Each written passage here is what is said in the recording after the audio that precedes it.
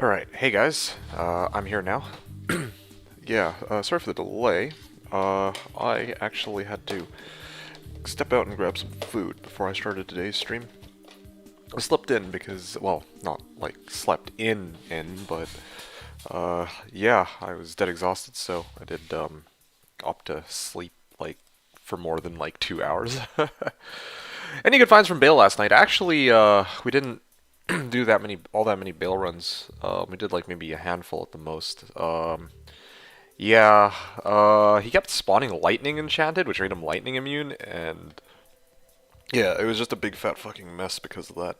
Just way too annoying. Not really worth running. And so yeah, like Seth was gonna go to bed at midnight our time anyway, so like he went to bed like. Well, yeah, we did like 5 runs and then he went to bed. Is basically what happened. No good finds from Bale though in the 5 runs that we did. Didn't really get that many other crazy trades, but I did get a 40 MF Geeds. I don't think you saw that one. Got a 40 MF Geeds and I traded that out for Peacomb and Peacomb Amulet and Peacomb Skiller. Yeah, because Fatty needed the, I knew Fatty needed the 40 MF Geeds anyway, and I actually need that amulet to boost the shit out of my damage, so I'm happy with that. Not bad, that Geeds. No, that Geeds was not only not bad, it was a fucking amazing Geeds. However, I really need the, Peacomb. I don't really need the, or Peacomb items. I don't really need the, Geeds, so I was quite happy to part ways with it. I usually get low 20s, Avena saying. Yeah, I feel that. I'm normally accustomed to also... well, okay, that's a bit of a lie. I'm usually quite lucky with my Geeds, funny enough, but, it's still, like... It's not to say, like, I get 40 Geeds every day, right? But, yeah. Did you trade the low yet? Imagine you need a Hawes and some other stuff. Yeah, well, keep in mind that, slash prices, Hawes doesn't usually go for a fucking low rune like it does in, D2R market. Anyway, I do still need Hawes, yes. But you know, regarding the low, I've said this before. This was a low that was found between myself and Seth, and so I don't really want to. Oh, whoa, whoa! First run of the day. I was thinking you could try to hide your pally so they don't die and help me kill the waves on your Sork. You get a little less XP, but we would actually be able to farm it. I was hoping to not have to use the Sork, but we can if you want. Yeah, we could do that, although I don't know how I would hide my pally though. Also, my Sork doesn't do all that much damage. I don't think she's very geared up. I could like gear her up if you want to try that. That's no problem, but that is a nice GC. 9 max, 69 nice attack rating, and then 32 life GC. So that's just AT. I'm not really counting these runs right now. Hey Eric, how's it going? 9 max, 69 AR, 32 life GC. Oh. Not bad, not bad. But yeah, going back to that low rune though, yeah, ideally I want to boost Seth's character, not mine. Like, I want to be able to self-find my own, items as much as possible. Like, because if it's like split between myself and Seth, I'd rather just, you know, go to him. And then like, I want to see what I could do, using the items that I alone found. If you don't want to, we don't have to, but I feel like until I got Titans, it's going to be extremely hard. I thought you mentioned something about trying to run, Chaos, didn't you? Is Hawes worth more or less than low and slash? Oh, okay. If you're curious, then it's like this. Low is worth significantly less than low and slash. Generally, I see it trade for about Mal, actually. I've had the most casual drop ever today, really. Okay. And what was this casual drop? Oh, gee.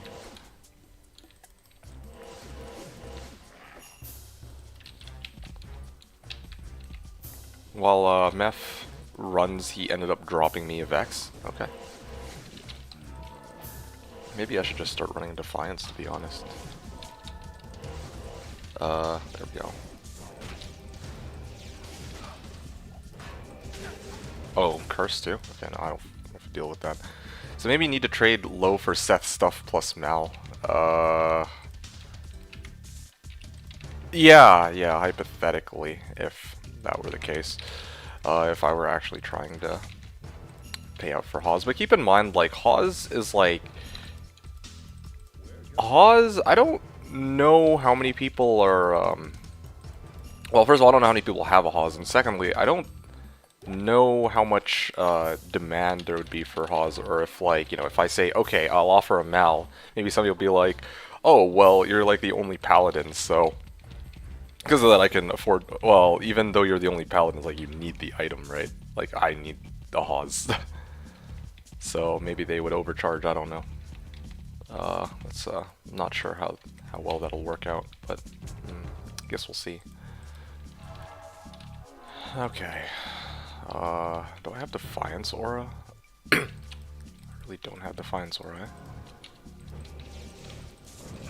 Oh, shit.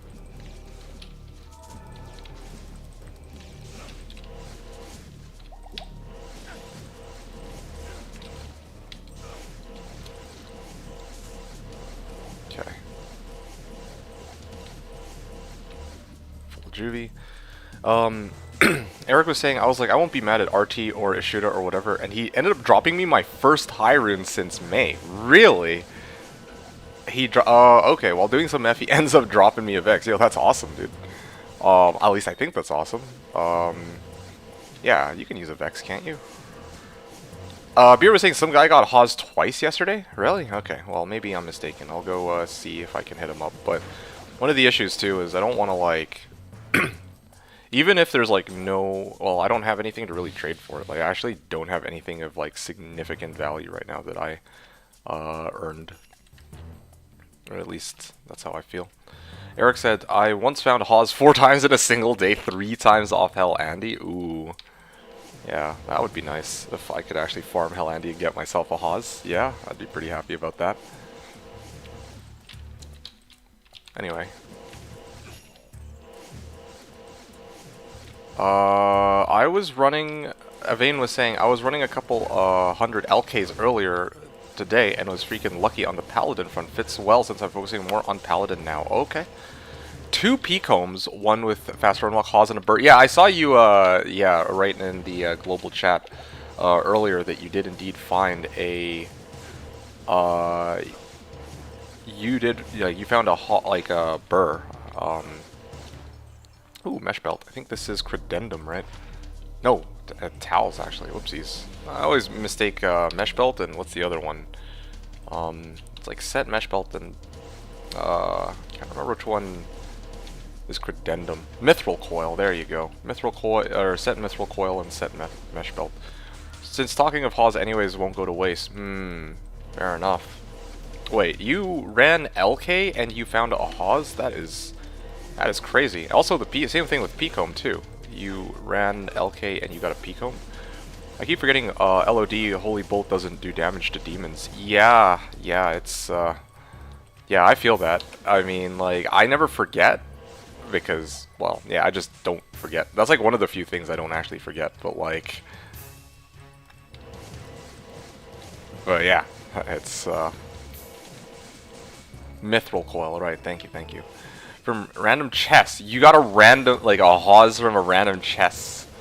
Or no, you got the I guess the GCs from random chests, and the Hawes was from Iraq. Well, bloody hell, dude. That is kind of insane though, because you actually, like, those P-combs could have been any other skillers. They could have been like, I don't know, trapper skillers, but instead you found P-combs directly, and you actually need those, which is kind of wild. Clicked more than just a super chest, so half the games were a couple minutes spamming all clickables, which is fine. Since you actually need the like, you actually got some, like, useful shit out of it. And you said you did a couple hundred runs of couple hundred LKs where you were clicking everything. That's actually kind of insane. I remember on my, like when I ran LK, I freaking did like a couple thousand, I think, by the end of the first 2 days, I think. Yeah, so like 3 hour, like imagine 3 hours, like 3 hours from now, that's like where I ran like 3,000 LK. It was kind of wild. D2, interested in a trade? Beer was saying, Valkyrie, low Travs, and low Viper for pull now. Oh, that's really don't want to go to LK. Ooh, gee. I mean, let me think about this for a sec, because to be on 2-3 Valkyrie, because the person to ask about this trade would actually be Seth. I'm just thinking here. What is Seth rocking again? What's Seth's helm? It was Tarnhelm, right? I'll add an It's not the price I'm concerned about. It's the it's the value. So, or not okay. So it's not the price I'm concerned about. It's like, as I mentioned before, Seth, like, ideally the items that we found up until this point, I want to use to gear up Seth, who's the Amazon. So the Valk for like Valk and Travs are like pretty legit, but again, I don't know. Like the Viper Magi, like I feel like if I buy the Viper Magi, that's not like my Viper Magi, or it's not like, I don't know. I didn't earn the rune to trade for the Viper Magi. That's how I see it. That's what I'm kind of like debating about. We'll add an charm wise, I'd say PNB 40 life off a super chat. Wait, charm wise, I'd say PN. Whoa, okay, I see. Some of the best LK drops. There you go. Some of the best LK drops. Let's think about that. Rune wise, I found a burr off of a super chest and an ohm off a log. Wow. Although item wise, probably Tal's armor. You found a Tal's armor from LK. I didn't not even know that you could do that. The only item I would use on the trade is Valk unless you want me to go MF, and I don't value that at Pulmel. Okay. Well, there you have it then. Yeah. Oh yeah. Sorry to say, Seth or Green Cable's the boss on this one, I'm afraid. And besides, we kind of need that. Like, we're at Istmal right now. If we get another Mal, I think we can actually get Nihilus, if not mistaken.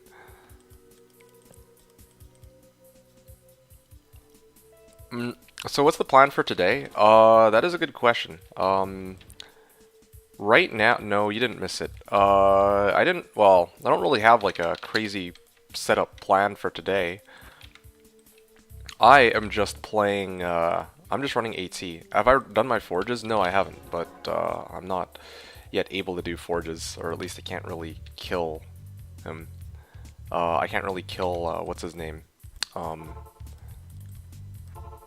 Can't really kill Hephasto.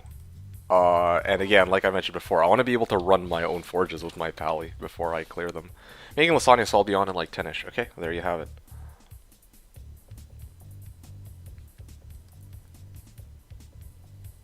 Yeah, sorry about that, Beer. I mean, I know you need the Pul Mal, but yeah, Seth. I think Seth's right, honestly. Like, he doesn't really need the Valkyrie wing. And he doesn't really need the War Travs either, and I'm not really trying to buy that Viper Magi right now, like, until I actually have a rune that I got myself, so I'm gonna have to wait on that one, or trade it out to somebody else. I'm sure you'll be able to find somebody who's willing to buy War Travs and the Viper Magi for like Malpol, though. It's just us in particular, we can't, we wouldn't. Let's see, what was I? I'm like going all over the place here. Okay, let's go AT, right? Me neither. I saw a set lacquered plate and I went, wait, it could drop here? Yeah, what the hell? You can, okay, well, I did not know that. I know Tal's amulet is weird in that it can drop pretty much anywhere after like Act 2 in normal, like if you're like popping chests. I've never had it happen to me. But yeah, ooh, that is a lot of...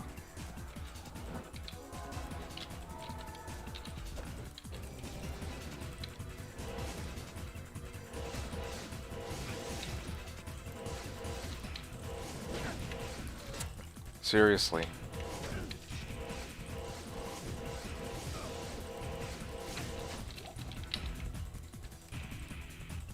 Cool, don't worry about it. Okay, sounds good. I appreciate that. Getting desperate. Didn't get a single high rune yet.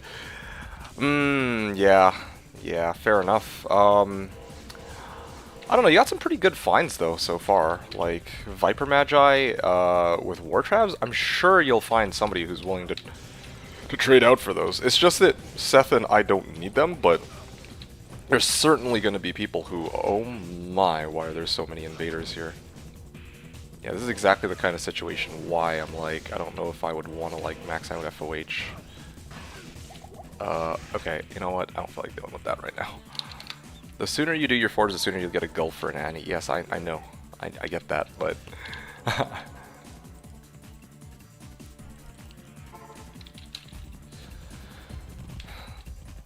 Anyway, it's gonna take me some time, so I want to have some time to actually properly farm, then we can worry about it then. Forgot to brag about also finding a Viper from those LK runs. Oh, gee, from a root. I'll be quiet on that front now as a low Viper. Anyways, hey man, a Viper's a Viper, okay? To me, there is no such thing as a low Viper, but there's such a thing as a high Viper. I don't know if that makes sense to you, but, like, seriously, no one's gonna... Early ladder, like, if anyone finds the skin of the Viper Magi, you know, you take it, right? Like, hell, I'd take it right now. Like, if I could... Well, yeah, I could certainly use one. However, when it comes to,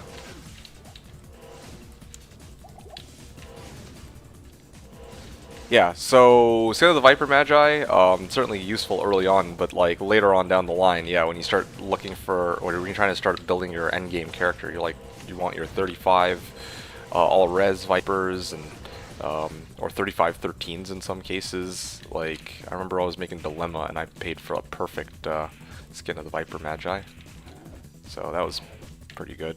That was a while ago though, long time ago. It is very, very handy. Yeah, no kidding. Yeah, I'm becoming increasingly convinced. I might actually just run, this is the, I wouldn't even go as far as saying lamest way to deal with this, but I kind of just want to, like, go Fist of Heavens, honestly. Like, kind of want to just max Fist of Heavens at this point. Really, really tempted to do it. Or maybe I should just, honestly, maybe I should just use Conversion, now that I think about it. Do I have Conversion hotkeyed anywhere? No, I don't. Okay. Holy Bolt, Fist of Heavens, Conversion. Alright, here we go. Gee. I mean, I'm already using Conviction anyway in some of these situations. I just feel like Conversion makes the most sense here if I'm just trying to kill these single target monsters.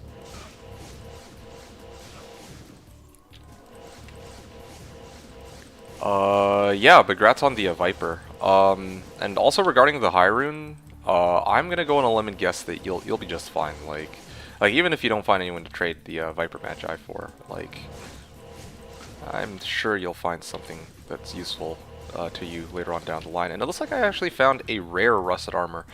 And look at this. That's funny. In the same pack, I got a unique ethereal ironstone and a rare rusted armor. Imagine, like, actually imagine if that were unique Severbs. Shit. Oh yeah, right. Let me actually try this. Boom. Okay, now just wait. I'll get there. Leveled up a Pally. Leveled up a Pally. Staring some Trav, Shank, and Eldritch runs. Nice. Very nice. Okay, there we go, finally. Yeah, that is awesome, my dude. This is very, very handy. Yeah, no, for sure. But anyway, like I was saying, though, with the rusted armor that dropped, I'm a little bit bummed out. It could have been an ethereal Skulders, and, you know, those are actually worth a decent bit. Okay, there we go. Honestly, this isn't bad. This actually gives me a way to, like, have somebody tank while I deal with the rest of the monsters.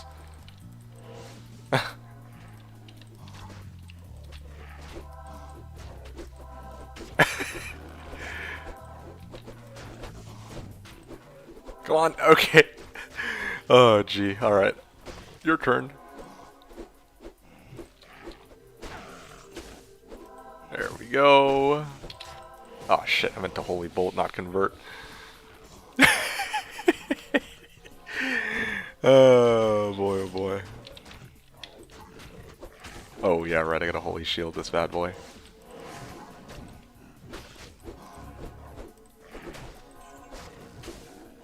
Please die. Okay, cool, great. I'll come back for you guys later. I don't know why, like, the game, like, is so... I mean, the game kind of is buggy, though, in the sense that,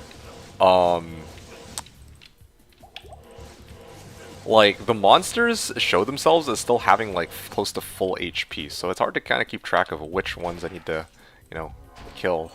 There we go. Look, white serpent skin armor, man. Oh, that's tough to look at. Anyway, Beer was saying, I made a mistake. I made a character a week before reset to do Rust. I geared up on meth in a day. Best luck I've ever had. 3 Shakos in a day.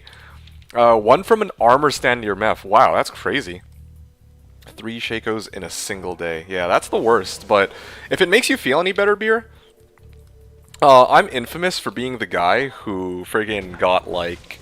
Okay, there seems to be... I seem to have a knack for finding high runes just before the ladder reset. If I'm playing to just demo, like the stream before, you know, the day before the ladder reset. So just to give you an example, like, legit, I would play like... Yeah, I would play, when I played my, like, Horker in Trav, like my Whirlwind Barb, there we go. When I played my Whirlwind Barb in Trav, okay? I remember I got a Burr rune, like, I didn't even do like 500 runs, or I think I did like 500 runs that day. So I got a Burr rune, I was like, oh shit, a Burr rune, alright, here's a power move, I'm just gonna take this Burr and I'm gonna sell it. So I sold the Burr because I didn't need it, since it's like a day before the fucking reset.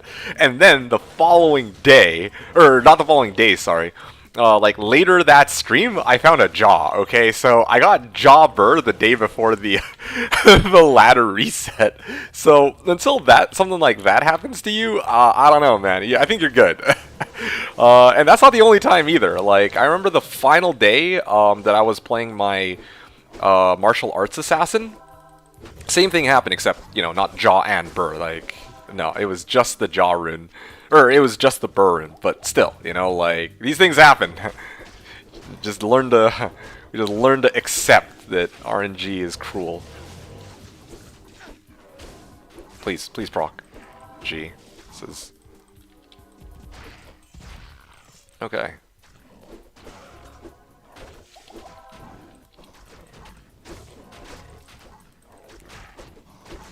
Yeah, I don't like the inconsistency of this conversion, though. Like, I feel like I hit them a whole bunch and it doesn't always proc properly.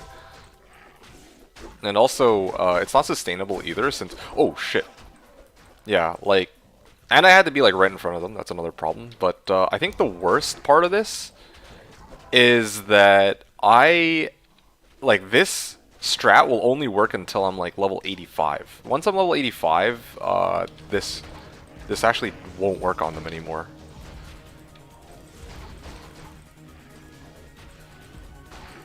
Oh shit, yeah.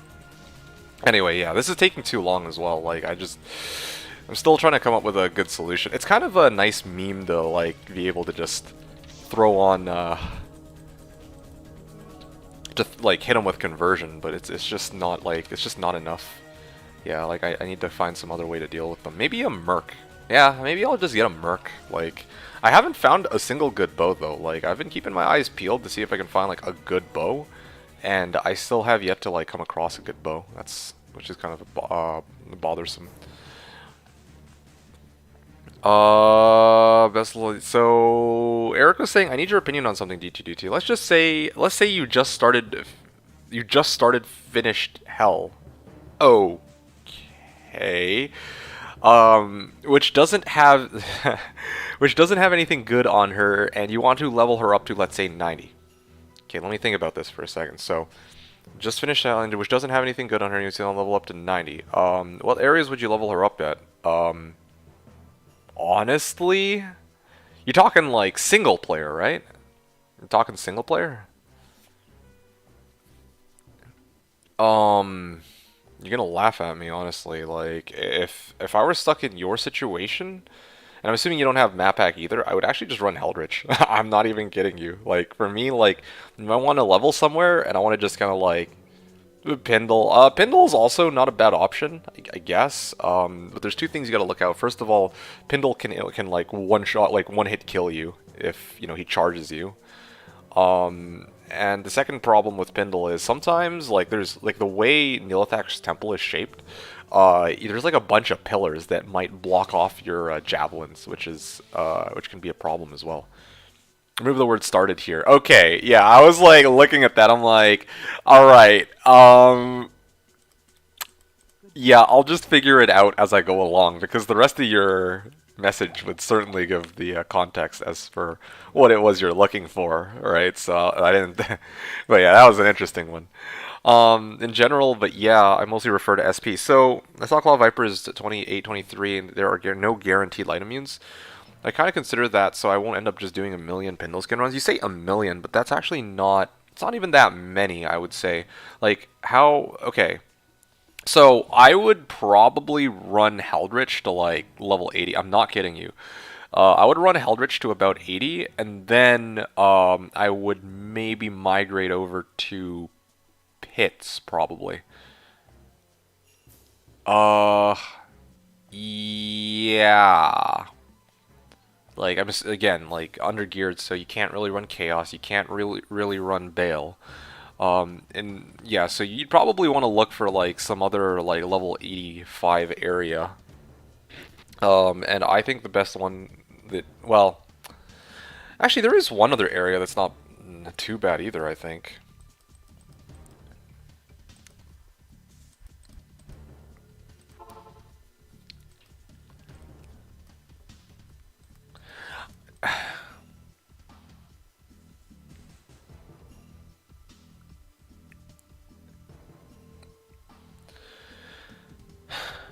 I'm just thinking here.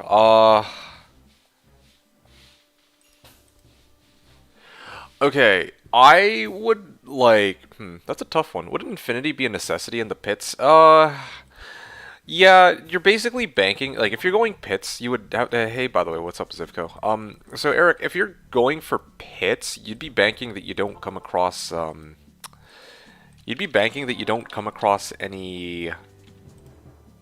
any light immune monsters. To tell you the truth, like, I think what I would do if I were playing Javazon and I needed to gear, like, level up early on, especially, like, single player, I would actually set it to players for, somewhere around, like, players for Heldritch, and then I would just run that to 80. I'm not kidding. Like, if you just beat Hell and you're, like, before level 80, then you're probably gonna, like, I'm not even kidding you, like, you level pretty quickly. You might recall that I was running Heldritch with Seth. We kind of split the XP on players 8, and I was providing Conviction. And we got him to, like, from, like, level 69 to, like, or, like, yeah, level 69, I think it was, to, like, 80 within like, an hour or two, tops. So that's what we did there. You can get some like minor upgrades along the way. Like sometimes you'll find a Monarch, sometimes you'll find like a good Merc base or unique. And then if you have like slightly better gear and a bit more gold, then you can actually move on to cows. Like I would actually probably start cows at that point because yeah, you're not going to be like, you're not going to level her all the way up to level 90 at cows, but you might be able to get some items that you can use to gear her up in cows while you get some XP. So that's kind of, that would be my approach, because your alternatives would be like spamming Heldritch all the way to like 88, right? And I don't think you want to do that. You could do Pindle, which is slightly faster after like a certain point. I think like maybe like 87 or 88. But Heldritch Hell Pindle actually can be kind of dangerous sometimes. Or you can go into some place like Pits or AT where there is a chance that you'll come across like light immunes, right? So My hammer's level 65 at the moment. Running 4 characters, hammer clear Eldritch and gets 13 to 14% XP each run pretty quick. Yeah, exactly. Like this is one of the things I wanted to show demonstrate this season. Like yeah, as you guys saw, like Seth and I started off like end of day one. Like Seth was like only like level 70ish, right? And then now within a single day of running Eldritch, he's already like close to level 80, well, close to level 90 even. Um, yeah, so I don't know. For me, I ride or die by Eldritch. If I don't have an easy means to like go to Bales, because yeah, this was a nice chance for me to like playtest this. Um, like yeah, um if I wanted to go full efficiency, I probably would have stopped running Heldritch around like 85 or 86, and then I would have tried to figure out a way to like properly run Bales. But you know, I'm like juggling a lot of different things that I want to do this season. And one of the things is that I don't want to have to rely on the Sork, and I'd really rather just focus on playing the Pally, which is one of the reasons why I don't bring the Blizz Sork in to just start spamming Blizz, right? But yeah, it might be the case where Seth and I will need to do that. Seth was saying started 68, now it's 80. Thank you, Seth. So Seth would know his own character better than I would. He started at 68. And, you know, we're at 89 now from a day's worth of Heldritching, but keep in mind that from like 68 to like 80, that was super fast. Granted, well, yeah, and that wasn't even on players 8 either. Like, I actually mooched XP for a good chunk of time. Hey! Hey, there he is. Speak of the devil, Green Cable himself. But anyway, yeah, like, him and I were running from like 68 all the way until 80 together, on like players 8, but like we were splitting the XP because I needed some XP on my Paladin too to finish him off, right? And he was able to like get to 80 within like an hour or two, just off of Heldritch alone. So yeah, that's actually not a bad place to start off if you're trying to get some XP. Hey, Doubts! Hi, Mom. I'm on D2D2's YouTube screen. I ride or die by Eldritch, says Hom. What do you mean? What do you mean, lol? I think this is a very accurate statement. Like, I ride or die by Eldritch. I'm not kidding you. Like it sounds so ridiculous, but yeah. If I'm starting off a new character and I just need like a place to get XP, and I don't really want to like go through the trouble of having to like look for bail runs or like start my own bail runs / chaos runs, or like even in some cases, like if you give me the option between Pits and Heldritch, I'd actually rather do Heldritch because like with Pits you have to like run all the way there. There's like archers sometimes that can be very dangerous.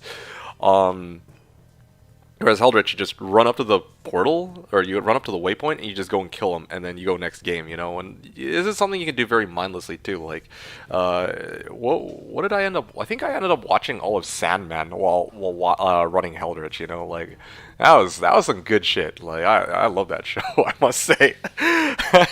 Anyway, but that's obviously off topic here. But that answers your question, right, Eric? Yeah, I would not run Claw Viper Temple. That is one of the last places I would run. Not like, it's not even a question of immunes, but do you really want to deal with Claw Vipers? I certainly wouldn't want to deal with Claw Vipers. Claw Vipers are honestly, like, almost as bad as Pindle Pack if they charge you, you know? Yeah, that's how I see it anyway. D2, what was the Gavel build you had on a Druid? Fury Druid, Zivko? Gavel build. I'm not sure which Gavel build you're talking about. Are you talking about my like Fireclaws Druid? No, because that one had like 6-shell Phase Blade. I had a Fury Druid as well. I think he was using Windhammer. That's what it was. It was Ethereal Windhammer. I self-found that from Mephisto, and then I stuffed a Zod rune into it. That was a fun season. I actually very much enjoyed that Fury Druid. Yeah. Definitely the last few, like, I gotta be honest with you guys, the last few seasons have been pretty interesting. Have been pretty interesting in the sense that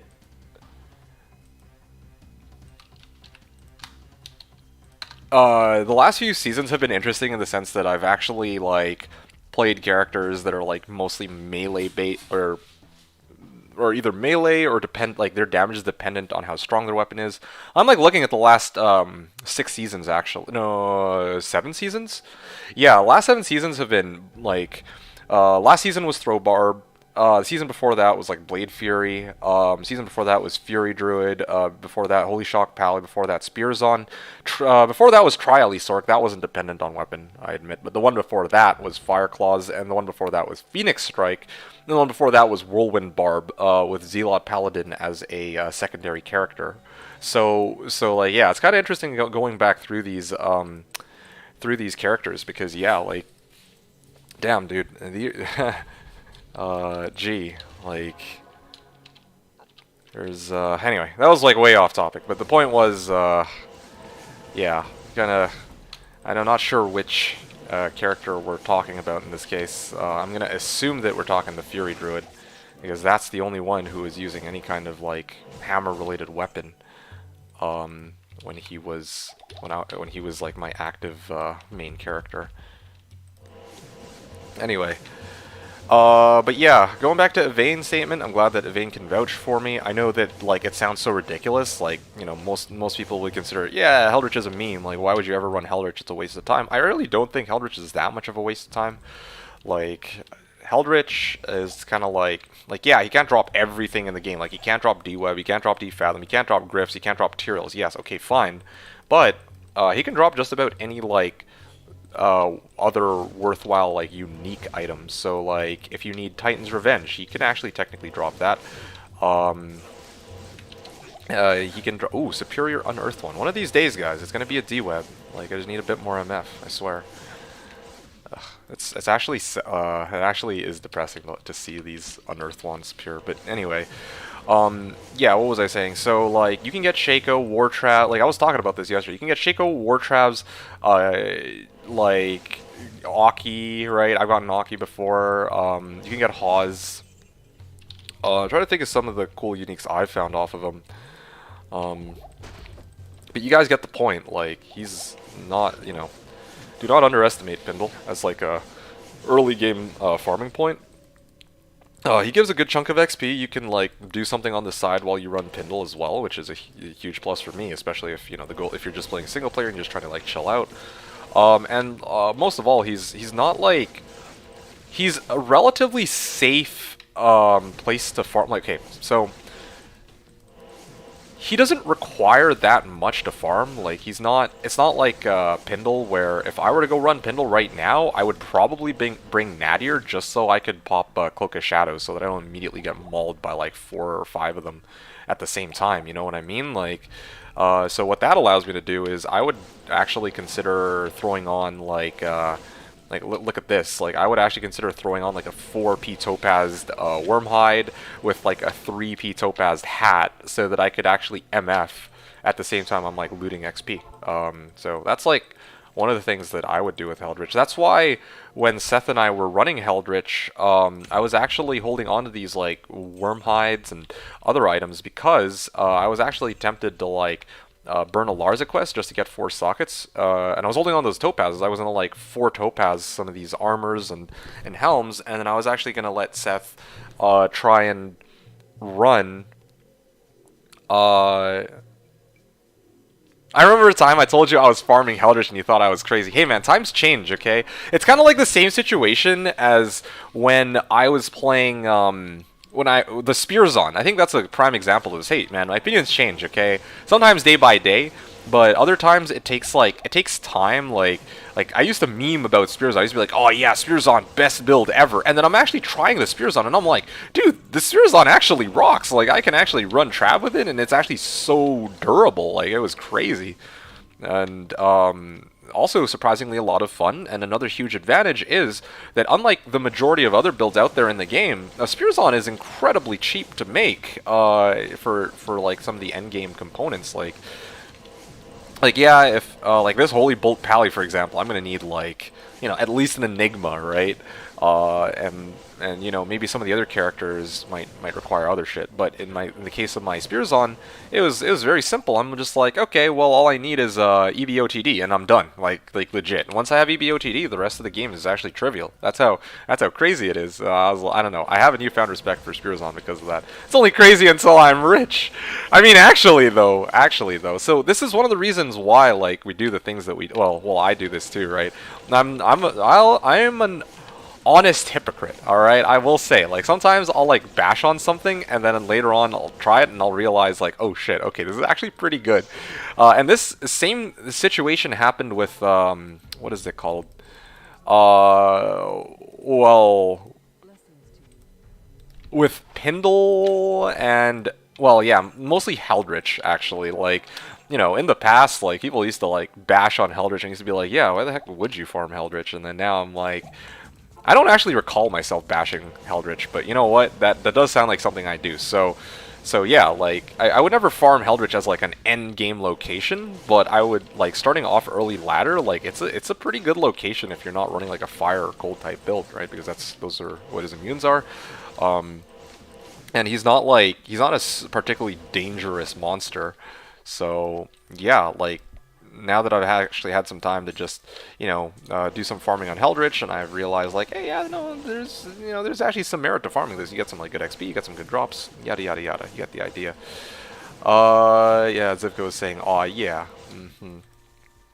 So yeah, there you go, Zivko. I think that answers your question as to which build I was playing. Eric was saying it's pretty often my issue while playing D2. I struggle with finding spots where I can level up my characters in Java and HN without good. Really, that's a bit of a surprise. Java and HDIN. Because like for me, like I didn't really have too much issue with the HDIN gearing him up, but I can see why Java would be much tougher. Because I'm gonna tell you right now, like Eric, you've seen my build video for my Hammerdin, right? Because yeah, like I showed that even like a junk Hammerdin with like fucking double spirit and like a lore can actually handle players. Did I do players 7 or players 8 pits? Anyway. I think it was players 8 pits on my video, where I went over like the budget builds. That was like a long time ago, but you know which one I'm talking about. Yeah, so I mean, hammers are, for me, I'm like hammers. If you run that players 7 pits, that is or players 8 pits, that is a super easy way to level. If your goal is to find loot, though, I believe that if your goal is to find loot, okay, low key. And you're playing single player, then low-key, your best location, or like the best place to, or most reliable place to find uniques if you're playing single player is going to be Hell Andy, in my honest opinion. Like, a lot of people are gonna say Meth. Some people might even say like Questbug Duriel, which are fine, right? But the reason I say Andy is you can actually have Questbug Andy, whereas like on single player, whereas you can't really do like Questbug Meth on Hell or on single player, but you have the trade-off of like you can actually drop like Arax and some of like the more higher end items. I think you can drop facets too, so that's another really big one. So it's a bit of a trade-off. Like I feel like Andy's more consistent in dropping some of like the mid-game uniques, like Skin of the Viper, Magi, Hawes, Aki, but she seems to be a huge fan of dropping Bartux for me, right? Hell, Andy pays the fuck out. Yo, actually though, a lot of people meme about Hell Andy, but like legit, like if you need loot early game and you're self-found, then yeah, like where are you gonna farm? It's probably gonna be Hell Andy. You know what, man? You're making me want to actually run a single player character myself for shits and giggles.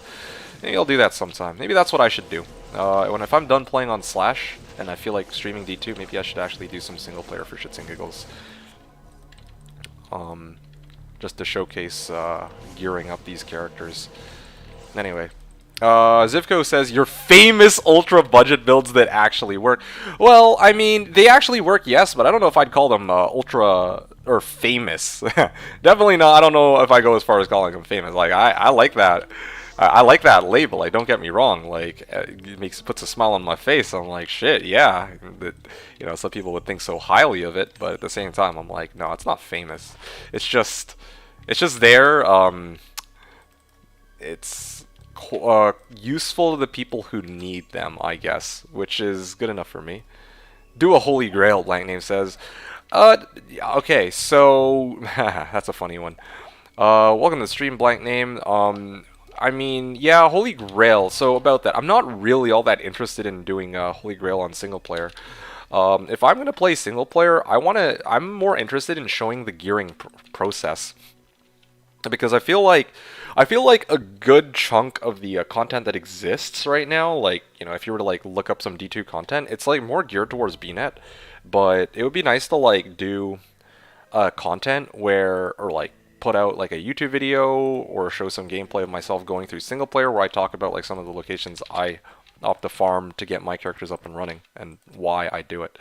But anyway, that's quite a tangent though. Just going back to the original thing we were talking about, Eric was saying like yeah, he struggles to find locations to farm with the Java and HDIN. I really do think that HDIN is actually, on paper, it should be very easy to find places to farm with the HDIN. Like yeah, you know, you could legit run Hell Andy even, just get like a good Kata 4 spawn, and then you could probably run Hell Andy with your Hammerdin if you really wanted to like gear yourself up, as long as you have Nadja's staff.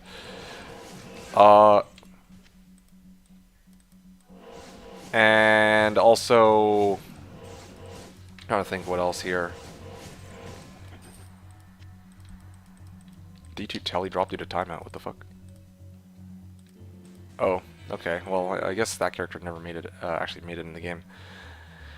So, Java, HDIN. Java, HDIN. Yeah, like, HDIN, like, HDIN is kind of a weird case, because, like, HDIN is, like, one of the few characters you can actually play, like, on day 1, and then you could very easily handle, like, players 8. Right? So, for me, I would take advantage of that, and I would just legit run, pits with, or not, well, yeah, I'd actually run players 8 pits with the, Hammerdin. And that's where I would get, like, that's where I would be getting, like, a good chunk of XP, and that's where I'd be getting, like, drops. At least a quantity of drops, because if you're running like, if you're playing single player and you set it to like players 8 or players 7, and then you're running pits, then you're gonna be getting XP and drops at a much quicker rate than like most people normally would be, right? And you can afford to do that as a Hammerdin because you have so much freaking damage. And then okay, there we go. I can actually afford to do this. Hey, look, another Ed Rusted Armor, but this one's magic. Or another Rusted Armor that's, this one's Eth, but also magic. There we go. So, yeah, yeah, so Holy Bolt, or, no, sorry, where was I here? Blessed Hammers on, like, Hammerdin, yeah, like, pretty... Really?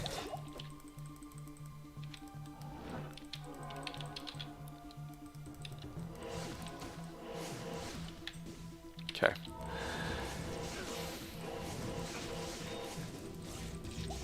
Gearing a process is 100 times more interesting than someone destroying content with fully geared character. Yeah, exactly. That is exactly why I'm saying, like, I myself am not much of a single player kind of person anyway, but if I were to play single player, then I would be playing single player with the intention of trying to... There we go, good. Okay, I'm glad I didn't get cursed before I converted him. If I were to play single player, I would play my character with the intention of trying to like showcase the process of like gearing up from start to finish. That would be what's most interesting for me. There we go.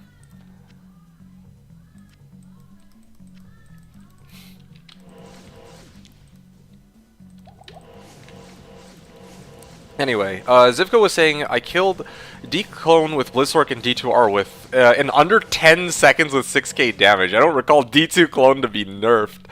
I don't either. I don't know why you're doing so much damage to declone. Like, I know that in the basic game, like, yeah, Blizzard can totally shit on declone. Like, I'm not too surprised to hear that, but like, I'm surprised that it took you only like 10 seconds to kill him. Yeah, that for me is a bit of a surprise. But yeah, like, legit, you can totally crush a declone with a Blizzard. That's not even a question there. Anyway, but yeah, exactly as Beer said. So, anyway, I'm trying to see if there's any messages that I missed. Oh, by the way, I know this was a while ago, but Beer was saying, I moved to AT, Griffin, High Roll, Fathom, 2 Sirs, and Jaw in a couple days. Yo, that is amazing, my dude. In a couple days. Oh, this was just before the ladder reset, wasn't it? That's actually kind of wild, though. But that's like over the span of like a couple days. Like that day that I started my stream, that was pain. Like that's still archived somewhere. Okay, it's somewhere on my YouTube channel. It's like there is one of the VODs where I legit found all of these like, you know, oh yeah, here you go. Here's a jaw rune. Here's a burr rune. You know, like yeah, buy one get one. On Trav, but that was a long time ago. Those were the days. Now, quite rare that I have luck like that, but I don't play as much anymore, so that's part of the reason why. Okay, well.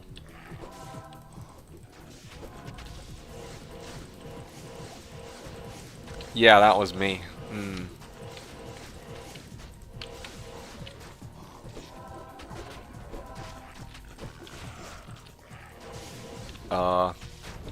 There we go.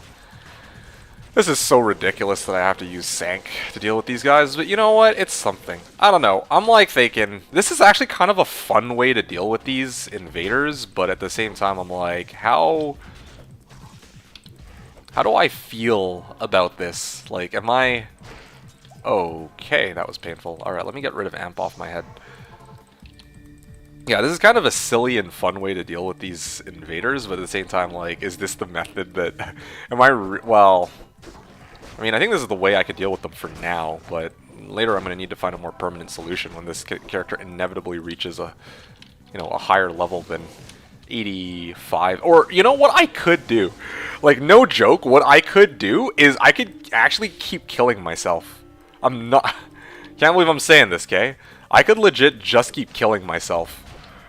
With my Paladin. I literally have a reason to off myself. Just so I could drop down my XP so that I don't level. So that I could keep abusing Sanctuary like this. This is so dumb. I don't know. That could actually be a pretty good meme. Like, this would legit be my only character that's like sub like level 90 by the end of the season. That I actually put like a lot of time into. About to say Twitch TOS about to get pissed if you don't say in-game. Oh, seriously? Is that like against Twitch TOS to say that I need to go that I need to go kill myself? Yeah, but like actually though, maybe the solution actually is for my Paladin to kill himself in-game. No joke. That like, look at this. Alright, sweet. That's 3 more invaders I'll be able to kill in 16 seconds. Alright, counting it down. Big brain strat. Yo, actually though, because this only works until I reach like level 84, and then after that, like that's it, you know? Oh, gee. Anyway, I would like to take a moment to start working on my mercenary. That's another fun part of gonna be another fun part of today's stream. I also just realized, Seth, when you said ISO D2D2, you mean that you're just waiting for me, right? I actually just realized that because I was like ranting or rambling earlier, and I didn't think twice about what you meant by that. But yeah, if you're waiting for me, then here's what I'll do. I'll try to get to like level 83, which is like another run, and then also get my Merc, and then we can get started.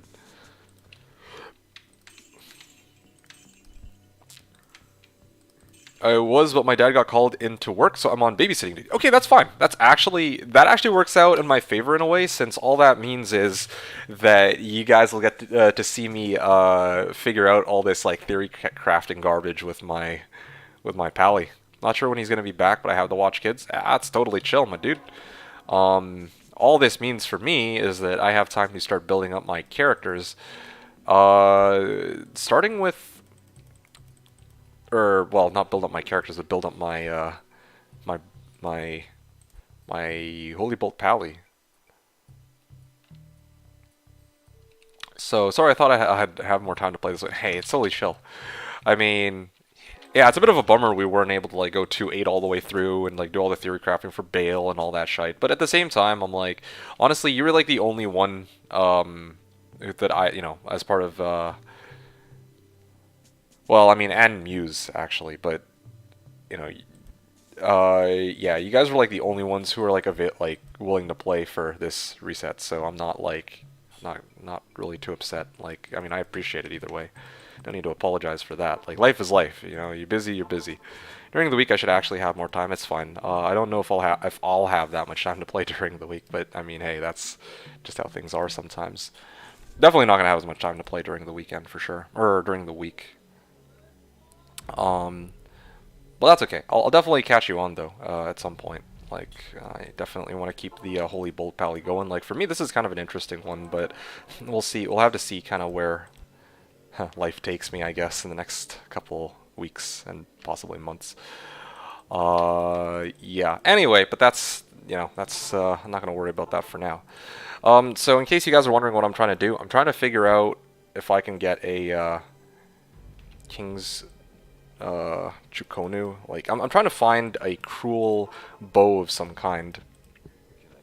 Because right now that's gonna be the best available option for my Merc, who doesn't yet exist, but I'm gonna actually buy a Merc. Yeah, I'm actually gonna try to get a Merc right now and see if I can use a Merc to help me out. If she can actually do any decent amount of damage, that'd be great. At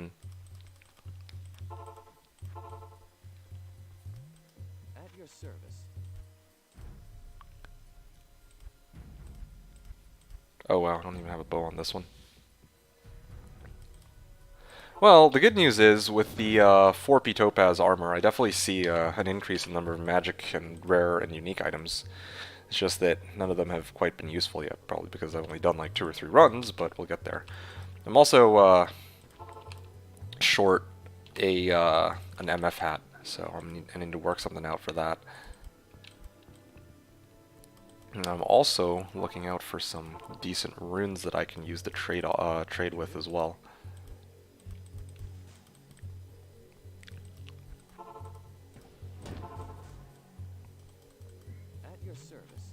Come on, one of these days, cruel bow. It's like one of the few times I actually need one of these stupid bows.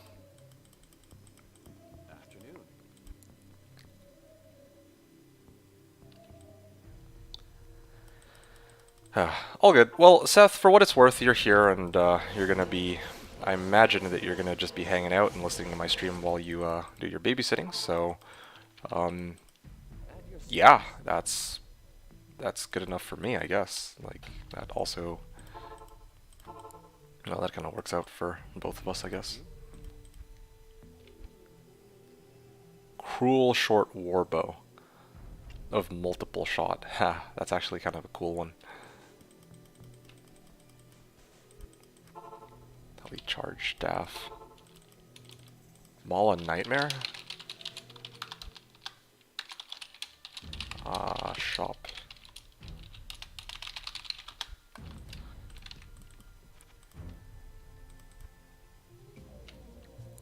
Wait a second, the hell? Is it the exact same bow?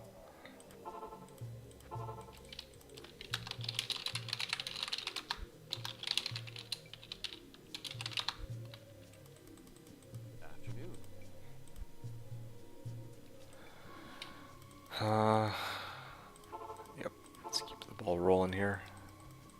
At your service.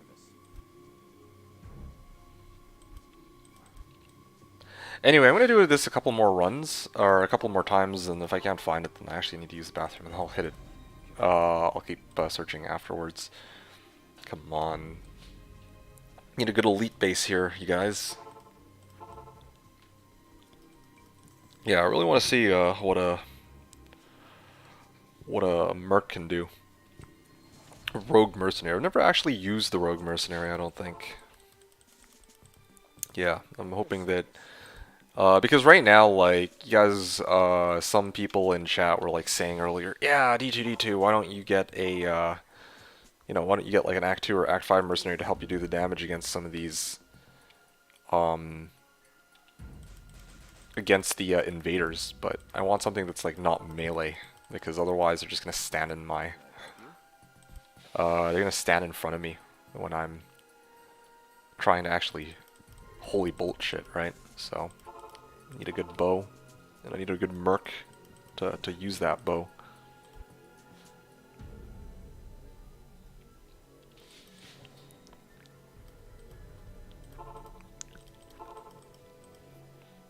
Can I help you? Maybe Gimmer Shred. Maybe that's the play.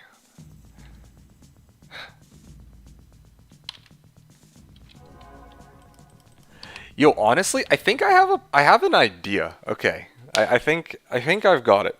So I need a teleport Coronet, right? Guys, hear me out. Hear my madness out for a second. I need a teleport Coronet as a substitute for the Telestaff. Then on switch, I will have a like my usual shield, and I'll also have a Gimmer Shred. And that on switch will be like Gimmer Shred with Conviction up. So that should be a pretty big amount of damage. Let me take a look at that Gimmer Shred, right? That's the name of it. I don't usually use this freaking thing. Take a look at this, you guys. Like, actually take a look at this. One sec. Where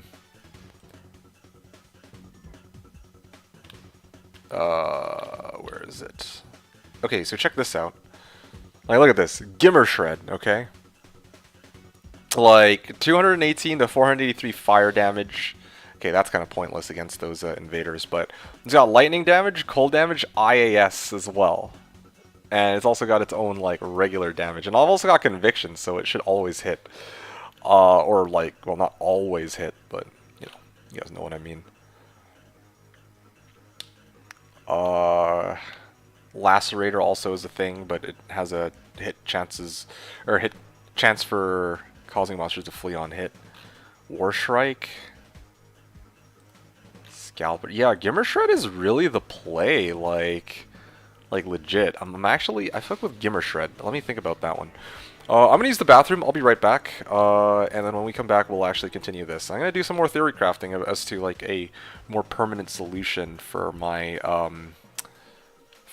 damage situation in a little bit. Mallet lightsaber. You know, that's not the worst idea. I think the problem that I have with lightsaber is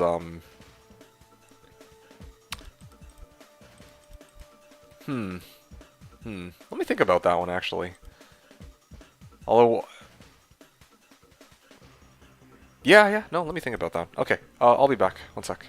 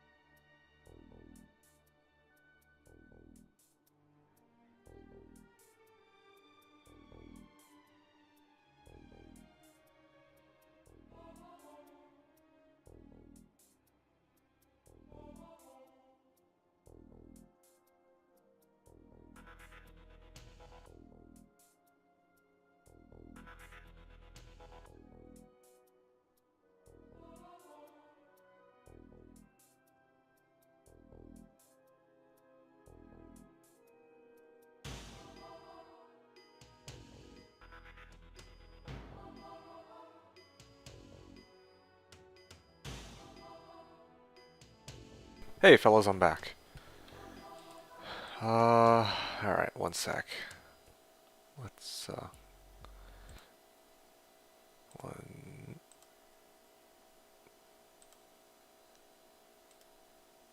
Okay, here we go.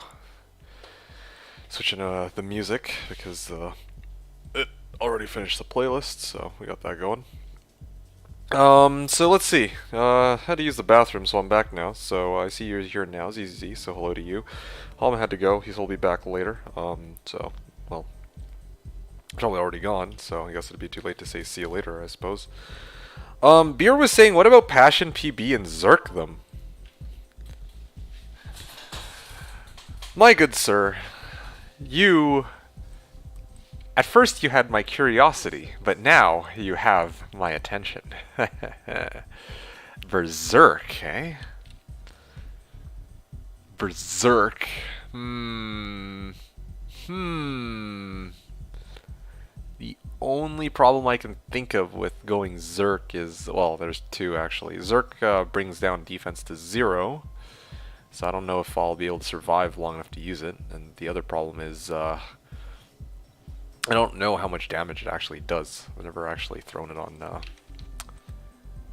yeah, I don't know. I'm gonna have to playtest that. I think I'll save that for, like, after tonight's stream. Like, I have a pretty fixed time on when I'm gonna end. I'm gonna aim for 14 hours on today's stream, if possible. After the stream's over, probably one of the things that, well, if I'm not too tired for it, I'll probably see...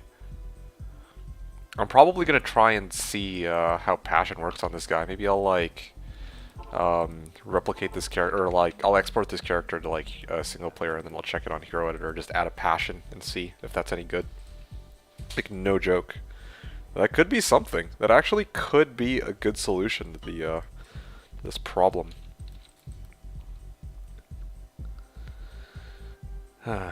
Gee, okay. Can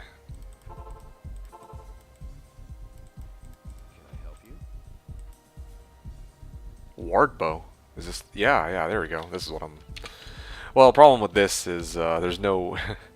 there's actually no ED on it, but you know what? I kind of want to just give this a shot. Like, if there's any potential with this Act 1 mercenary that I'm going to be using. I don't have a merc, do I? Well, yes. Higher. Ah, very nice. I need Cold Arrow, right? Yeah, Cold Arrow's the way. Yeah, Cold Arrow is definitely the way, since I'm trying to use this to deal with fire immunes. The damage is so low. Yeah, I think I need more ED. I really need more ED. You know what I need, actually? I need a good base, like... I need a ward bow, or like any other like elite base bow with 4 open sockets, and then I can actually make harmony into it, actually. Yeah, I can make harmony. I think that's actually the play. I won't get as much damage as like a cruel bow, I think. Well, actually, no. Harmony rolls between 200 to 275, and I can actually get vigor. That could be pretty good. Yeah, maybe that's the play. I think that's actually the play. I just need a good base for it. Also don't get any ED. Maybe I'll have to... Well, sorry, no. Harmony doesn't... It gives ED, but it doesn't give IAS. So I need to figure out where I would get IAS from. I guess I could, like... I could get, like, Treachery, or I could get, like, a 3 IAS jewel hat or some shit. But one of the Hey, Tossie, nice to see you. But again, one of the issues is I'm rocking Conviction rather than, say, something like Fanaticism, so I don't really have a good way to, like, boost the damage on my Merc either. Anyway, a lot of stuff to take in there. Let's give it a try. Let's actually run an AT and let's see real quick if it's got any potential whatsoever. I think that's all you can really do right now.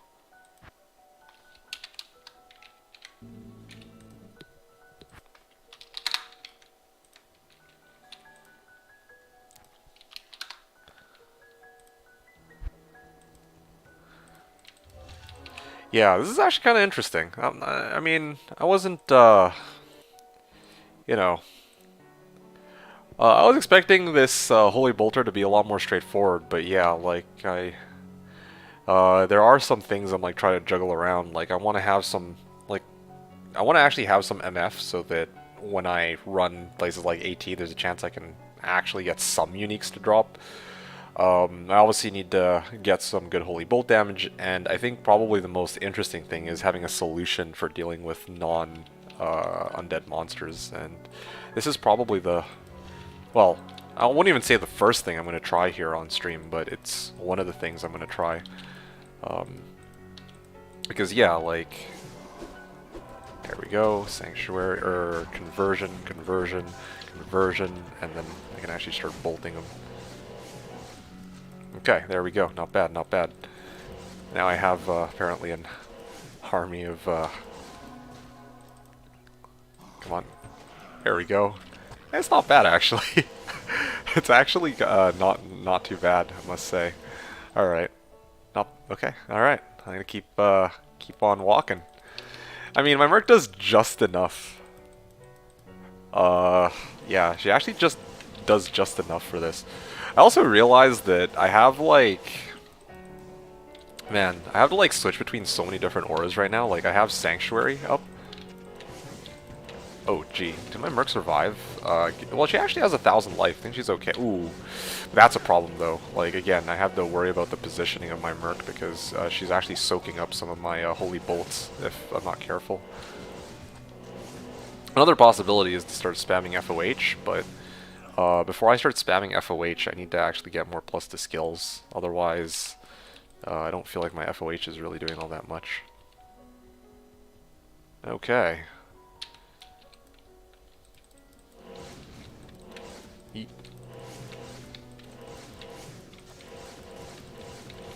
Seriously, my rogue just teleports in front of them. It is a bit of a problem. Maybe I need to actually get that, oh yeah, and she dies really easily too. I would have preferred it if she actually did stay all the way in the back, but it doesn't even look like she's quite keen on doing that. I think I need to get her, like trying to think, what would be a good armor to get her so that she doesn't just get melted? You know what I need? I think I need to go fetch my smoke. That's probably what it is, honestly. Yeah, legit, I'm probably going to go get her my old smoke, but it's not too bad. I feel like there's a bit of potential here. It's not... Yeah, I feel like there's some potential here. I'm not going to give up on this character yet. Like, I thought I was going to, like, you know, I might... the thought occurred to me that I might rage quit out of it. Might get pretty angry with how the targeting is, but so far, I think I am trying to figure out some things here.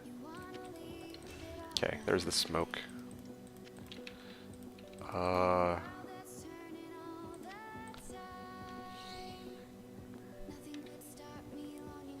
Lowest Malem. I actually could make Passion right now if I wanted to. Well, I mean, I need a 4-socket Phase Blade, and I actually didn't pick those up, but... There you go. Actually, that should make things a bit easier to keep my merc alive. That way I don't have to worry about me, like, myself and my merc at the same time. Like, sometimes I have a choice between Salvation and Sanctuary, and I use Sanctuary depending on the monster type. That's, like, a danger to me. Okay, I can't actually deal with these, though, unless I... Gee. Yeah, I can deal with invader packs, but I can't deal with, like, the ones that have... Oh, shit. Yeah, I can deal with invader packs, but I can't deal with, Why does she run it in front of them? Seriously, why does she, like, run it in front of my line of fire? It's kind of annoying, actually. Anyway, yeah, those stupid invader packs are... Like, I can deal with them with conversion and conviction. Like these guys, I can deal with them individually, right? But if there's like a unique, I actually can't deal with that right now. I don't have enough damage on my merc either for it to... yeah, I don't have enough damage on my merc. Come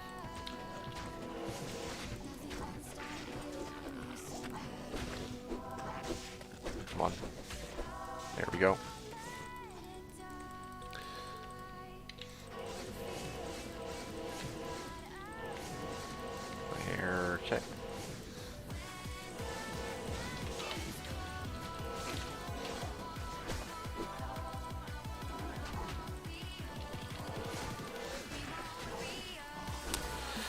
Yeah.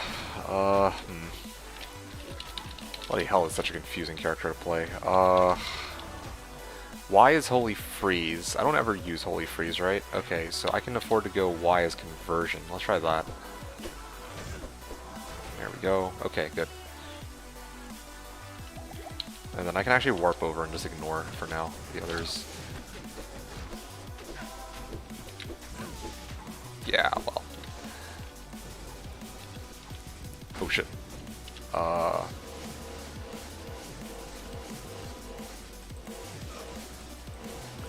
Yeah, I mean, these, these conversions actually come in pretty handy sometimes, I do have to admit. Yep, there we go. Easy, easy. Merc still keeps dying, so I don't know how I feel about having her, but... 2 to summoning skills Necro, I don't need that. I'll just warp over quickly, and I think this should do the trick. Okay.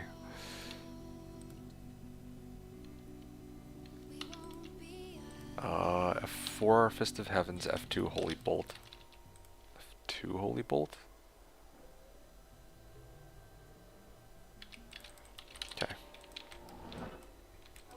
Okay, not bad. Gonna do one more run. That should get us to level 83.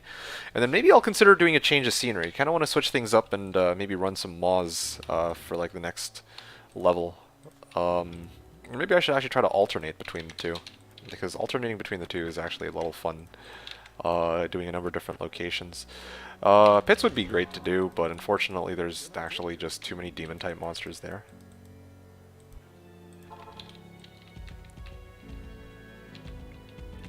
Yeah.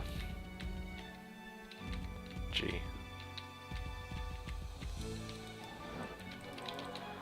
I'm trying to think. I wonder if... Oh!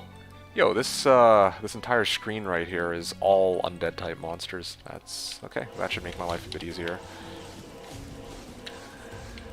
Anyway, yeah, I guess I won't need my merc for this, which is good. But yeah, I was just like thinking about like if I were to go run pits, is there a way? I wonder if there would be a way to actually I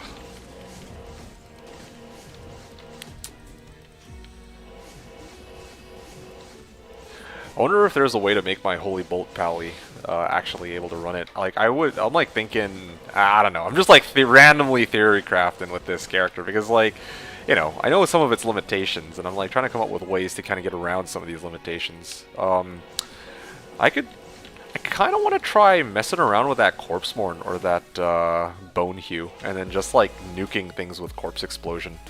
Maybe that's the place to do it, actually. Let's see. Let's use Conversion for this. Or here's another wild idea. I considered actually using a bow.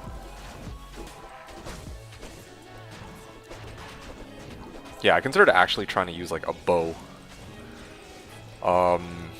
With like multiple shot, like a cruel elite base bow with multi-shot. That might actually do it. Oh, with the like gloves being like laying of hands or some shit. It would be like hybrid Holy Bolt and what the hell? I was doing so much damage. Okay, well I guess I can't deal with this guy, period. I'm just gonna ignore it then. But yeah, like having Holy Bolt as a way to deal with the undead, and then having like a makeshift multi-shot with like laying of hands for extra damage and Fist of Heavens. Maybe that would be a pretty legit strat for running pits. I don't know. That's like way down the line though, and if I had like unlimited respecs, maybe I'll try that like sometime off stream. Maybe I'll write that down. Give that a shot and see how well that works. Yeah. Holy Bolt Pally with bow. Cruel Elite Base bow with multi-shot. There we go.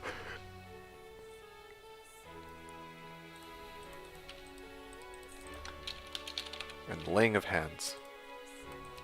Probably Fanat as one of my auras too. What is unkillable in Pits? The Quill Rats? They're Pits don't have Quill Rats. They have Fallen. They have Demon Spearwomen. They have Demon Archers, and they have the Skeleton Warriors. There you go. So, yeah, you can see it's a very demon-filled location. 12 FHR.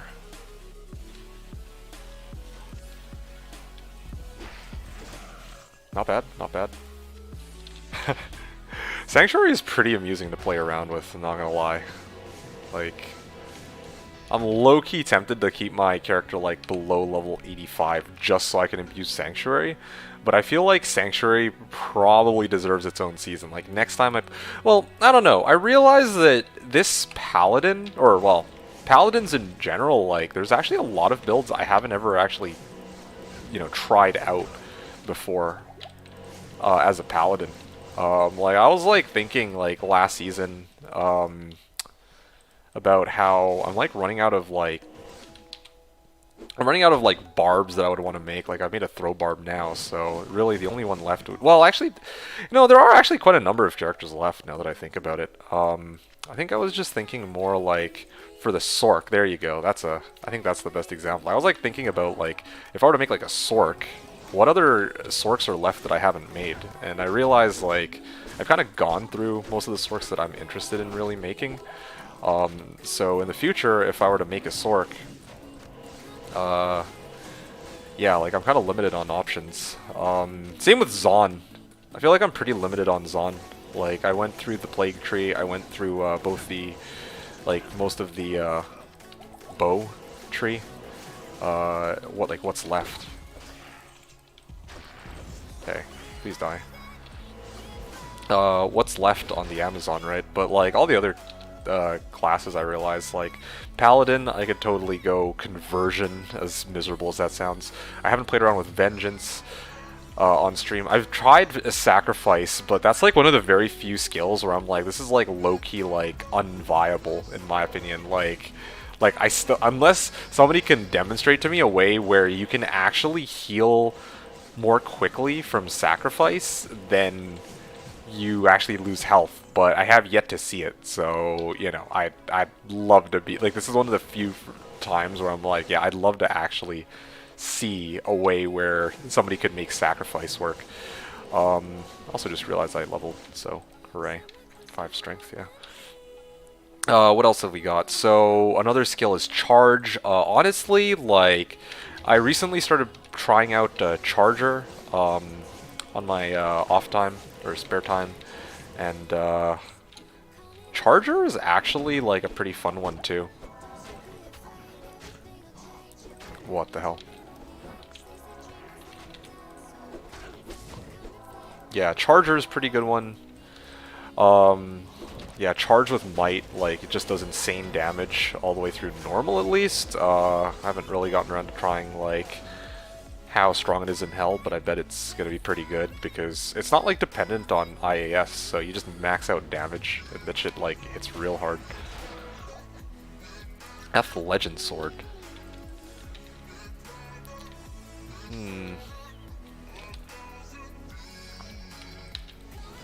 I think if there's anything I could do with this, I could try to turn this into a passion, but then again, it's ethereal, so... Oath, maybe? Try to whack shit with Oath. Two-handed Oath. Yeah, I'll hold on to this one. I don't usually do this, but I actually don't know what I need for what I want to play around with. There we go. Oh, gee. Alright, I'm out of here. I dealt with everything else. Alright, I'm gonna switch it up and run Mausoleum for the next little bit, I think. But yeah, so hope that answers your question, Beer. Yeah, for me, the, what's unkillable in Pits, like I said, are the demon everything. Like, pretty much everything except for the skeletons. So the demon archers, demon spear women, and the fallen. The fallen are the big, or the devilkins, I guess. Yeah, the devilkins are the really big one. Like, I feel like Pits is like 70% Devilkin. So, you know, the fact that I don't have a way to deal with 70% of the monsters is actually kind of pathetic. I don't know how else to put it. I'm not gonna go in. It's okay if, like, something is the, like, invaders are the exception, not the rule, you know? Like, I go into AT and everything is undead except for invaders. Okay, that's fine. What's not fine is I go into pits and everything, like, skeletons, the only monsters I can hit with Holy Bolt are the exception. That, for me, is troublesome. Anyway, Atasi, I see you have a message here. I'm just gonna grab some water real quick, and then I will address your comment in just a sec. I'll be right back.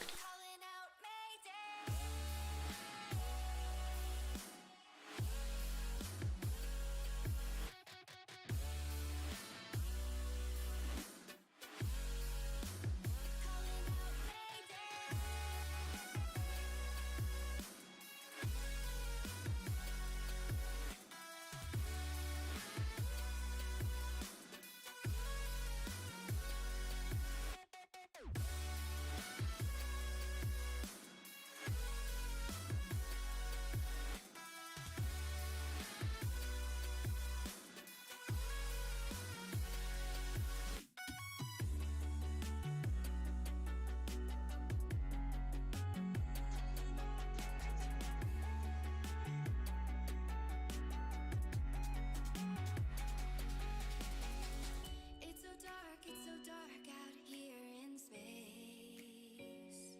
And it's been so long since I've seen a face.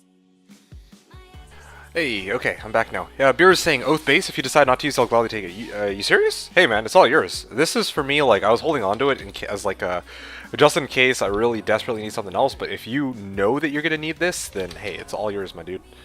It's not like I can even really sell this either.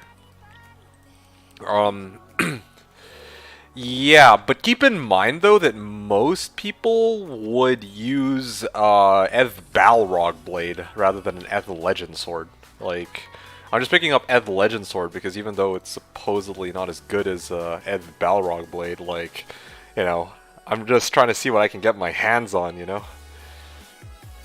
Anyway, so that's just my 2 cents there. I'm gonna quickly...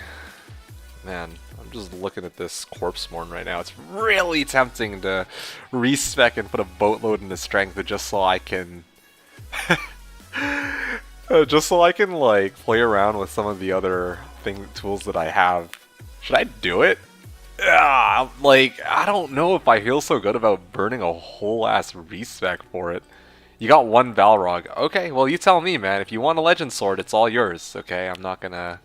Yeah, I'm not gonna give you a hard time for it, but shit. I don't know how much you value this. Or how much, like, how desperate you'd be for something like that. Legend Sword. Oh, seriously? Is Legend Sword max 3 OS? Oh, gee, that's... I did not even know that. That is so awkward. Holy. I almost just gave this, Yeah, no, oh, dude, I almost sold you some pretty... I want to say damaged goods. Oh.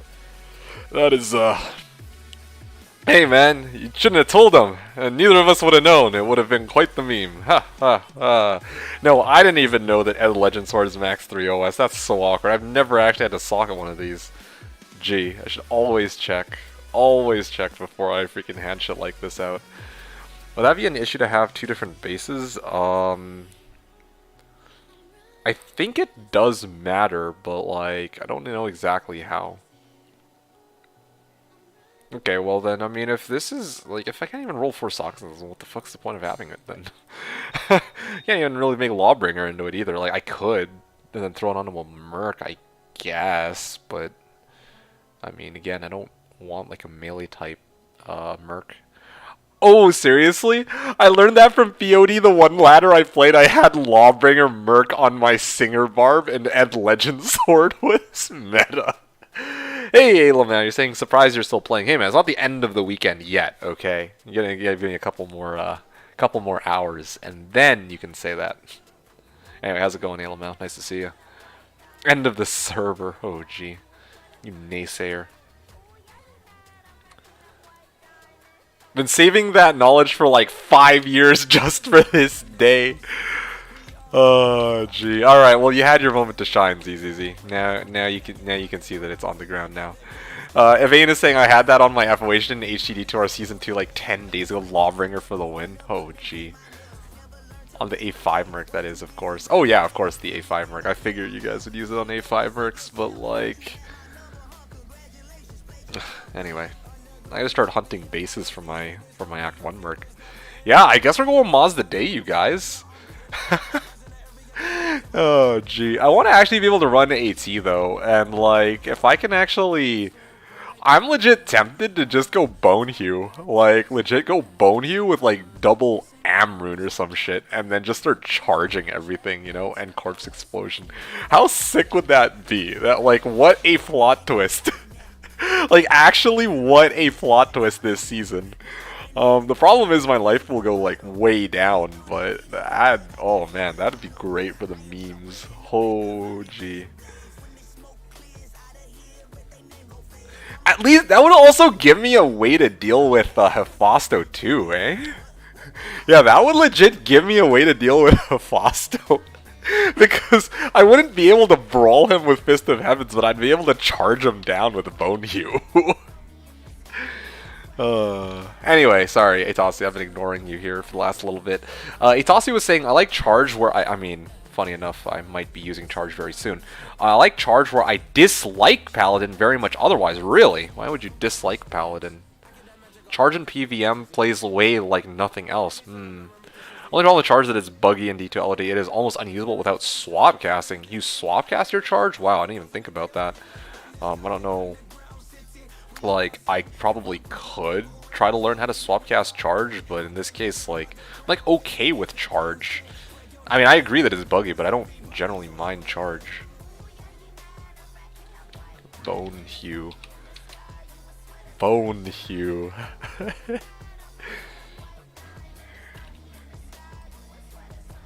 Fuck. It's so tempting, you guys. It really is, like... There's respec for Corpsemorn or Bone Hue. Or both. Oh, gee. If I had unlimited respecs, I would totally do it. It's just because, like, I'm down to, like, my last 2 respecs. And I don't have any, like, tokens lying around. Hey, look at this. I even have this GC right here. It's like the game's telling me to make one, you know?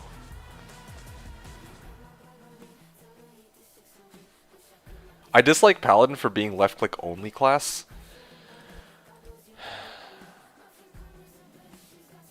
As opposed to what? Because I'm like looking like...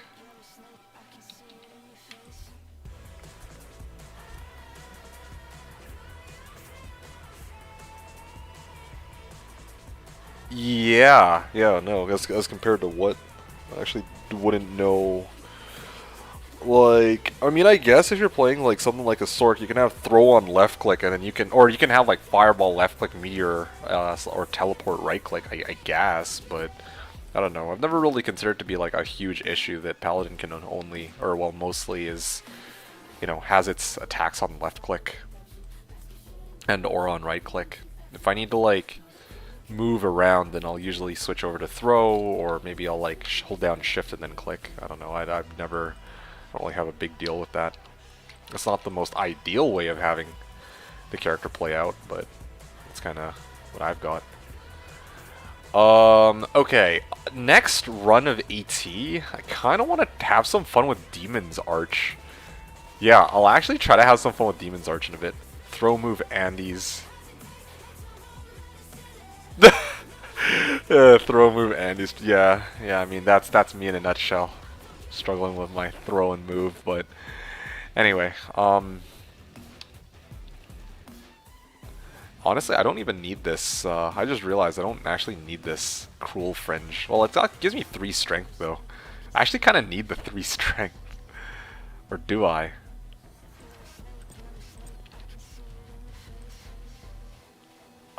Yeah, I have that stupid circlet that gives 10 strength and all res. I could do that. Put out Demon's Arch and I'm good.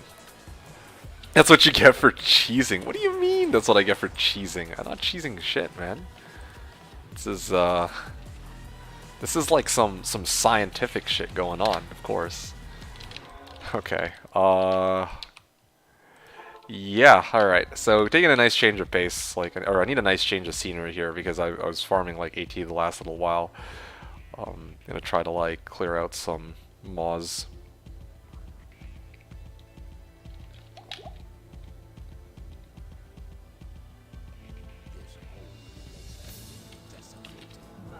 You know, I'm actually curious about something.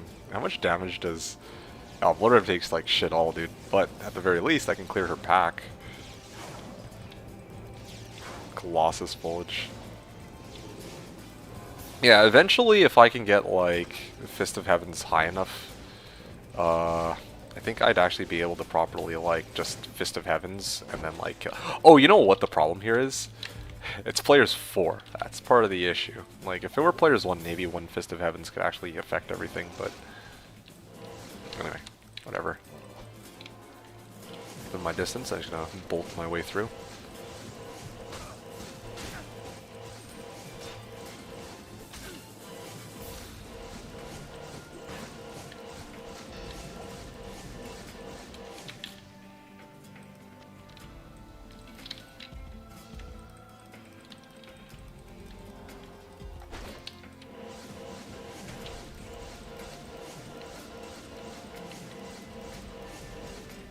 I kind of want to try to time an AT run in a little bit. I was just thinking about it. Like, I remember in the past when I ran my Fire Druid and my like Cold Druid, it took me about like 4 minutes with like some gear on my Fire Druid, and it took me like 3 minutes on the Cold Druid. I want to see relative to that how long it takes my Pally, assuming that there are no invaders, and assuming of course that it's on players 1 rather than players 4. I've been running players 4 because I'm like trying to level this guy, right? And I don't really think it takes that much longer to kill shit on players 4 because like I have a lot of raw damage. It's just that, you know, well, yeah, I have a lot of raw damage on this guy. It's just that there's a lot of other problems associated with them.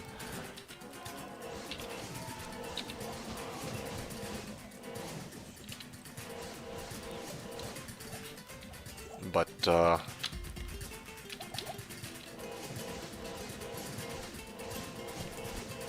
oh, come on. Stupid pillars. It also pains me to hear all these, like, everyone in chat channel asking, like, hey, can I have help with blank? And I actually can't help, like... Well, okay, I can, like, I could use my Sork, I guess, but... like, I'm really trying to, like, play out my Holy Bolt Pally, and, like, if Holy Bolt could affect Diablo, I could, like, run in and actually bolt him down, but since I can't do that, like, I'm basically just stuck with Fist of Heavens at the moment.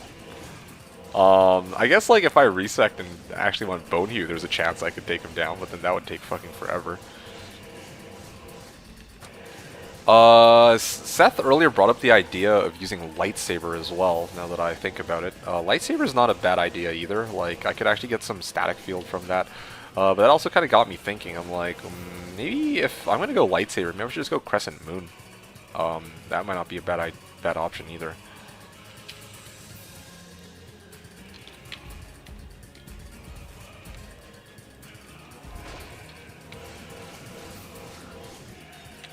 Flawless Topaz. Alright.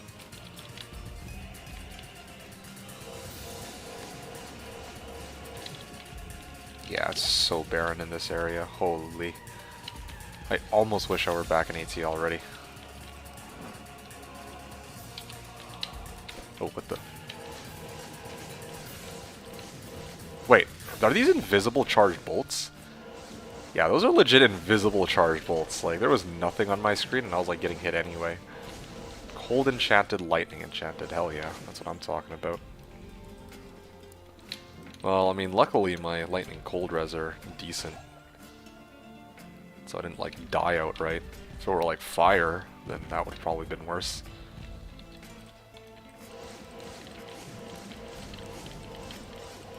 Nice game, Blizzard. Yeah, man. 20-year-old game. Come on now. Where's the patch for it? Okay, cool.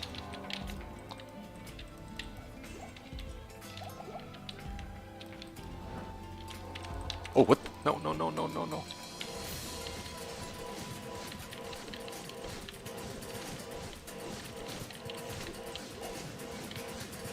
What was the chance to hit me? 47%, so it's kind of nice. It's going down, at least, your chance to hit.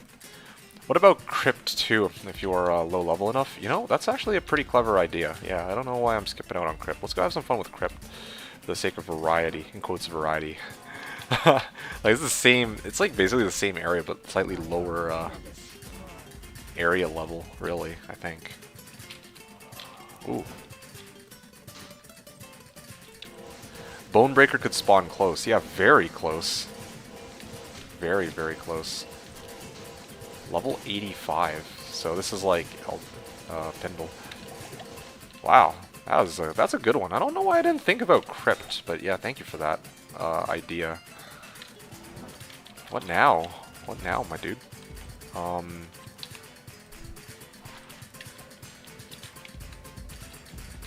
feel like, okay, maybe I'll try running Crypt Moz. I feel like that's the play. I always wanted to farm this.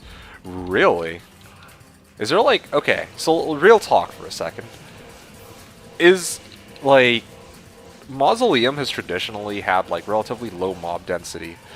I've always just assumed that Crypt was, like, similar the same way, like, at least, like, I've been here before, like, a few times, and I just eyeball, and I'm like, yeah, it's, like, more or less the same.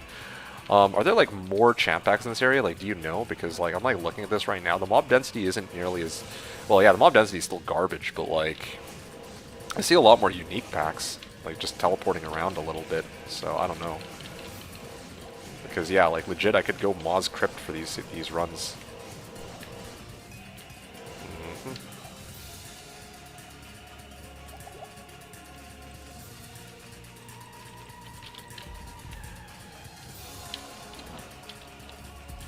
Ah.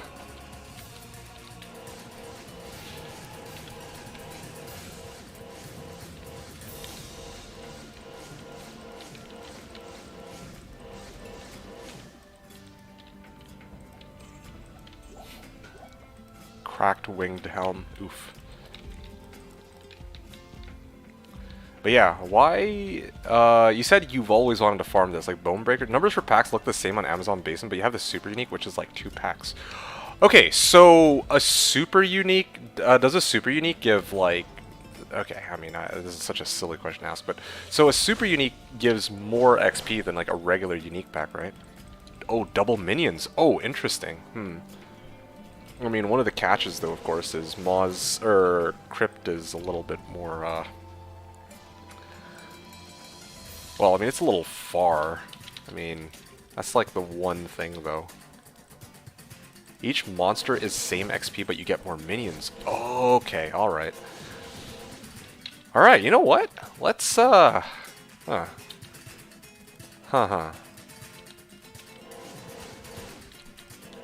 Yeah, I'm enjoying this. I'm actually enjoying going Crypt Moz, I'm not gonna lie. 2 times drops instead of 1, I see. I think one of the problems right now, though, is I also am not packing enough MF. Like, I'd ideally like to have slightly more MF. I might trade out my hat. 2 times drops from 1 instead of the boss, or from the boss. Okay. Okay. I might actually... Yeah, I don't know. Like, I want to sub this out for, like, a hat that has 3p topaz or something along those lines. Where am I at now? 131 MF. I could actually push that to like 200, maybe. I don't know. That's something for me to think about in a bit.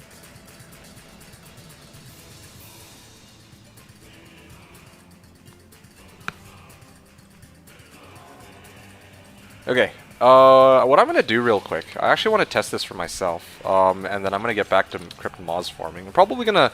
Honestly, I'm thinking I'm going to Crypt Moz farm until I reach level 84. Like, this is nice and chill, like, it's pretty consistent, getting good XP out of it. I'm not getting too frustrated, like, I can do this for at least a bit.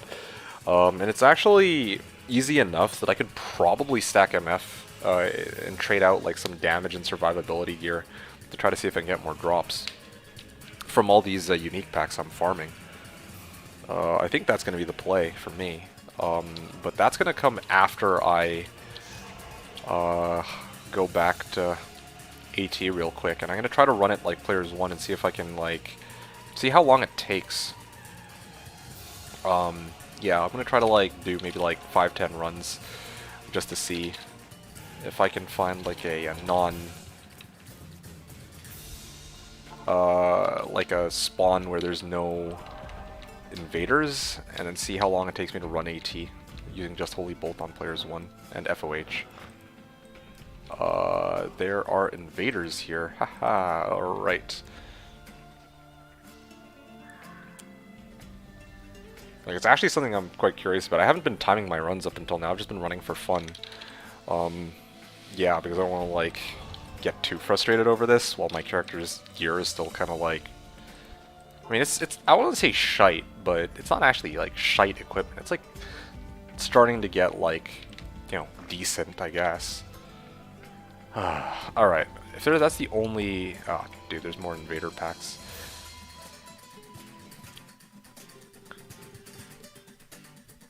Actually see if I can get a non-invader AT here.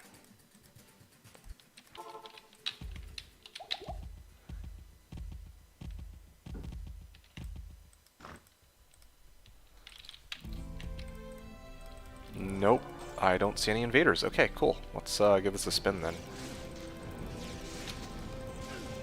Okay, not bad. Oh, what the? Yeah, not...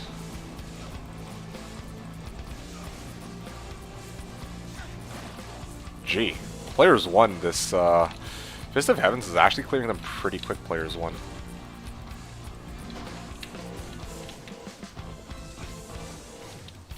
Yeah, I'm just... Like, there's just a lot of hotkeys. Ugh. There's a lot of hotkeys, so I keep mixing them up. Like, otherwise, like, I think I'd be going through this a little bit more quickly, but... There we go. Yo, this Fist of Heavens is actually doing some work right now. Like, I think part of the reason why I was struggling with it before is because I'm, like, running everything on players 4, but, like, look at this shit. It's actually pretty fast. Even without, like, Enigma, even without fully geared. Okay, I'll read your thing in a second. Oh! Hey, not bad!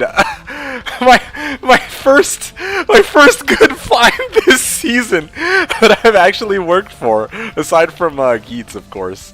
Oh shit, yo, that's awesome. Alright, yo, Mal's solid. Like, I'm actually quite happy with Mal.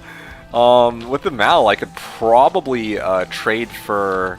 I think there was a Viper Magi earlier, wasn't there? Or like a Hawes? Honestly, like, if I could do for like, if I had a choice, I'd probably try to trade out for Hawes, but I don't know how many people actually need those Hawes right now.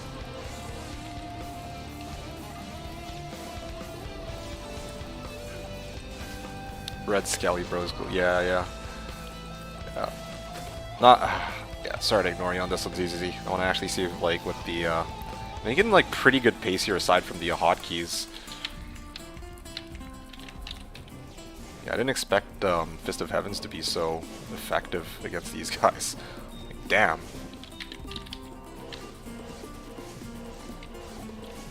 What the hell?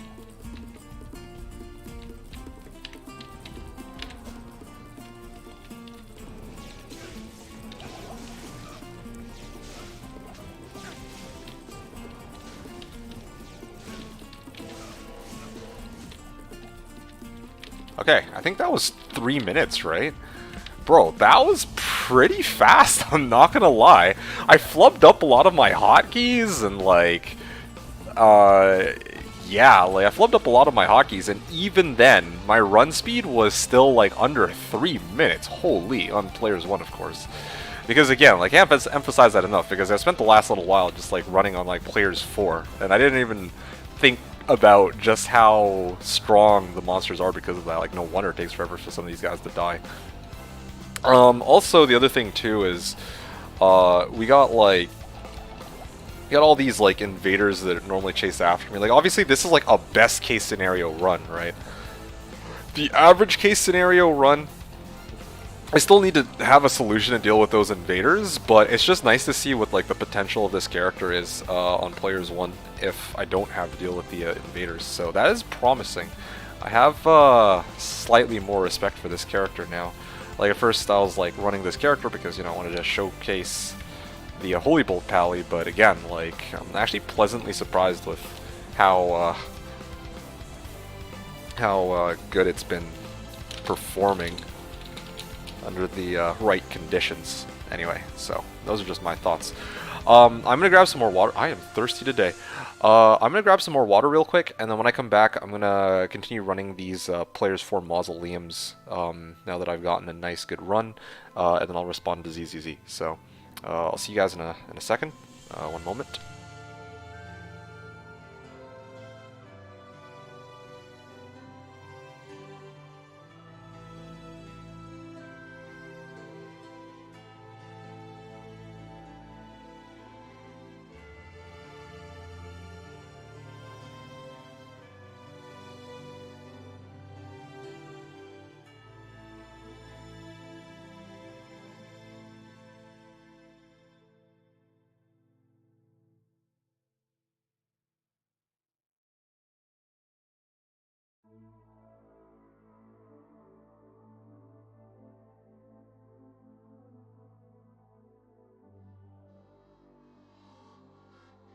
Okay, I have returned.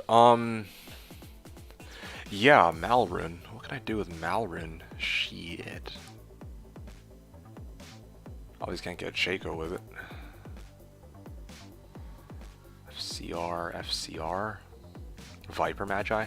Really tempted to go Viper Magi, but one reason I kind of hesitate on Skin of the Viper Magi is I'd probably have to sack this for it. Yeah, and I kind of like having the DPS from Skin of the Viper Magi. Or maybe the play is, like, instead of going... Like, if I'm going to be farming, then maybe I trade out my Mal for Scalders, actually. I wonder if somebody would do that. Mal for Scalders. Socket it with a P Topaz. Then I have a good chunk of MF. I get a bit of extra damage. I don't have FCR, but... most of my damage is going to come from either Fist of Heaven, or is going to come from Fist of Heavens anyway if I'm just going to run something like AT. Yeah, I don't know. Like, Skin of the Viper Magi is if I'm trying to like max out DPS, if I'm running something like Pindle on Players 4 or different areas on like Players 8 or whatever, but if I'm not running like Players 8, if I'm just running Players 1, then I'm actually probably better off just like subbing this for Scalders actually, with my Malrune. And same goes with this Helm, like I don't really need that much damage, I don't think. Maybe I could actually sub this out for 3P Topaz or something. Anyway, yeah, I'll deal with that later. I want to get to level 84 first. Okay, so let me go into the next game, and then I'll clear Mausoleum followed by Crypt, because again, like this is actually looking quite promising for me, I think. Quite promising to me, at least. So ZZZ was saying numbers for packs, yada yada yada, to 2 times drops instead of 1 from the boss. Okay, here we go. I always wanted to farm Crypt slot plus Moz because I think they are cool areas, but for it to be endgame viable, Crypt needs to be A level 85. Yeah, that makes sense, actually. I think Bonebreaker is a cool boss with the super chest. I like super uniques, they are more fun to me than random elites. I completely agree with you. That's actually one of the reasons why this season, like I'm obviously not like a, you know, a super passionate like XP grinder like you are, but Heldritch to me is pretty interesting, same with Pindle. Because, well, I mean, for different reasons from, you know, what you might take an interest in them on. Like, for me, I'm like, they're relatively easy to kill under the right circumstances, and they're, like, right next to like, a waypoint or, like, a portal in town, you know? So I'm like, you can actually run those pretty quickly. So, yeah, I kind of like the idea of farming these super uniques, Eldritch and Pindle in particular. But yeah, I did not even think that Bonebreaker would be like I didn't even, I've never actually, like, known about, like, or never really thought about farming, like, Bone Breaker or anything like that, or even, like, going to Crypt for that matter. Does Mausoleum have such a super unique? I'm gonna have to take a look. I don't think it does. It's kind of a shame. That actually could have been pretty cool now that I think about it. If you had something like Mausoleum and Crypt, both being level 85, you like teleport over to Bloodraven and then you kill,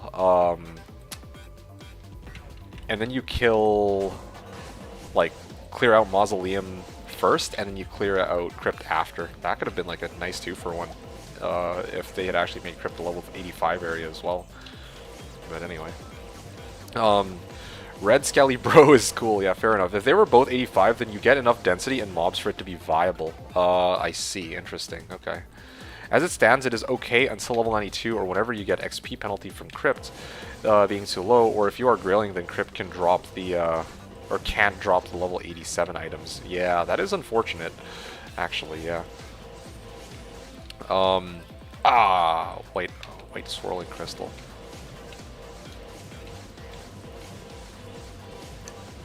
But yeah, level 92. So you could actually farm Crypt until level 92? Am I understanding this right?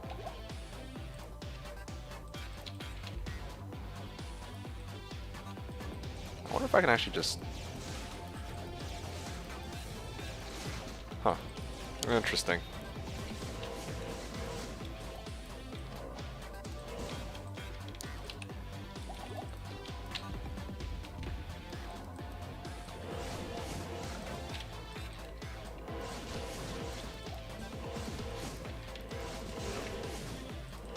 Same as Pindle, really. Very similar.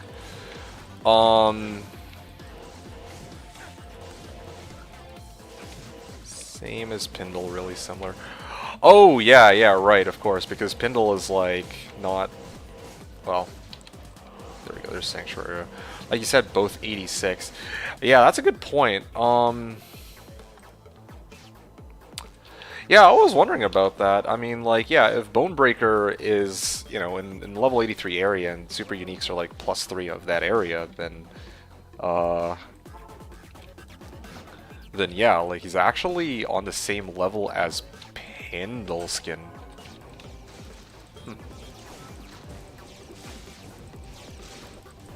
What the hell? Ow.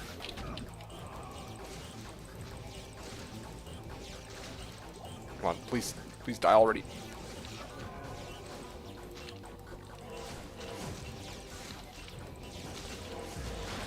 Oh, gee, that was scary, but got it. Alright, super healing potion. Spider bow. How much can I get? Wait, spider bow is... Spider bow an elite base? Spider bow. Spider bow. Nope, 3 sockets. Rip. I was really hoping for 4. Okay, so I'm gonna just dump this. Angelic Captain's Fuck. 16 ED, rep life. Nah, not useful.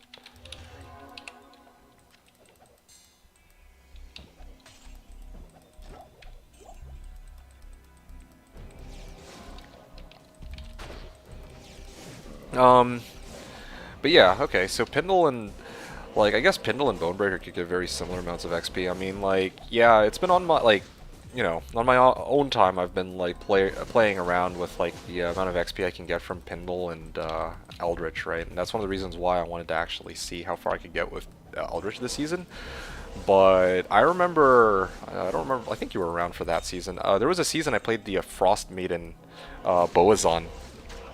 And that season, I think I ran like 5,000 Pindle, and I think it was Farallon Fever who was basically like, yeah, I mean, like, I was like complaining about how I was getting like shit all for drops from Pindle, but then Farallon pointed out that actually, like, yeah, the drops themselves weren't very good, but my character in those, like, however many thousand runs of Pindle that I did actually ended up at like level like 90, 92 plus even. So yeah, that was, I think it was around that time that I realized, like, oh shit, yo, this is actually, like, I mean, it's actually an alternative to just non-stop grinding out bail runs because, like, yeah, okay, fine, like, you can't really... Bail runs, chaos runs are certainly going to be quicker if, you know, you can efficiently clear them, but if you can't efficiently clear them, then yeah, like, that's a pretty sure... like my Frost Maiden wouldn't have been able to do, like, 1,000 bail runs for sure, or like 1,000 chaos, then yeah, certainly like these spindle runs were not, or kind of a nice alternative, I would say, for actually grinding her out some XP while also getting loot on the side. Bone Breaker, there we go. Does he always spawn so close to the entrance? Because he spawned pretty close to the entrance last run, and he spawned pretty close to the entrance on this run. And I'm starting to wonder if it's like every run that this is the case. And I'm also starting to wonder if Mausoleum also has a similar boss where, you know, it spawns right next to the waypoint, or the golden chest, and it's consistently like that. Also, I should probably put the, I should actually probably Malrune ET chest. Yeah, there we go.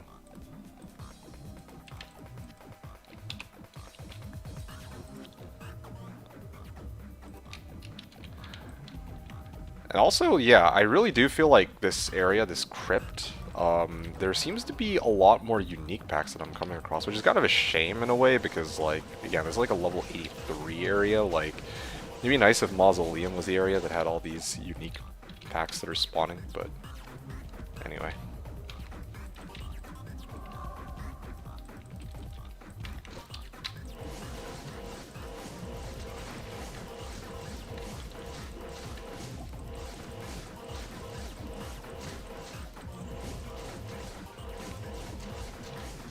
Okay. Amulet. 2 to fire skills. I mean, you never know. Maybe I might need the other Sork as an enchanter or something.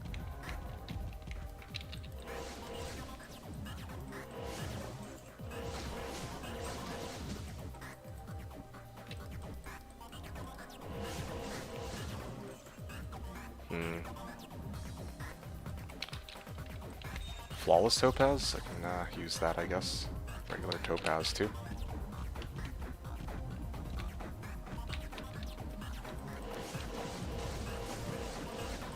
I think I have enough Topazes now that I can actually sub out my hat.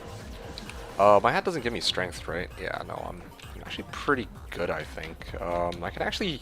Starting next run, I could actually sub out my hat for more MF. Like, I lose out on some damage. That's like...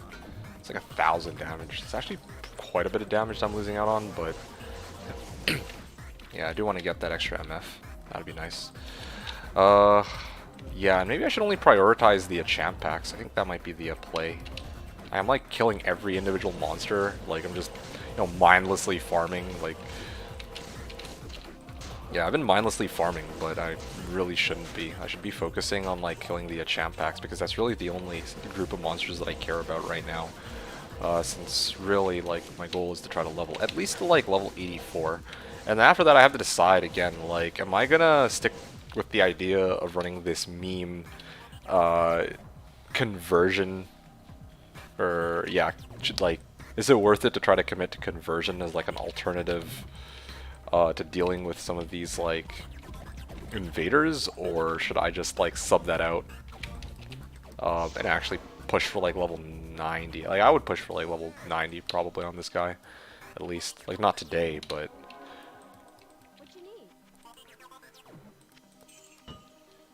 yeah, let's go and grab some gems. I think we're pretty much done for this run. And yeah, I want to get that 3P Topaz hat.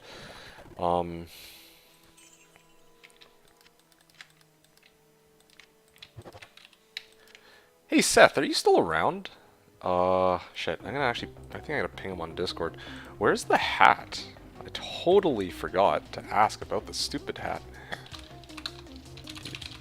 The 3P Topaz hat. Because it took all this time to, like, gather all these P Topazes.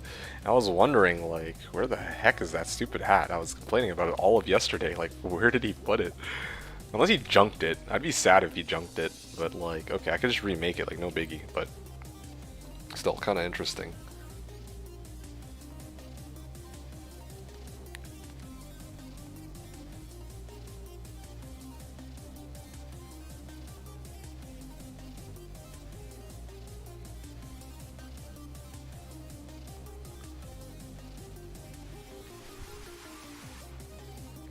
Okay, anyway, Seth hasn't replied yet, so I'm assuming that he's kind of busy with something. In the meantime, I'm gonna, let's see, what do I want to do here?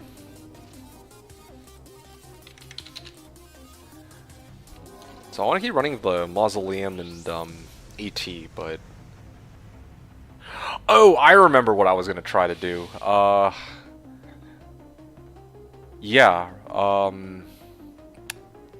wanted to swap this for 3P Topaz and then start running like AT Moz and Crypt, I think was kind of the idea I had. And I also wanted to test the Demon's Arch. Although the problem with Demon's Arch is like, it's 232 to 323 fire damage, which normally isn't a bad thing, but like, if I'm dealing with invaders, which are normally immune to fire anyway, I really don't know if this helps me at all. Like, it's really just a throwing spear, more than anything else.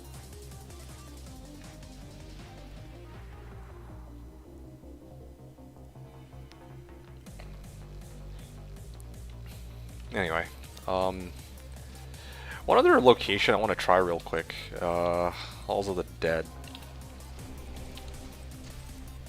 Oh yeah, okay. Maybe I'll try doing F1 Holy Bolt, F2 Fist of Heavens. There we go. Because my muscle memory is like all jumbled up, but I'm really trying to figure out the best way to remember this.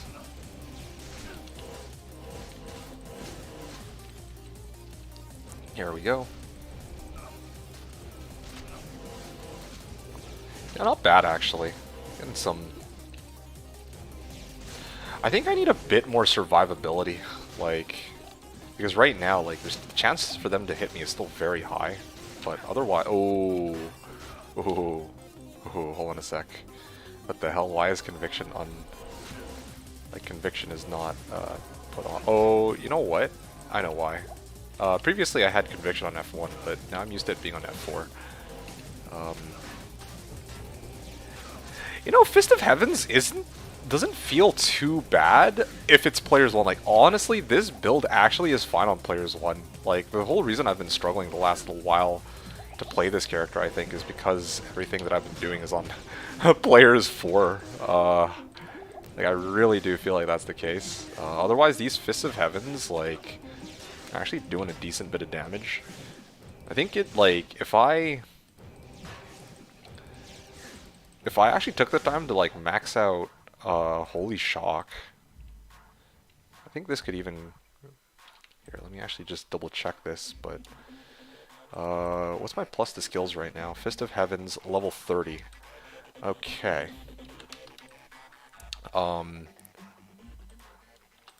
Level 30. If I put 20 points into Holy Shock... How much damage could this do? Okay, so I could... If I maxed out my Holy Shock instead of my Conviction, I could actually bring the damage on this from 1200 to like 3k. That's actually not bad. Also, another issue that I have right now is I'm using Spirit, which, you know, Spirit's awesome, but I think at this point, like, with my Malrune, I should probably consider trying to use my Malrune to get, like, Hobble or something. Does anybody have... Anyone got Hand of Blessed Light? Yeah, that's something that should boost the shit out of my damage. I almost forgotten all about that.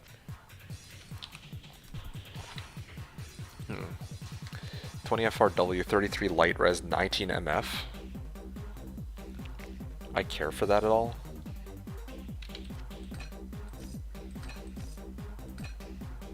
I kind of like the faster run walk, honestly, but MF res, faster run walk.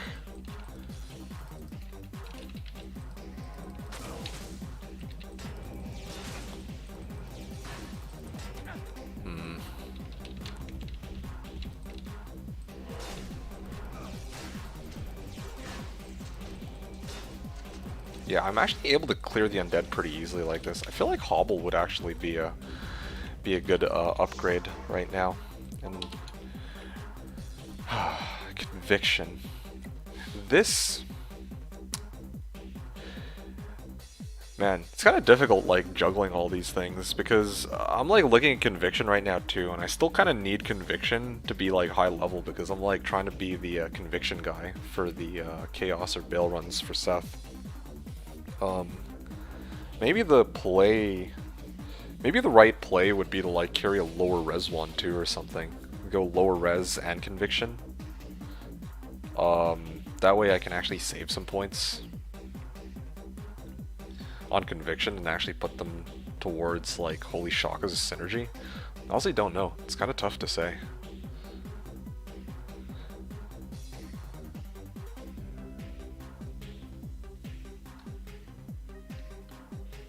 Yeah, 23k damage.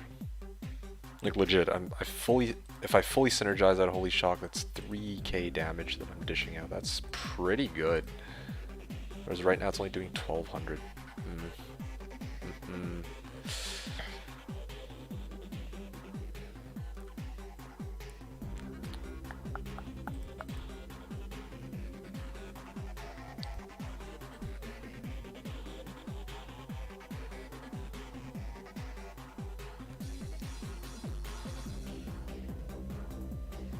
Have I done all my skill quests? That's another thing too that I haven't checked out. Maybe there's some skill quests that I'm missing that I haven't turned in. I'm like desperate for. I'm desperate to try to boost some of my damage at this point. Because now that I have like some more plus to skills, like my skills are starting to look more and more promising.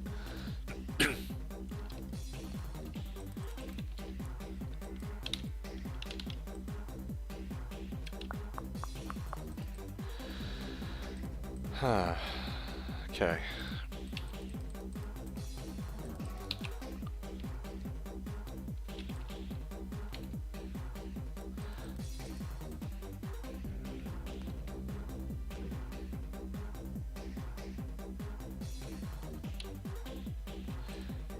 Okay, one sec. I'm gonna get my rune mule out here so that I can pick up some of this crap that I have. I'm gonna get rid of this real quick. I think it's about time.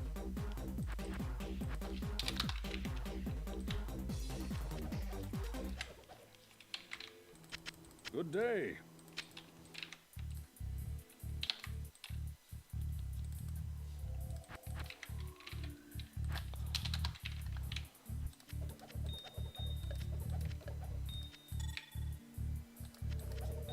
Okay.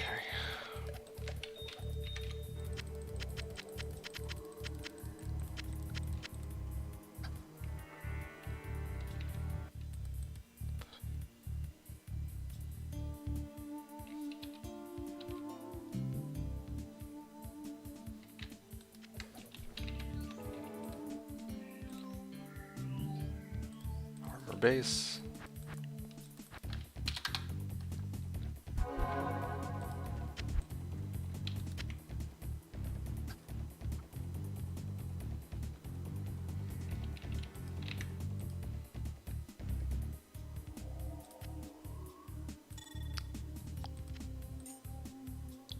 Pull, let's go. Oh, nice. Grats. Where'd you find your pull? Also, don't I have... Like, where the hell's my bone hue? I know I had a bone hue lying around somewhere.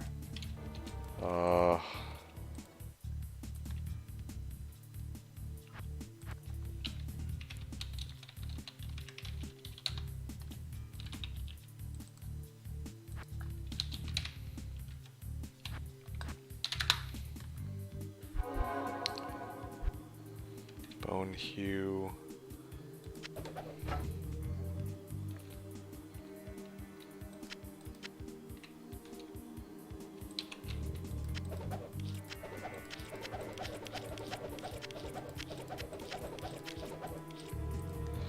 Okay.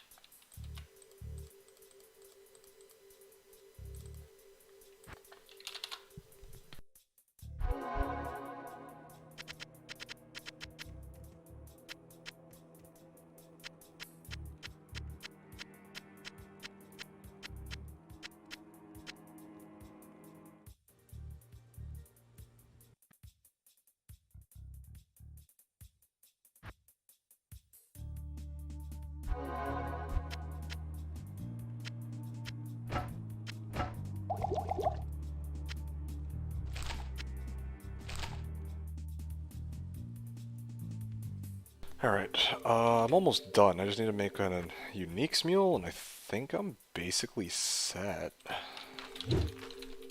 Uniques.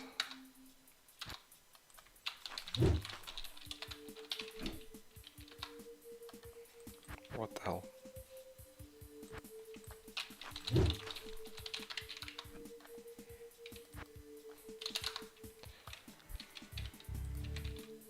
Okay, Bone Hue, very nice.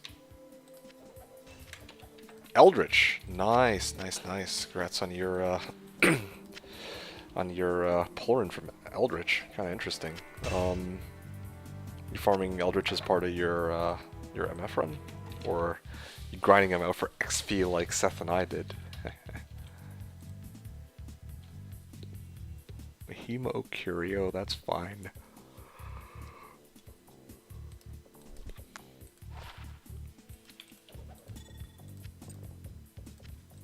Just a bunch of crap lying around here.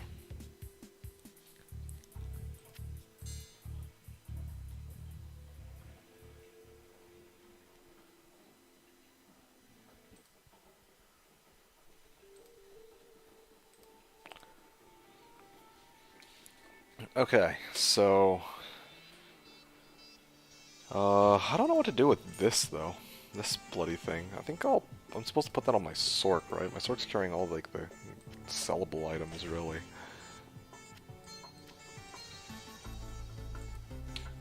Okay.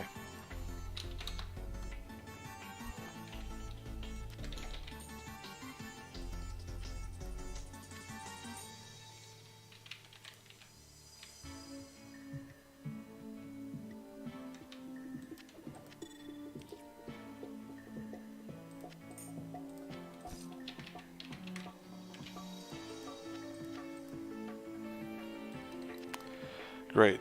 That's gone.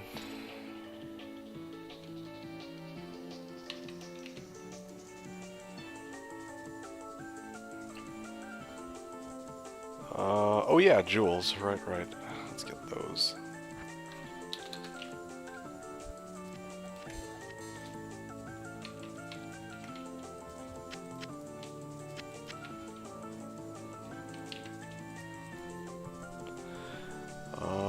Oh yeah, right. He's also carrying the some of the charms. Get rid of that. 19 all res. Yeah, I'm done looking for res equipment on this guy. Maybe my Sork could actually use all res. Yeah, let's actually keep that on her. Except she's not high enough level to use it, of course.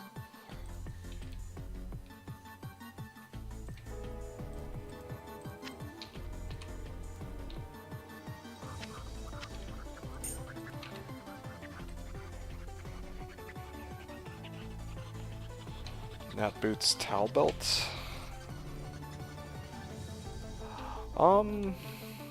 Kind of tempted to actually throw on the Towel Belt. I don't think anybody else really needs, or I don't really need anything from that FCR belt. I mean, like, yeah, it was giving me an additional chunk of life, but looking for some MF here. Some easy MF. Also this.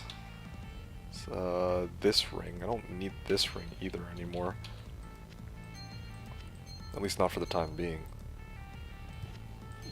What can I do with this? What do I want to sub out this ring with? This, ideally I would have a Nagel, actually. That's what's missing. If I had a Nagel, that'd be pretty good. I also want to check out one other thing. Hand of Blessed Light. Is that +2 Paladin skills? Yeah, it's actually +2 Pally skills, I just realized, so I wouldn't really be losing out on anything if I subbed out Spirit for it. Like, yeah, I lose out some FCR and Vit and Mana, but, you know, I get, like, so much damage in return. Shit, yeah, I guess no one's holding on to Hand of Blessed Light.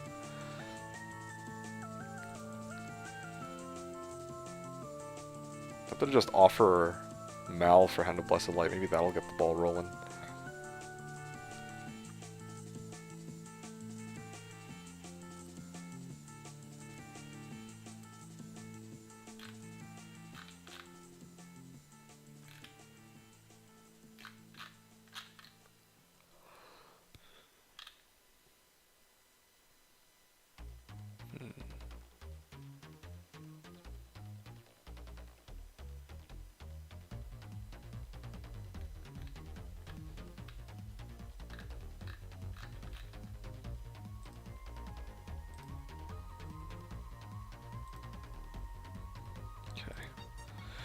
I'm looking to see if there's any uniques, or if there's like anything in the trading section that I can use. Somebody has 23. Well, somebody bought a 23 Viper Magi.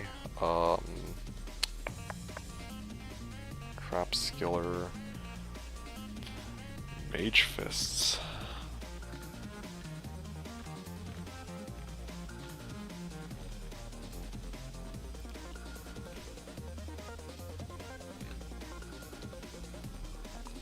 Hold up Chansey's G-Face. Man, okay. Alright.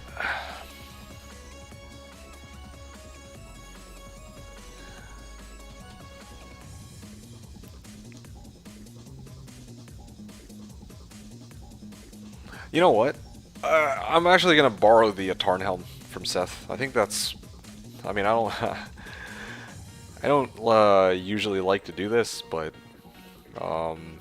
yeah, like, I don't know where that 3p Topaz hat is, and I don't want to burn 3p Topazes on something which we had already used, or which we had already made previously. So I want to wait until Seth actually tells me like what he did with it before I try to make another 3p Topaz hat. Because right now I could like, I have 3p Topazes, I could like go to Larzuk and shop for another 3-socket hat, or I could like Larza quest the tiara that I have. Like, fine, sure, but I feel like it'd be kind of a waste, like really big waste.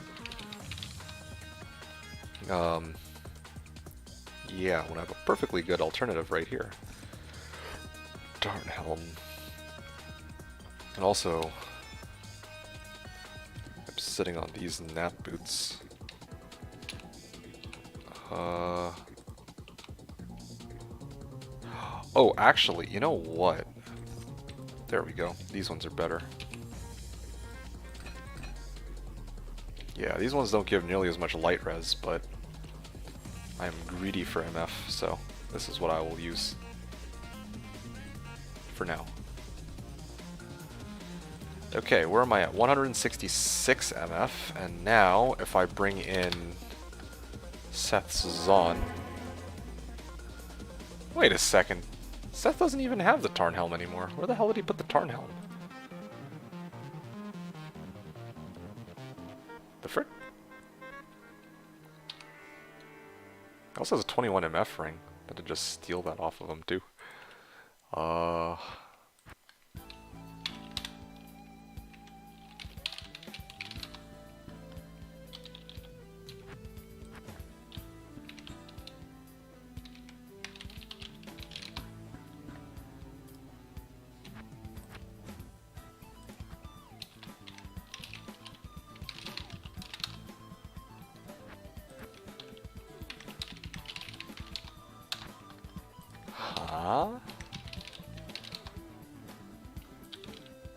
Oh yeah, here it is, okay.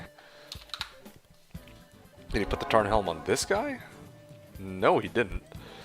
And I imagine he's not junking them, right?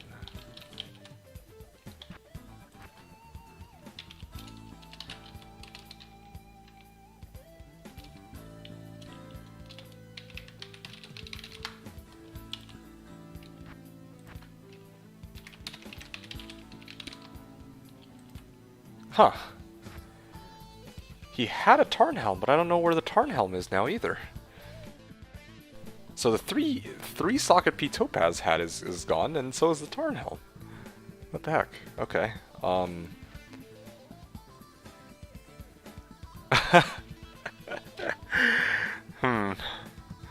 Alright.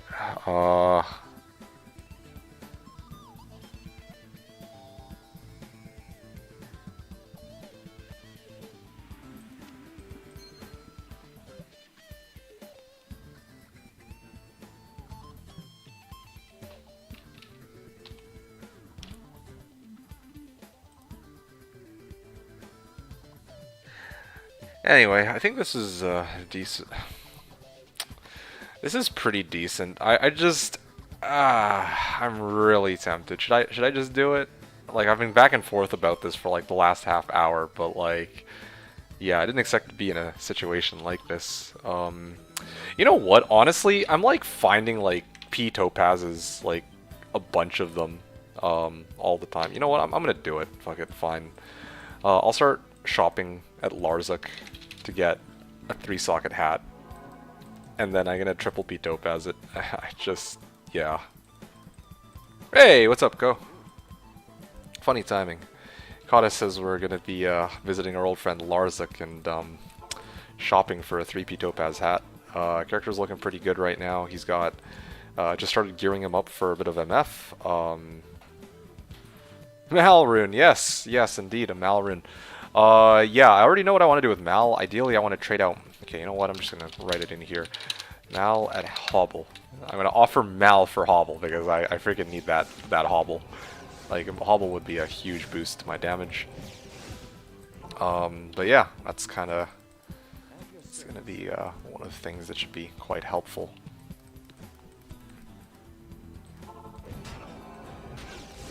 Okay. Oh, shark skin boots. Water walks?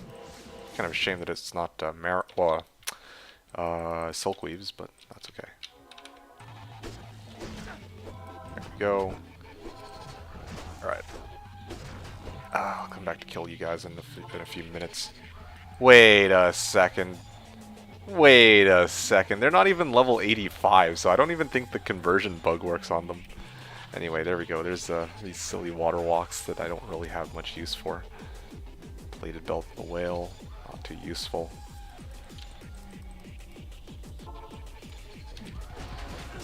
Okay, well, that is depressing. I actually can't convert them. Or I can convert them, but I can't abuse the conversion bug on them. Like, they're still... Yeah, they actually still have most of their health. Water walks.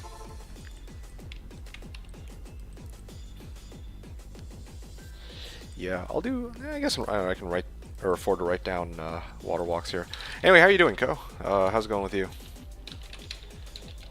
As you can see, we're just, like I said before, we're just in the middle of continuing our, dare I say, theory crafting adventures. So. Well, that's too bad. I mean, I guess you're not doing bad, at least, so that's something. Hoping I can chill and ride it out. Sorry to hear that you're not doing as well as, well, not doing as well as you could be. Shadow Plate of Might. Looking at these. I just realized that this is 2.5 mil. Holy. Disease.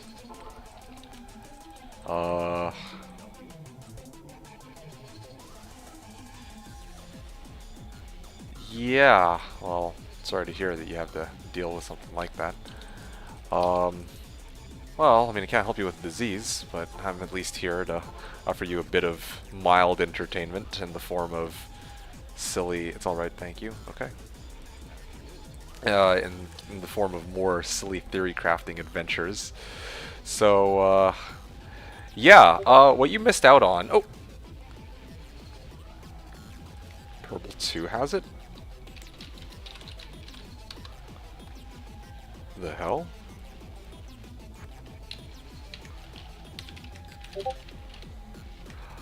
Oh.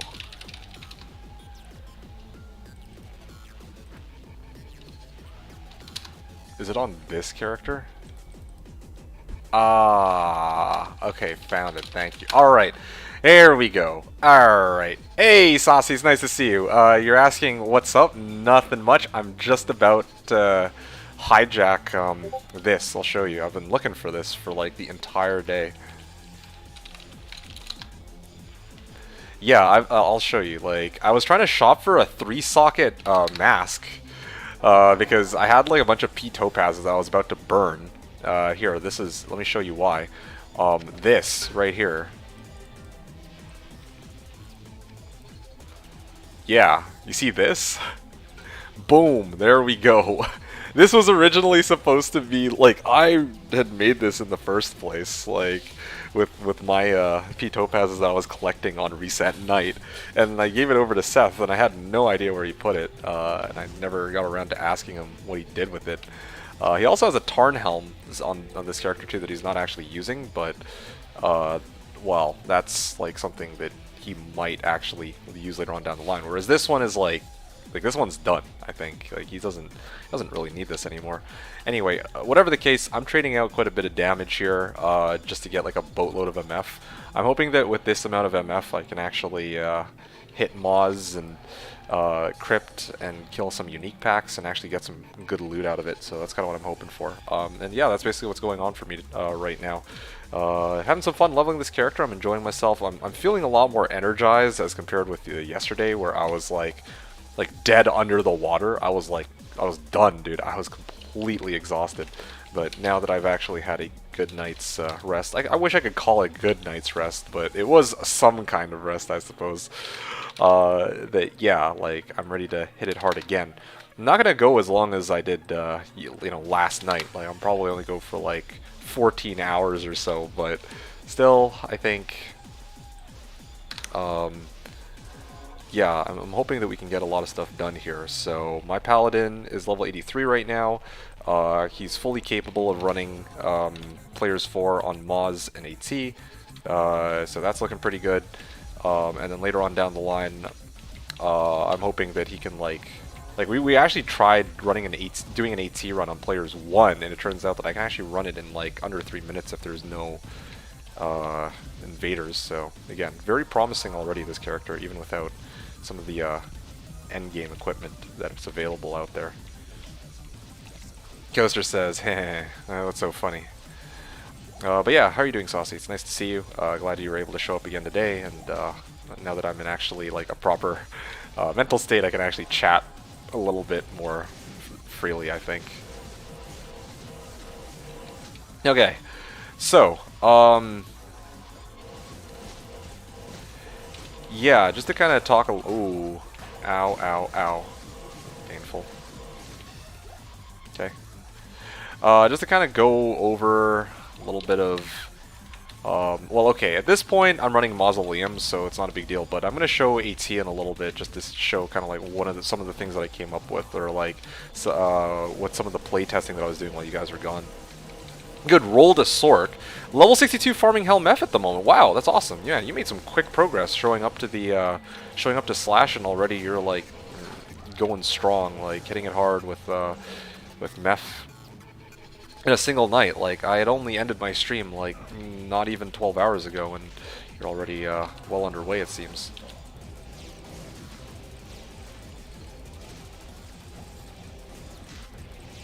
All right. You were tired yesterday was an understatement. I was tired, but not as tired as you might think I was. I think. I mean, the thing is, you came after I was actually feeling a lot more fresh. Like I was like, I didn't want to get annoyed at the game, right? So I was like avoiding doing anything too stressful or like going super ham. But the thing is, when you showed up to my stream, I'd actually finished taking a power nap like an hour earlier. Like legit at like you can even check out the VOD for this. Like I went for dinner, like a really late dinner at like 1 a.m. And then I came back and I was like, dude, I'm about to pass out. So I was like, all right, I'm gonna like take a short break. I don't know how long this break's gonna be. And then I went to go lie down. I woke up like a half hour later and I'm like, okay, wow, that power nap actually did me a solid. But the thing is, you only showed up after that, because that was like the worst part of the stream for me by far. Like I was like legit, like I legit actually fell asleep. You know, I had to stop my pause my stream temporarily to go actually get some rest. Now that was where I could say that I was definitely tired. But by the time you got here, I was like more okay. But I still didn't want to like go overboard, you know. Like I don't, just because I can go for another like 5 or 6 hours doesn't mean I should. The webs on BNet go for Vex, but 30 at all res 4s go for Bird. WTF? Hey man, that's yeah man. Welcome to BNet. I mean, whatever. Like BNet prices are BNet prices. I think we know this already. I mean, I traded Paul for Burr before on BNet. as we all know. And the good old classic duped burrs that ZZZ always loves to poke fun at me for. Good old duped burrs.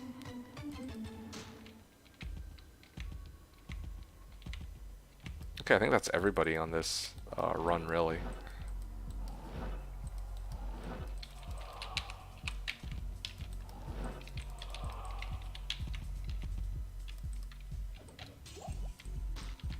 Hydra Skull. Defender?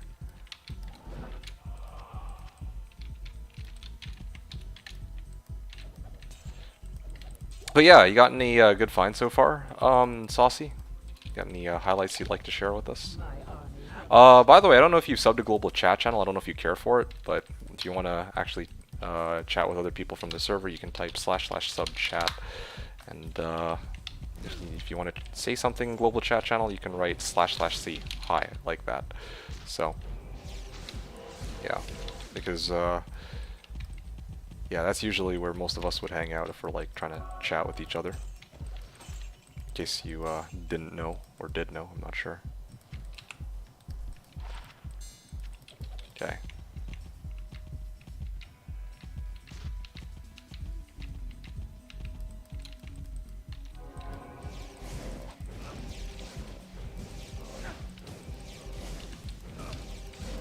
Okay, well, you know what? Let's just bolt them down.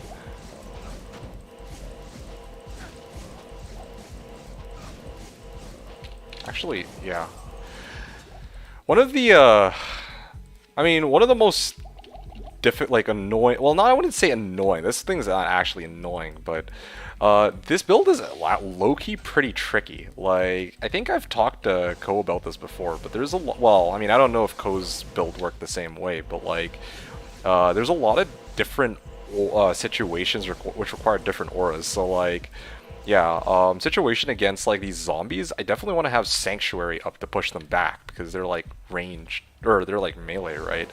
But like, if for example, these guys were actually, if these guys were actually like ranged, like the skeleton Magi who cast elemental type, well, yeah, elemental type shit, then I would probably want to run Salvation instead because I have like no res to deal with them.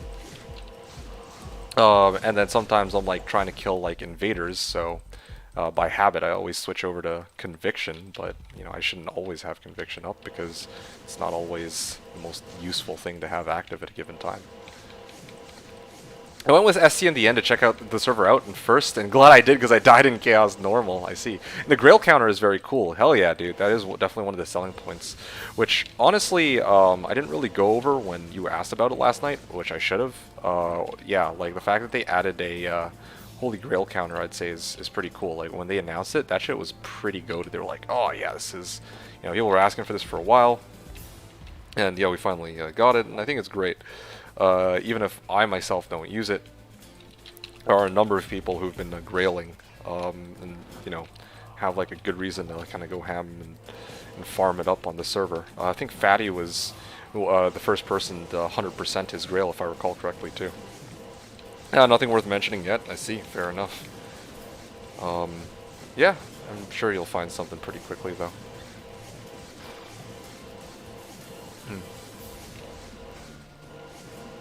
Holy Shield has expired. Oh yeah, here we go. This is a Bonebreaker pack, I believe. This is it.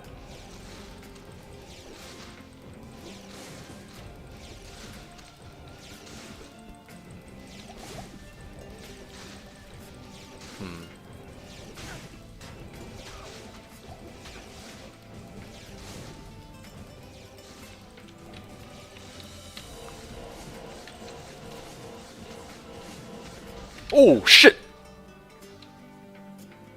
I realized too late that he was Cold Enchanted, Lightning Enchanted. And I was cheaping out on Juvies like I always do, so... Yep. Good old Juvie hoarding. Don't be like D2D2, kids. Freaking Juvie hoarding. Oh, gee. Alright. That was fun.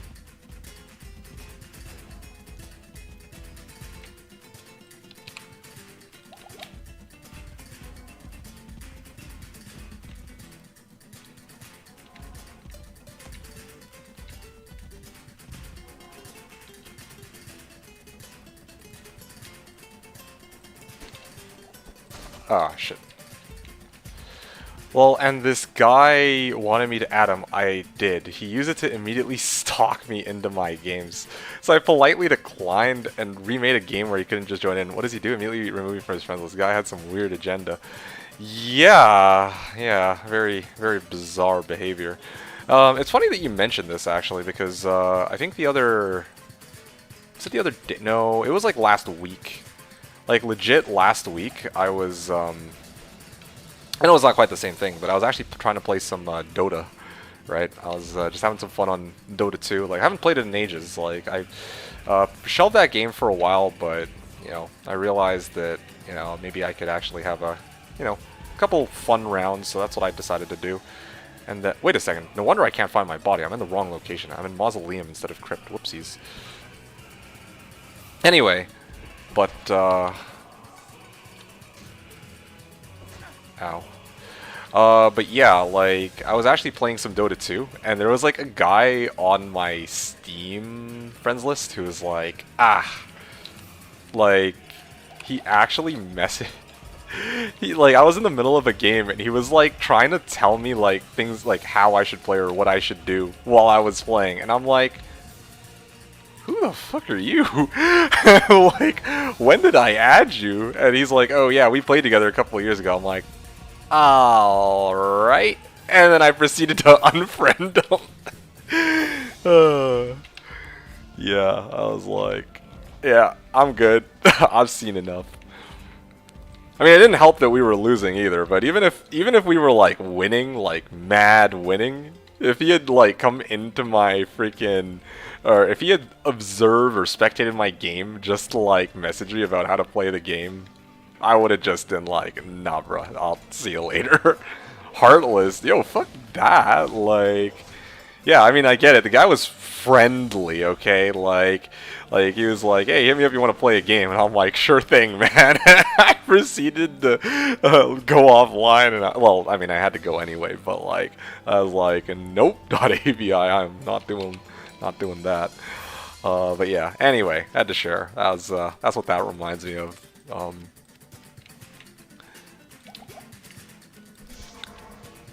It's funny because you said that he unfriended you from his list, which is, well, I mean, that's not surprising though, because like he obviously was there for, well, yeah, there was obviously a reason why he was like there to join your games, but I don't know. In my case, it's rude to not ask.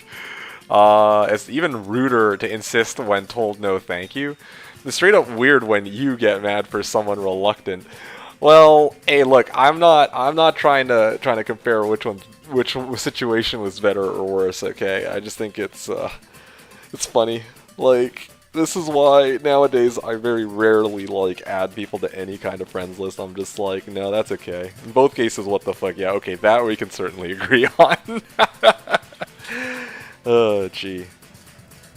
Okay,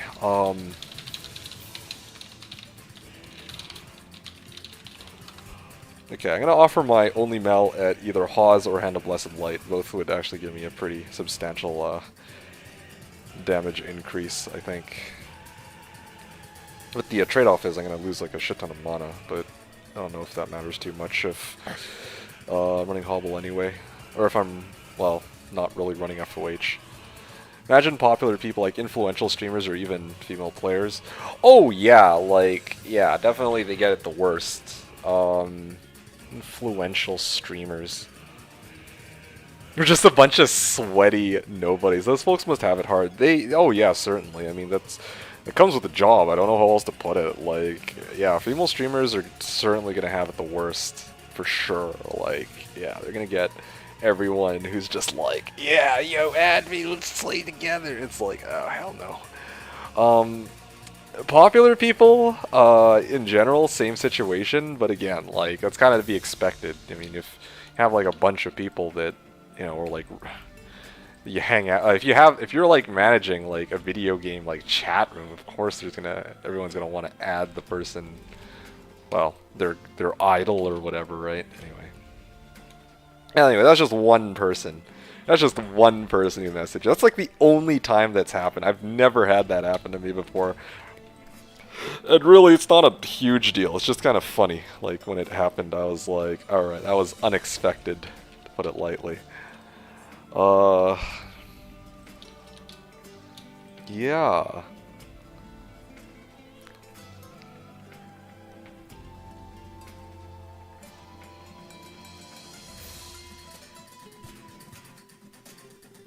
Hmm.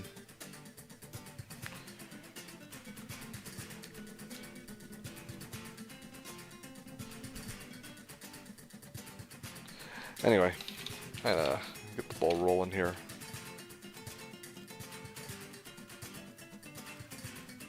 What's the next thing that we feel like doing today? Level 50 or level 83, halfway there to 50 or to 84. I'm at least gonna make it to 84, and then I'll reassess what I want to do next. Because like I think I talked about this before a few times. I'm kind of like I kind of want to level up to 85. Oh, right. I remember what I was supposed to do. Yo, I was going to show Coaster, like, what my run looks like right now. So there's two kinds of runs. There's the Players 4 run and there's Players 1 run. Well, I guess more specifically, there's run with invaders and without invaders. If there's no invaders, then, like, yeah, it turns out I can actually clear AT in, like, under 3 minutes. Hey, is this a run without invaders? Anyway, oh no, there's invaders right there. But yeah, Players 1 without invaders, I can actually clear AT in under 3 minutes, which is a lot better than I was expecting, actually, for having, like, not even, like, endgame equipment. But as for the invaders, I'm going to show you how the invaders get dealt with in a little bit. Oh gee, I'm going to have to use Holy Bolt for this. Let me also... Oh, Lightning Enchanted, Cold Enchanted? Gee.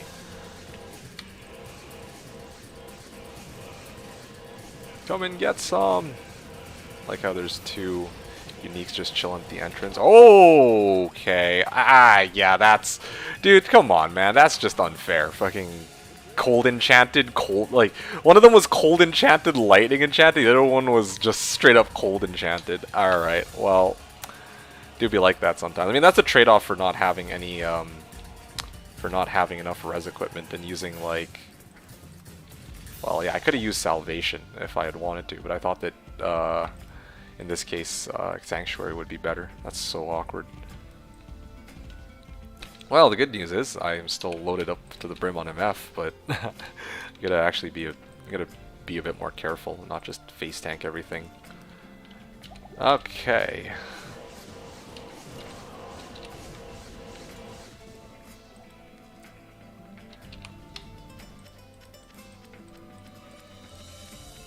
There we go. Okay.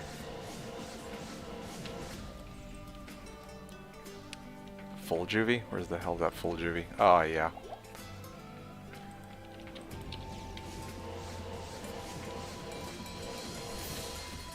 You know, I'm not actually carrying any, I don't think I'm really looking for junk items to sell for gold at the moment, so I'm gonna turn on the item filter. I forgot to do that. Anyway, so I'm gonna showcase this real quick. So this is one of the methods I figured out for dealing with these stupid invaders. Oh, cool. Of course he's cursed. Yeah, why wouldn't he be, right?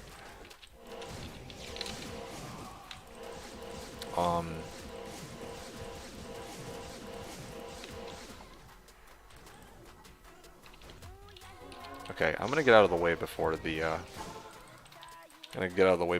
this curse pack kills me. Okay, I'll try this one more time.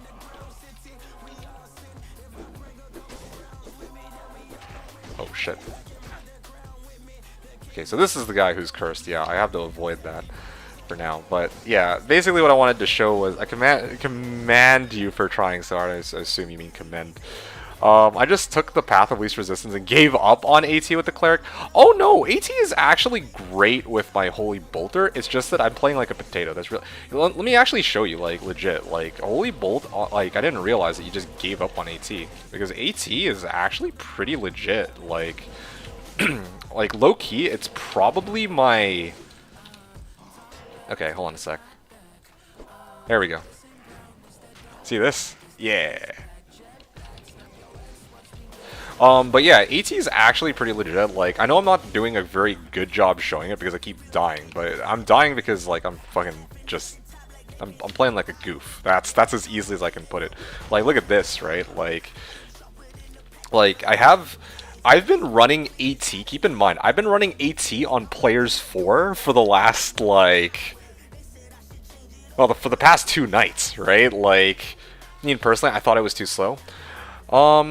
Didn't know there was a filter pog. Oh, yeah, no, there is a filter. And I don't know which version of the map pack you have. I assume that you have map pack. But depending on which version that you have, it's going to be... it has, like... Some map packs can filter by tier. So, like... Yeah, you can actually have it, like early... Early ladder, you can have like a tier 0 filter where it like filters out, it doesn't filter out anything, and then once you hit like a certain level, I think, or you like set it to tier 1, it filters out shit like ID scrolls and TPs even, like when you no longer need to see them, etc, etc. Like, there's a lot of cool features that some of these map packs have. Anyway, Colin was saying, D2, D2, come join the real fun of D2R, lol, no map packs. No, that's quite alright, I'm good. Okay, so now I can address Ko in particular.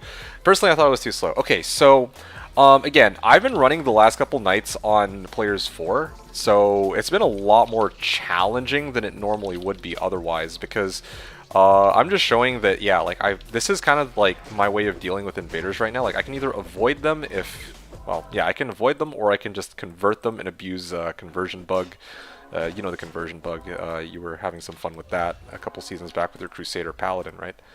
But yeah, I know it takes a while for conversion to wear off, but once conversion wears off, you can see, what the hell, there we go, right? And then now, there we go, I can actually kill it. with, yeah, this is like my solution for dealing with invaders if I have to deal with it on like Players 4, right? Especially with Conviction, I don't have to worry about my attack rating being super low. Well, actually, my attack rating is not even that low. My attack rating is like 3,000 for some reason. I don't even know where my attack rating is coming from. Probably because I have such a stupid high amount of dex. But anyway, also love how Stormeye found his way over here. So, I don't want to bore you to death, so I'm going to show you real quick, like again, it matters that I'm running it on Players 4, obviously. If I run it on Players 1, the run looks something more like this. Let me just hop over to Lost City real quick and show you. Oh shit. Ow, ow, ow, ow, ow, ow. Yeah, this is why I need to have like a circlet with teleport charges. That makes things way easier. Okay, so this run, there's no... Okay, well, there's an invader pack up ahead, but Salvation would probably be good here because they're all freaking lightning. Okay, now I can actually start dropping this on them. Fist of Heavens, Fist of Heavens, Fist of Heavens. Again, wrong skill. Fist of Heavens, Fist of Heavens. Like, Fist of Heavens, like... If I drop Fist of Heavens, the Holy Bolt damage is actually strong enough to, like, wipe everything. That's what I wanted to showcase here. Like, it's actually at the point where I can actually clear just about everything now. I'm assuming I don't die, of course, but it's a very rich statement. Yeah, like, even... Well, yeah, it's pretty good. Like, look at that. Done. Again, I'm ignoring all the invader packs for now, but you kind of get the idea. It's just meant to be like a demo. Yeah, earlier I was testing this on stream, and I was actually able to clear it like in 2:45, I think, like 2 minutes 45. Which again, it doesn't seem that quick compared to a Blizzork. But like last time I ran AT and I timed it on like my Hurricane Druid. Yeah, I remember like 4 years ago when I ran like 500 AT with the Fire Druid, another 500 AT with the Gold Druid. I was like average, like my fastest time was like 4 or so minutes on the Fire Druid, I think. Was it? Well, yeah, anyway, it was like somewhere between like 3 and 4 minutes for the Cold and the Fire Druid, if I remember right. So, honestly, the fact that I can run in like 3, assuming there's no invaders, is actually quite nice. So, Your pack outer ranges? Nah, nah, nah. Very nice though. Yeah, thanks. That's the again, just meant to be a demo of what the build is capable of. Um, yeah, but I still have mixed feelings about like what I want to do with like the character in terms of um, like I'm like becoming increasingly tempted to just max out Holy Shock because like I'm like I looked at like the amount of damage I can get if I max out Fist of Heavens. I can actually push this up to like 3k light damage, which would actually give me a solution for dealing with shit like a Fausto and like the invaders. But anyway.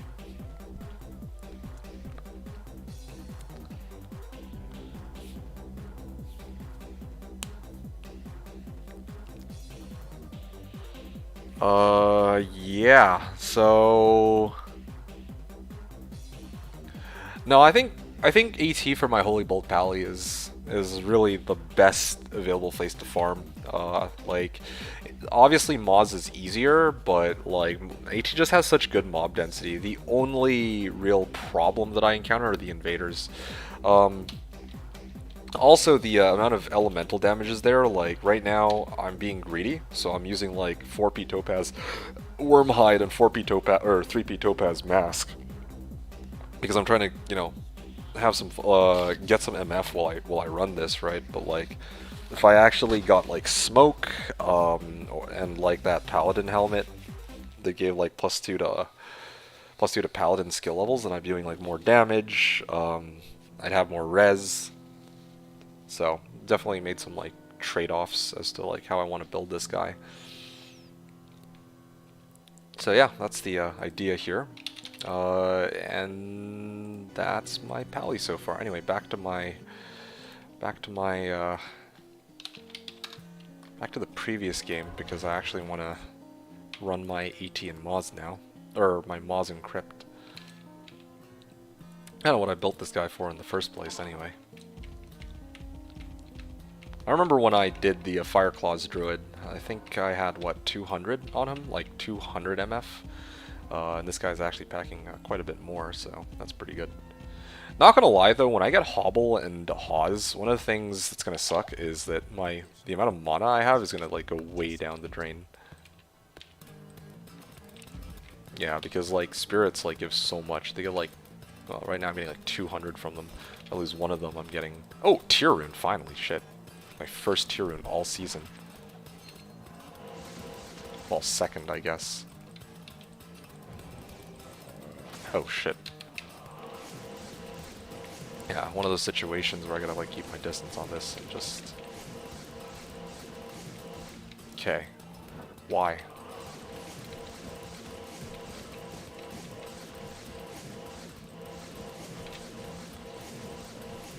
Coal enchanted, fire enchanted.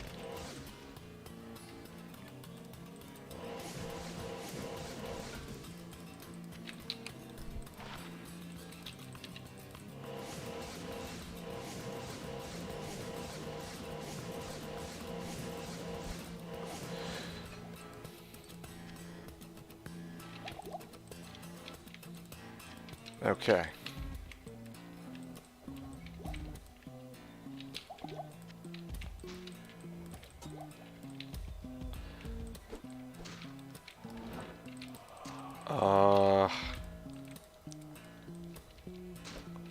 Let's see what we can do here.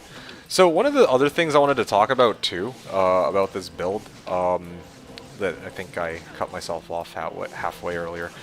Yeah, there's a lot of hotkeys associated with this character. Like, it's like one of the reasons why it took me like 3 minutes to do my run when I was like timing it earlier was because I actually had the wrong aura out like a good chunk of the time, or the wrong skill. Like sometimes I'd be casting Holy Bolt instead of Fist of Heavens, and other times I'd be using Fist of Heavens instead of Holy Bolt. Or sometimes the right aura to use is Sanctuary, but I had Salvation out, or very likely a Conviction. Like, Conviction is the usual one that I have out active by habit, but it's obviously not the best one.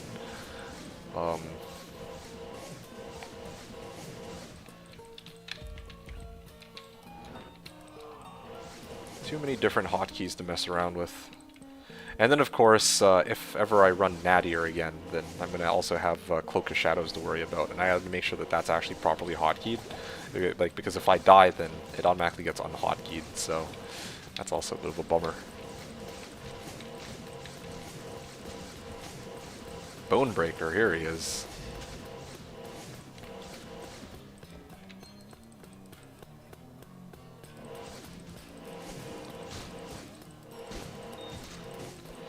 Yeah, one thing I'm gonna check afterwards is I need to see, like... Actually, I'm gonna check now. I'm just being lazy. I want to check to see if Mausoleum has a super unique associated with it. I actually don't really pay attention. Mausoleum. D2. Okay. The Mausoleum does not house a super unique monster in its depths. Okay, interesting. So it's only Crypt that has the super unique monster, the Bonebreaker. Or was it Bonesaw Breaker or just Bonebreaker? Bonebreaker, yeah. But at the same time, it is the level 85 area, so...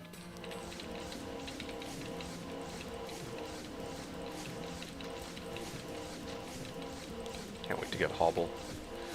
Like, there's gonna come a point where I'll just need to cast one Holy Bolt and it just kills whatever monster I'm targeting. Although, I mean, part of the reason why I'm not there yet is because, again, I'm like running this all on players 4. Kind of funny how that works. Can't wait to finish the leveling process. Like, once I finish, like, reaching, like, level... Well, whatever level I want to hit, I'm probably going to just push for 88, honestly. Then I can actually start focusing on... farming players 1. Like, it's actually going to feel like such a huge... it's going to feel like such a huge difficulty drop when monsters have, like, under half the health what they have. Under half of the health that they usually have when I'm actually farming them right now. Past 82, your conversion bug won't work. Not true. I'm already 83. So yes, conversion bug doesn't work in Crypt because the monsters there are same level as myself. However, it's actually still working for me in AT and even here, and I can actually demo for that for you even right now. As you can see, shit, freaking got frozen. Okay, fine, I'll wait for it to wear off. Come on, convert, convert! 85 is the upper limit. Haha. What do you mean the upper limit? Oh, for fuck's sake. 86 won't work anywhere? Again, not true. I know this is a nitpick, but it's like... I believe let me just double check this, but I think conversion is... like, if the monster is higher level than you, then it will work, right? So... Yeah, so it has to be... If the monster level is higher than yours, then the bug will apply. So technically what that means is that at level 87... actually... Yeah, no. At level 86, it still works on, like, unique... on the minion monsters in, like, level 84 and 85 areas. Technically, it would still work there. So, not entirely true. It pretty much won't work anywhere at 86, but... it will still work in these very rare cases. Also here, you can see I'm level 83. You said past 82 your conversion bug won't work, right? This will be easy to test. This is 85 area. This is like I'm in Mausoleum, so this is a level 85 area. These monsters are level 85. I'm level 83. And then boom, dead. And same situation with this guy. You see he loses half his life from my charge because the bug took effect. So yes, right now my conversion bug still works in Mausoleum and AT, and it will continue to work in Mausoleum and AT until I reach 85. Once I reach 85, yeah, then I'm in trouble. Then conversion is like I'm screwed. But again, like, as funny it is to use conversion as my as my main skill on this character, I'm kind of debating between whether or not I'm better off just like actually relying on something that's not as much of a meme to get kills. Like, what I mean by that is I don't mean like Sanctuary itself is a meme. I mean more like I don't want to have to keep my character level under 85 just so I can use it in like Mausoleum in AT. You probably won't need it by then. Yeah, exactly, right? Like by then I'll have figured out some solution, some other kind of solution. At least that's what we would imagine, but like what if I don't? Right? Like what if I decide, okay, well, Fist of Heaven still doesn't do enough damage, or like my Merc still doesn't have a good weapon to use, which is a very real possibility. I actually don't know. Then I don't know if I would want to keep holding on to Sanctuary as like a response for those monsters. So you see, there's a bit of a dilemma there. Anyway.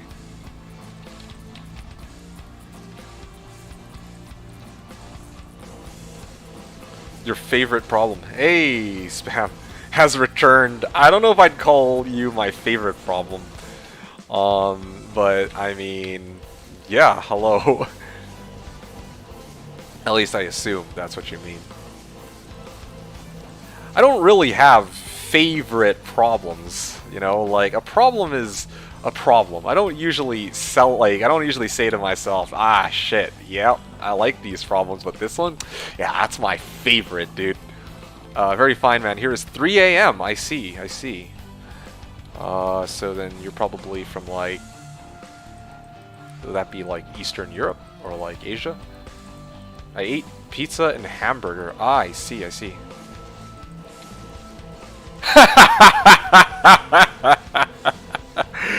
was like Bale laugh right there. His favorite problems are T4 cut and DJ Waters. Alright, you know what? I have no comment. Alright, you know what? You win this round. Alright, you got me there, man. You know, I don't think truer words have ever been spoken on this channel. Yep.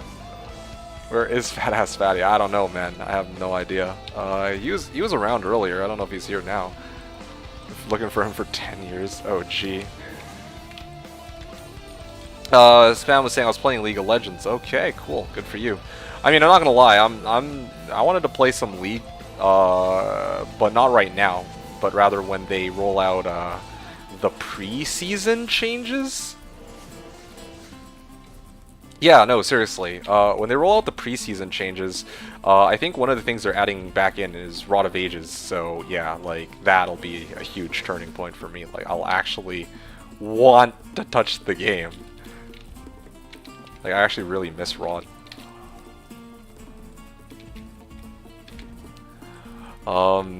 Well, yeah, well played, Ko. I'll give you that one. That's a point for you. Just like the Frostburns, except this is like a 10 times modifier. Okay.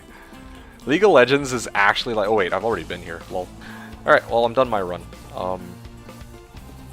League of Legends is actually like Wild West. If you're a sheriff or outlaw, you enjoy it. What do you mean by that exactly? I'm actually not entirely sure. I aim to displease. Yes, I can tell. You know, what was it called? Party pooper? Or like, the phrase I think is like, oh yeah, you must be fun at parties. You're like the guy who, goes to a party on like a Sunday night, and you're just going around like, hey, aren't you guys glad we have work tomorrow? You know, you're like one of those, okay? You come in here, it's like, no, I don't think there's, I don't think there's such a thing as a favorite problem. You're like, but what about DJ Mars? It's like, oh, fuck.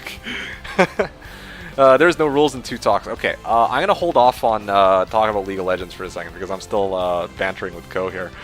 How do you get dudes to auto-join your game? I don't, Saucy. I actually don't.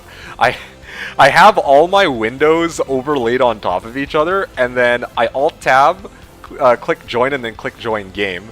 I Alt-Tab, I click join game, and then I do that for the last box. So yes, I'm doing all of this by hand. I'm just very quick at it to the point where it looks like they're just auto-joining, but, you know, with a bit of practice, like, Like you kind of get used to it after a while. Just half an hour ago for nothing. Half an hour ago for nothing, a guy asked my death for whole game. You're talking about for League. Yeah, saucy. But hope that helps, because some people run their 4 boxes on like 4 different corners of their screen, right? Which is fine. That's one way to do it. There's nothing wrong with that at all. But for me, I like to just be able to, like, you know, quickly start moving my character if I need to tab from one side to the other. Oh shit.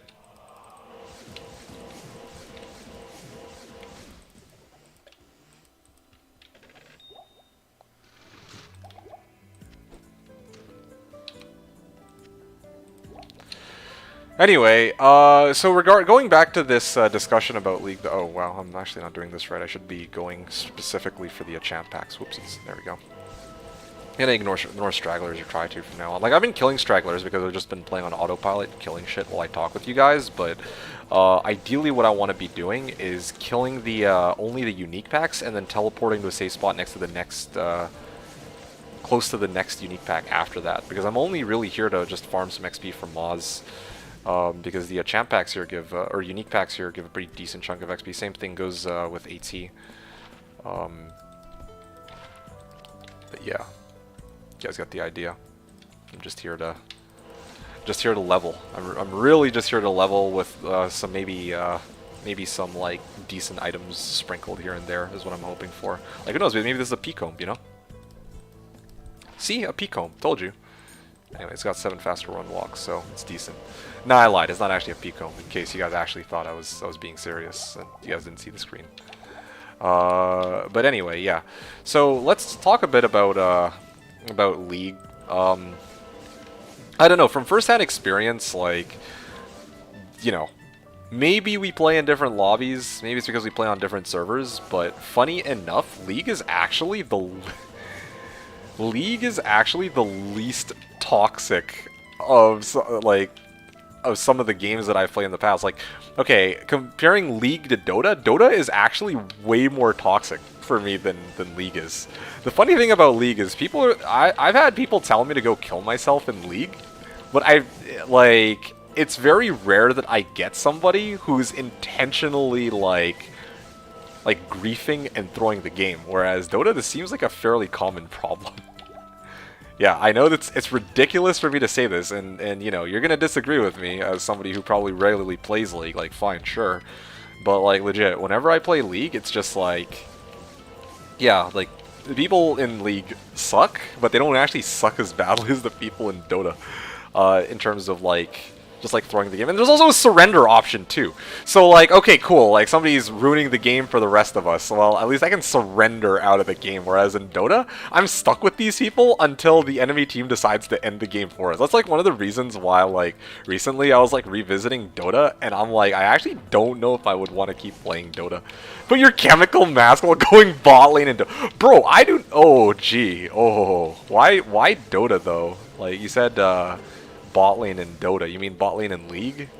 Because bot lane in League, I don't touch bot lane in League, okay? I don't do this ADC nonsense. ADC and support, like, nah, man. I do not like relying on somebody else for bot lane. Yeah, because like you're running bot lane, like it takes 2 to tango. Like, you can't just you know, sit around and be like, yeah, I'm gonna like go 1v2. League and the Smurf accounts. Why the way would you play on beginners?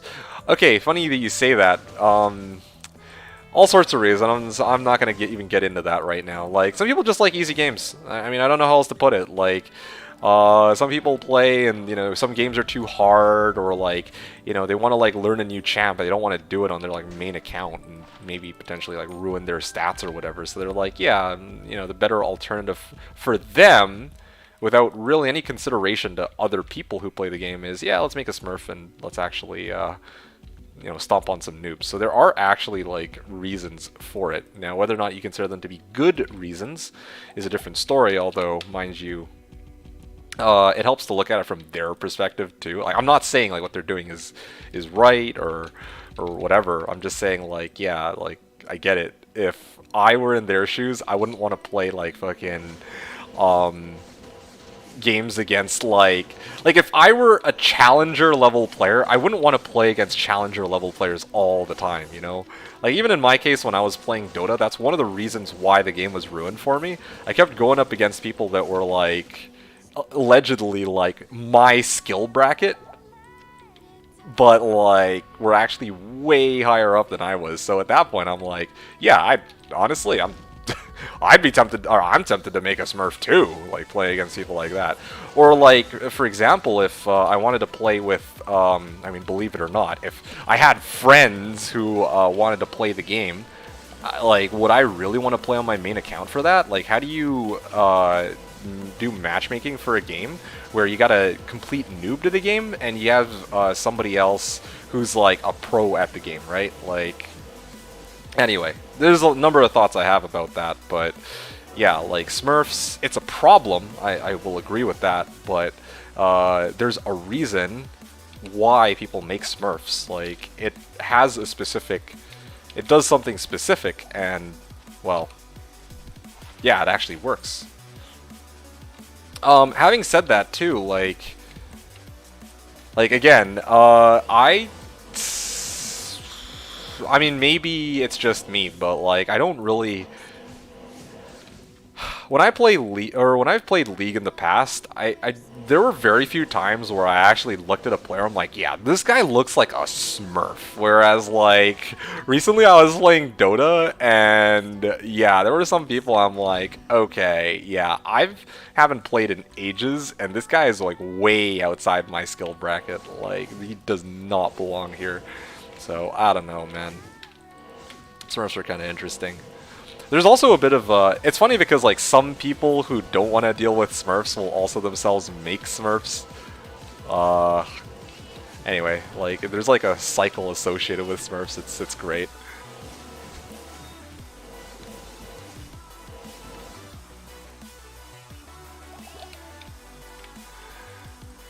Anyway. There's people surrendering when the game has just started. It's like one tower down, they're already surrendering. So that's another thing I hate too. Like don't get me, like, I'm with Ko with on this. Like, one of the reasons why I like there not being a surrender option is that people have to actually play the game out. That means that there's none of this like, oh yeah, like FF at 20, like, you know, the game just started and we're already like getting completely dumpstered. This game's not worth playing. Let's just call it here, you know. But at the same time, like, there's like some situations that I've played in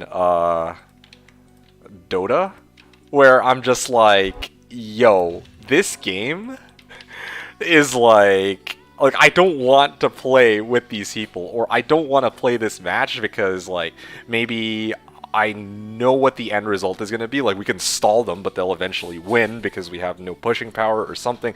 Whatever the reason, it's like, there's some games where I'm like, okay, this is a colossal waste of time. Or my personal favorite is if there's a griefer. Okay, if there's a griefer, I'm thankful that there is an actual surrender option in League. I'm just like, alright, like, get me out of here. Or maybe not griefers, but even people, like, legit, there are people who go like 10 deaths at the 20-minute mark in League. And I'm just like, okay, I get this guy's probably trying his best, but like, do I really want to play a game where I have to carry a guy who went like 0-10 during the laning phase?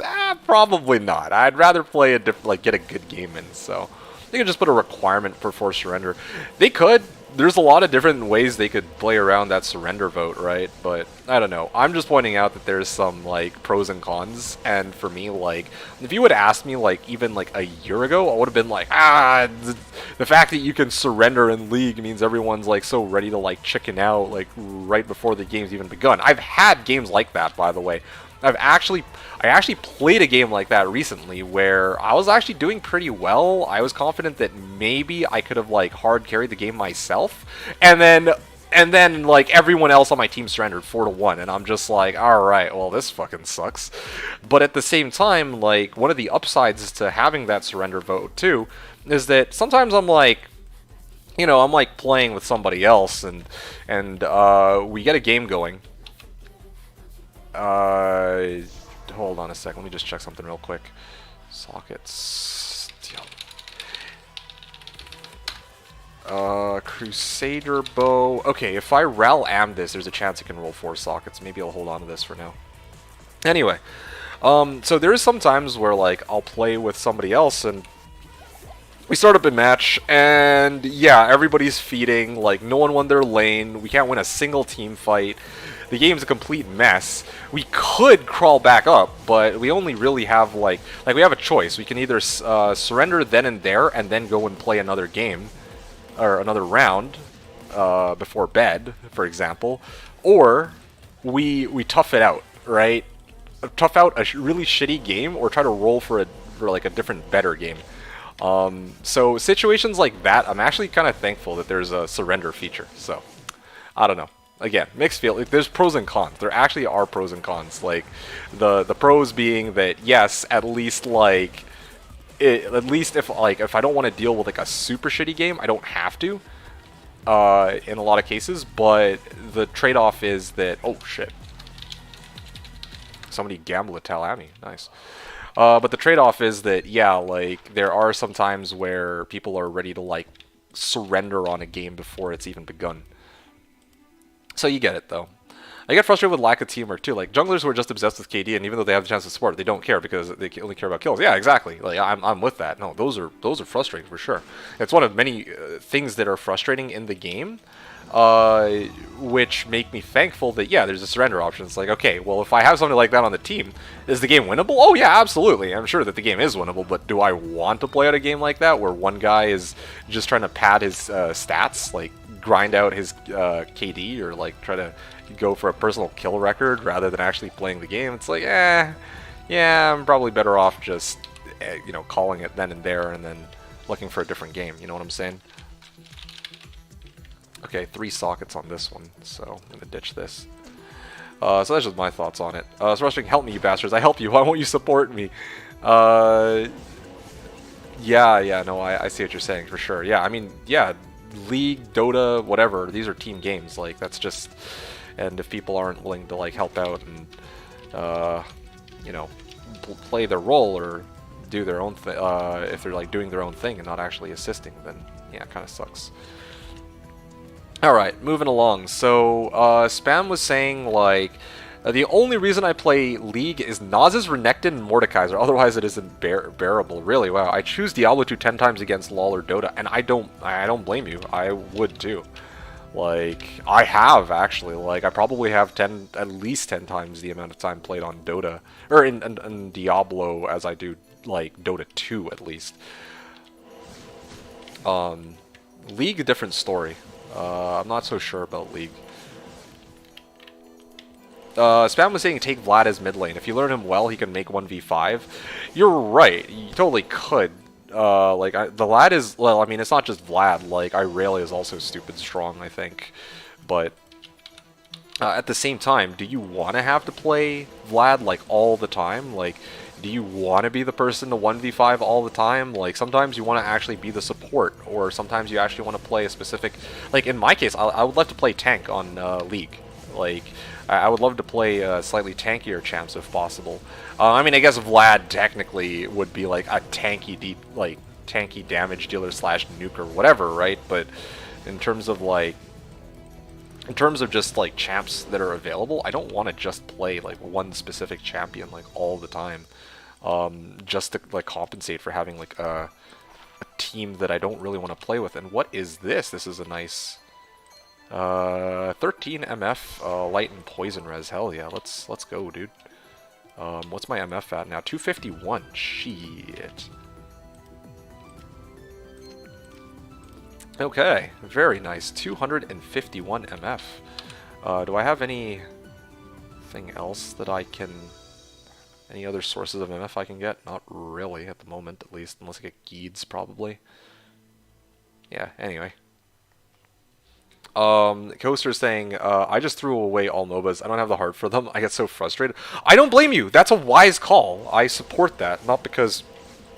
Well, yeah, I support that because, like...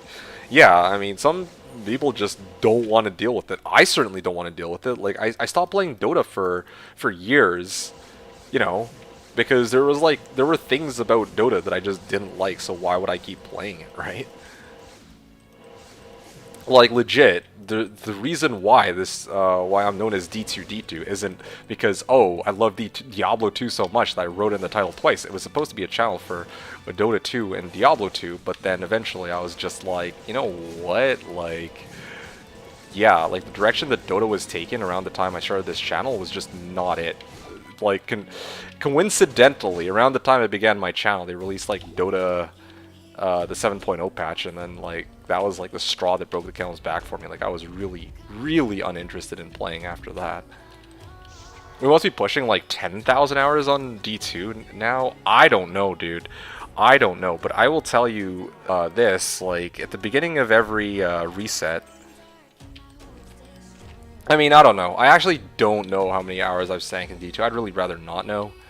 Like even like the last 5 years alone, I've put like I put a lot of time into the game, and some seasons more than others. Like, I think the 2 seasons I spent the most time on were probably my Necro, my Druid, like my Cold Druid, my my Frost Maiden Boazon, and then my Nova Baller. I think those were seasons were the ones that I spent the most time on. For sure. I mean, you can even just look at like what levels my characters are, and that gives you a good idea as to which seasons I put the most amount of time and effort into my characters on, right? Like, Poison Necro is by far like the most played. Grail Tracker didn't work with that Tal Amulet. Really? Oh, okay. That's bizarre. Yeah, I don't know why that would be. Superior Diamond Bow. I think this, if I Larzik this, it should be just a straight up 4 socket, right? This is worth, no, I'm glad I checked. This is, this would roll 5, actually. Ha, rip. I can actually make Faith into it. No, Faith isn't even, Faith is a 5 socket, actually. Not even, or, Faith is 4 socket, not 5. Yeah, I actually can't do anything with this Diamond Bow, I don't think. Who knows, maybe I'll hold on to it and somebody might need it. Spam was saying, is Holy Bolt and Bone Spirit accepted as white magic? I don't know. Like, in-game, they're just considered the same thing. Like, they're both magic damage type, but I don't know if it's like white magic. Maybe that's a joke for, you know, what color the skill is, but I don't know. Amulet, oh gee. There, oh look at that XP from Bonebreaker, or Bonebreaker pack. Way safer than dealing with Pindle, too.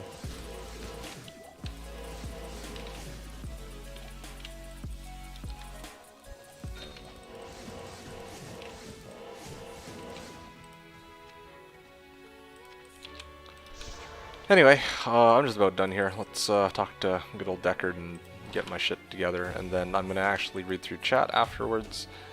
And, yeah.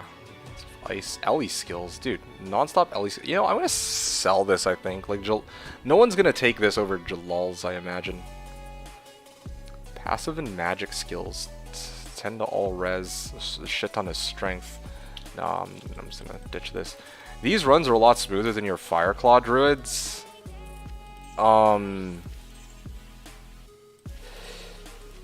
Okay. In what way? Out of curiosity.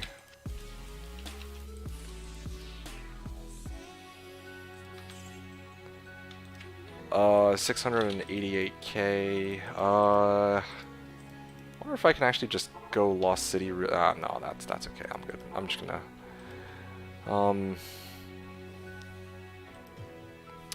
Yeah, I was like debating between whether or not to run Pindle Pack real quick, but I'd really rather not die for no reason. Anyone able to help kill Hell Council and Meth Waypoint?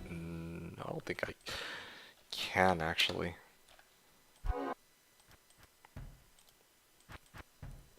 Just more laid back.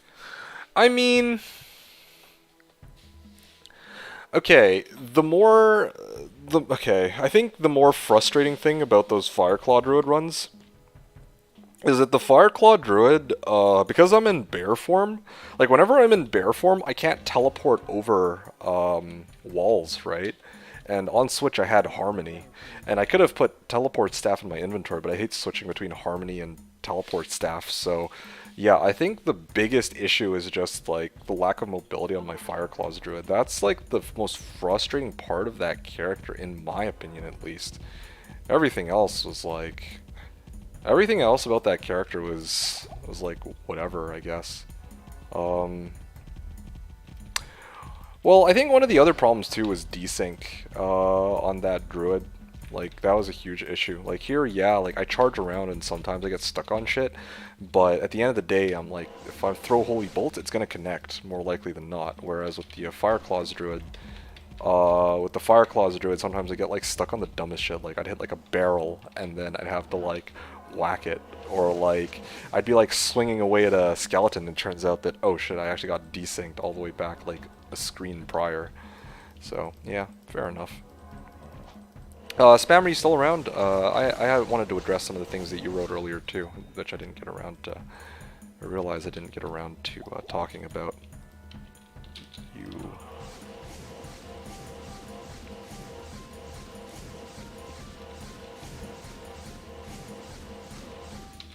Okay. Yeah, if I can get slightly more gear like Hobble and Hawes, I feel like that'd be even better. Like, that's actually, I was like thinking about it. That's like +6, right? Oh, shit. Salvation would be better in this case. Cold Enchanted, Lightning Enchanted. There we go. Okay, there's a level up.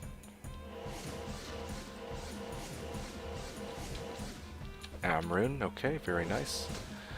Okay, I'm level 84 now. I'm gonna...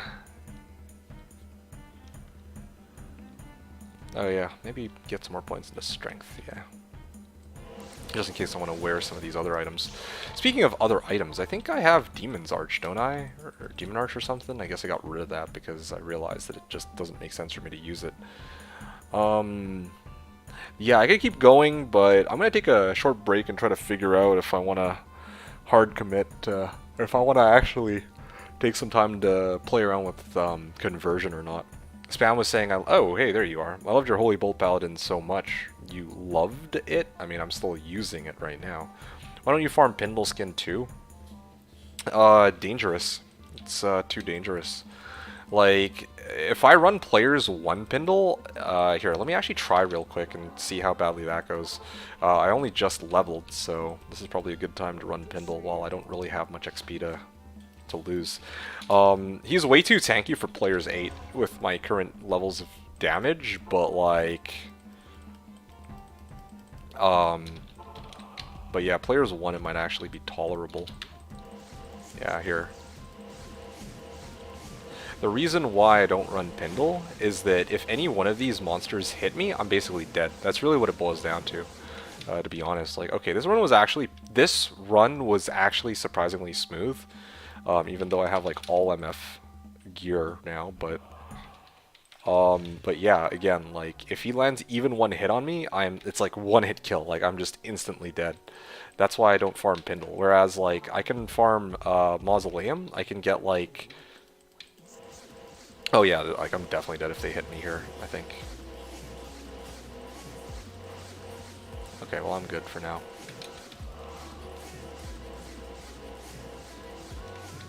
Yeah, players 1 I think I have enough damage now where it's not as bad anymore, but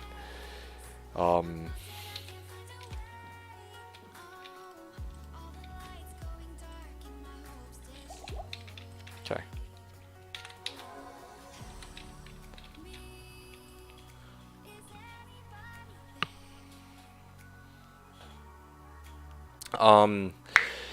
Yeah, so that's why I'm reluctant to farm Pindle. He's too annoying a pack to deal with when he charges you like that, and like sometimes your bolts get stuck on some of the walls and pillars. When meanwhile, if I go Mausoleum, like it takes longer for me to get to Mausoleum and to get from pack to pack, but it's like way more chill. Like I'm in much less danger of dying as long as I'm careful, and like AT is another good option, and AT is also like, well, yeah, there's a lot more mob density in AT compared to Pindle. So basically, I have better alternatives that are safer and have more mob density than what I'm getting out of Pindle. That's why I don't farm Pindle right now. But who knows? Maybe I'll actually start running Pinball later.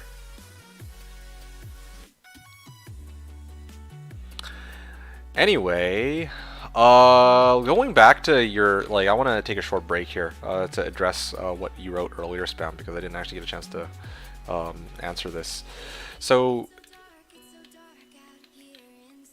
League, okay, originally Spam was saying this League is actually like Wild West if you are sure. For Outlaw, you enjoy it. There is no rules and too toxic. So, the funny thing about this statement is, in League, if I don't really want to like talk to people, I usually just mute all. Like simple as that. Like if I'm trying to win the game and I don't really want to deal with people's toxicity, then I'll mute all. And I don't ever really deal with people who are like actively griefing. Although if they're actively griefing, then like whatever, right? Like just wait until the surrender vote and then surrender, or wait until the game's over. Not a huge deal. It doesn't happen often enough where I actually care too much.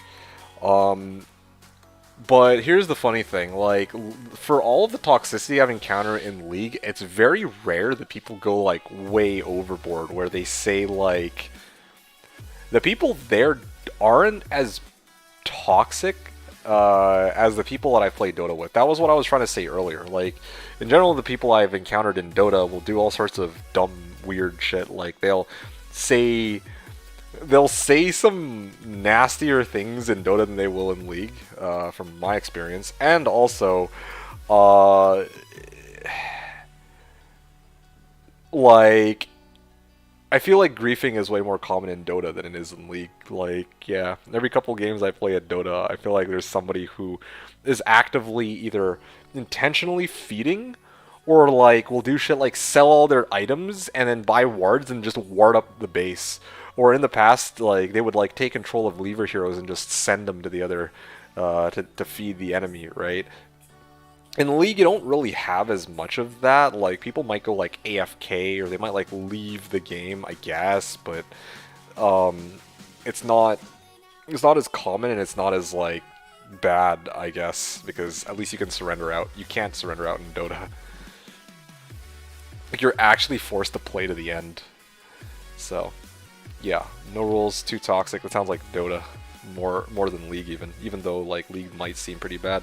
I'm sure that ranked League is gonna be just as bad as ranked Dota though. If not, well, yeah.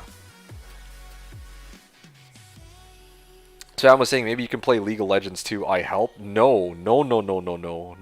I mean I already play like League from time to time. Like I don't need somebody to help me play League. Like that's not to say I'm amazing at League by any means, but like I'm fine. Like I play my games. I win some, I lose some, and that's good enough for me. And the games that I play are usually fine for League. Like except for the occasional game where people go like 0 and 10, like I talked about earlier. But the funny thing about those games though that I play in League, there are those games where people go 0 and 10, but I know that they're actively trying, which is even more sad. But I don't mind as much as somebody who just like doesn't try at all, if that makes sense. Like I encounter more people who go like 2 and 15 or like 1 in 10, but are still actively trying to do stuff and play the game and win. Which, okay, I can kind of live with, as opposed to people who are, they might have had like a 4-0 lead and then they finished the game like 4 and 20 because they were just running it down mid. And yeah, I feel like punishments are actually more common in League than they are in Dota. Like Dota, I report somebody, they'll never get banned, but for League, yeah, like I do see people actually get punishments. Like I know firsthand. Like sometimes in the past, I've been toxic. Like I will shamelessly admit it, and then I actually get penalties handed down to me. That doesn't happen in Dota.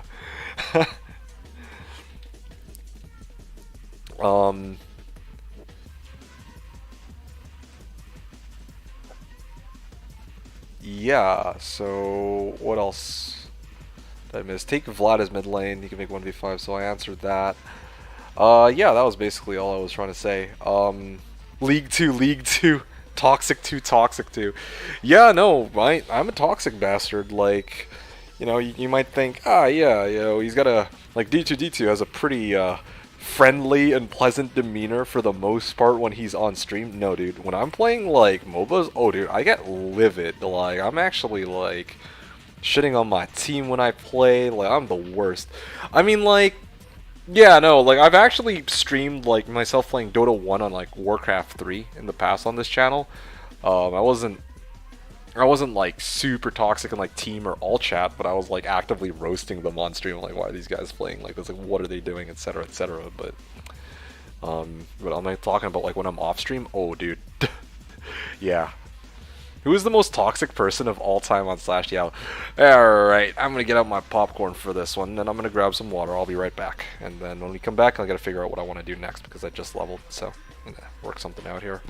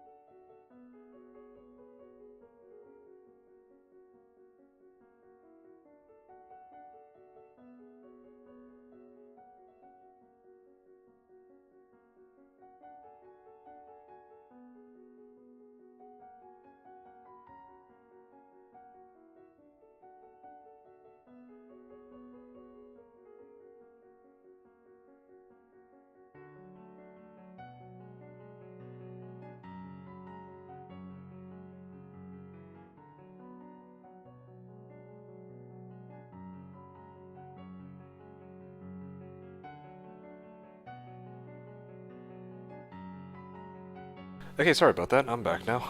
Oh wow.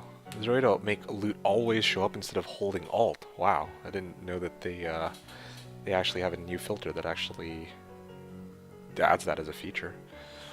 Um. Alright, is D2 on? TJ says. Yes, sir, I am. I actually just came back online. Perfect timing from this, from TJ. No, ZZ was saying so this was from earlier, who's the most toxic person of all time on Slashdiablo? Yeah, I agree with Ko. It really is hard to say. Like, in all seriousness, like, like, I could jokingly be like, Ko is, or ZZZ is, but the simple reality is, like, um, yeah, most toxic person? That's a tough one. Like, I have a couple names in mind, but, like, I've seen this question come up before, and people definitely have varying opinions. And there are people who I've never even heard of before, right? Oh! Oh, shit! Hey, TJ found a Hand of Blessed Light for Meth. Let's go DD. Yo, I'm hook him up. I think this is a fair trade. I get to give him... I don't think that anybody else is even looking for this fucking item, but still, like, it's all I got to trade for it, so I'm gonna go Mal for Hobble. Yeah, Poggers found a Malrune. Let's go get our Hawes. Well, I offered Mal for Hawes or a Hobble, because both give, like, basically what I need, right? 10,000 Forum Gold and Hand of Blessed Light. Yeah, okay. Well, yeah, again, like, Hand of Blessed Light, obviously, Malrune,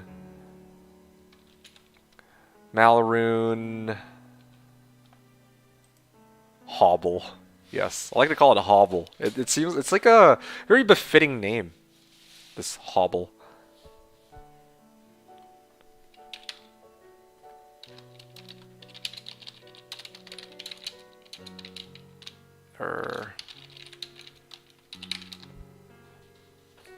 Anyway, oh yeah, here it is. Here he is. Let's hook him up. Sweet. Go get my handy. Yo, I got my handy. You too. Alright, sweet. Nice. Nice little upgrade. I also have just enough strength to wear it too. That's the funny thing. Like, okay, I have some rings I could use too, but still, that's kind of interesting.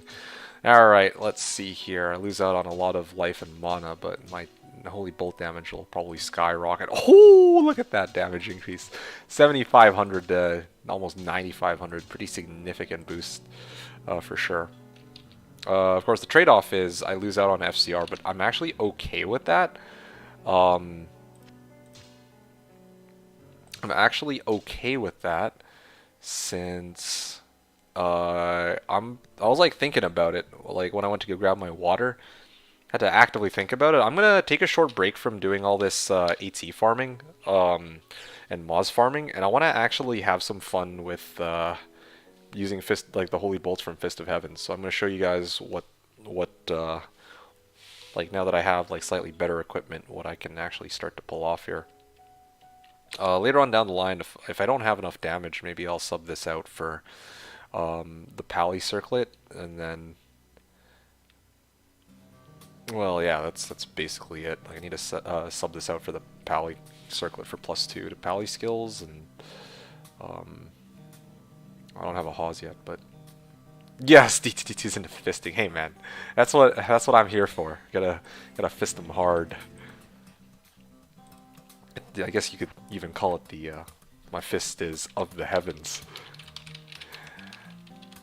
Anyway, but yeah, later on down the line, if I can get like another Malrune, I can try to trade it out for Hawes next. But again, like a few Hawes were found, and I think people were like, I offered Mal for Hawes since earlier, and no one was really biting on that. And other people who found Hawes are actually using them on their Paladins, so that's fine. Oh, blessed heavenly fister. Yes, indeed. But yeah, like, it's a very interesting question. I don't know if you're memeing or what. I assume that it was a meme question, but it's hard to really pin a single person as being the most toxic. And it's funny because Yeah, well, now I was saying DGD2 is my vote for most toxic. Oh yeah, dude, I'm super toxic. Yes, that, yeah, sounds about right. And then Ko was saying I'm not really toxic, to be honest. Like, I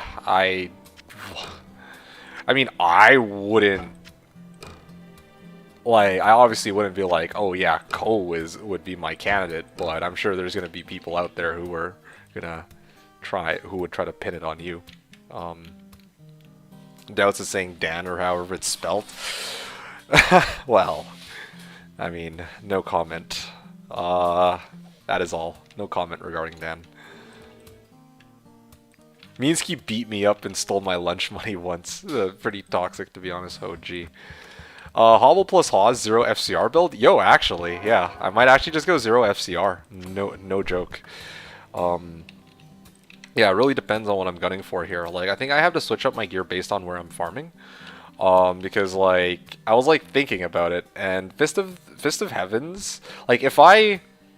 Okay, so, I mean, it's supposed to be a Holy Bolt Pally, but I'm like, honestly, on Players 1, if I go to Halls of the Dead, and or, like, other locations where mobs are, the mobs are pretty dense, and I just start dropping, like, Fist of the Heavens, then the damage from Fist of the Heavens does enough to one-shot or two-shot the undead monsters anyway, so I might actually be better off just focusing on the Holy Bolt damage on Fist of Heavens than I am using, like, the standard Fist of Heavens, or the standard Holy Bolt, as bizarre as that sounds.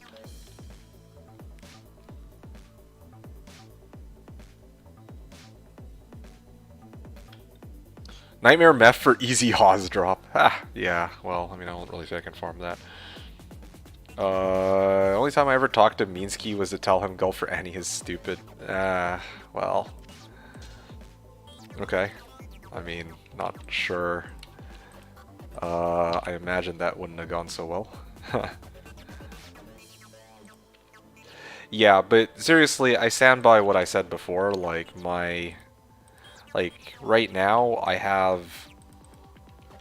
Like, I was thinking about it, because if I trade out Hobble and Spirit, or I trade out both my Spirits for Hobble Hawes, I have, like, no FCR, or almost, like, 0 FCR, but yeah, I'm gonna play around with my build a bit. Like, right now I want to have some MF, and I want to have, like, raw damage, so, for Fist of the Heavens, which isn't reliant on FCR, so I'm, like, okay not having that much FCR on this character right now. But later on, if I try to, like, run, like, let's say, like, Pinball Skin Players 8, I'm definitely going to want to have 125 FCR for that, and MF won't matter as much, and neither will, well, yeah, then at that point, like, FCR will be pretty important, but, yeah. And I made my point, just didn't care, / was too lazy to do anything. Well, I mean, yeah. Just get a Viper Magi, duh. I mean, honestly, like, I could have traded for Viper Magi since earlier. I just don't really value Viper Magi that much right now, because it doesn't really give me anything that I need right this second, if that makes sense. Like, okay, so let's say I get skin of the Viper Magi, then what, right? Like, am I gonna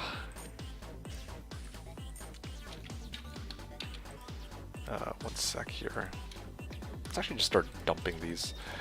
Yeah, so let's say I go 125, or let's say I actually get my Viper Magi, like, okay, and, like, I get +1 to all skills, I get some all res, which is nice, and then I get, like, some FCR. But then I have to trade out this for it, right? Then I lose, like, a boatload of MF.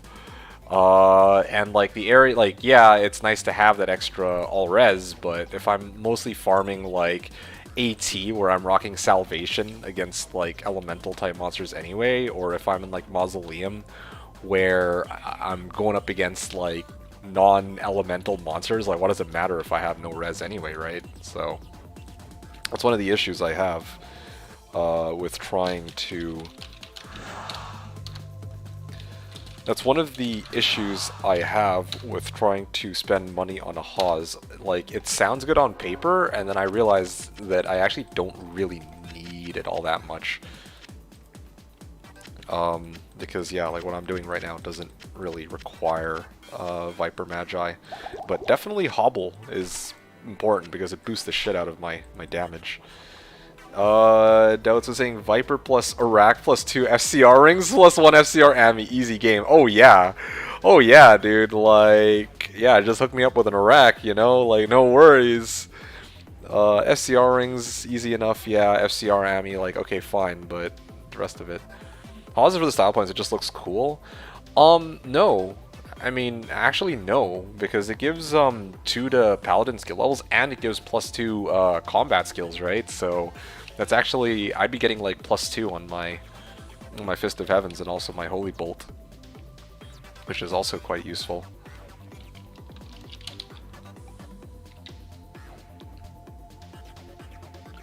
Termite would say, I can't decide if I want to run pits or cows. I feel like pits without telling the fishing master just isn't worth it. It's obviously substantively good. Well, because you said it just looks cool, but actually, but it's the look that is Craigasm. Alright, fine, you win.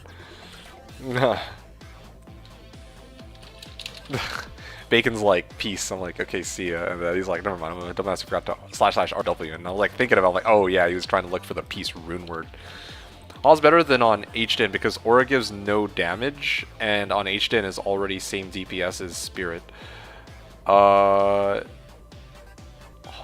better than on HDIN. Aura gives no damage. Yeah, and on HDIN... I don't know what you mean about that last bit though, and on HDIN is already same DPS as Spirit. Hom was saying, you could pretend you're a Spartan full shield. True, true, I could.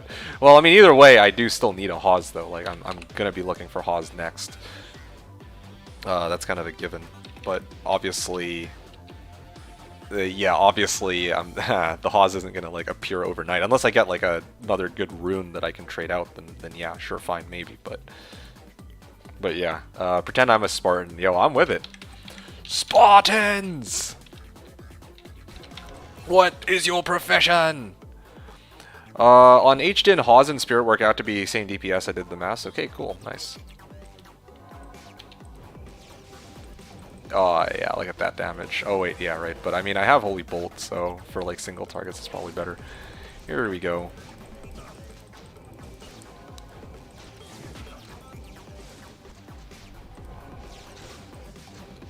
Okay. Just Holy Bolt this. But Hawes gets a socket and more defense, so it's kind of better. Oh, yeah? Oh, wow. I think we're going to mono on this. But you need 220 circlet. 220 or 320?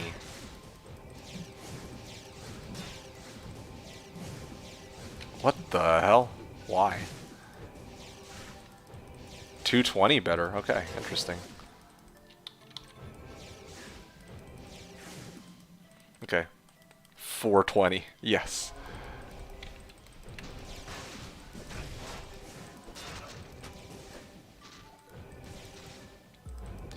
Yeah, these spear cats, man. These spear cats are a bit of a problem if I farm halls. Yeah, I have to like deal with them like one by one. I don't like that. The Snoop Dogg circlet, yeah.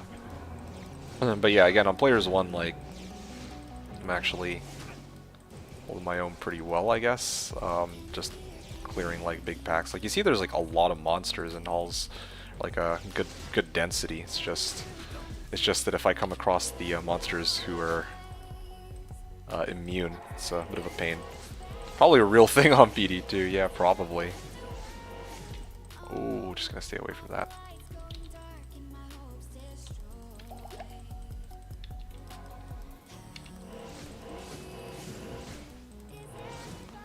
Low senpai with the community there is toxic. I mean, I wouldn't know. Toxic in what way, out of curiosity? As somebody who doesn't really play on that server. Oh, yeah, right. Yeah, I still need Like, I'm telling you guys, I think I really need to max out Fist. If I max out Fist, it might actually be okay. Like, to deal with some of these Spirit Cats, because it only takes one bolt. Like, it'd take half the time to down them. Oh, you like Senpai, but you don't like D2/hybrid mods. Okay.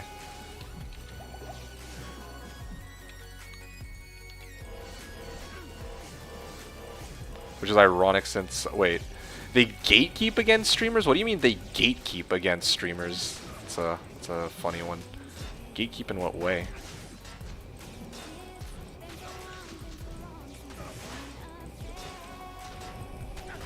Yeah, it does take a while for sure.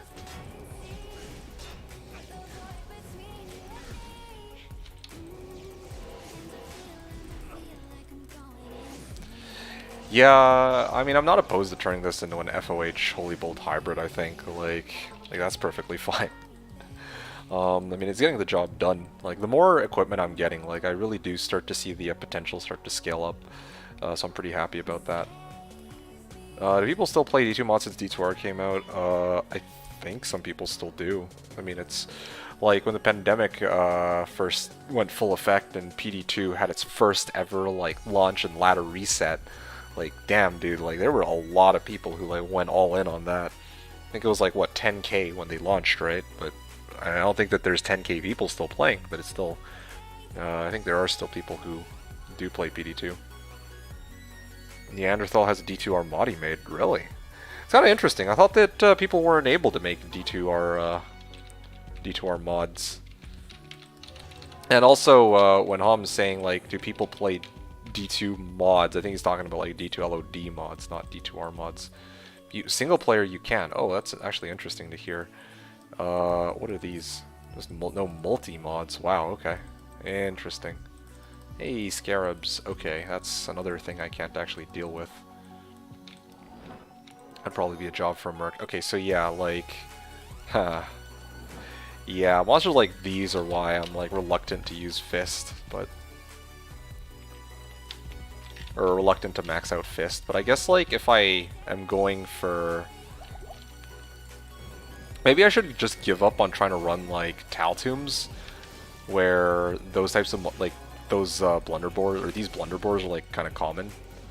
Here, let's see how much damage I can actually even dish out to them. Yeah, like one of these, it would probably take me like 10 fists just to kill one of these gore bellies. Like, I'd probably just ignore gore bellies if I ever wanted to farm Canyon, but like in the first place, like Halls are probably just better. Since I don't have to actually deal with like monsters like that, which have ridiculously high health. So I pretty much just still use the same MPQ formats.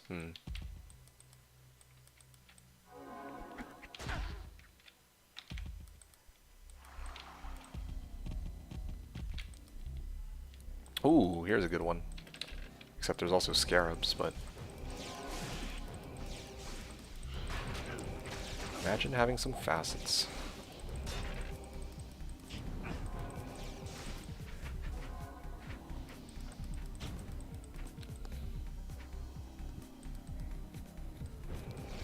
Just trying to think if there's any way to really, like, easily deal with these. Oh, you know what? I actually have an idea. There is a way to deal with these Scarabs. Oh, gee.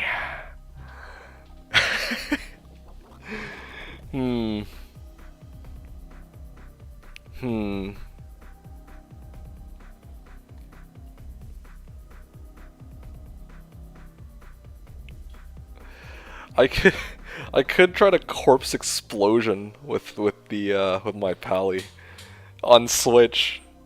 Zeal, no, I got something even better. I might actually just fucking nuke him with corpse explosion. Okay, should I do it? Should I do it? Oh man, my problem though is like I don't wanna. I have to trade out conviction though. Like the next time I respec my character, I'm like going to cut down on the number of points I have in conviction. I'm gonna actually dump them into like holy shock. Like I'm just gonna hard commit, I think, to like I'm gonna start committing to Fist of Heavens because I've like left it kind of like, you know, I only max out Fist of Heavens, but I didn't max out its synergy, and I'd get like a massive damage boost if I max out its synergy. But like the trade-off is my conviction goes way down. So like if I have to run like let's say Bales with Seth, then I actually don't have conviction handy anymore, right? Time for passion. I mean, passion's not a bad idea for sure, but I wanted something that wasn't like zeal because you know I've made a zealer already. Um, Oh wait, no, you're talking about Berserk. Like, I didn't want to like single target all these monsters. Like, you saw all those scarabs there. I'm like, okay, I need something that can kill all of them quickly. And I think the solution is actually to just nuke them. You don't need minus 125 to be honest. Only need 100. Do you think so? And also like lower res too. Forget conviction and build infinity. Okay, I mean yes, yes, yay, dude. What shit? You're a genius. Why didn't I think of that? Yeah, dude. Ah, boy, oh boy, that's brilliant. I should have opened up with that. Saucy is saying, I like all iterations of D2. Each has its own things to offer. Oh yeah, for sure. I'm glad you acknowledge that because not everyone else does. A lot of people are just gonna be like, oh, this mod's better. But yeah, obviously, like different mods, different private servers have things about them that are, you know, that sells them over other private servers.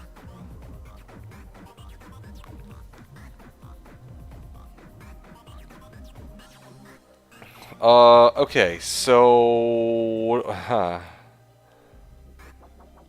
yeah, I'm becoming increasingly convinced that I might just DD and Excel is superior to all. If by superior I mean wanting to make you break your PC. Oh, that's a funny statement. Okay, hold on. Well, give me a sec here. Do I have? Can I like? Is there a way for me to get 20 or like a boatload of strength? 126, 136. This is so silly. I can't believe I'm doing this. Sig set pieces for strength, yeah, but then I have to trade out slots to do that. Okay, hold on. I think it's time. I'm just running the math. Am I running the math right here? 34, 136. Okay, I need 136. Right? Oh, yo, I have just enough. Yo, this is crazy. All right. I'll show you guys this madness that I thought of. Okay. Here, let me see if I can go find it. Where the hell is it? Okay, so Corpsemorn, okay? I was like thinking Bonehew, but I actually have a way to get Corpse Explosion without having to without having to respec my character. Okay, so we have Corpsemorn right here, right? How are we gonna get Corpsemorn, or how are we gonna equip Corpsemorn? Well, I have where is it? 170 strength. Yes, I know. This is gonna be some like black magic kind of shit right here, and I don't even know if this will work. Okay, I'm telling you, just gonna. Yeah, I don't know if this is even gonna work, but we're gonna give this a try and see if this is like. This is even remotely worthwhile to do. Someone get this man and Annie and Torch. Look, bro. Torches and Annies don't grow on trees on day 2, okay? So, you know what we need to do? Hold on a sec. Where the fuck is my... Okay, hold on. I'm missing a Coronet. I used to have a Coronet that was like 10 strength. Where did I put that one? That 2010 Annie for trade. Okay, come on. You're just doing me dirty. Now you're just mocking me. Come on. You gotta first good drop Skulders. Oh shit, yo, that's awesome. I would have actually been down to try to offer for that, but unfortunately I'm seem to be a little short on wealth right now. 150 L runes for that Annie. Oh gee. Okay, like 150 IK malls, alright. Oh shit, LeBron got a 4 socket, I think, at Thresher, it sounds like. Um.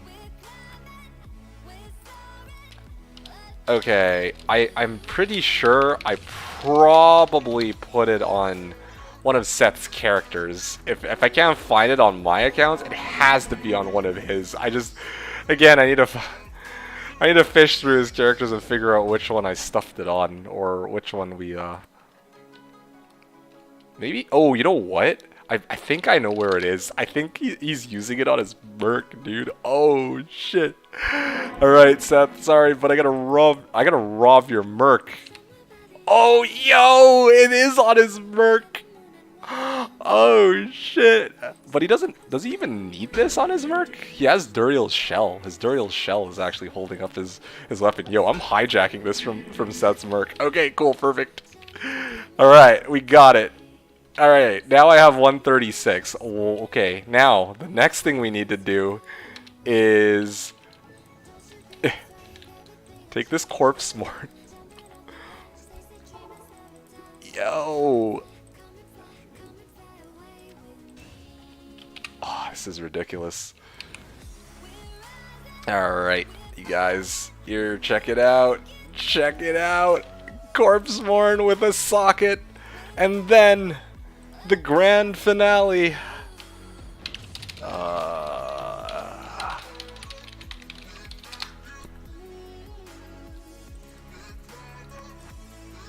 Here it is. Okay. Hell rune. I think this is my only hell rune too. Alright, here we go. Boom! Wait, what? What? It's 15%! I thought it was minus 20! Oh! I thought Hellrune's minus 20%, not minus 15. I still can't wear my Corpsemorn. Ah!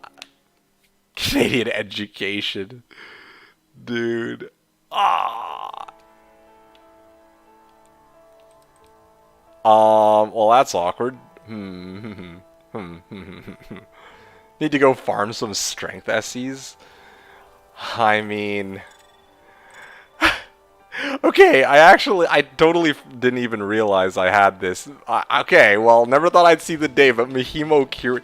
Oh, yo, I can strength glitch this. Oh no, I can't strength glitch it! I'm 1 point short. Look at this. So I wear this, right?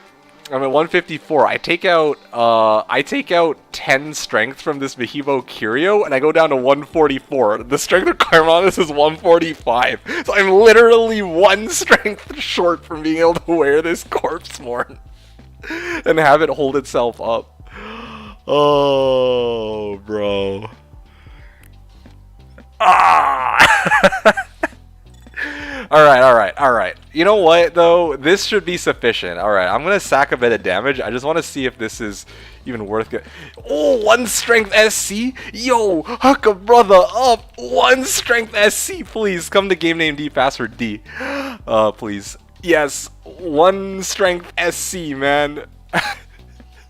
1 strength SC. Oh, my.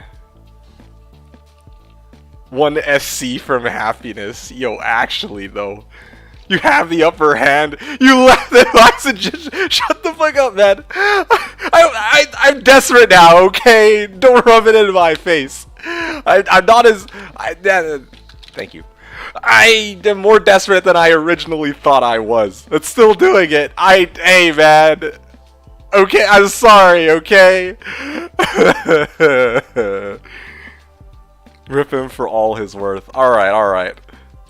There we go. Cool, we have Corpsemorn now. Oh, that's actually a good amount of defense, too. Okay.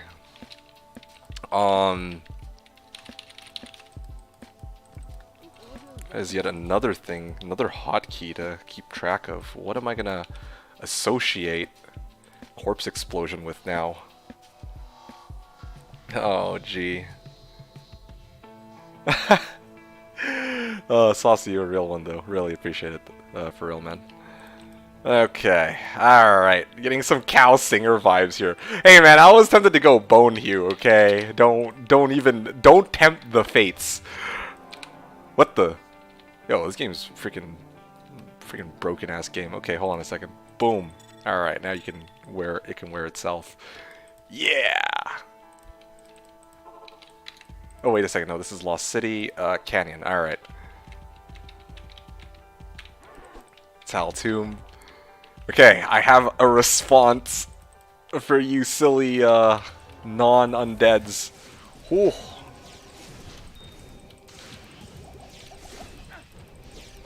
Okay, not bad.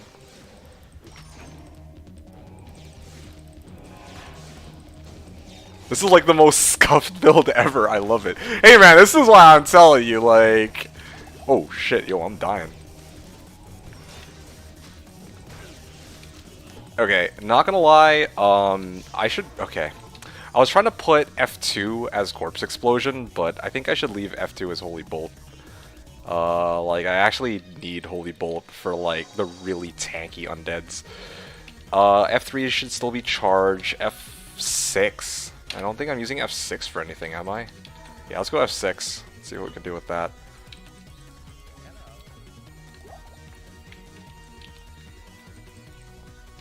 Alright. Scuffed build. All part of the process, my dude. All part of the process. My Holy Bolt is actually hitting pretty hard, too. So that's nice. Ah, so we meet again, you silly scarabs. I'm ready for you now! Feel the power of my corpse explosion! Wait a second! No! It's right click! I can't run corpse explosion with conviction! Boo! I guess I need that infinity after all, then. Oh, yo. I mean, it still gets the job done, but like, it kind of hurts. Just a little. And here I was like, oh, yo, conviction with corpse explosion? Yo, this is gonna be the best shit ever.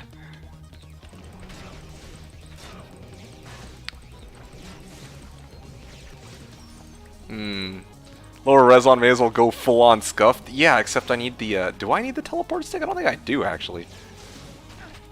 Yeah, eat shit, scarabs.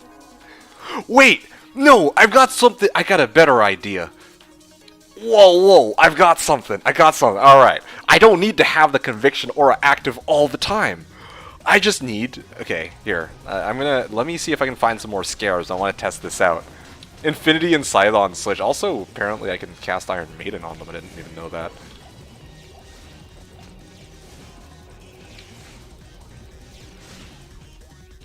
Yeah. Let me just...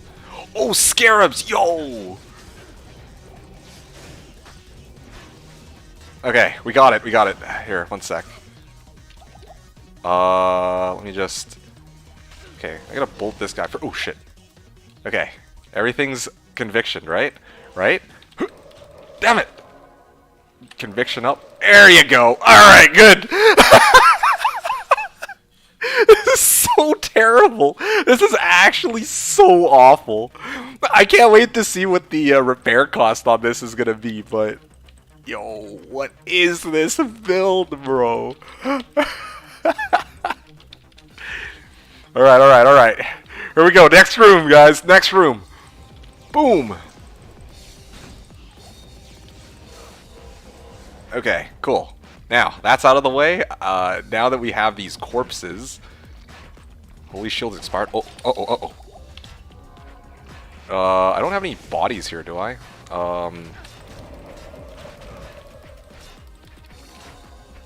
Okay. Oh, I have no bodies here, no wonder. Oh, okay. If I'm stuck in the corner, I actually have no way out. Oh, that's too bad. Okay, hey guys, it's a work in progress, okay? It's a work in progress. That's all you need to know about the build. It is a work in progress. Oh, okay. Well, that's fine. Man catcher. Yeah, I don't need that. Put this on, put this on, put this on. Yeah. Let me replace this with healing potions, and let me also figure out what is going to be the repair cost on my corpse morn, you guys. Whoa! 23,000? Yo, that's so cheap! It's so cheap! Yo, I love this build! Yo! I'm committed now, you guys! We've unleashed the beast. We've actually unleashed the beast. I'm deceased. Proof of concept. Yes, proof of concept is exactly is exactly correct. Okay, but these guys, I don't know how I deal with those. That's the that's the trade-off.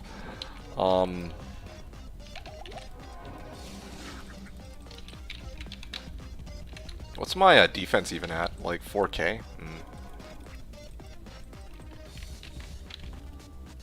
What do we got here? No scarabs. I think this one's an all undead, so I think I should be okay for this one.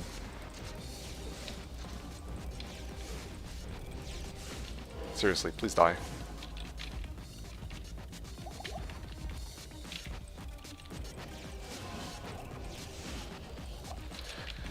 Okay.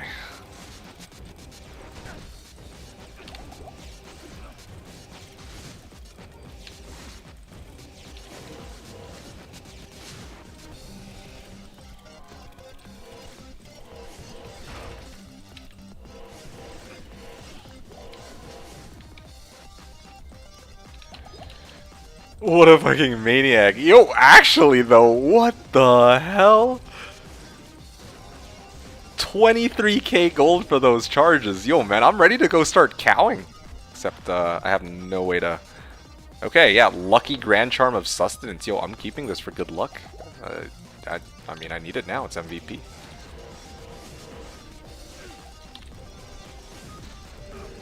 Oh, that's just great, dude. Maybe I should just go Sanctuary Light. Oh, yeah, I think Sanctuary makes the most sense for this location.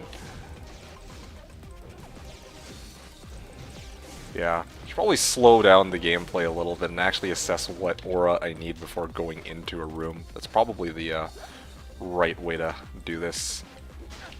Ow. Alright.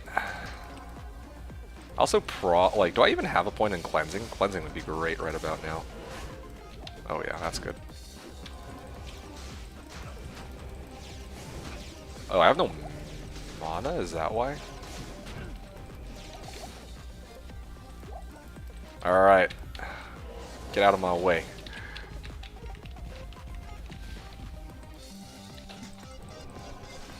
Yeah, can't wait to go revisit AT with this. But the problem is, I don't, again, like, those invaders are immune to fire. Well, then I guess FOH is a thing, so... Like, I'm just really trying to figure... I think I have my bases covered now. If I respec my character pretty soon, I can have, like... I can max out Fist of Heaven so that the lightning damage goes sky high to deal with invaders. I'll have Corpse Explosion from Corpse Morn so that I can actually deal with, like, Scarabs if I farm Tombs. Like, I basically have... It's like fucking MacGyver over here. I have, like, different, like, gear sets for different locations that I need to farm. It's so weird.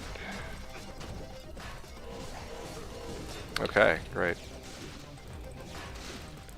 Oh yeah, should probably run Sank.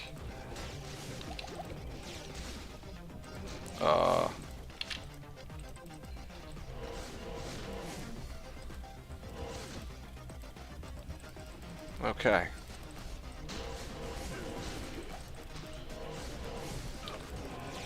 There we go. Just realized there's actually a unique pack in there.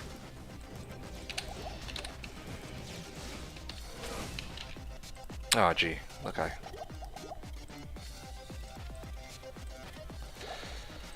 Holy Shield is expired. not bad. And keep in mind, this is before I get my Torch and my Annihilus, too. This is, yeah. When I get my Torch and my Annihilus, now that's gonna be something.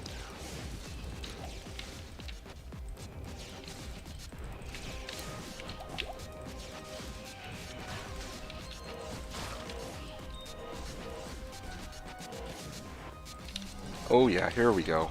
Here we go.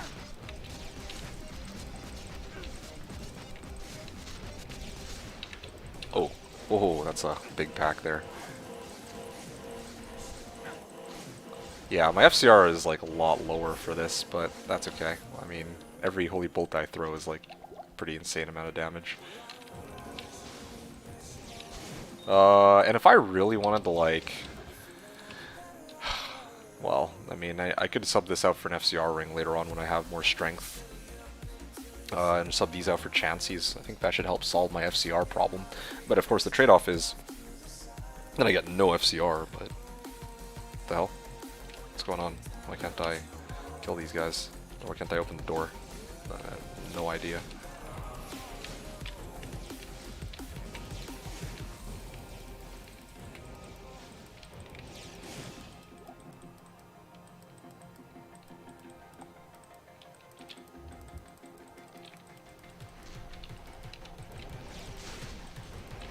Hornet Plate. Iron Maiden. Okay, well.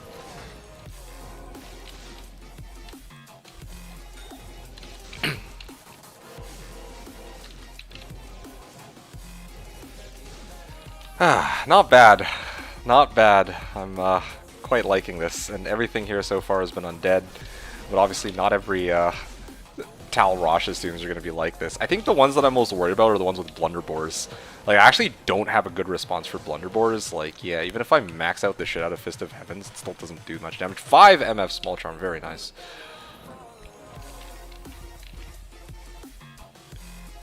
Hell yeah. Okay, so this is the Tal's Tomb that I want to avoid. Blunderbores again. Yeah, I'll go back to Halls of the Dead in a bit and have a round 2 with that. That sounds like fun. I think everything here is undead, if I'm not mistaken. Let me just double check. Oh, no, Blunderbores. I guess... Yeah. Don't have a way to deal with these. Yeah, actually don't. Okay. Well, I mean, so far so good. Let's try again, and let's go Halls of the Dead. I think with Corpsemorn, I can actually handle Halls of the Dead. There's no Blunderbores there.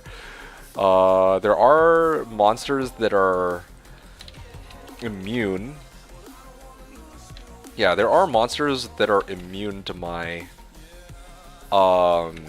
hammers, or my fists. Wow. Or sorry, there's monsters that are like immune to my fists and my holy bolts, but like I think it's the bats. That's who they are. So the bats are going to be immune, but I think that as long as I have Corpse Explosion, should be okay. Here, I think I've got it. So here we go. Let's begin here. Yeah, this one's pretty trivial. Soul Rim. Okay.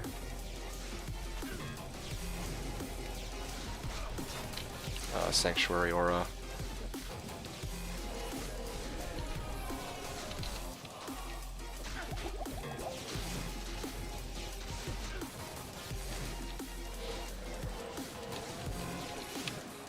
Okay, clear room.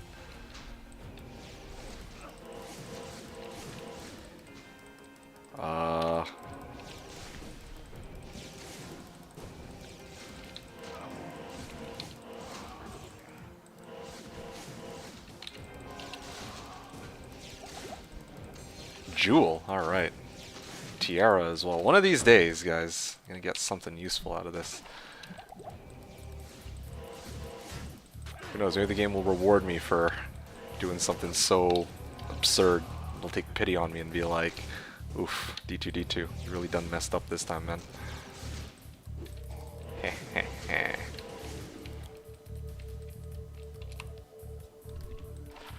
dim vision charges.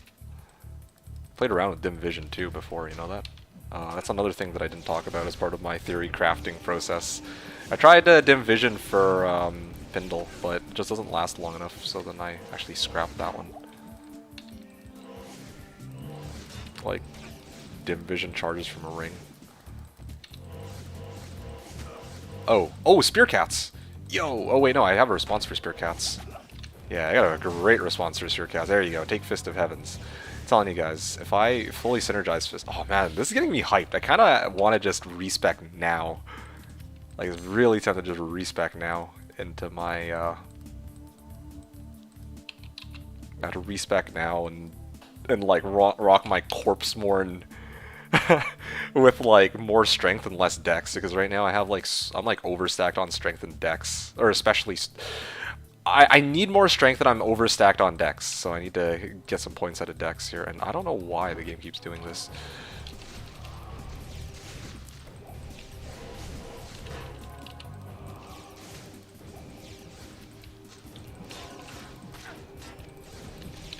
Superior Phase Blade.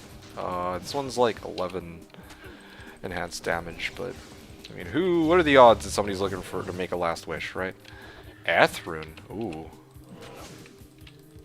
Maybe make another spirit or stealth, I mean, with this.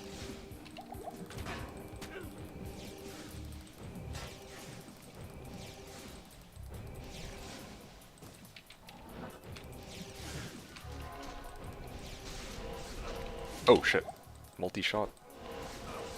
Yeah, that's a little dangerous here.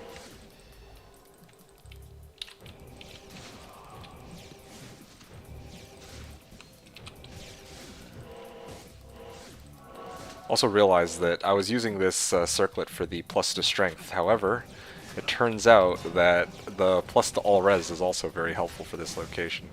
Oh yeah, right. I totally forgot. All these guys are chilling here. Hold on. Here we go. Damn it. Boom! Oh shit, they're not close enough. The corpse explosion can't affect them from this distance! Retreat! Retreat! Hold on a second. Okay. Oh yeah! Next round! Yeah! Conviction again! Alright, I'm good. So, it's a little awkward because I realize that I can apply conviction to these monsters, and then I think I can, like I tested this back when I played my Holy Shock Pally before. I can conviction and then switch over to Holy Shock before the damage goes off, because like conviction, the game checks for conviction every like couple seconds, right? So if I apply conviction first and switch over to corpse explosion and nuke them, it's a very clunky way of doing it, but it actually does work where I can apply the conviction on them and then I can nuke them to shit with corpse explosion. It actually works. My perfect counter to those spear cats. Perfect counter, okay. It was my A3 Coldmerc. His Gloom CTC cast Dim Vision when struck always on the attacker. Ooh, that's a pretty clever way to deal with them too, for sure. Yeah, no, like I was one of the first methods that I talked about where I could avoid these cats and other nasty monsters that I don't want to deal with is I could just pop like Cloak of Shadows. From Nadir. Like, I even showcased that before when I was, like, running Pindle. Go in, drop Cloak of Shadows from Nadir, and then just run and then start spamming Holy Bolts, right? And the same applies here. But obviously, I wanted to try to look for a solution where I'm able to actually kill him. Yeah, so this is... Yeah, like, even though I know, like, I can just, like, I was doing this since before, too, in, like, AT, where, okay, I come across invaders, I just pop Cloak of Shadows, I run past, right? But I'm like, alright, what if there's actually a way to kill these guys? And I did find one. His diff was 45k, so the guy could tank shit all day, didn't break a sweat. Yeah, no, for sure. Makes sense that he was able to tank. Yeah, for these spear cats, though, like... I think that if I max out my Fist of Heavens, I can properly deal with these guys. I need more skill points, though, I feel. Yeah, I feel like I need more skill points. Like I need more levels on this guy. Like right now I have 7 skill choices remaining. I'm like thinking about it. Right now, I have a boatload of points in Conviction, but not many points into Holy Shock. Well, I don't have any points into Holy Shock. If I... She fully geared off Duriel in one day. This hedge...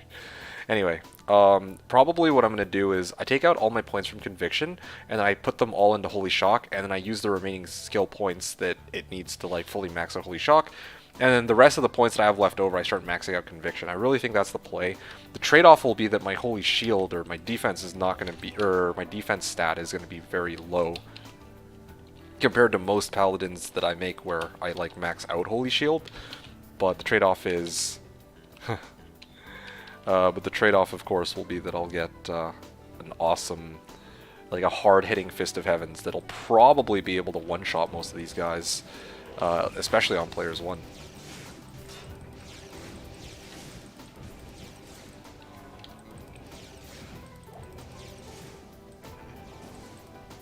Okay. Next.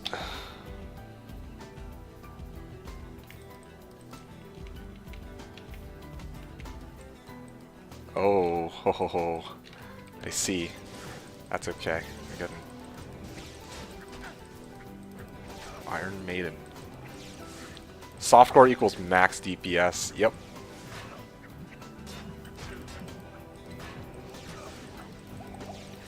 Okay. I think I'm set now. Oh shit. Are there still no... Oh, okay. There we go. There we go. Alright, we got it. We got him, boys. Nice. Alright. It's funny, too, that I got Corpsemorn and Bonehew for Corpse Explosion. Like, I've been eyeballing those since before the season. I'm like, there's no way I get Corpsemorn and fucking Bonehew right, but here we are. Off-court equals max DPS at least until 97. Of course. Yeah, no, I see what you mean. Like, what's the point of it? Well, I mean, obviously there's some benefits to, increasing defense, but I mean, goal is to just max out damage, of course, in softcore. Yeah. Anyway, it's nice to have the extra defense, though. Did Bonehew just drop? No, Bonehew dropped since last night. Like, I've had Bonehew since, or was it 2 nights ago? Might have been 2 nights ago, and I think Corpsemorn dropped last night. Yeah.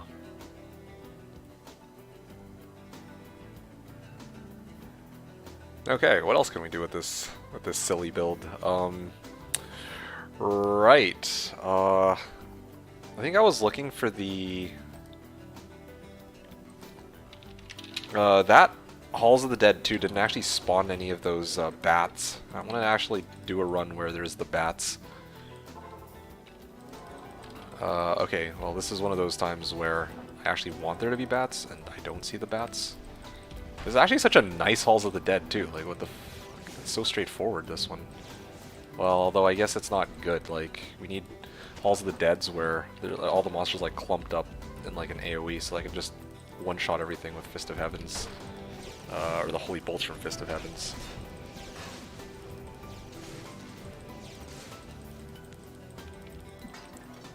Okay, normally I'd love to farm this, but wait till you get those 9 champions pack rooms, 1 FOH and Nuclear Armageddon. I mean, I've had a few of those in my practice, like, attempts with this character, and I just realized I don't even have an armor. Lol, I forgot to actually re-equip the Mihimo Curio.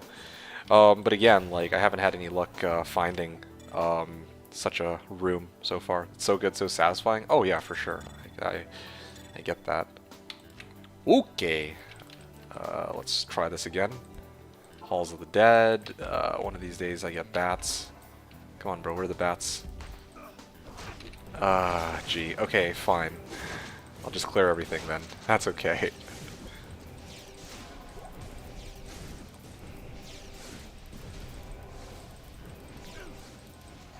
Oh shit, I'm actually out of mana here. I might actually consider just running Act 2 Merc for Insight at this rate, because if I'm just gonna focus on... Yeah, I actually think this might work. Like, keep my Merc dead for any location where I need to use, or any situation where I need to use Holy Bolts. Um, yeah. Like, I actually think that might be an available option. Speed Shrine.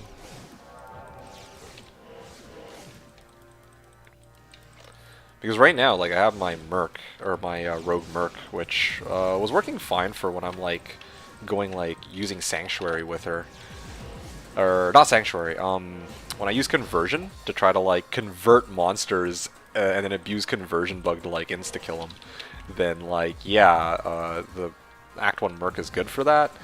But I think that, like, a proper Act 4 Merc with an Insight and FOH, this could actually be the play for, like, Players 1 difficulty. Hey, User Miss, nice to see you. How have you been? How have you been, my dude? Hope things are going well with you. Haven't seen you in a hot minute, I believe. User Miss. Yeah, so as you can infer from the title, this season we're running a Holy Bolt Pally. So far, it has been something, I must say. It's liking the AOE on it for sure. Things are okay. How you been? I've been alright. I've been very busy lately, as per the usual. But I'm back for a little bit on Slash, and as you can see, this character has been, yeah, I'm actually having quite a bit of fun so far. Trying to put things together with this character in theory crafting. Like, look at this shit. Hey, give me a sec here. Let me just lure him in and. Boom! Boom! Yeah, running a Paladin with Corpsemorn for Corpse Explosion. This looks awesome. It is something, I must say. It is something.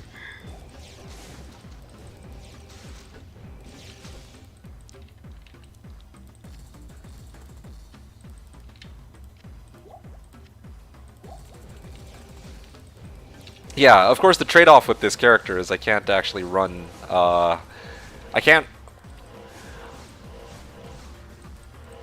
It's limited in what it can do. Like, I obviously can't go and, like, farm, probably Bale Waves would be a good example. I obviously can't really farm Bale Waves with this, but it actually kicks quite a bit of ass, I will say, or at least I feel like it does here. We just kill this one. Okay, now I just need to group up all these guys and the Spear Cats too while I'm at it. Great Hauberk, 2 sockets. Oh gee, they want me to make another smoke. Oh shit, I'm running out of mana. Okay, come on, come on, come on. Okay, here it is. Here it is, come on. A little bit more. There you go. Yeah! Moving on to the next room.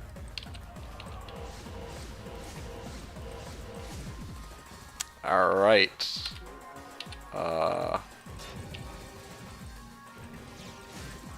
Yeah, this is kind of a weird one because most of the monsters here are immune. So, yeah, let me know if you have any questions, User Miss. It's nice to see you. Yeah, are you taking part this reset on Slash, User Miss? Yeah, you can kind of see where we're at with this. Yeah!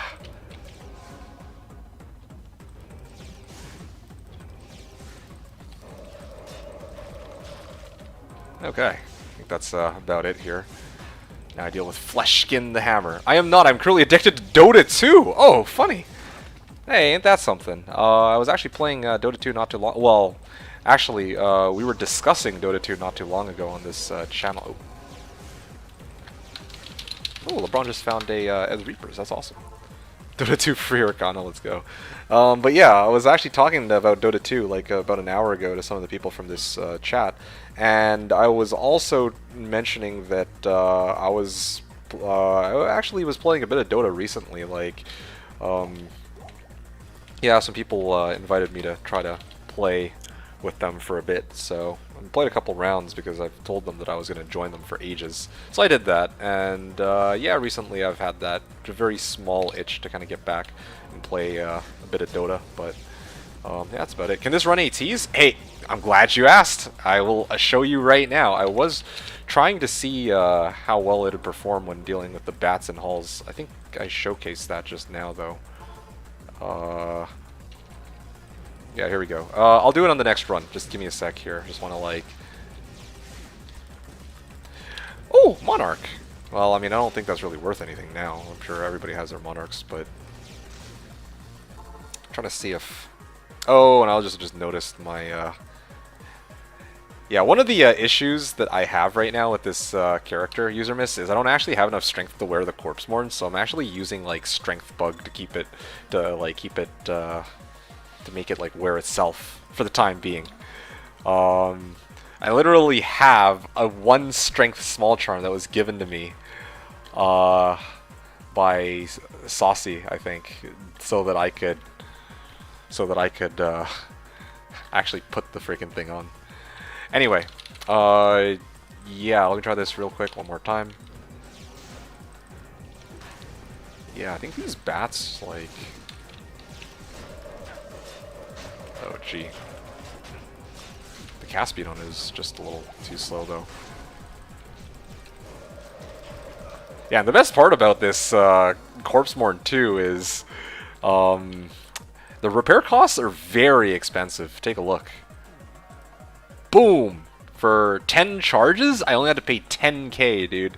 Like, teleport charges normally cost a fortune. My Marowaks, when I use Bone Prison, super expensive. But Corpse Explosion, oh, cheap. So cheap. Alright, now let's try AT. I'll show you how this build works in AT. Part of the reason why I've been like, oh shit, right, I need to re-equip this stupid thing. Part of the reason why I was even playing around with this Corpse Morn is to come up with like a proper solution for dealing with like monsters that are immune to Holy Bolt, or possibly even Holy Bolt and Fist of Heavens. Ancient Tunnels. Oh yeah, here's a perfect example. So you're wondering if it can run Ancient Tunnels. The thing is, it can, but it has to watch out for these fuckers because I actually can't Holy Bolt these. Yeah, so these take a while to kind of clear. And this is exactly why, like, in the first place, like, I was experimenting with different solutions to deal with it. So let me show you one of the solutions that I have, because this is going to be the last time I'm going to be able to do this, I think. Conversion. Boom. Take a look at this. You see this conversion right here? One of the... Okay, so... I'm not... Okay. Coincidentally, he happened to be in a position where he's, like, cutting everybody else off. But check this out, okay? Now he's like... Okay, well that was a terrible example because I misclicked on him. But there's a bug with conversion where if you convert a monster and you're higher level than them, and then they, like, the conversion duration wears off, then they actually end up with, like, 1/256 of their health. So yeah, like this guy, right? Let me just pop Conviction. Boom. Or Conversion, I mean. He's gonna, like, walk around, and when the duration wears off, I can actually just one-shot him. There we go. Okay, this whole pack. You can check this out. I have here's the trade-off, though. I have to wait like 16 seconds, but as they wear off one by one, they killed it. Come on, next pack. Okay, well, now just charge, finish them off, done. So that's one way I can deal with these, but it only works up until I reach level 85. Then I can no longer use that method anymore. Now, next thing. Yeah, otherwise, like, if there's no invaders, then, yeah, Plague Bearers go down, like, one shot. Like, yeah, it says immune to magic, but Holy Bolt pierces right through magic immunity. Oh, yeah, here we go. Here's another pack.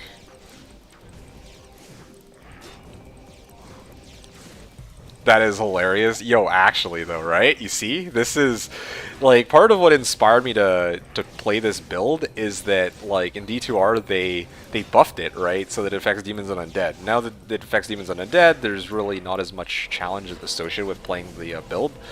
but I wanted to see, like,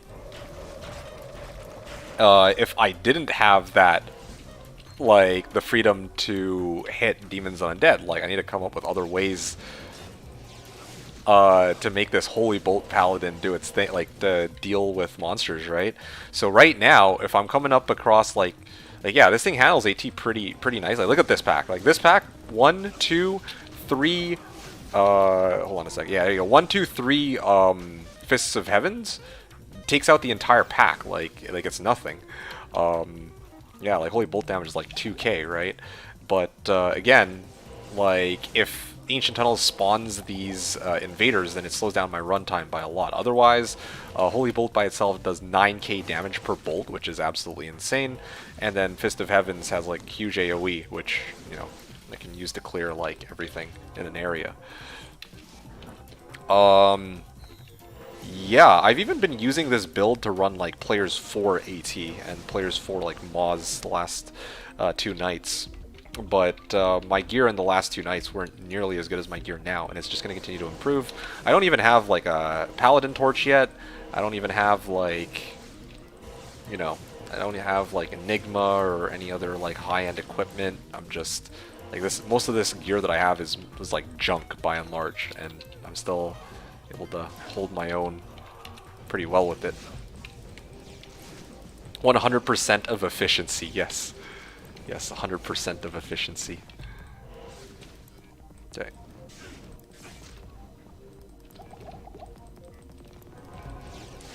Anyway, yeah, but, I mean, I'm using Corpsemorn right now, but the simple reality is Corpsemorn is not meant to be the, Hold on a second. Corpsemorn is not meant to be a solution for invaders. Corpsemorn is supposed to be a solution for, like, if I come across scarabs. When I'm in Ancient Tunnels, I'm thinking that I'm going to respec my Fist of Heavens and actually max out the synergy for it. If I max out the synergy for Fist of Heavens, I'm actually going to be dishing out about 3k damage on these guys, which will actually give me a much easier time and, well, method to actually handle them. Otherwise, as you can see, it's quite painful. Okay. But also, regarding running ATs, last thing I'm going to say about that, I was doing a run of AT without the Corpsemorn, where I waited until I rolled an AT that didn't have any invaders, and then I timed my run, and it actually came out to about 2 minutes 45 seconds. Again, like, it's not as fast as the top-end builds, but keep in mind, like, this character isn't fully geared up yet, and I'm still fiddling around with all the hotkeys, and I haven't even met, well, yeah, you get the idea. So there is some potential, as I think Doubt said earlier. The words were, Beer said earlier. It's proof of concept. That's pretty fast for no gear plus goofy ass build. It is pretty goofy, although at the same time, 9k Holy Bolt damage is no joke. Gee. Yeah. Still working my way up here. A lot of room for improvement for sure. Like, I can, you know, if I have like a... Here, let me show you some improvements I can have here. If I put this on... Well, okay, I need to switch this out for Hawes. You can see my Holy Bolt's going up to 10k, and my Fist of Heavens is up to 1400 lightning damage with 2500 Holy Bolt. Nice Druid Circlate! Yo, thanks, man! Oh, gee, this stupid thing.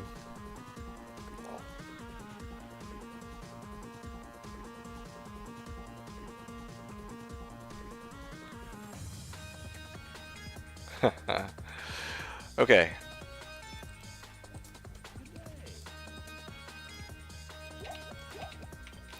I'm gonna go refill my shit in a second. Well, actually, I've already refilled everything. But yeah, there you go, user miss. Yeah, pretty interesting character overall. I'm gonna give it another go, but again, I'd really like to run. Well, actually, user miss. You know what? Let me show you real quick what the end game might look like for this character. Although again, like the gear for this is a little scuffed because I was being lazy with some of the like. I was too lazy to go make like a Hand of Blessed Light, and I was too lazy to make like a proper crafted amulet and 3 paladin skills, corona it, and whatever. But this is my like hero editored FOH / Holy Bolt Pally on single player. It's got like 5.7k lightning and 5.7k like Holy Bolt. I want to show it to you real quick. You know, towards the really end game, like it would look something like this. I would like warp over to a pack. This one's instead of okay, well there's a lot of fire like invaders on this one, but you know, still like can one-shot them mostly with FOH.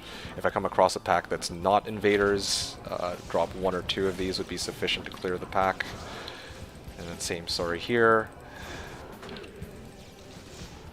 Anyway, yeah, you get the idea. I'm gonna try to blitz through this, but yeah, I mean, this is how the build would play out. See, that pack's done.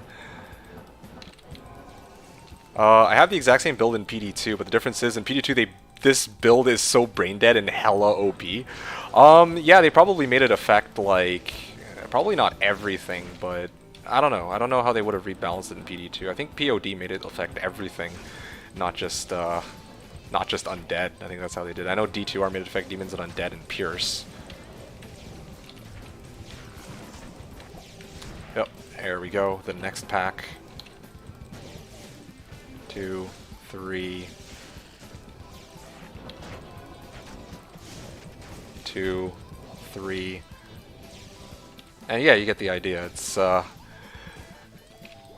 the so-called meme build, this is kind of what we end up with. Or at least this is kind of what we're aiming for what the end game is going to look like. So yeah, I just wanted to demo it for you. This is what we're trying to work towards with our Holy Bolt Paladin. Obviously, this is like best in slot, like everything, all like P-combs, but you don't need all P-combs. Obviously, you can get by with just or all P-combs with life.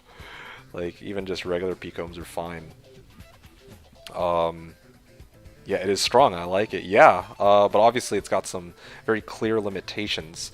But despite those clear limitations, you know, there are places you can farm with this. Even like with gear, being as under-geared as I am with my Holy Bolt Pally, really. Okay, let me continue on here. So here's my Holy Bolt Pally. Wait, how are you killing invaders? That's my single player hero edited character. I'm just demoing like what I'm trying to work towards. I'm taking those out with fully synergized FOH. That's how.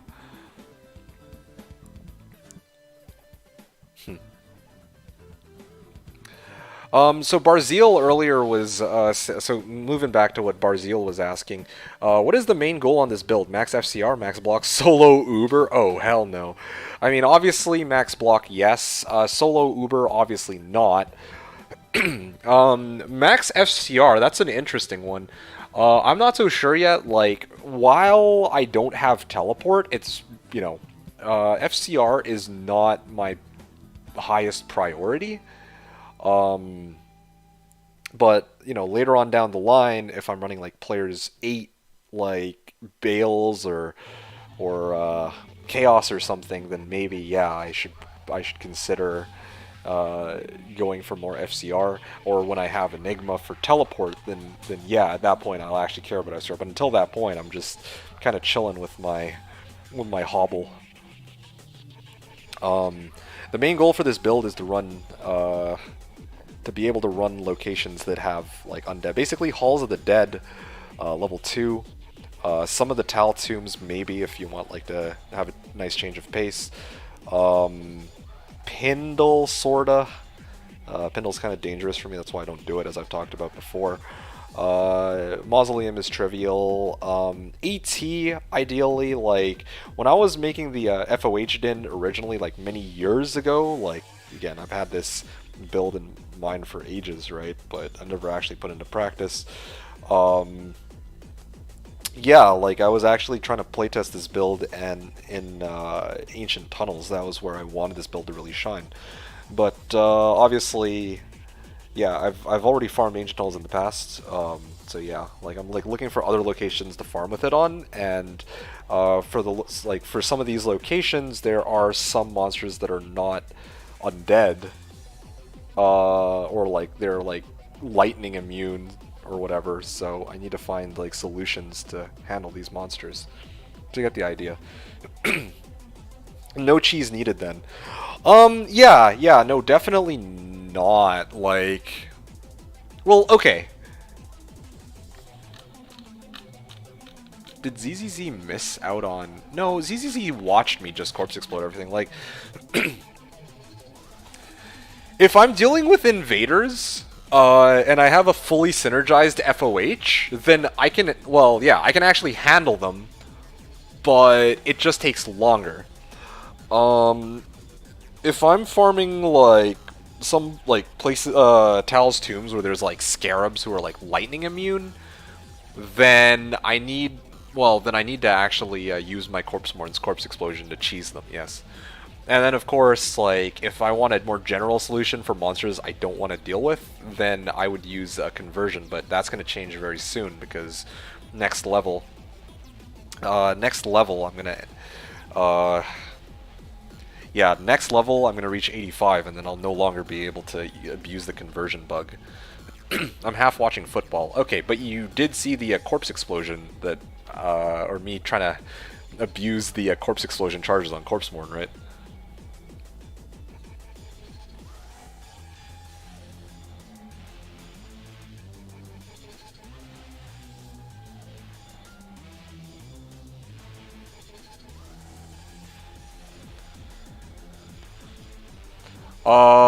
I'm not impressed. Alright. Well, so be it then. What about pits? I'll show pits, actually. I haven't actually tested pits, to tell you guys the truth, so we can give that one a try. FOH, yeah. Oh, yeah, right, let me put this bad boy on. Keep in mind, like, I don't have a merc yet, either. Wait, what? The fuck? What is going on here? Why can't I wear this? Huh? 5.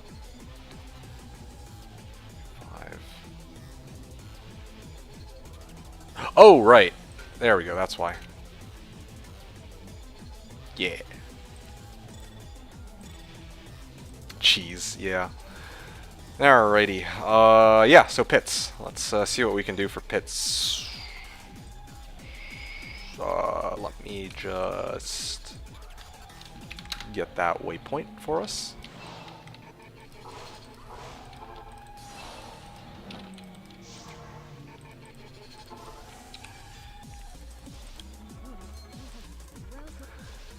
Okay.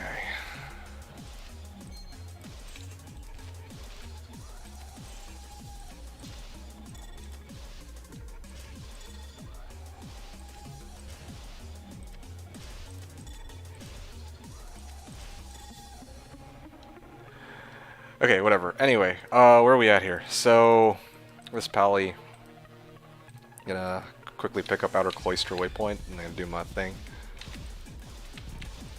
You know another good place that I could consider farming? Tower Cellar. There's a lot of ghost-type monsters there, which fall prey to the Holy Bolt side of Fist of Heavens, and just regular Holy Bolt.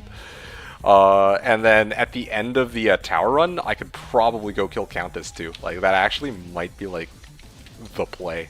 Oh, I just realized this is players 2 here. Oh, what's this? Oh yeah, Dark Star. Like, honestly, if I had there you go. If I had fully synergized FOH, I actually really think I could solo these guys. I'm actually really tempted to like respec like in the next within the next hour. I don't know if there's really much reason for me to hold on to Conviction right now because I'm not really playing with Seth, and later on down the line, like, I mean, I'm gonna max out Conviction anyway with like my remaining skill points, or not max it out, but I'm gonna dump the rest of my skill points, so that should give me still like an 80% Conviction at least, which should be enough, I guess. How expensive? Dude, the armor is pretty expensive to repair, okay? Yeah, that's like the one drawback of this character. I'll show you in a sec just how expensive it actually is. So, just give me a sec. Let me kill 2 of these. And then,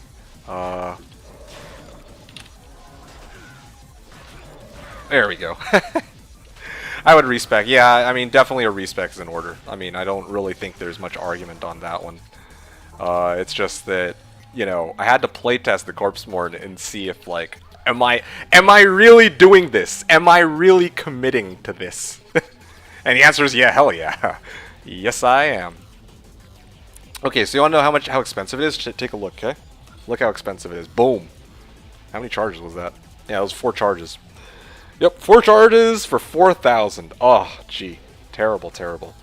Toucans are easy to get. Toucans? Oh, tokens. Yeah, I mean, I guess so. Well, I think the toughest one for me to pick up would be Diablos. Anyway. You know, okay, I'm gonna do it. I'm actually gonna do it. I was like thinking about it just now. If I respec for Fist of Heavens to max out the lightning damage, I'll run my Hellforges. Okay, that's kind of a given. But then after that, I'm also gonna see just how badly my Chaos runs are gonna go. Oh, this is gonna be great. Huh, wow, I've never even heard of this armor and it's so cheap and easy to use. Yeah, no, seriously. Like, I talked about this a while back, I don't know if you were here for it. I was talking about how, one of the, like, I was coming up with different solutions to try to have, like, a different way to deal with, like, immune monsters or, like, non-undead monsters, right? And I'm like, what if I use, like, Corpse Explosion? And it's like, where can I get Corpse Explosion? I can actually get it from Black Runeward, like the flail, right? But then, of course, I'd have to trade out Hand of Blessed Light for it, or I'd have to have it on Switch. Or I can use, or I can use Bone Hue. We all know Bone Hue. I even found a Bone Hue before, and I held on to it because I thought maybe I might actually have Bone Hue on Switch. Or I can sack out my armor slot and then use Corpse Morn. And so far, Corpse Morn has been doing some work.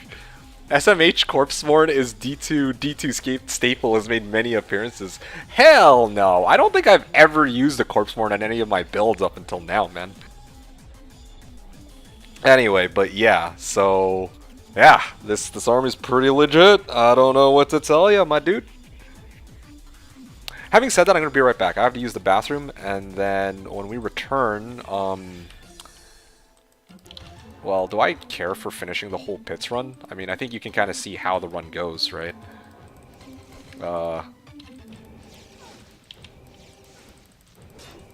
Actually, wait, what am I doing? The easiest way to deal with these guys is to deal with the Bone Warriors first.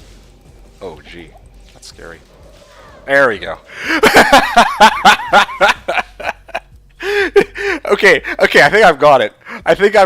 I just need to herd all of the like the demons.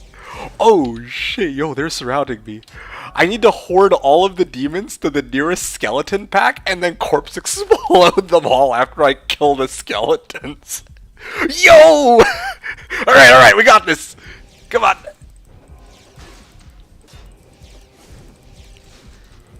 You had CE Barb. Yes, I know I had CE Barb, but I used double Bone Hue for that, okay?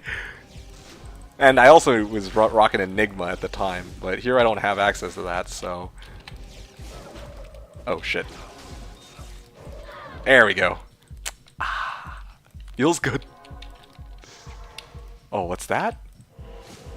More Bone Warriors? Say no more. Oh, gee. What is this kid? Yo, you can't be talking dirty about my build like this, man. There's more demons. Use your map. I know there's more demons. But I gotta lure them. 1 sec. Well, yeah, come on, come down this way. Come down this way, my children. I have free candy and treats for you. And a little bit more. A little bit more. A little bit more. Welcome to the land of the dead. Wait, what? Are there no bodies here? The fuck? There's a body right there. Come on, come on. A little closer, a little closer, and boom!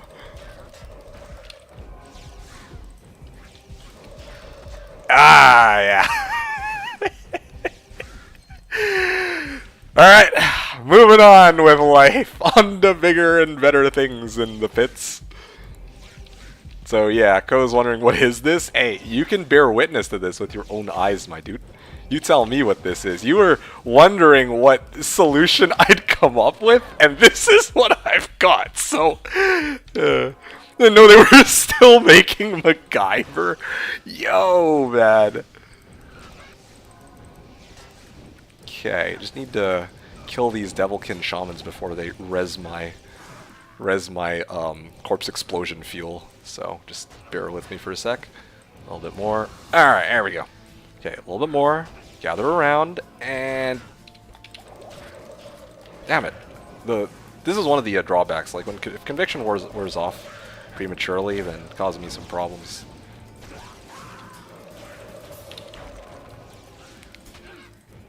Yeah, the radius isn't high enough. That's the only real other issue. But anyway, you get the idea. It's, well, I shouldn't say the only other real issue. There's a lot of issues with this, but listen, it gets the job done, and that's what matters. Bonehew better? No, actually, it's not level 14 Corpse Explosion, it's level 17. And keep Conviction. That's true, actually. That is actually very true. Wait, what do you mean keep Conviction? How does that help you keep Conviction? Because, like, I mean, my Corpse Explosion charges still don't... it would still be on right-click, that's why I can't keep the Conviction. Okay, here we go, here we go. Oh, oh! Never mind. Okay. There you go. Alright. Facts clear.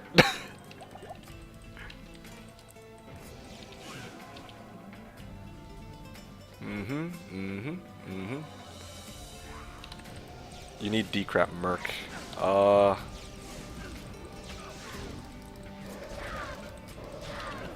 Oh, for like these...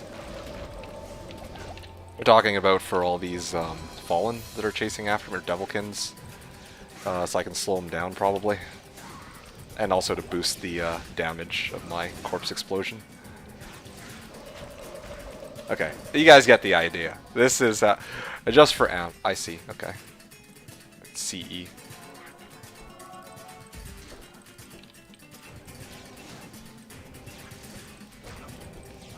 Come on, my fellow undead. Oh, I'm out of charges! I'm out of charges! Get me out of here! Okay. I will return with a vengeance. I will return with a vengeance, my beauties.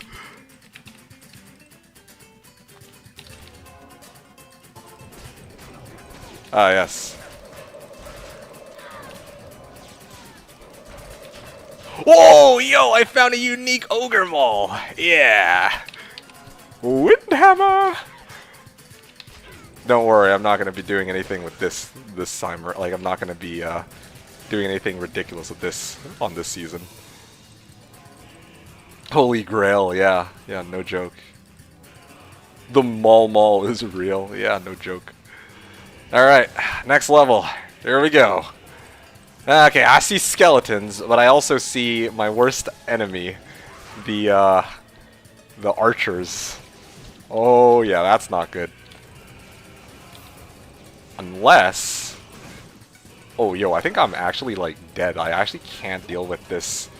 Yeah, I actually can't deal with with the archer pack. They're so strong. Oh, man.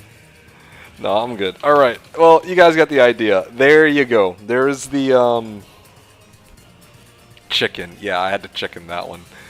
Anyway, I'm gonna meal off some crap after this run is over, and then I have to decide what I want to do. Oh yeah, right. I'm pretty convinced I'm gonna respec and then run my forges. I think is what's coming next.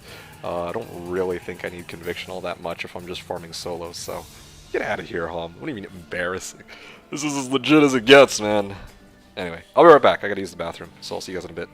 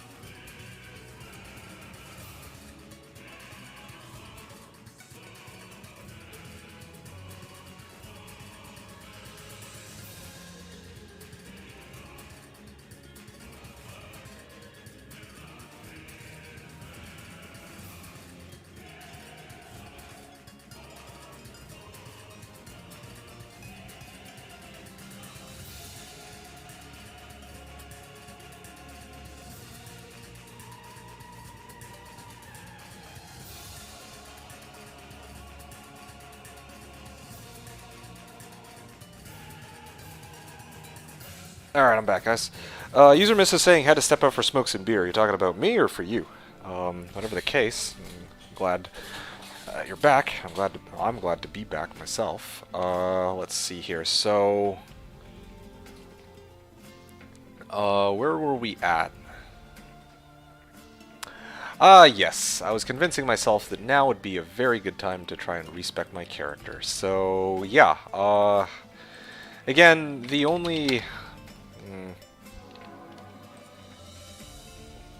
Well, I mean, it's okay if I get, like, P-Torch and Annihilus. Like, I'll have to respec after that, but, like, I think it's still gonna be fine. Bonehew with 2 health only requires 117 strength. Yeah, I assume you left because one of your prisoners made it out of their cage again. Yes, clearly. One of my prisoners made it out of their cage. No, I just had to use the bathroom, but... How much does a token go for on Slash? Funny that you should ask. Usually it goes for... What is it, I think? Or mal, I think usually it is. Usually. Keyword usually. Mal! Alright, here it comes. Alright, here we go. Just waiting for it. If I'm running the token market. Oh, gee. There was like a whole... Like, the reason I'm half joking about it, Hom, is because, there was like a season where... Oh, dude. Like, there was so much shit getting thrown around because of, I think ZZZ was trying to sell tokens for Mal, and people actually got pissed off at him for it. Barely gets you a green S. Gee.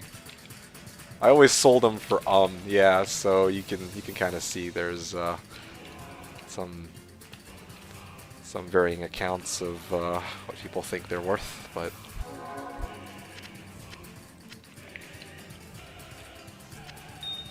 anyway.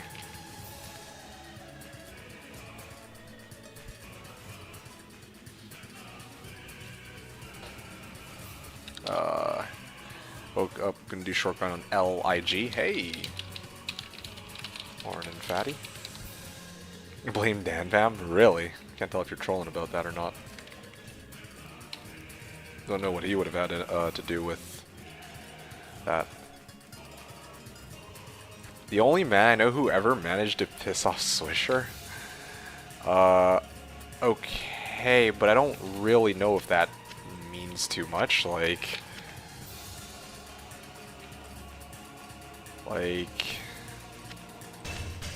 Yeah, like, what does that really mean, though? Like, okay, cool, he pissed off Swish, so, you know, like, whatevs, I guess. Like, yeah, some people, you know, in other, you know, so people don't get along with, or not everyone gets along with each other, like, in other news, ... I don't know if that's anything out of the ordinary. I can, game. Yeah, somebody needs Hell Travel waypoints, so I'll hook them up. Toss this out. Sold his gift. Walk in Act 2. Alright, let's hop it over.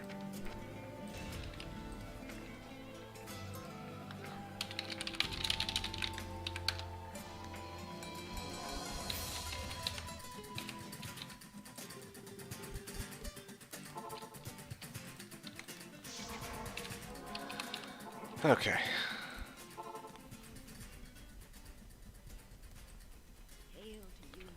You said his gift. What was it, actually? I mean, I don't want to know too much because I know that it's just going to devolve into madness in this chat, but I'm just curious. What item was it, out of curiosity, that was left behind?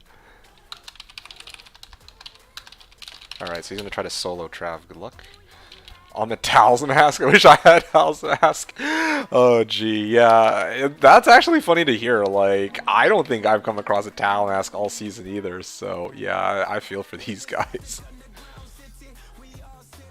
You forget. Alright, well, I don't blame you. Nadir? Do I care for Nadir? What am I going to run next? Does it matter what I run next? Not really.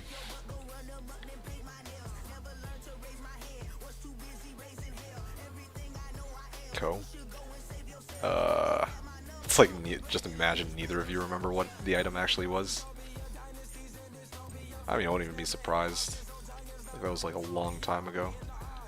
7 faster run walk, yeah, let me get rid of this. Don't need this. What's my res even at? Ugh, my res are kind of like poopy too.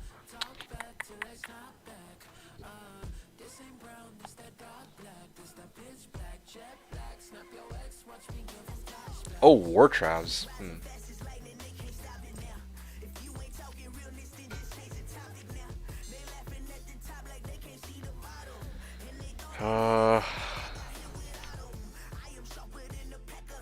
Okay.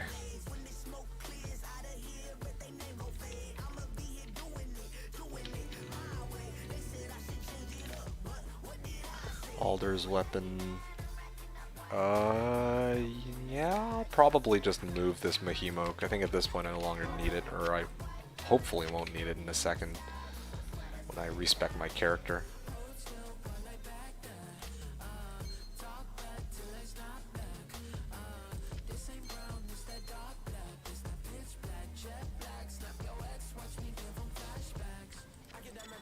You still got that Monarch? Hell yeah, I got that Monarch. You need a Monarch?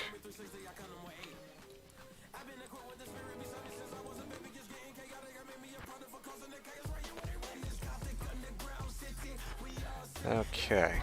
Game name D, password D if you need the Monarch here. Toss this one. Let's see. 7 faster run walk GC. Got Lemmer Pull.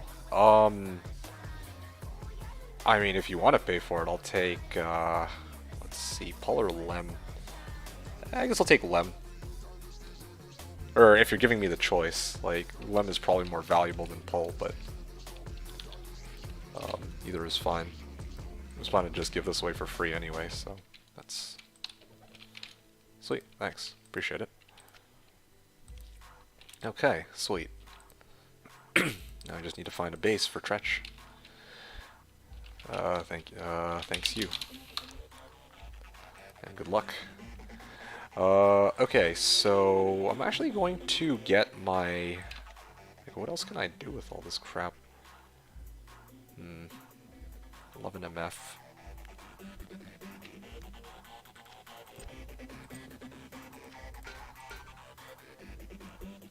Wow, I really have like shit for strength. Even if I level like a bunch of times, it's not enough to wear this, eh? Yeah, I should just go hard, like, strength reset, I guess. But I lose out on like a big chunk of health, I believe.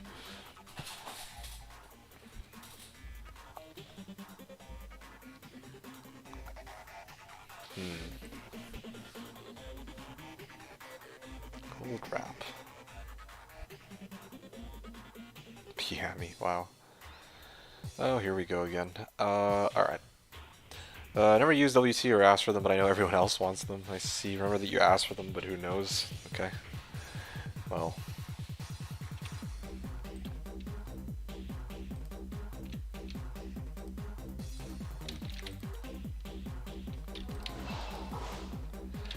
What do we got here? Drop this. And I guess drop this for now.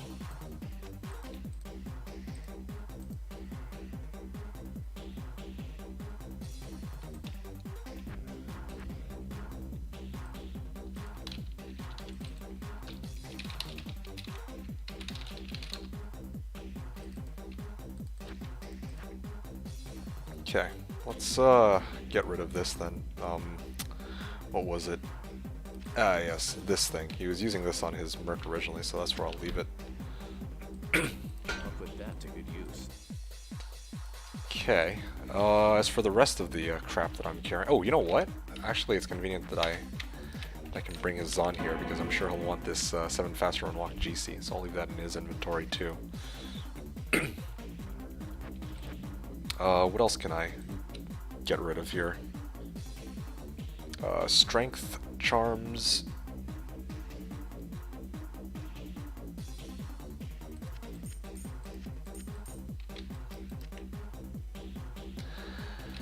Alright. I'm like way overstacked on Dex right now. Holy.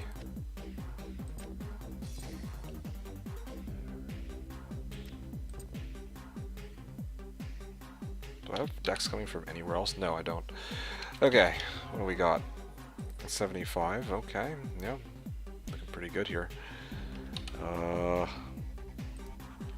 Holy Shield is still pretty legit. It's probably gonna be even better later on down the line if I can find something like a Hawes. Slaughter's looking for Frigid Waypoint, I'll give that to him real quick. And then, the rest of these charms, I'll probably throw them on a mule for now. How much do you think you'll get for Max AR Life GC? 0. It's a cool find, but I don't really think that anyone's in the market for one of these. Like, it'd be great to find somebody who is, but I'm not holding my breath. Ideally, I'd like to get, like, at least... I mean... Honestly, I feel like most people would pay at least a mouth, or in the past would have paid at least a mouth for it. But I'd honestly expect, like, no more than even at this point. Probably. Yeah, that's how I see it anyway.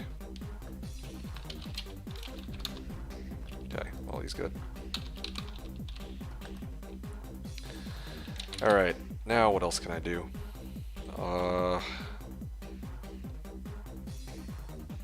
Mule for charms, perhaps?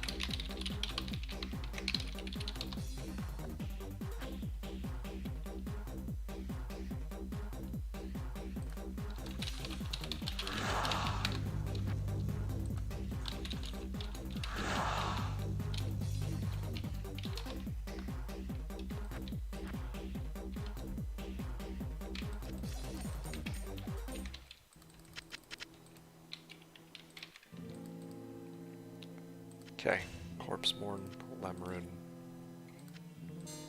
IES Jewel, and Talbelt. Alright, I think I'm just about ready to, like, properly respec my character. Later on down the line, I'm probably going to get things like P-Torch, Nihilus, and the freaking, what's that thing called? Hawes?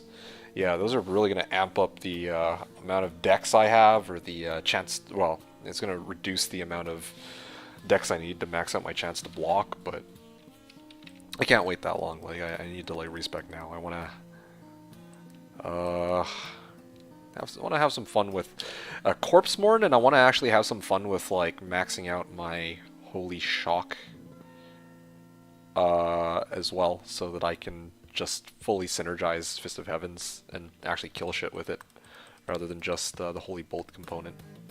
Yeah, I just feel like that's the way right now. Like, I've been holding out pretty well with Holy Bolt, but, like, if I'm gonna actually start farming pretty soon, then I need, like, I need a response for things like Invaders, and this really is the easiest way, I guess, along with the, Corpse Morn. So that's how I feel, at least. Yeah. So that's what we're gonna do. Let's talk to the... Oh, wait a second, am I out of... Did I already burn my respec? Okay, so I burned my respec in normal. Did I burn it in Nightmare?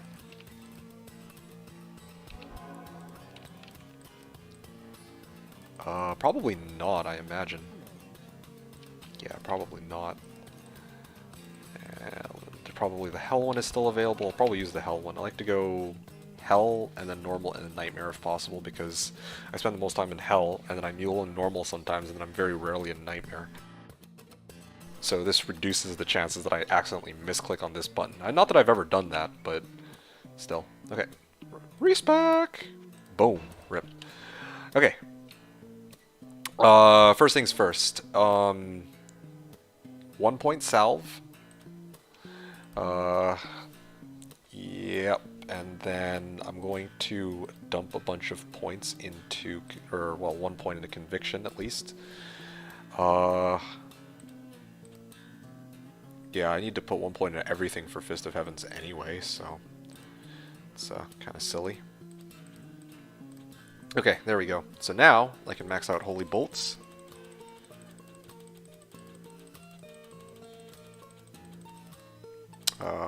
Fist of Heavens.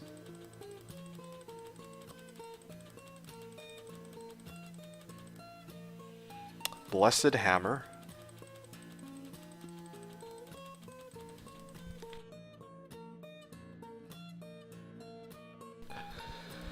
Uh, and right, so Holy Shock would be next. Well, what this also means is, yeah, my conviction is way down at the moment, but I mean, do be like that, I suppose. Standard SC and HC ladder rankings are nothing but tumbleweeds. I don't know what you mean by that at all. You can't use this yet, of course. Okay, fine. Start sinking some points into strength here. Okay, so now I can actually dump enough points into strength to wear Corpse Mourn. You're tumbleweed, you are. What the hell? Okay, you guys. Strange folks. There's no one playing those. Oh yeah?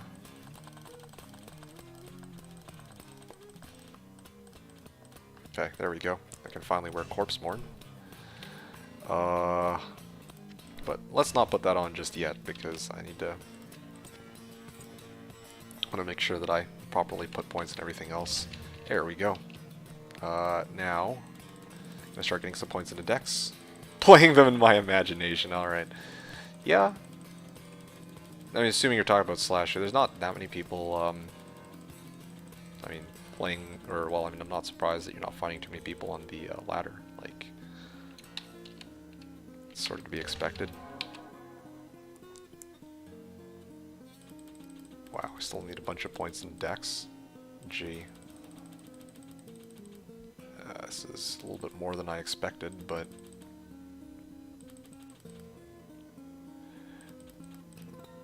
Okay, there we go. 155 decks. Might be a little overkill, actually, since I'm probably going to use Tal Belt for a bit anyway. I'm not going to have the torch later on down the line, but whatever. He's saying classic ladder, which is my favorite. Oh! Oh! I see what you're saying. Right, right. I didn't realize that's what you meant. I gotcha.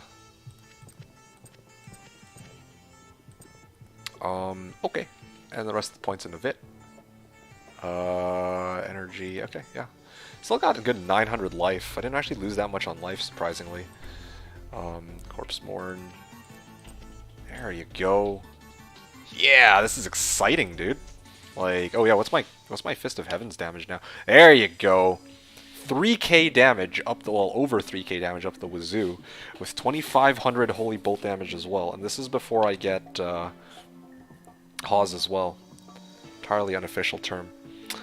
That is a good point, actually. Yeah, I suppose it would be. Well, fine. Standard, rather than expansion. 54 FCR. Because I'm using 2 FCR rings now. Center is what the ladder page says. Yeah, that makes sense, actually. Okay. What's my conviction at? Minus 70%? Gee. Yeah. Gonna need to start dumping more points into... start dumping more points into conviction, I guess. Yeah, as I get more levels. Sure. I kind of need it, so...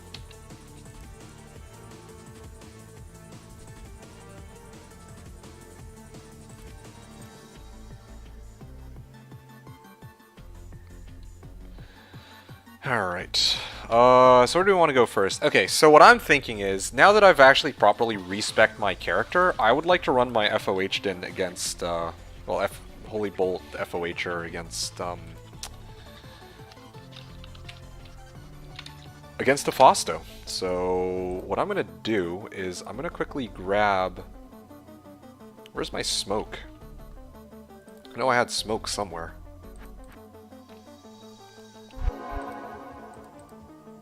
Bloody hell, okay.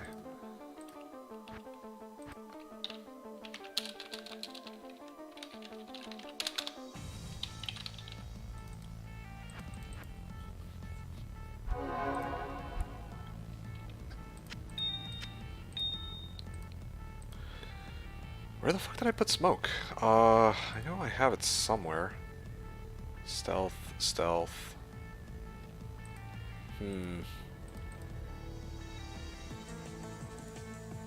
Okay, this one's on me. It was my smoke, and I like. Oh, you know what? I know where I put it. There it is. Boom. Calls it pre-expansion on the character page, but actually says classic now on the ladder. Oh, okay. That's actually pretty cool.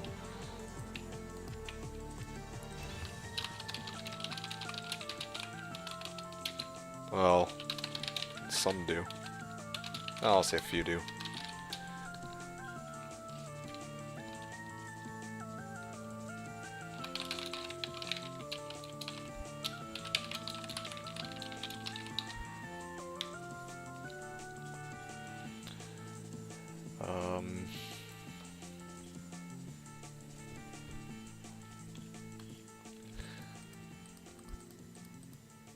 Business offer City of Orange Farmer. This guy asking the CTA question.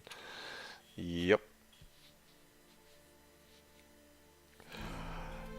Anyway, I don't know. I actually don't blame people that much for, like, I know that a lot of people are like, yeah, bow barb is the way to go. Which, you know, I agree. Like, bow barb is certainly the way to go, like, if you're trying to, like, max efficiency for the most part. But, yeah, some people just can't be arsed to multi-box, and I don't know. I kind of respect that, but some people don't want to.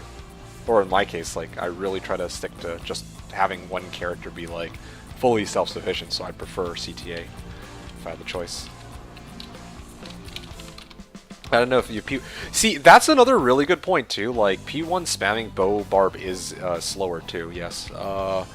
Yeah, like if you're gonna... See, that's the other thing, right? Like, I was, like, thinking, if I'm running Chaos, even on Players 1, I'd rather just have my, like, proper battle orders. But, like, if you're gonna run something like AT or Meth, like, why the fuck do you need bow barb? That's, like, total overkill. Like, you might as well just CTA yourself and go, right? You can also go no bow, save 1 sec bow time. That is true, yeah. Anyway. Alright, let's, now that we're in hell, with our guy ready, let's see if we can run our forge. It's Hal belts and smoke. Yeah. Bloody hell.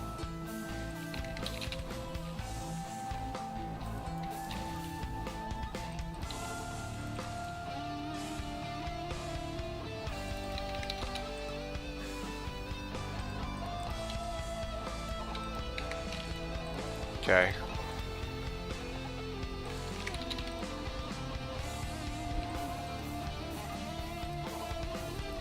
Seriously? How many freaking rolls is it going to take to get good Hellforge? I learned some stuff from the Holy Grail guys on how to maximize P1 stuff. It's kind of cheesy, really. Like, what kind of cheesy? Whew, that damage. Don't have, well, I mean, I have decent res, but... Gee. Okay, hold on a second, I'll BRB. Fuck this. I need my corpse horn, man. Alright, where are you at? Okay. Do I even have this, like... Yeah, I don't even have this as, like, a hotkey. Gee.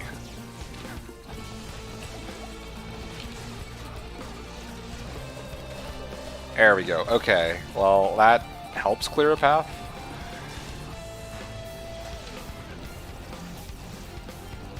That is a lot of blood maggots.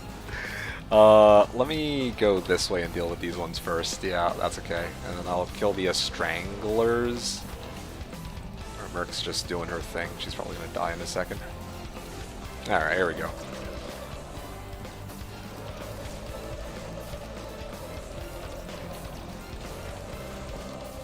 I also love how Corpse Explosion doesn't cost any mana for me because it's...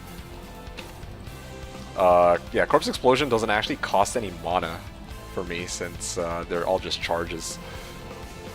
Oh yeah. One Holy Bolt nearly insta-killed them. That's actually kind of wild.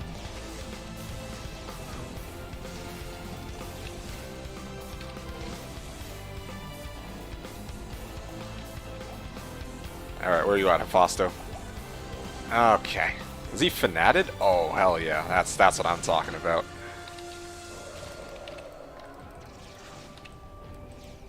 Okay, well, it's still... It's a bit of a pain in the ass to deal with these guys still. I need to... I think I need to get some levels still. Like, I'd like to run some more AT later. Because, like, if I can properly synergize Conviction, I feel like I'd do way more damage to these Pit Lords who innately have, like, a boatload of resistances. Alright, not bad. Not bad. Okay, now I just have to kill Hephasto himself. The epic boss battle here. Not so epic boss battle. Here we go.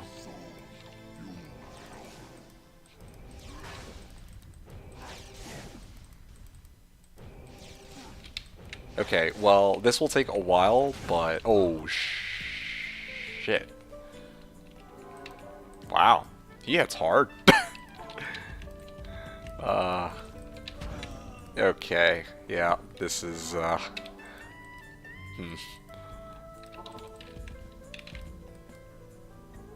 Okay, let's lure them away from my body first then. Fine. Just not playing fair, man. Also, he's got these stupid Pit Lords with him, too. Ow. Okay, well, I mean, if it's just the Pit Lords, I think I should be okay to, like, kill these first and then deal with the other ones after. Also, I want to test something out real quick. Wow. I mean, one Corpse Explosion does a little bit more than, I think, what my, Fist of Heavens does. Alright. It's just down to me and you, Hephasto. Okay.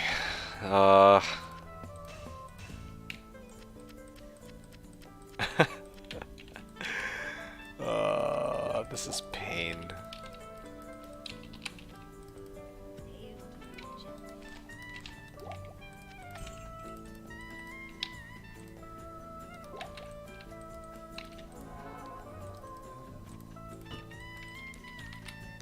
Alright. Maybe I can bring him down here. Okay. Uh-oh. That is an issue. Okay, one sec. Let me switch over. Have Teleport Staff on switch. Alright. Here you go, Hephasto. Right here. Oh. Ow. How come I wasn't able to... Okay, 1 second. Alright. One more time. One more time. Over here, yeah? Seriously? Oh shit. Actually, if he's like gonna still play dumb from there, then this is perfect. Yeah, I was trying to like do a makeshift moat trick, but yeah. All right, we got him. I think we got this. Unless he actually finds his way to hit me pretty soon, but as you guys can see, I think we have you now. A little bit more. A little bit more. A little bit more. Oh shit, he actually found the right way. That's just not fair, dude. He actually, like, look at that. 750 like, my entire health bar just, oh. Okay, 1 sec. Didn't expect he'd freaking run around there. One hit wonder. Yo, actually, though, he, like, completely one-shotted me just there. You guys saw that. Oh. Oh, finally. Oh, that was... Who has who now? Shut up, go. I'm trying, okay? That's the thought that counts. Alright, yeah, well, got that out of the way. Alright, so, as you guys can see, I can at least run my own Hell Forges. I'm now gonna proceed to run all 4 of my Hell Forges. Yeah, that's great. That's just amazing. Yeah, Muse is saying using Corpse Explosion as a Paladin is ethically wrong. Like, I mean, yes. 1 sec. Oh, shit. Hold on a sec. I'm gonna guess low rune. Oh, coal rune, I mean. But I guess it turned out to be fail rune. Okay. Okay, I'm good. I got what I came for. Has the paladins cared about ethics? Oh yeah, why would a paladin ever care about an ethic? Or why would paladins ever care about ethics? Crazy, crazy talk. Anyway, D11.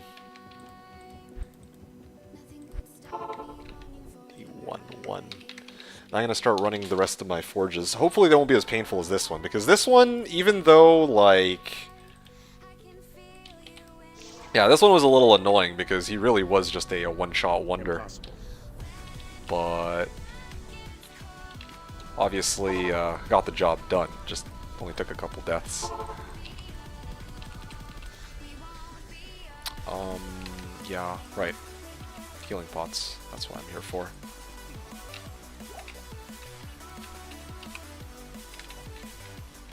Alright. I'm gonna need a bit with my barb. I need to keep making games until I can find the right one. Where he spawns pretty close. Oh yeah, oh that's perfect. One try.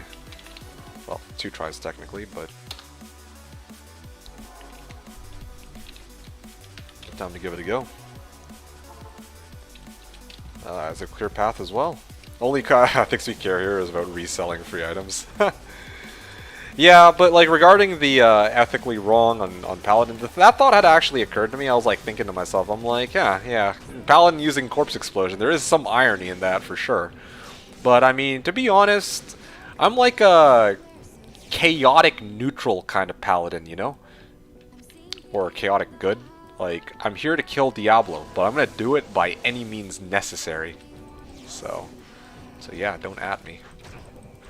Okay, where is it? There it is. Alright. Come on. There we go. This is the last level I'll be able to do this. Or, yeah, one more level up and I'm not gonna be able to have such an easy time with these Erdars, so might as well have some fun with them while I still can.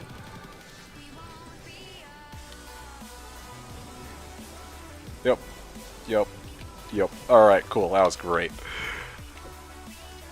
Anyway, but I don't know if...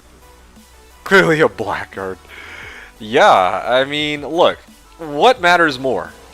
Killing Diablo or killing Diablo in an ethical way? The sooner you can... The sooner you answer that question and understand the correct answer, the sooner you realize that sometimes you just gotta accept that... Oh. Do I have a way to deal with that? No, I don't. Lol. Alright, next game. Hey, yo, what's up, Fatty saying? Yo, we got some black magic going on here today, my dude.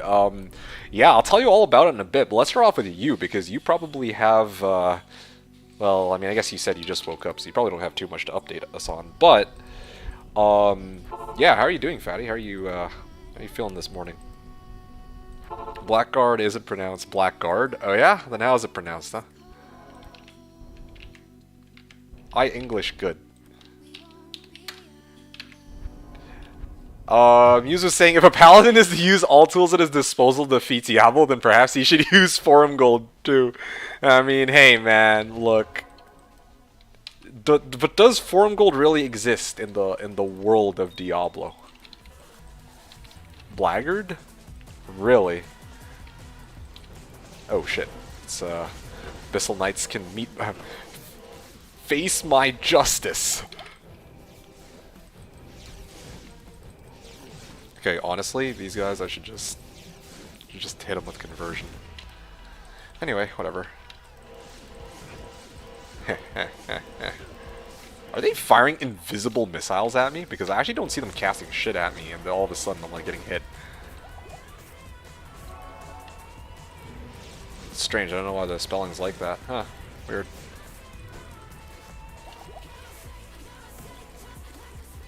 Okay, what am I up against here?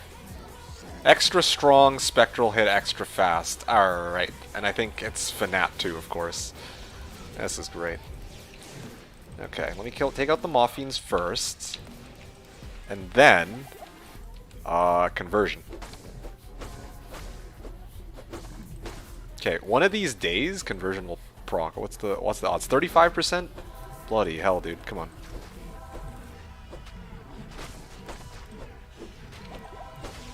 Well, little bit more. Okay. Thankfully this hobble isn't, I'm glad that this hobble isn't ethereal, because I actually need to use it to whack this shit. Alright, I'll come back in a moment. Okay, there you go. You guys doing me a solid here. Oh, yep, a little bit more. Okay, my turn. And again, same situation with a Fausto. I'm probably just gonna moat trick him, like I did a moment ago. So, yep. Telling you guys, there's no shame in playing dirty. Fatty is saying back to college routine Monday. I gotta ready myself up in a few minutes. Oh, seriously? Oh shit. Okay, well, that is some unfortunate timing. You missed out on some crazy shit in the last couple last hour and a half or so. We've so just to kind of recap you, we have a way to deal with monsters and like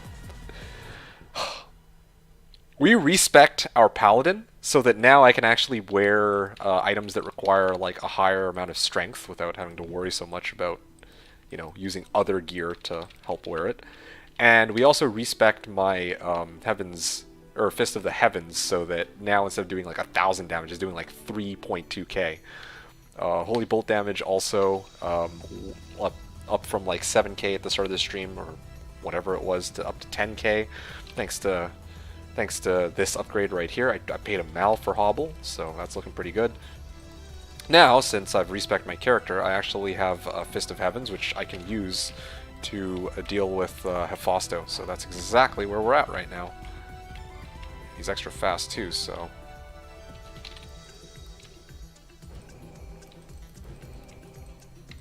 Where is he going?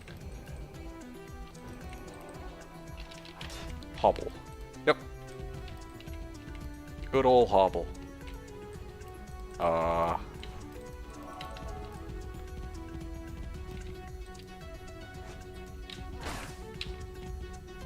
Seriously, I just need him to... Wow, he's actually catching up to me. Like, look at this shit. He actually moves as quick as I do because he's extra fast. Like, I have charge on. Like, look at this. He's running as quickly as I am while I have charge up. I'm trying to find a good spot. Okay, there. Ah, gee, fuck it. Maybe I can just tank him. Oh, gee, no, I can't. Never seen a monster actually able to, like, catch me like this. Okay, come on.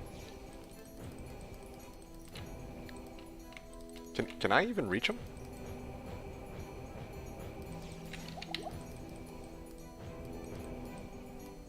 Please? A little closer. This is what it... Yeah, so I don't know if... Yeah, I don't know if you're watching this, Fatty, but this is what we've resorted to dealing with fucking Hephasto, alright. Bloody hell. There we go. What the... Hey man, I like playing the game in its original format. What the fuck is speed? Yeah, I know, right? This is wild. Okay.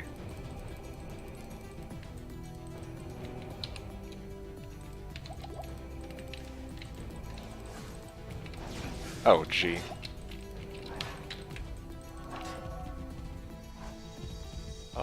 He actually could have killed me there. Okay. If I didn't block him. Come on, a little bit more. Oh, you bastard. A little bit more. Speed prevents most... prevents mode tricking. Okay, honestly...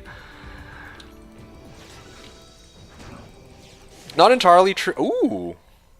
Ooh, is this what I think it is? It is indeed a Gimmer Shred, but of course, it rolls ethereal.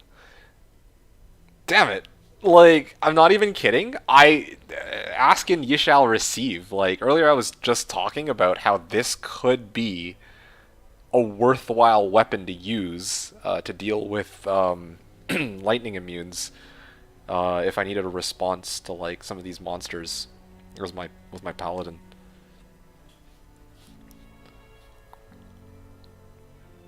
Sheesh. Okay, well. What the hell?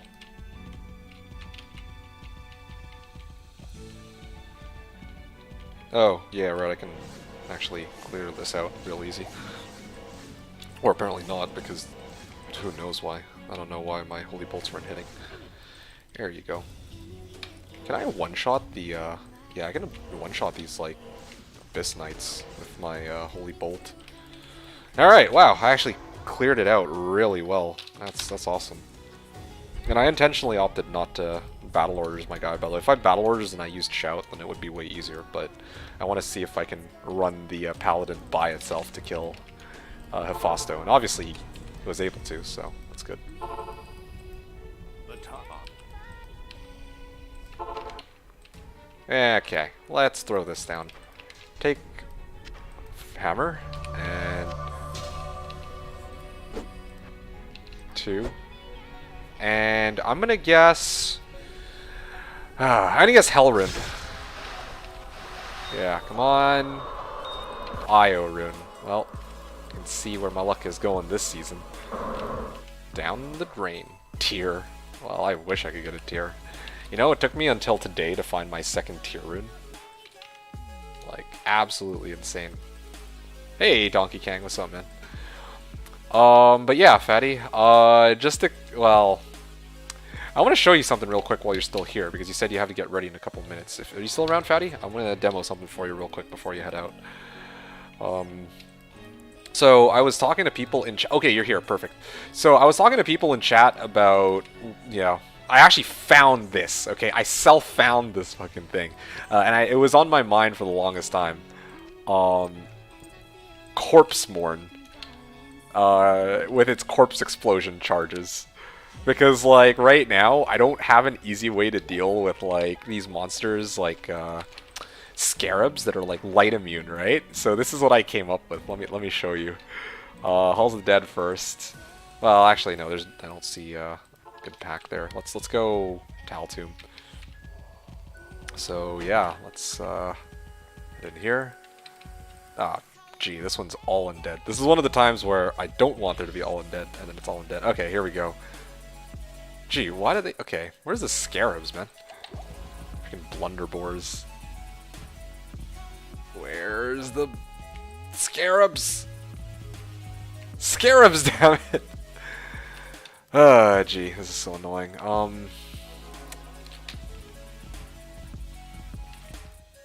There it is. Okay, here's the scarabs, right? There, okay. So, I can't deal with these scarabs, right? So what do I do? I get Fist of Heavens on the monsters I can deal with, and then, while Conviction is up... Oh, a little bit more. There you go! There you go! Okay, well, I mean, I have very limited range on this too, so gonna be... Yeah, poggers, I know, right? I know. It's looking pretty good.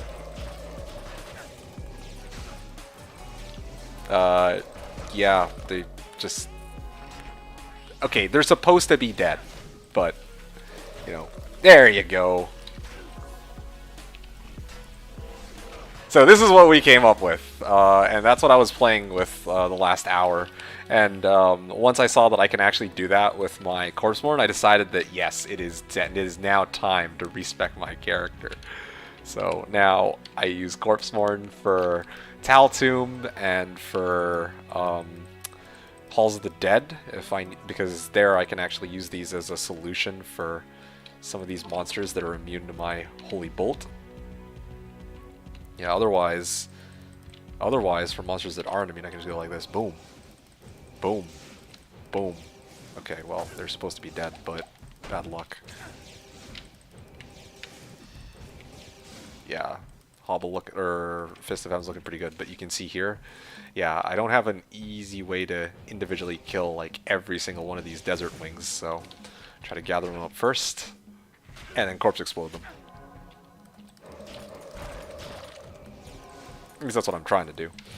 Anyway, you get the idea, so I just wanted to demo that for you, because it's put a lot of time into figuring this out, and I think you weren't around, you were asleep when I was working all that out. Oh, okay, I'm good. I've seen enough. I've been napped.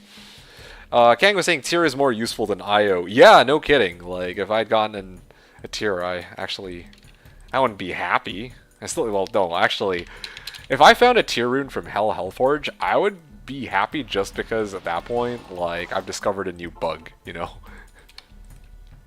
What a bug to find.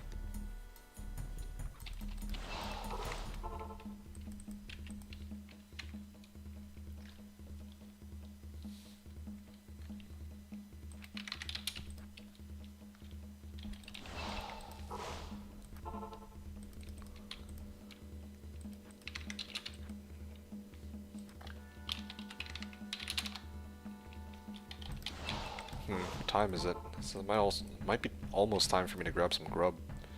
Especially because Seth's not here yet, so, well, I'm starting to assume that he's just not going to be here for the rest of the day. But, I mean, either way, that kind of works out in my favor in a way, because, yeah, on one hand, you don't get to keep grinding out XP like I originally wanted to. I feel like, honestly, I'm, like, looking at the ladder right now. If Seth actually showed up, we could totally get him to, or if we had started grinding out with Seth's Zon today, we probably could have beat out DPS, because he hasn't actually made any progress since last night, so he could have been #1 Zon even.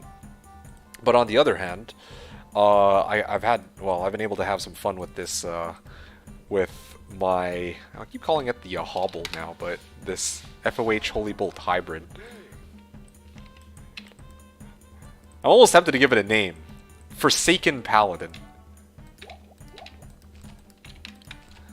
Or Unholy Paladin?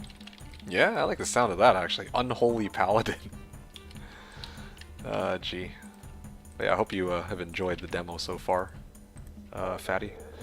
Alright, I know where I'm gonna take my break. When it reaches the 7-hour mark, especially, well, or maybe I should even take it now while chat's kind of quiet. These Abyss Knights, looks like they are begging to be killed with this. Oh, okay. Almost died to that. What's for dinner? Just a small wrap, I think. I have to go take a look. Yeah, I think I just got a wrap. And a sandwich, actually. I'm just gonna have those two for dinner, I think, is my plan. Nothing too heavy today. Wrap with, or chicken wrap, I should be more specific. Alright. Okay. He's immune to lightning too. Like, that's like the worst possible matchup for me. He's lightning immune, lightning enchanted, and he's cursed. So I think the only way I can really deal with that guy is if I lure him down and then, like, you know, get away from him. Yeah, and he's also got Aura enchanted with Holy Shock. That's a little annoying. Okay, come on. Okay, that was lovely. Yeah, that was so uncalled for just now. There. Like, legit, I tried to teleport away and the teleport didn't go off. There was one other way to deal with him. Ask Seth for help feels okay, Matt. Yeah, no, I get that, but, I mean, you already know, like I mentioned before, that I'm just trying to show this character doing it solo, like, and unlike last night, he very clearly can run it solo, so. Okay. What the hell? There we go, finally. Oh yeah, extra fast mighted? Dude. Oh, my favorite. Can't actually target him. That's... well... what the hell? He's probably bugged because he's so fast, knowing my luck. Or is he? There he is. Okay. So, what was it again that you guys said? I think it was, it's hard to moat trick Fasto because he's so fast. Well, you know what? Sometimes the solution is to box yourself into the corner in a fight, and then let your enemies block themselves off. Yeah. Taking a page out of Hom's book. Yup, there we go. problem solved. Why try to outrun him when you can outsmart him? Alright, great success. Alright. Okay.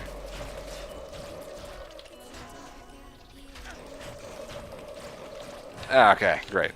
And cool. Now, I have to deal with the rest of the monsters surrounding this stupid Hellforge.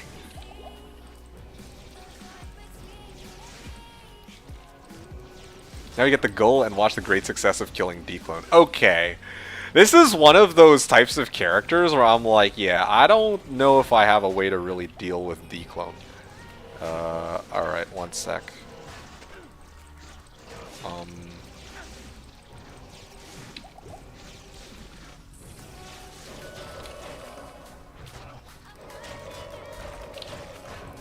Possessed Urdar. That's just great.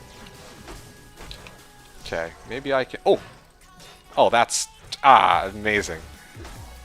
I'm actually stuck. Alright, well I got a chicken now because I have no mana potions, so I can't kill these guys. And then I don't have any... If I put a TP, it ends up on the other side, so I actually can't reach it. That's great, dude. How does Declone work here? You need a Gull Rune. So... yeah, if you have a Gull Rune, you get that rune and you get a TP scroll, and you put it in the cube, and then you transmute it. Yeah, you take a Gull and a TP, you cube it in the stash for an item called an herb, and then you sell it to a vendor. That's it. PMH, Jav, and Smite, same way that we all tell Noob during Declone walks early in ladder how to kill. You know, I don't know why that wasn't my first thought. My first thought was, huh, you know, I'm an FOHer. How can I use FOH to kill Declone? But, you know, and you're just like, yeah, just use Smite. Huh. Yeah, of course I can kill him. I just need to switch up my gear. That's so awkward. Stupid Smiter. Yeah, that's the other thing, too. I could, yeah, that's the other thing that, I realize. I'm like, if I PMH him, I could probably just sit around and just non-stop like FOH, FOH, FOH, FOH, FOH over and over again, but bloody hell, it's gonna take fucking forever. Yeah, like, how much health does Declone have? Like 600k? Or some shit like that? And my FOH does like... I mean, let's assume minus 150 on Declone. Or, yeah, I think it would be like minus 150. So... You know what, let's just say 0. Let's just say 0% light res. I need like, what is that, 100? 200 Fists of Evans? I want to see it. Yo, I'm actually kind of curious. I'm not going to lie, like, by the time I deal with, or try to fight Declone, I'll presumably have slightly better equipment, but... You run out of mana before you kill him and you lose PMH if you go to town? I mean, I don't know, man. I could also bring like an Insight Merc or some shit, and then... Yeah, I could bring like an Insight Merc and then like spawn him in like jail or some shit. Yeah. Drop pots on the ground. Oh yeah, true. Yeah, I can spawn him in jail, can't I? Like, jail is like a legit spawn point where he's like stuck, and then I can just keep going FOH, FOH, FOH, FOH over and over.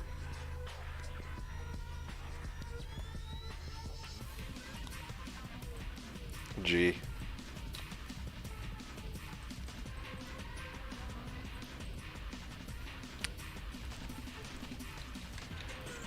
Or Palace Cellar, I guess. No, but in Palace Cellar, I thought that, like, he can actually fight back. I think in jail, he can't fight back, if I'm not mistaken. There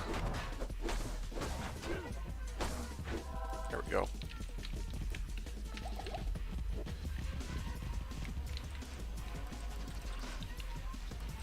Okay. Maggot 3 is the best. Oh! Is he unable to, like, reach you from in Maggot 3?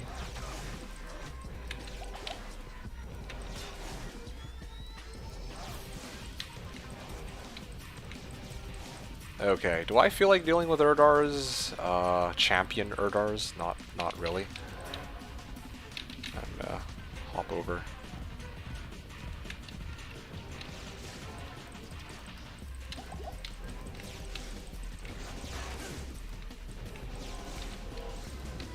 I mean, my Sork should be okay. Oh man, there's still so many Urdars here. Maybe I just whack him? Why the hell can he, like, are these guys unaffected? Freaking desync, probably. Let's hope for the 11% goal first. We might be getting ahead of ourselves. That is very true. I mean, definitely, don't want to be a buzzkill on this, but, it is a fair point.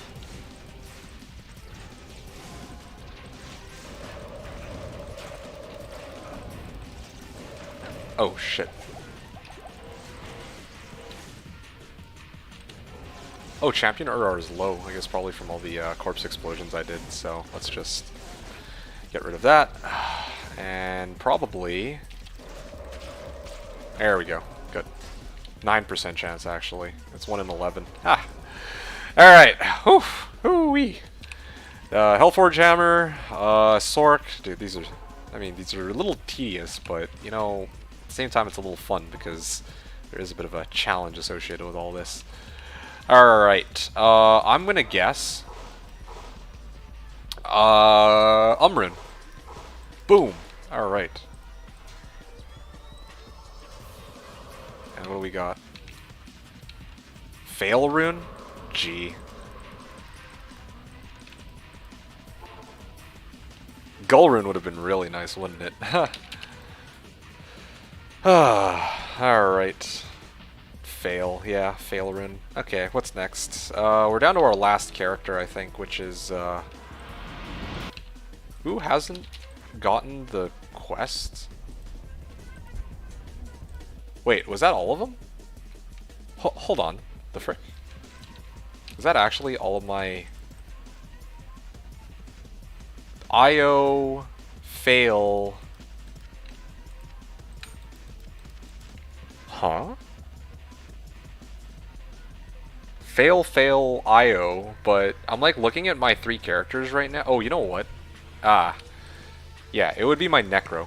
My Necro is the one who hasn't finished the quest, but I was looking at his quest in normal difficulty, where it actually is complete. I'm like, wait, why the hell are all my characters' quests completed? Did I accidentally, like, leave a character in town or some shit, and then, like, they picked up the quest? But apparently not. Let's see. My Merc is geared up for this season. He does 7k damage. Whoa, okay. Obedience SCA 3 times IAS Jeweled Helmet. Oh, shit, that's a lot of damage. You're running for City of the Damned, I guess? Even worse than the Hell Rune. At least Hell is usable. Oh, yeah, I actually really like Hell Rune. Hell has got a number of uses, in fact. But the thing with Fail is it does have one use that Hell does not. Well, okay, it's got a few uses that Hell does not. One of them being that I could actually use this Hell Rune to make Obedience. Because it's Hellco Thal Eth Foul, right? I have Hell. Well, I had a Hell, I guess. I can probably find another one at some point. I have an L. I have Co. I have F. And now I have Foul. So Obedience is a possibility. And the other possibility would be... cubing 3 fouls into a Lem. That's the other one. Now I have to go GG's. You should grind Tal Tombs today with that strat. Hey man, I have been playtesting this character in a number of locations, and Tal Tombs is definitely on the table now that I've actually had a chance to, you know, have some fun with them. But whatever the case, I think my main focus for today is just going to be to try to grind out some levels until I can reach like 88 at least. I really want to boost up my conviction a little higher. And then after that, maybe I'll consider starting my Players 1 farm. I don't know. I have to think about it. Like, as tempting as it is to try to like start grinding items right now, I also really want to get some levels. Like, yeah, this character is actually starting to become more and more like able to do hell.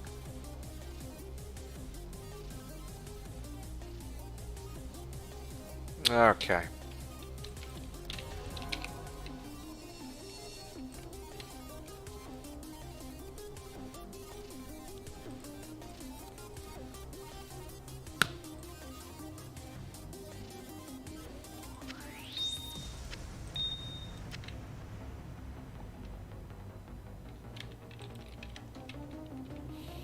Okay, where was I? So, I'm on my last forge. That's what it was. just get this over with. And honestly, after I finish this last forge, I might actually just mule off all my shit and then call a halftime break, because it's like 7 hours into the stream, which is probably the halfway point for my... Well, yeah, it's gonna probably be the halfway point for this.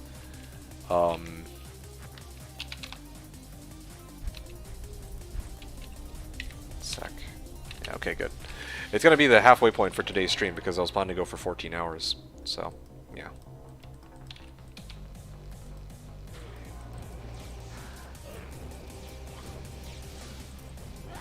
A little bit more.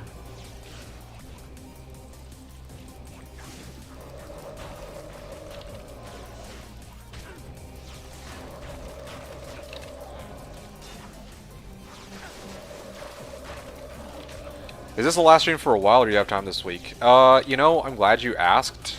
Funny, no one else did. Yeah, now that I think about it, I'm like looking at my week, and I don't think I'm gonna be able to stream for some time. Yeah, like, I'm just thinking, tomorrow I can't. Tuesday I don't think I can. Wednesday... I feel like I'm supposed to do something on Wednesday, but I can't remember what. Anyway, yeah. If I am to do a stream, the next time will probably be either Tuesday or Wednesday. For sure, tomorrow I'm not available. But yeah, yeah, this week is actually looking pretty busy for me. I'm gonna be booked out, but I'm actually enjoying this character, so I'd like to, you know, keep on going with it. I mean, I always say this, but yeah, I can't make any promises after this. Just tell her to let you play a bit, and you'll take her to a nice, take her out for a nice dinner Saturday night. Well, I got plans on next Saturday night too. Okay, so see you in 4 months. Yeah, ZZZ knows. That's why he doesn't even ask. He's like, well, what's the point of asking? It's he's gonna be gone for good after this anyway, right? Okay, lightning enchanted. Time to GTFO.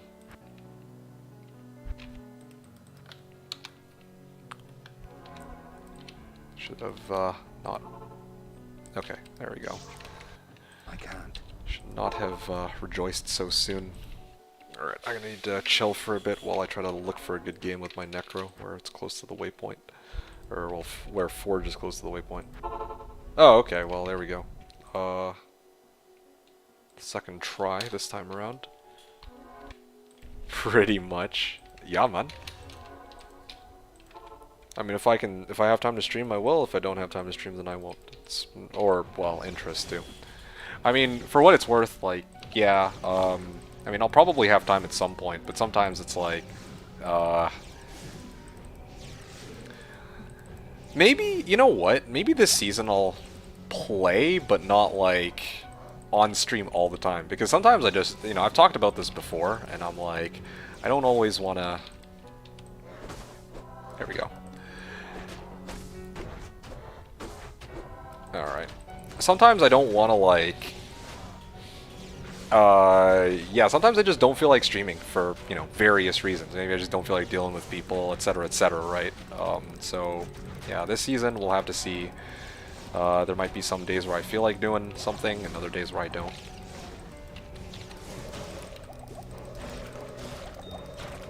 Oh, okay, for fuck's sake, like, I didn't have enough juvies.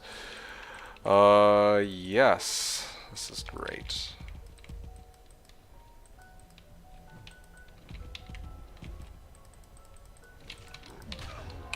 Eat. Oh, you know what I just realized? Yeah, these Venom Lords are what are killing me, because they have their fire breath, and I'm using my corpse morn because I want to actually corpse explode them. So it's a bit of a problem. Oh.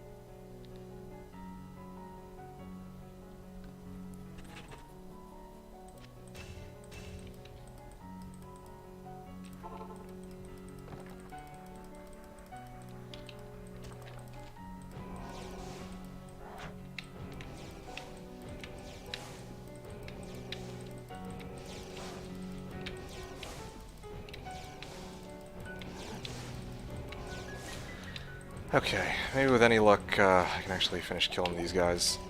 There we go. A little bit more, a little bit more. Although I messed up. I should have actually used conversion to deal with these, rather than spamming Fist of Heavens like this. Conversion is a lot quicker. Well, I still can actually convert this one at least. There we go.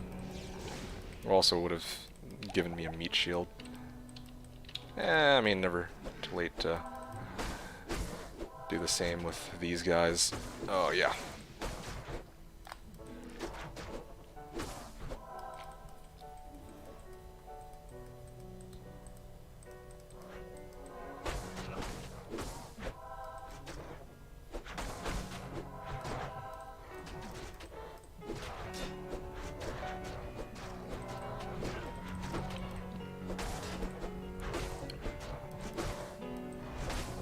Oh shit, yeah, that's painful.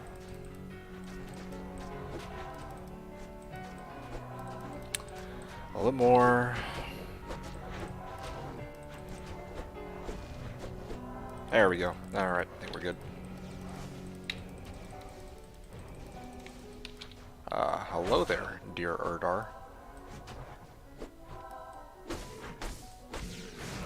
The unholy night compels you. There you go. There you go. There you go. Alright, great. And when these guys finish, yeah, they can start beating each other to death now. Oop, nice. There we go. Alright, where... Ah, don't tell me. Of course, he's lightning enchanted, or lightning immune again. Alright, next game.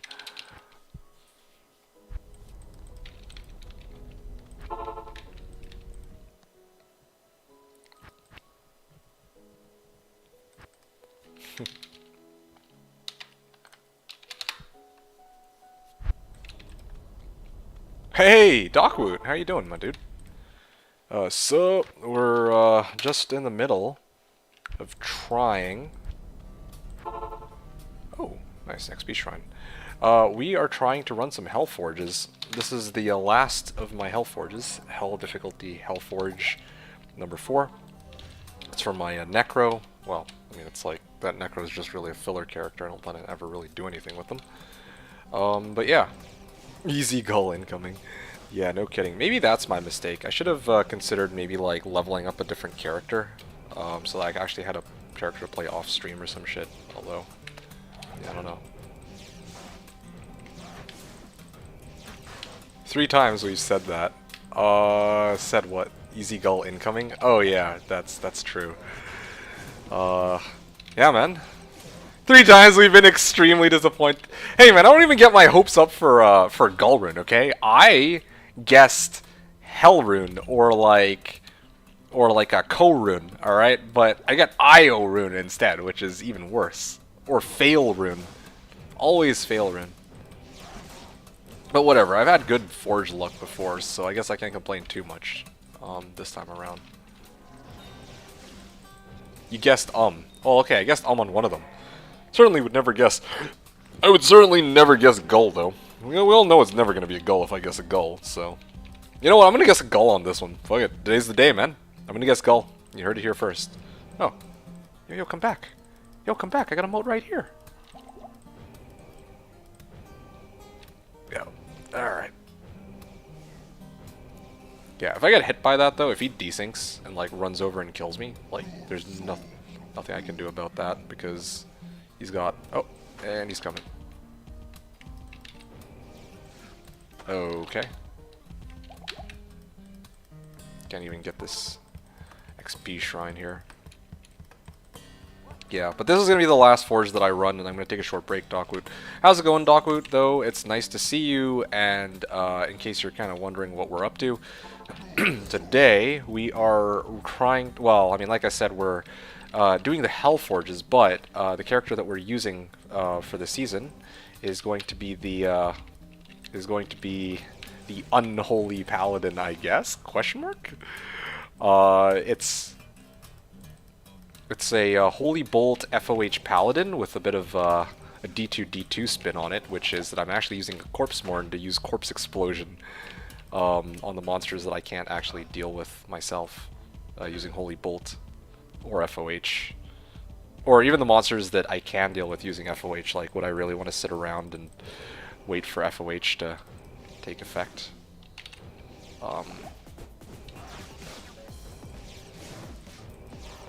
Yeah, would I really want FOH to FOH every individual like monster, like these Urdars who are like super, who have super high health?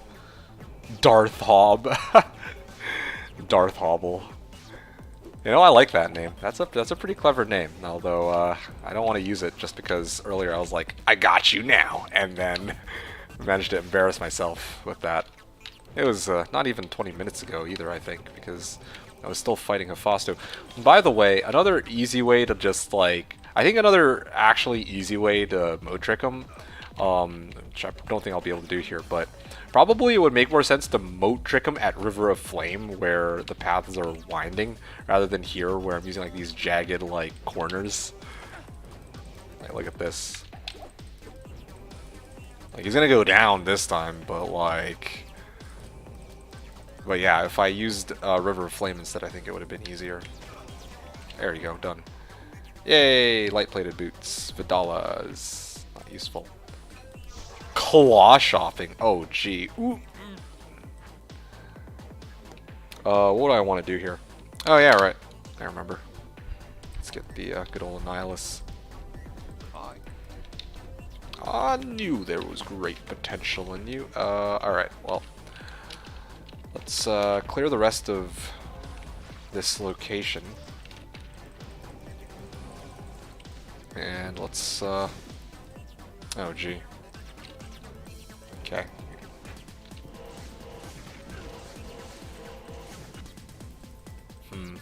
That's a lot of monsters.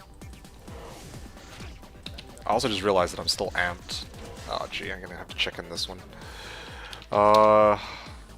Yeah, again, this is a prime example of why I believe that teleport Coronet can actually be pretty handy. Like seriously, for my dream like Bolt Paladin, I'd like to have like a Coronet that has 2 Paladin skills and like teleport charges. Oh, that would be just absolute bless. But obviously, well, 3 to combat skills and teleport charges. But you know, like either of these would be great. But I'm not going to get my hopes up too high for that. That's quite a tough find to come across for sure. Okay. Where is it? Corpse Explosion? Yeah. I'm like down on gold too. I'm probably gonna need to start farming gold from AT or some shit later.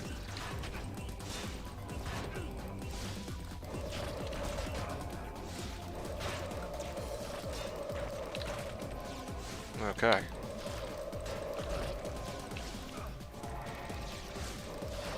Oh shit.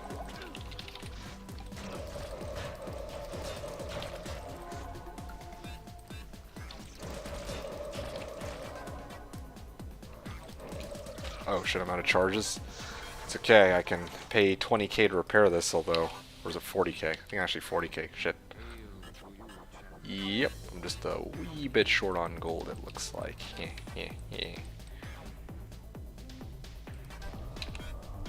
Okay, fine. I'll toss out one of these.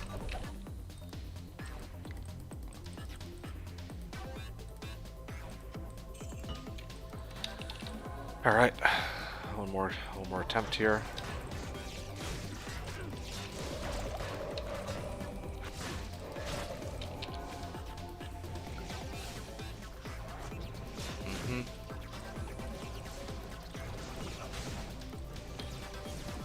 So many monsters here. It's actually so many.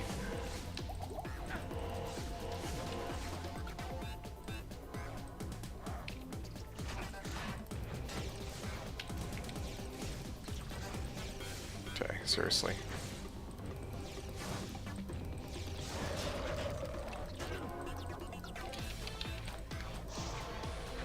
Okay, maybe there's a chance that my Necro can make it if I lure everything else away. Or you know what, actually? I just need to lure these Urdars away, and then I can go kill the rest of the monsters that are surrounding the stupid thing. I'll also pick this up real quick too for my Necro, for when he hits the forge. And yeah.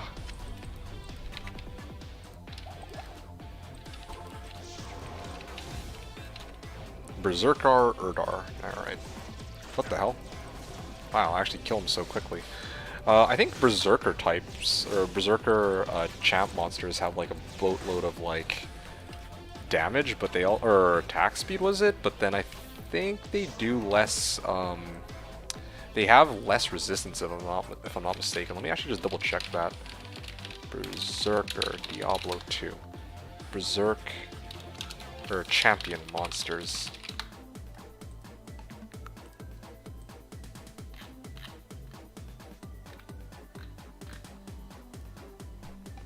Oh, 4 times damage. Shit. But do they not have, like... Because he died in, like, 2 shots. I'm very surprised about that. Anyway, whatever. I'm not gonna think too much of it. Good evening. Deckard Cain. Okay. I guess Gull, right?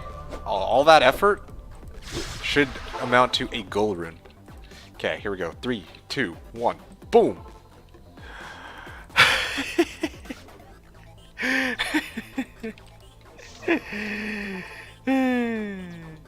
Well, hey guys, you know what? You know what I say to that?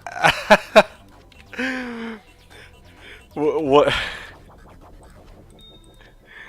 I mean, yo, like, what do I say to this? Yeah, this is time for a break. Like, this is a good time to go for a break, you guys. Explain this to me, someone. What did I do to deserve this? I mean, hey, 3 fails make a lem, right? So, I guess I could at least do something with it. Yeah, 3 fails make a lem. Didn't praise the Raven Lord, that is very true, I did not.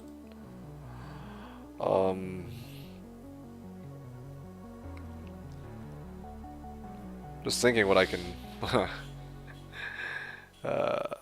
That's what you get for having your paladin use black magic. Hey, look, come on, that's just not fair. What am I supposed to do? What am I actually supposed to do in this situation? Without my corpse explosion. Just sit there and Fist of Heavens all the... Or Holy Bolt all the non-undead monsters? Gee.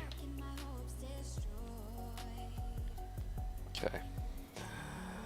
Okay. Yeah, I'm gonna stand by what I said before, which is... I just want to mule off all this garbage that I'm packing, and then I'm actually gonna go for some dinner. I think now, as Han pointed out, would be an excellent time to go and grab myself some dinner, so that's exactly what I'm gonna go and do. And I'm gonna stew in my misery. Literal necromancy. Yo, I'm not even, like, what? Yo, that's just not true. Necromancy implies I'm, like, bringing these guys back from the dead, okay? I'm not. I'm actually blowing up their bodies. You could say, like, I'm, what was that thing called? You can call me a cremator. I cremate bodies. That's how I roll, you know? I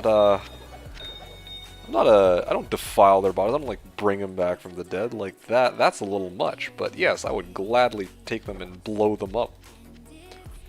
Fist of the Heavens would be a good porn name. You know, I'll admit that's a pretty good one. Yeah, true. I'll hand that one to you.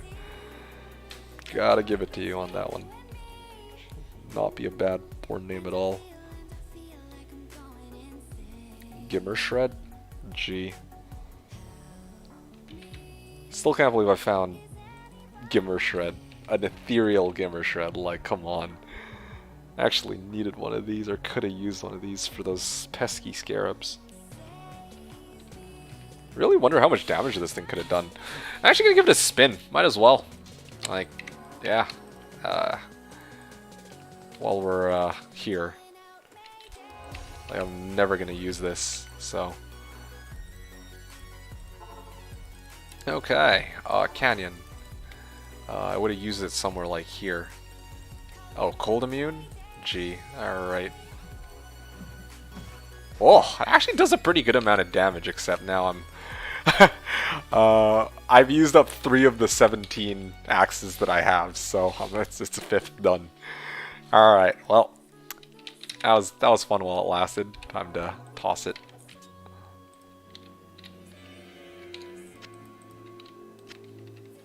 This is kind of sad right there.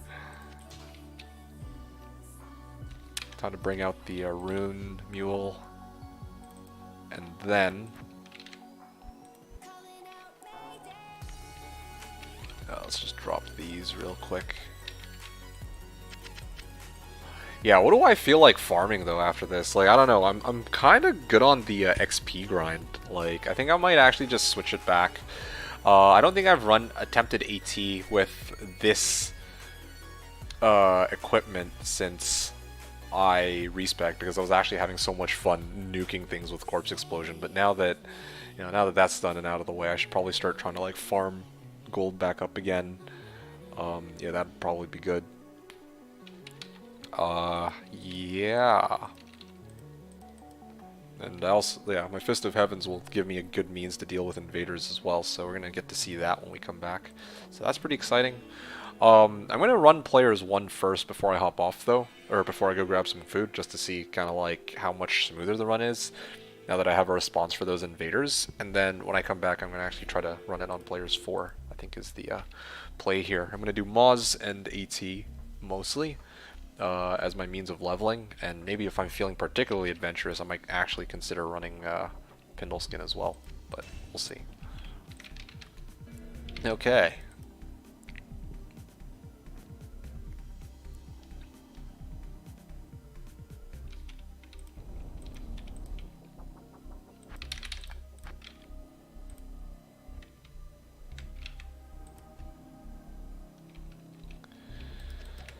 Okay, let's throw these on the barb, I guess.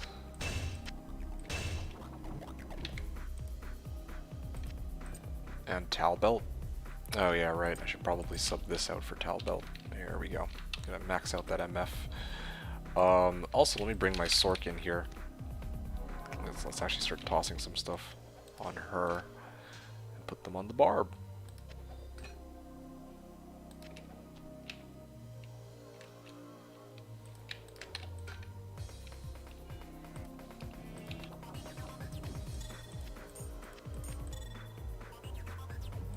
Okay. Yeah, I'll let my barb carry all of the switch equipment for my pally.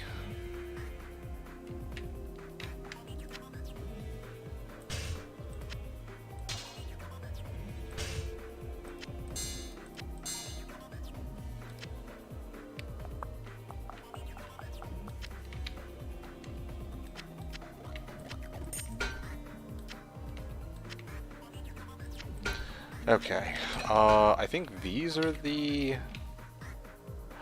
Oh, why am I even carrying these greaves now? I don't really think I need these greaves anymore. Oh yeah, they're for light res, or they have a bit more light res.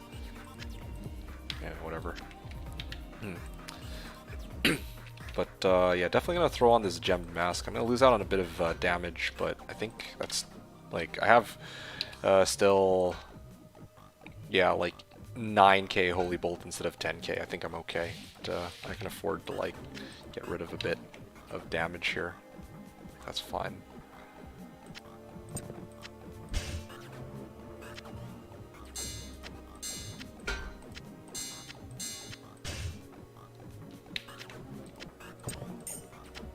Whoa, hold on. Desherm has torches for trade. 1510 Pally, 1017 Pally, and 1118 Sin. Now, I'd gladly buy a Pete Torch, but I'm not exactly swimming in wealth here, so...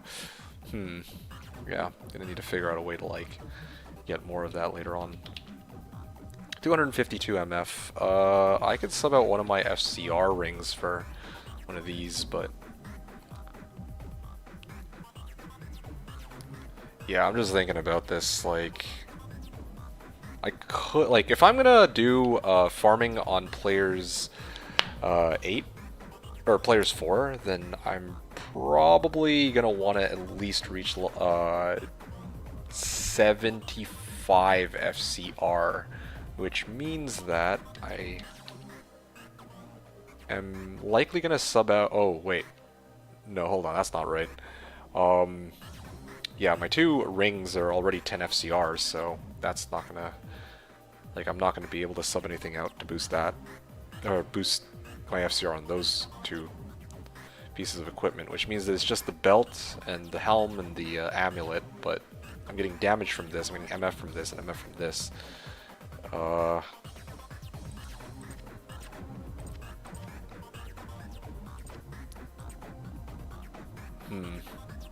Yeah, I think this is the best arrangement. This is like 9 MF. Yeah, I think this is what I'm gonna have to work with. 241 MF. Let's roll with this. Okay. I think that's basically it though. Is there anything else I need to do with this guy?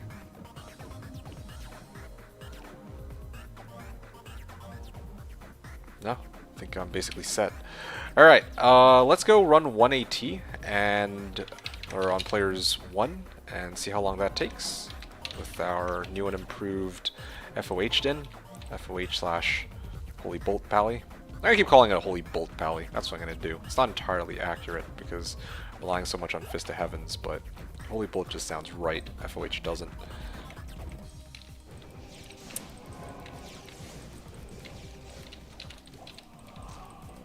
Oh shit. There we go. Not bad, not bad. Okay. Next pack. Oh wow, this is one of those ancient tunnels where there's actually no invaders. Let's call it for what it is, Scuffed Valley. Hey man, this valley is actually holding out pretty well for not having gotten a Griffins on day 1 to trade into an Enigma, okay? Like, I don't know what more we can expect from Scuffed Pally over here.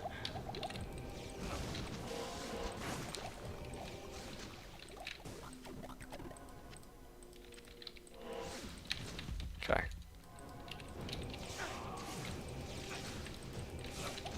All skills. Yep. Yeah, I can imagine.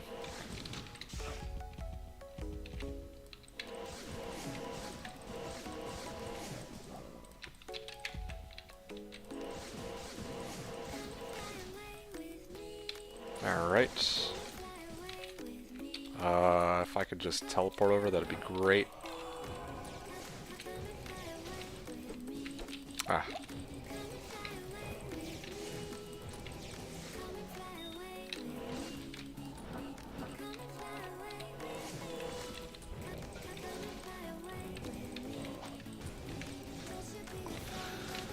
Ah, gee. Okay, and then... I think that's everything on this side of Ancient Tunnels. Now for the other side.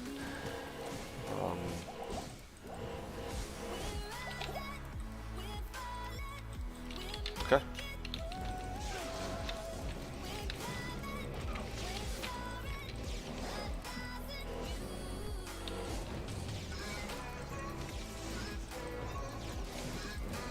Hey, the robot, or the one robot, I think is how you say your name here. Slashdiablo is a private server, bot-free, dupe-free, forum gold-free private server running the like basically the vanilla version of the game, or like D2 LOD. So like before D2R came out, most recent patch that they had.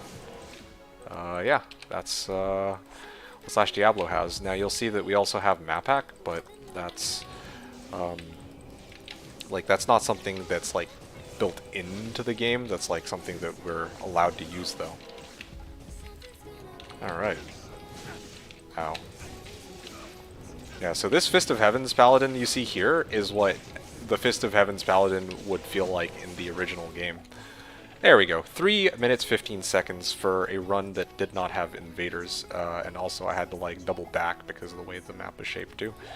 Overall, I would say, yeah, again, like, not too bad. Like, it didn't improve for the, like, I already had a runtime that was quicker than 3 minutes, but, again, like, I guess when there are invaders, I actually have, like, a good response for it now. I don't have to just skip it.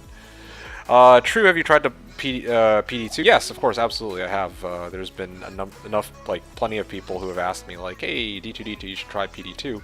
So I gave it a shot, and to be honest with you, I actually, this might come as a surprise, but I actually didn't enjoy it very much. At least I didn't enjoy it enough that I could get past the first few hours of playing the game. Like, it just wasn't it. But I'm a little, like, weird compared to most people in that I don't really, like, when I'm playing D2, I'm, like, looking for as close to the original version of the game as I can get. Like, yes, we have access to map pack here, but it's not, like, the skills, like, the skills the characters have been remained untouched, the monsters have remained untouched, the equipment, like, items in the game remain untouched. That, for me, is, like, yeah, it's kind of what I'm looking for when it comes to, like, Diablo 2 gameplay, but I still want to be able to play, like, multiplayer with other people, so. Yeah, so you're wondering why,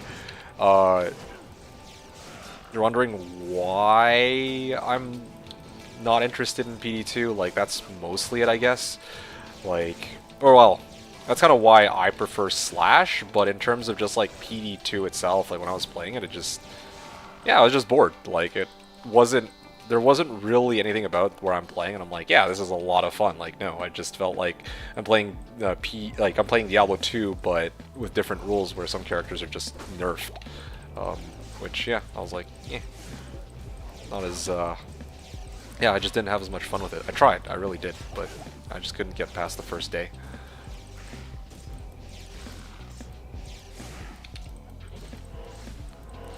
Anyway, but yeah, I feel like, oh gee, there's some more invaders here. Yeah, I think I'm gonna ditch the idea of trying to, like, use Sanctuary. Oh shit. Desync, of course. Or not Sanctuary, Conversion, I mean. Although, maybe Conversion would actually be handy for, like, keeping them at bay. So there's that at least. I can use Sanctuary, or I can use Conversion to, like, keep them in the same spot, but I don't think I can use Conversion, like, after this level. Or I'm going to try to, like, level this character for sure now, that I have a response for invaders, and I'm not going to be able to abuse the Conversion bug anymore. But yeah, I hope that answers your question, One Robot. I'm guessing you yourself are a D2 player, or a PD2 player. How are you finding that so far?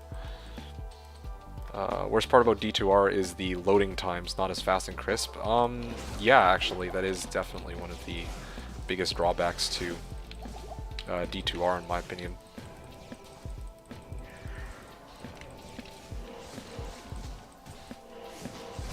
Ow. Stupid freaking...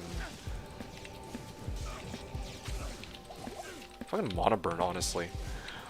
I've played all the season of PD2, I love it, fair enough. Yeah, I respect that. The old D2 feels stale to me.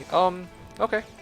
I mean, yeah, different strokes for different folks for sure. Like, you're not the first person to share that, like, to state that, right? Or to have that feeling towards the OG D2.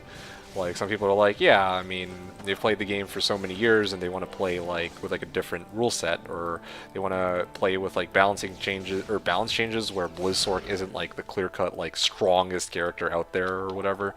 But in my case, I'm, like, you know, I'm a big fan of D2. Like, I played it for, like, you know, the last however many years it's been out, right? And I'm like, despite having played the game for so long, like, there's a lot I feel like I haven't explored with the game.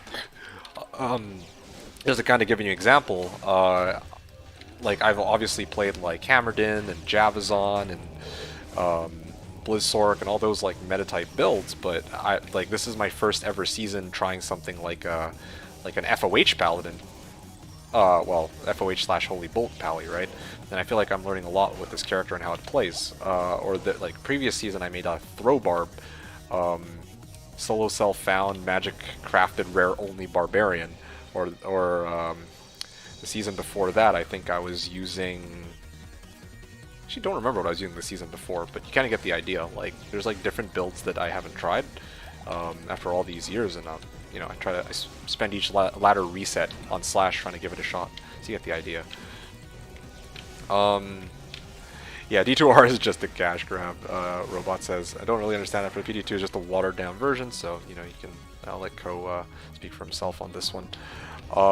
Yeah, more options in PD2 than D2 endgame, better crafting, and endgame in D2 is not as good.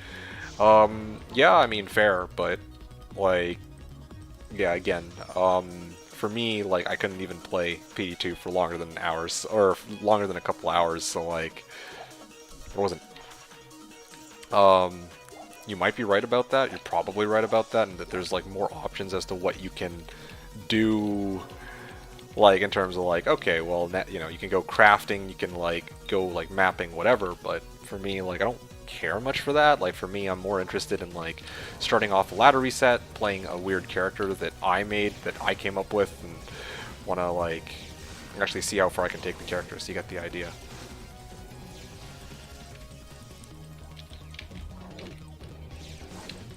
You unlocked a very few builds to start.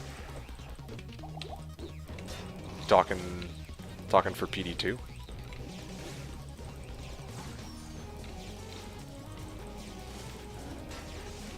Oh yeah, see, that's that that is exactly where the difference lies between you and me. If you're talking about locked to very few builds to start, it's actually kind of funny that you say that, because I'm like, well, you know, a lot of people would say that Holy Bolt Paladin in D2 is unviable because you can't affect most of the monsters in the game, right? Like, you can only affect undead type monsters. Or like other people have said, like, okay, yeah, well, Spearzon's, like, I used to shit on Spearzon all the time. Like, I used to be like, oh yeah, Spearzon, like, crap, who would use this? And then I actually used Spearzon, and it turns out to actually be better than I was expecting it to be. And in fact, I was actually clearing trap with it pretty easily once I got like 1 or 2 pieces of equipment. So, yeah. Anyway, point is, like, you probably, like, I can understand you saying that, yeah, you know, the builds in D2, like, it feels kind of restrictive, and that, yeah, probably if you're just going to start off a ladder season, probably go Cold Sork is the intuitive option, yeah, sure. But I don't know if that necessarily means that, okay, if you use, like a Fire Sork, for example, instead of a Blizz Sork, that, okay, no, it's, like, unplayable now. There's more in PD2. Yeah, I mean, there's more that you can start with, maybe, and compete because they're stronger. But again, like, I'm using FOH Pally, and I'm doing just fine going through the game. You know, like, EBOTD Ghost Spear / Mattress Spear. Love that build. Yeah, yeah, no, for sure. I was using EBOTD Ghost Spear on my Spearzon as my end game item. So, yeah, that sounds about right. For the 6 years, this man made different builds. Yeah, well, I mean, not just myself, but, you know, Ko, Garg on this channel, or on this private server, or Gargoyle. Anyway, yeah, there's people who do these weird things. So, I'm gonna take a break myself back later, probably after your break if I don't pass out first. Okay, sounds good. If I do see you next time, yeah, I'm with it. Alright, thanks again for hanging out, Hum. If I don't see you, take it easy, but otherwise, I'll talk to you in a bit. Ko-Rune, lovely. But anyway, yeah, like, I don't know, like I said before, different strokes for different folks. Like, yeah, I see both sides of it. Like, for me, the original game, part of what makes it so interesting is that, yeah, a lot of people are like, yeah, no, this, you know, no one's gonna start FOH Pally over Hammerden because Hammerden is so strong. But I'm like, yeah, I mean, you could start off as a Holy Bolt Pally. It's not like unviable, like, it's not unplayable either, even though people make it out to be such in the original game. Like, it doesn't need, like, all these buffs for somebody to be able to play it and get rich, right? It's just a little bit more challenging, and that challenge actually interests me. So that's how I see it, right? Not everyone shares the same viewpoint. Some people think, okay, well, you know, Hammerden is clearly so much stronger than everything else. FOH needs a buff so that it can actually compete, which, like, okay, fine. Like, I don't think that's wrong necessarily either. Anyway, I'm gonna let you guys at it because I think Ko and Robot guys, or, well, I mean, Ko's gonna feel pretty strongly about that statement, and he knows more about PD2 than I do. And, you know, he said you can theory craft more builds in PD2. I don't even know if I'd agree with that personally, since, like, I mean, there's a lot of builds you can make in D2 as well. It's just not like it's different, I think. Like, yeah, I know PD2 gives like O skills on some items, but with D2, like base D2, there was like plenty of like you could make like a Berserk Zon if you wanted to. You could make like a throw Pally or like a throw Sork, right? Like, there's a lot of builds even in the original game that a lot of people never bothered to explore. And then like, yeah, PD2 makes those builds like easier, like more obvious, I guess, to make. But that's not to say like that you can theory craft more builds in PD2 when D2 already had like a very vast array of builds you could make, but most people don't go down that route. Anyway, but that's just my 2 cents. I'm gonna go grab some dinner. I've been postponing that so that I could demo what my FOH din can do on Players 1 for 8C. And yeah, I'm gonna see you guys in a bit, I guess. Docwu was saying if you just want more builds and Resurgence is your home. Well, I don't know. Like I said, different strokes for different folks. It's like different in all 3 of these places: Resurgence, Slash, and PD2, of course. Like for me, I'm perfectly happy to play within the confines of the original game, and you know, start off as like a character that other people would otherwise consider to be like much weaker. Whereas, understandably, other people are not as happy to do that. And meanwhile, Ko and Robot can like, I feel like they're talking about something else. Where Ko's talking about how, well, yeah, they're talking about something else entirely, so I'm gonna leave them at it while I go grab some grub. I'm hungry. Okay, so while you guys talk that out, I am gonna put this notice up. Hey, Retro Crow, nice to have you on board with us today. Sorry, but the timing is... Your timing is great. I was actually just about to go for my dinner break, so I'm gonna hop off for a bit, probably about a half hour or so, hopefully less than that. I'm gonna go grab myself something to eat real quick, and then when I come back, I'm gonna continue running this FOH Pally, and I'm probably gonna aim to reach like level 86 or 87 tonight by just running ATs and Moz, and maybe some other locations. We'll see. Alright, guys, be right back. I'm gonna grab some food. I'll see you guys in a couple minutes, or well, I'll see you guys in a bit, hopefully. So yeah, GG to you too. See you soon.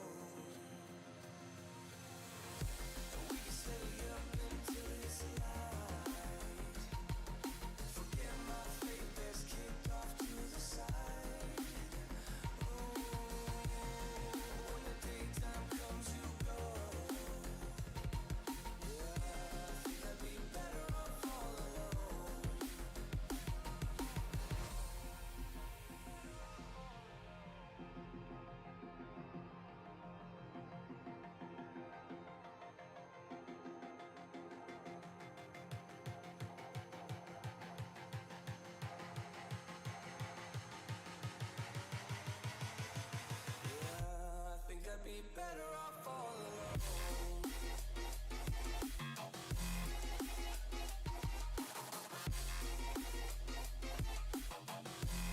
That'd be better off all alone.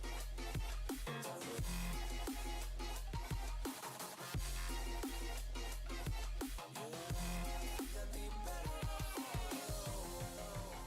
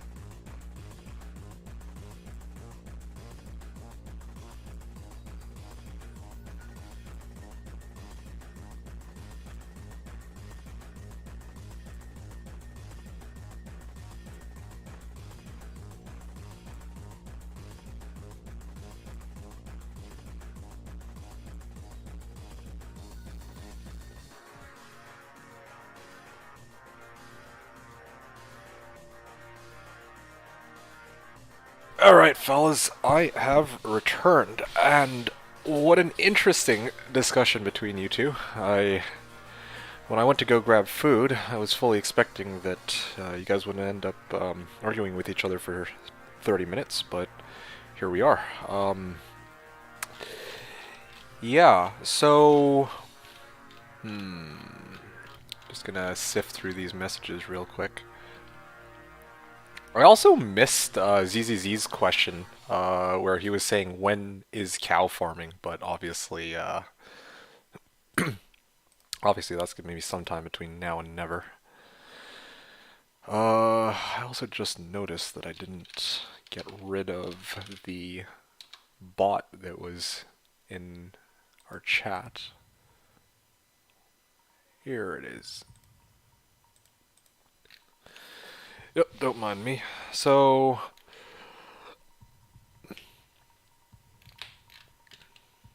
Blah, blah, blah, blah, blah.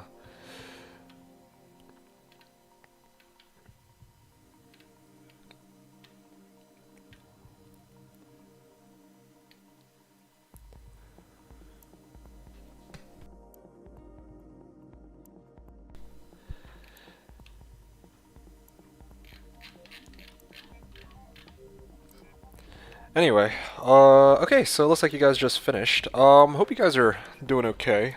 Ko and Theo, or the one robot and the rest of you guys. Don't mind me, just digesting my food here. But, let's see. Yeah, right.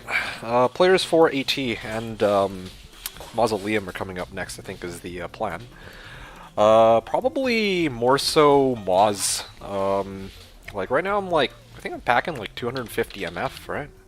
What'd you have? Well, I appreciate you asking. I had a Turkey Club red pepper wrap with bacon, apparently.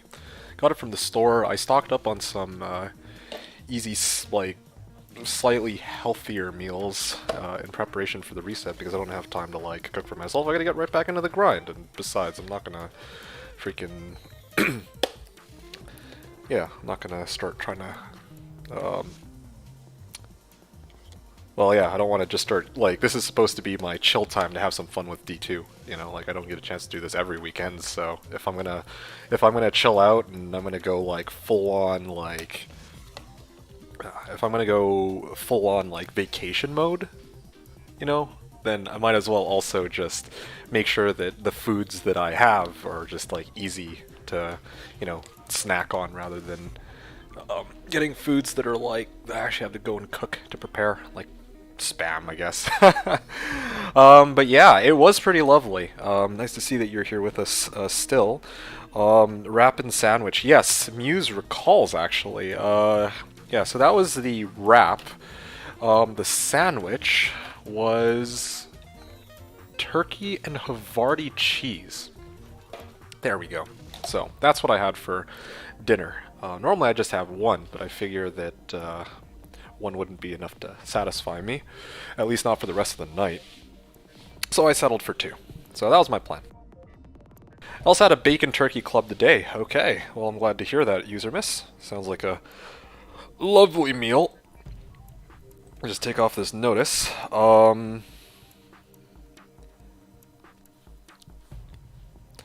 Yeah, so what are you up to right now, Robot?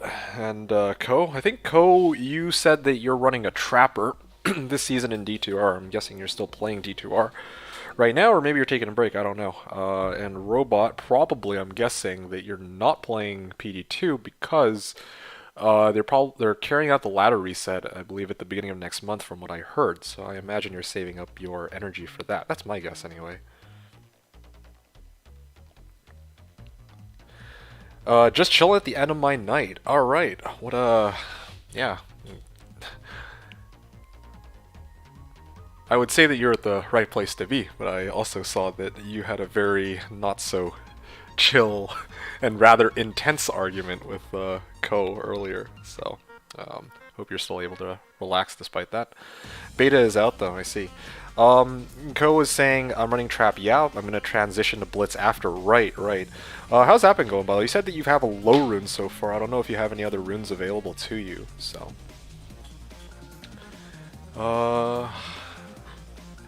Beta is out. I thought it was closed beta, was it not?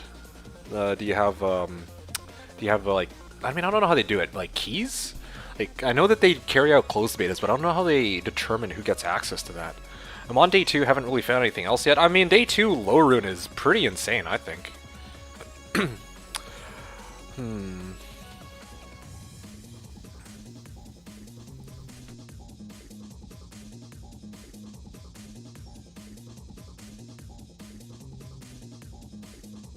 Give me a sec, I'll be right back.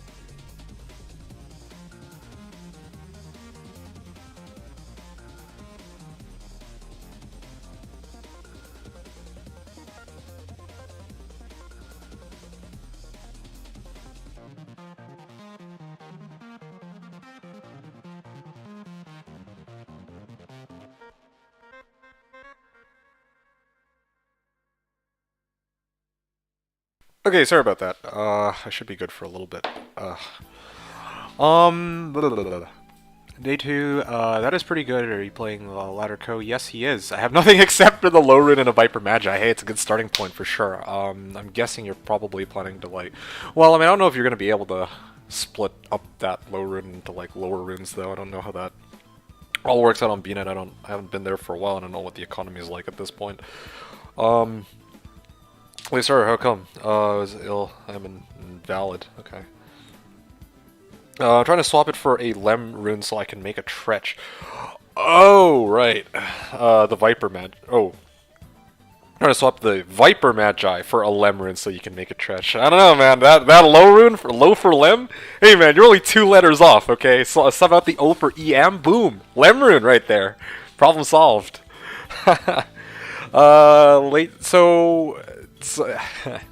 The market crashed heavily this season due to the yeah, so there was a big dupe issue, I'm fully aware of that. I also know that there was, what was it, the Sunder Charms? I remember on day 1, I think that if you hork a monster in a terror zone or some shit like that, or hork like a champion or a unique monster, that you would guaranteed get a, yeah, be guaranteed a Sunder Charm or some shit like that, so that was pretty wild. Muse was saying, I need to try to make wraps sometime. They seem superior to sandwiches, less shit falling out for one. Yeah, I completely agree with Robot. Wraps are great.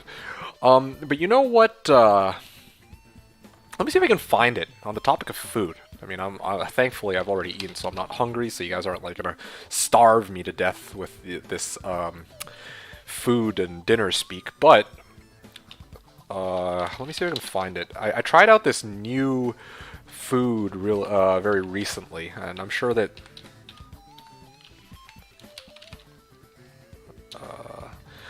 you guys have heard of it before, or some of you guys have, but here it is. French taco, I think. Yeah. This is one of the, like, coolest and best foods I've eaten in a while. French taco. You guys might want to Go Google that if you guys have never had this before. It's kind of like a half burrito, half, well, it's called a taco, but it's like kind of like a burrito. On the topic of like food and like ingredients in a sandwich, like falling out or whatever. Yeah, this, I don't know how they do it. It is like it's more black magic to me than this holy bolt pally I've made. And I'm telling you, when I had that when I had the French taco, like, yeah, my mind was blown. It was great. It was so good. I don't know how it like just perfectly holds all that food together, but it just does. It's like a wrap but on crack. I don't get it. You said, but bread is just filler slash empty calories. What is it called? Yeah, it is French taco. I'm telling you, it is glorious, glorious. Wraps are blessed, yeah, and then how, yeah, it was broken. It was kind of busted. Anyway, yeah, while I chat with you guys, I think I can, or I'm gonna run some, I'm just gonna mindlessly run mods while I, chat with you guys in the background. I should be able to do that.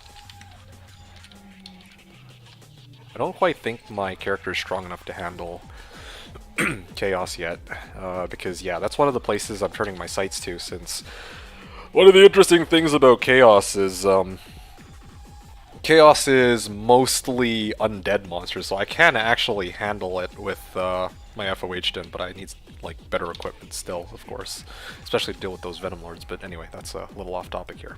Going back to what you guys are talking about, but bread is just filler slash empty calories IMO. I didn't know that that was an opinion. Like, I thought that, you know, generally speaking, that yeah, bread does turn out that bread is mostly going to be filler. Like, empty well, I don't know about empty calories, but definitely filler for sure. I don't know if there was much of a difference, but anyway. Let's see, but it tastes lovely, yeah, there are some great bread choices for sandwiches, but it tastes lovely and depends if you need the carbs or not. I had to look up what a panini is. You don't know what a panini is? Damn. Yeah, that's one of the things which I actually do know, and I must say that was pretty glorious. You should have one, Muse. Which? Talking for wraps? Try to make wraps sometime. Yeah, no, wraps, like, I don't know, sandwiches are okay. I don't know. I don't know, wraps just feel right, you know? It's, like, easy to eat a wrap, but I don't... Like, wrap and sandwich are, like, the same thing to me. It's more the ingredients inside that matter more, in my opinion. I don't know, wrap or sandwich, I feel like it's just something light. Like, if I had one of those, you know, if I went to go get myself, like, Spam, that's a good example. In the past, like, I've had Spam for, you know, my dinner when I'm, like, streaming. But then when I have Spam for dinner, it's like, I just end up being super heavy afterwards, or feeling ooh, shit. What the hell? Yo, am I desynced or what? Like, these guys are like so far away and they're still hitting me. That was weird. And also some of my holy bolts weren't hitting either, which is bizarre. First, the man thinks Aunt Jemima is maple syrup, and now he says he doesn't. What the fuck? No, I said I actually know what a panini is.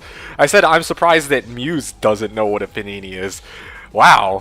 Way to put words into my mouth. I did not say... This is one of those times where I actually know what a panini is, or whatever the fuck it is you're talking about.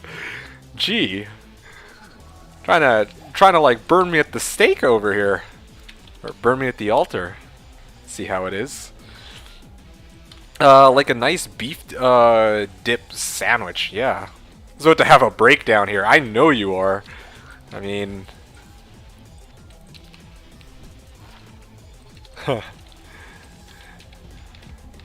Okay, good. Remember those creepy ass Quizno commercials from like 15 years ago? What a stupid advertising campaign. Bro, I don't know, like Quizno. I don't remember those commercials, but I remember Quiznos. I used to love having subs from Quiznos, I'm not even gonna lie. Oh, now that type of food I actually don't like. Like, you know, we talk about sandwiches, I think of like, you know, food wrapped in 2 pieces of toast, but like, when it comes to like, I actually don't really like subs. Subs have always been really annoying for me to eat. Like, yeah, like, no joke. Yeah, like I actually don't vibe with subs. Like, you know, Subway, yeah, I don't like Subway. But as for Quiznos, I actually didn't mind Quiznos, even though it's like a sub. Like I just felt like the ingredients they use were pretty good, and yeah, they're even though yeah, like some of the ingredients like fall out of the sub, which was a little annoying. It wasn't as bad as when I like grabbed food from Subway. Yeah, Subway is kind of gross, or at least for me, Subway is a little gross, to put it lightly. I also just realized that yeah, no wonder I'm struggling so much. It's players 4, so that's why.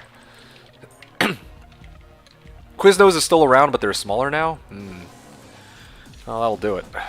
What happened to Quiznos here? What happened to Quiznos lol? I don't know. I actually have no idea. I don't keep track of Quiznos. You don't vibe with subs. I don't vibe with subs. I don't vibe with, well, okay, what I mean by I don't vibe with subs is like, if you give me a choice, right? You give me a choice between, okay, that's garbage. If you give me a choice between a sub or like a sandwich or a wrap, I would gladly take the wrap. Then I would take the sandwich, and then way down the line, I would take the. Then I would take the sub, like, and the main reason for that is I don't know, like I feel like eating a sub is just kind of annoying. Like all the ingredients fall out. I don't like that about the sub. Like after, you know, after I get the sub, I have to freaking be all like, all right, time to scoop up all the remaining ingredients that fell out and maybe eat it if I'm like feeling like a savage. But otherwise, yeah, it's just gone. You know, just fell onto like whatever sheet of paper is holding the sub together.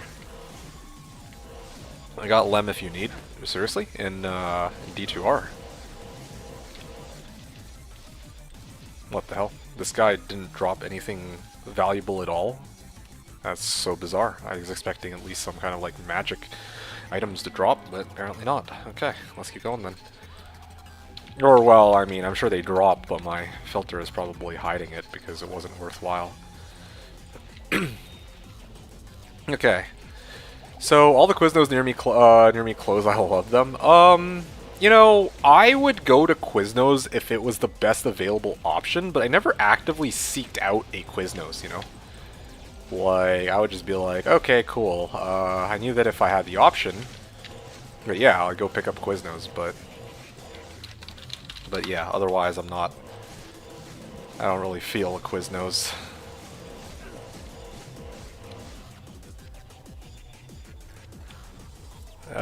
Eat fresh, 3 weeks fresh if not more. Yeah, no kidding. I love it whenever I go to a Subway and then like I have a meal and then at some point during the day I need to use the bathroom and don't even ask what the toilet looks like after that. Like I'm talking strictly in terms of Subway. Like bloody hell, Subway man. Eat fresh my ass. Too much processed shit at Subway. Is it even processed, or is it just like... Yeah, I don't know if it's Hey, Naoko is here. Yo! It's going along pretty well.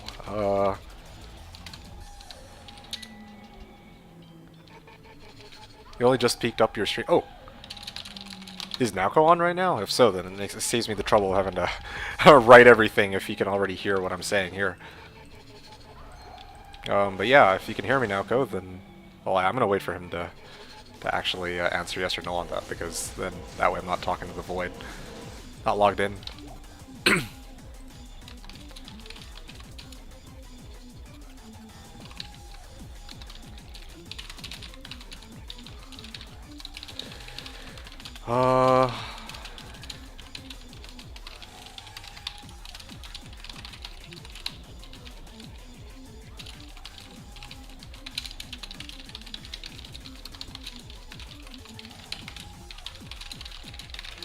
Okay, sorry about that, guys. Back to this discussion. So, yeah, I don't, like... Robot was saying too much processed shit at Subway, but I don't know if it's, like, an issue of it being processed. Like, I actually just think that they don't have good, like, sanitary practices At least this is my guess. Like, I don't work at Subway, so I have no idea, right? Or maybe I work at Subway, who knows? But no, like, seriously, it's like, yeah, you know, it's kind of like, it's kind of just nasty. Like, you go there, I've had food poisoning so many times at Subways. I don't know about so many times, but yeah, I've definitely had food poisoning from or well, I can say, I don't know if it would be food poisoning, but like, I've definitely had moments where I have Subway, and then like some moments later, I'm like, okay, well, that was a bad idea. I gotta go. Okay, I got one. Yeah, and D2R. Okay, I'm good. Thank you. Okay. Quiznos had a failing business model. Their food cost was extreme. Was it? I don't even remember it being like that expensive. Like I remember, I thought that. Well, yeah, I don't even remember it being that expensive. Maybe it was.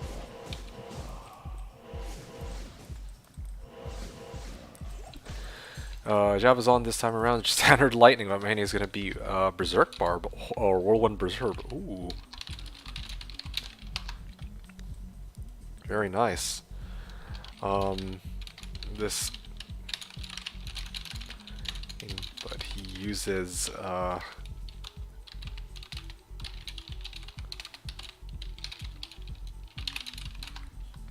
Let's see what Naoko says to that. Discovered the amazing phenomenon of trav horking recently. Oh gee. I'm gonna guess D2R. I feel like a lot of people only recently discovered.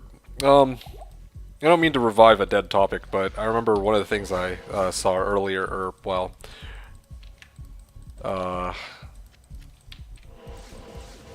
yeah, one of the things I remember reading you guys talking about earlier was that yeah, like a lot of people who have been playing this game a long time, but or a lot of people who are still playing this game have been playing a long time. But funny enough, despite playing a long time, there's very few people who opened up with a Horker when, well, D2R first got launched, or even in the first season for that matter, I think.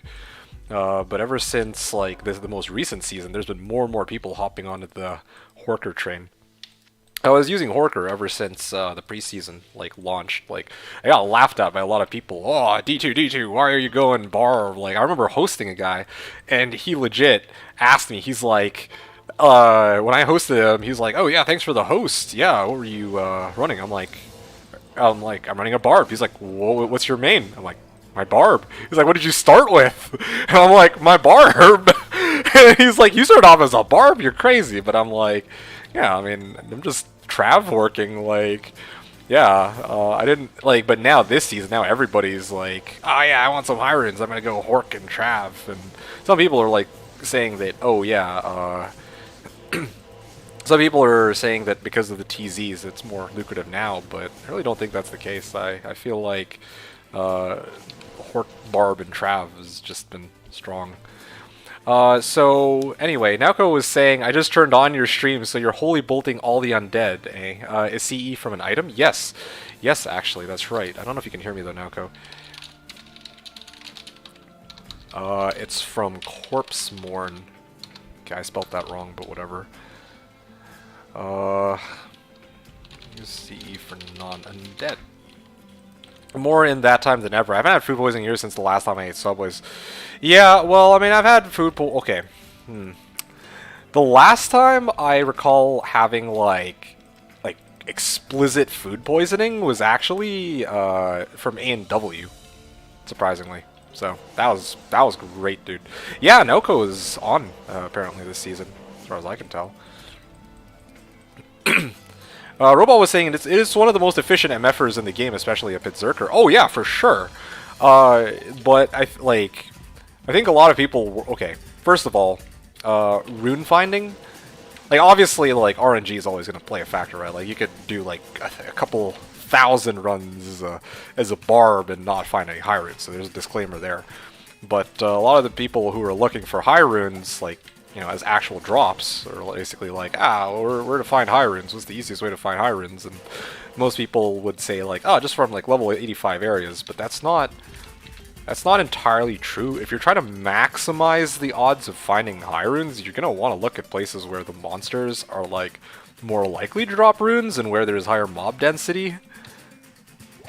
So yeah, for me, I'm like, okay, well, if the goal is to get high runes, then, well, if my goal is to get high runes, then of course I'm gonna like stack up on Trav, right? So that's exactly what I did.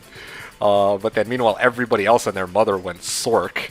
So like uniques were worth like dirt. But meanwhile, I'm just like sitting on like Sirs and lows and ohms, and I'm just like suckers. Anyway.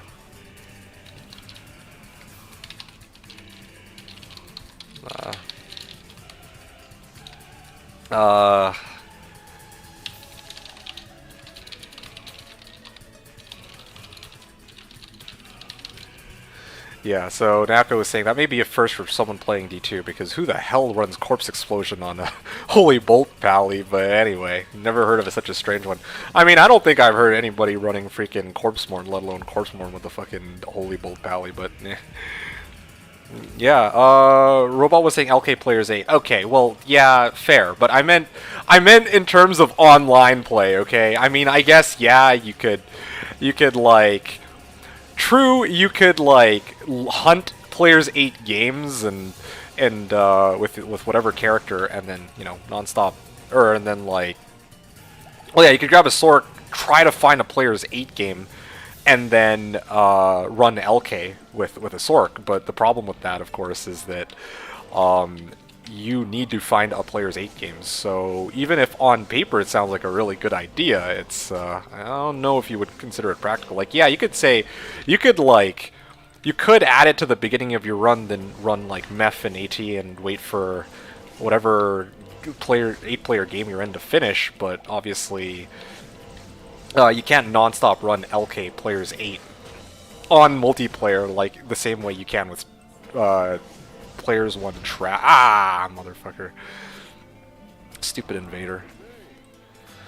Arcane isn't a bad rune farm either. Yeah, for sure. Last time I remember... now, because saying last time I remember you started and mained a Phoenix Strike Sin, I think. Sounds about right. Since then, I played... I think it was Holy Shock Pally, Fury Doodoo, Spears on... what was last season? Oh yeah, Throw Barb. Now I'm on FOH Den. Come to think of it, why did I opt to play FOH Pally? It's kind of weird. This is like the second time. Let me just take a look at this real quick. Holy Shock Pally. Oh, okay, yeah, no, this is right. Yeah. Yeah, so...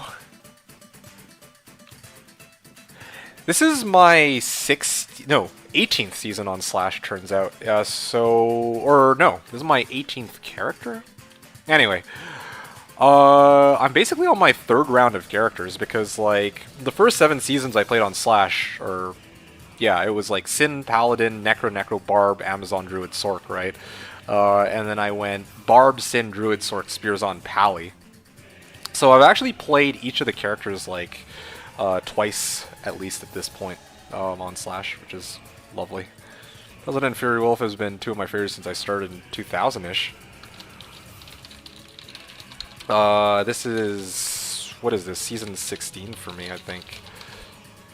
Was it season 16? Man, it's been fucking ages since I began. But anyway. Let's see. What else were you guys talking about? I used to, 3 to 4 times. I used to have to eat there almost every day due to work. And man, I got sick surprisingly often in that time period, OG. Quiznos Corporate put their foot on the neck of franchises. Okay. I missed those comments. Retro was saying, TZ has really bad rune drops from my experience. Well, okay, but...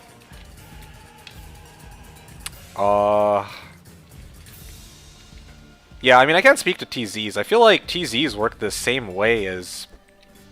well, yeah, TZs work the same way as most other locations would, right?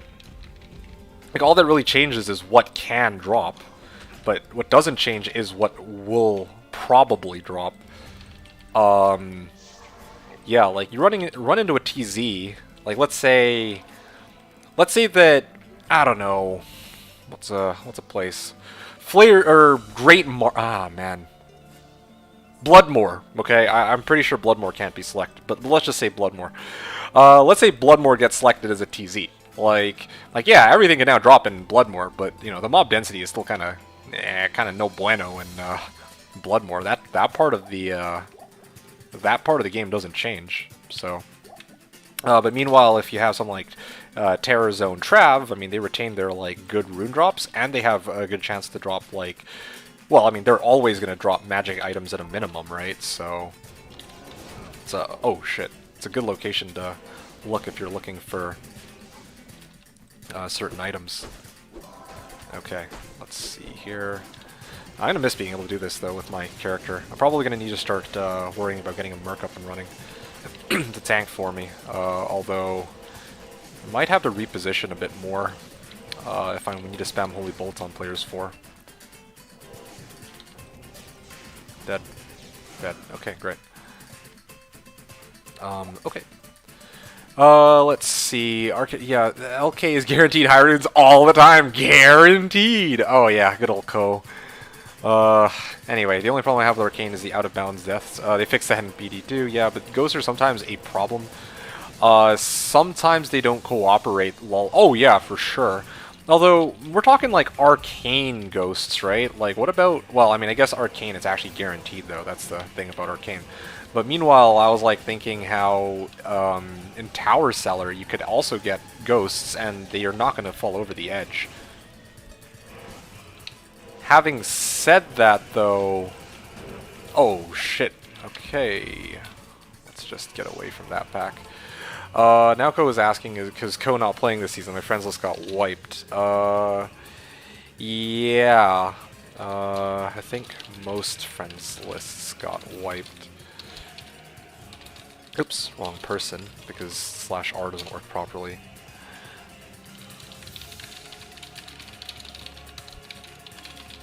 And no, Ko is not playing.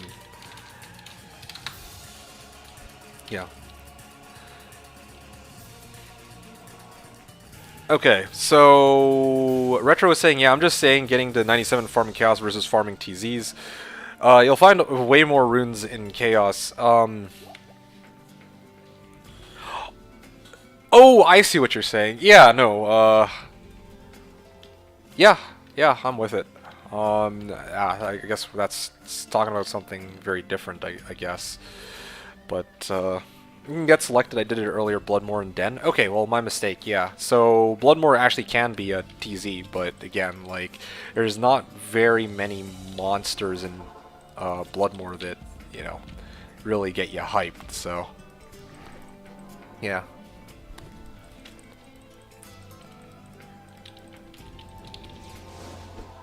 Okay. Ow. Gee, there's too many invaders here. Honestly, I'm tempted to just spam Moz. Like, I actually don't feel like dealing with this right now. Like, if it's players 1, I can actually handle those invaders using my Fist of Heavens. That's no problem. But if it's like players 4, AT, then yeah, it's really not worth my time to kill every individual invader. Like, I'd rather just stick with Moz at that point. Like, really. Oh yeah, of course. I mean, I wasn't trying to go over all of the different places where you can get good runes, but yeah, on the topic of like good runes, yeah, Cows are great for runes, Arcane's good for runes, LK like with an asterisk next to that one. Yeah, I'm just thinking here, what else? AT, or not AT, sorry. Cows Chaos, Trav I mentioned, LK, Arcane, yeah, that's one which people were talking about. Yeah, I think that those are most of the locations which most people would say are like good for... Wait, why am I going pits? Whoops, I'm not paying attention. My bad. Well, I mean, now that I'm here, I might as well... Nah, I'll go Mausoleum. I fucked this up. Whoopsies. I was very happy for finally plays I can do without trouble for good XP. Yeah, that sounds about right. I'm like thinking is... Um, I'm guessing you can't run cows with your trapper. Is that what's... Yeah, because I remember I think when I ran my... Last time I played Trapper, I was mooching off bail runs with people, and then after we were done the bail runs, I was just running Pindle until my assassin was like... My Trapper was like higher level, and then from there I went like... I think I spammed cows, that's what it was. Okay, there we go. Now I'm paying attention. I can go the right direction. But yeah, no, I do agree with that though. Like, ghosts can be annoying in Arcane for that reason, and people have talked about that before. There's a certain art in having to try to like move the ghosts over a ledge so that when they die they actually drop shit.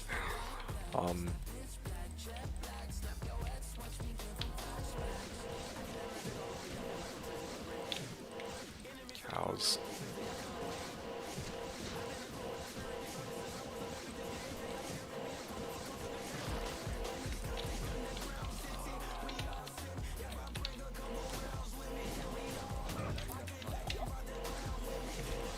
Monarch! 3-socket Monarch. Well, that's depressing. Well, actually, this one's a 3-socket Monarch with 147 defense. I think that's like a max roll on a Monarch, isn't it? Who knows? Maybe somebody would want it.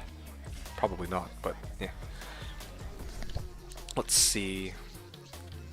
Retro was saying really bad rune drops and horking is amazing. Yeah.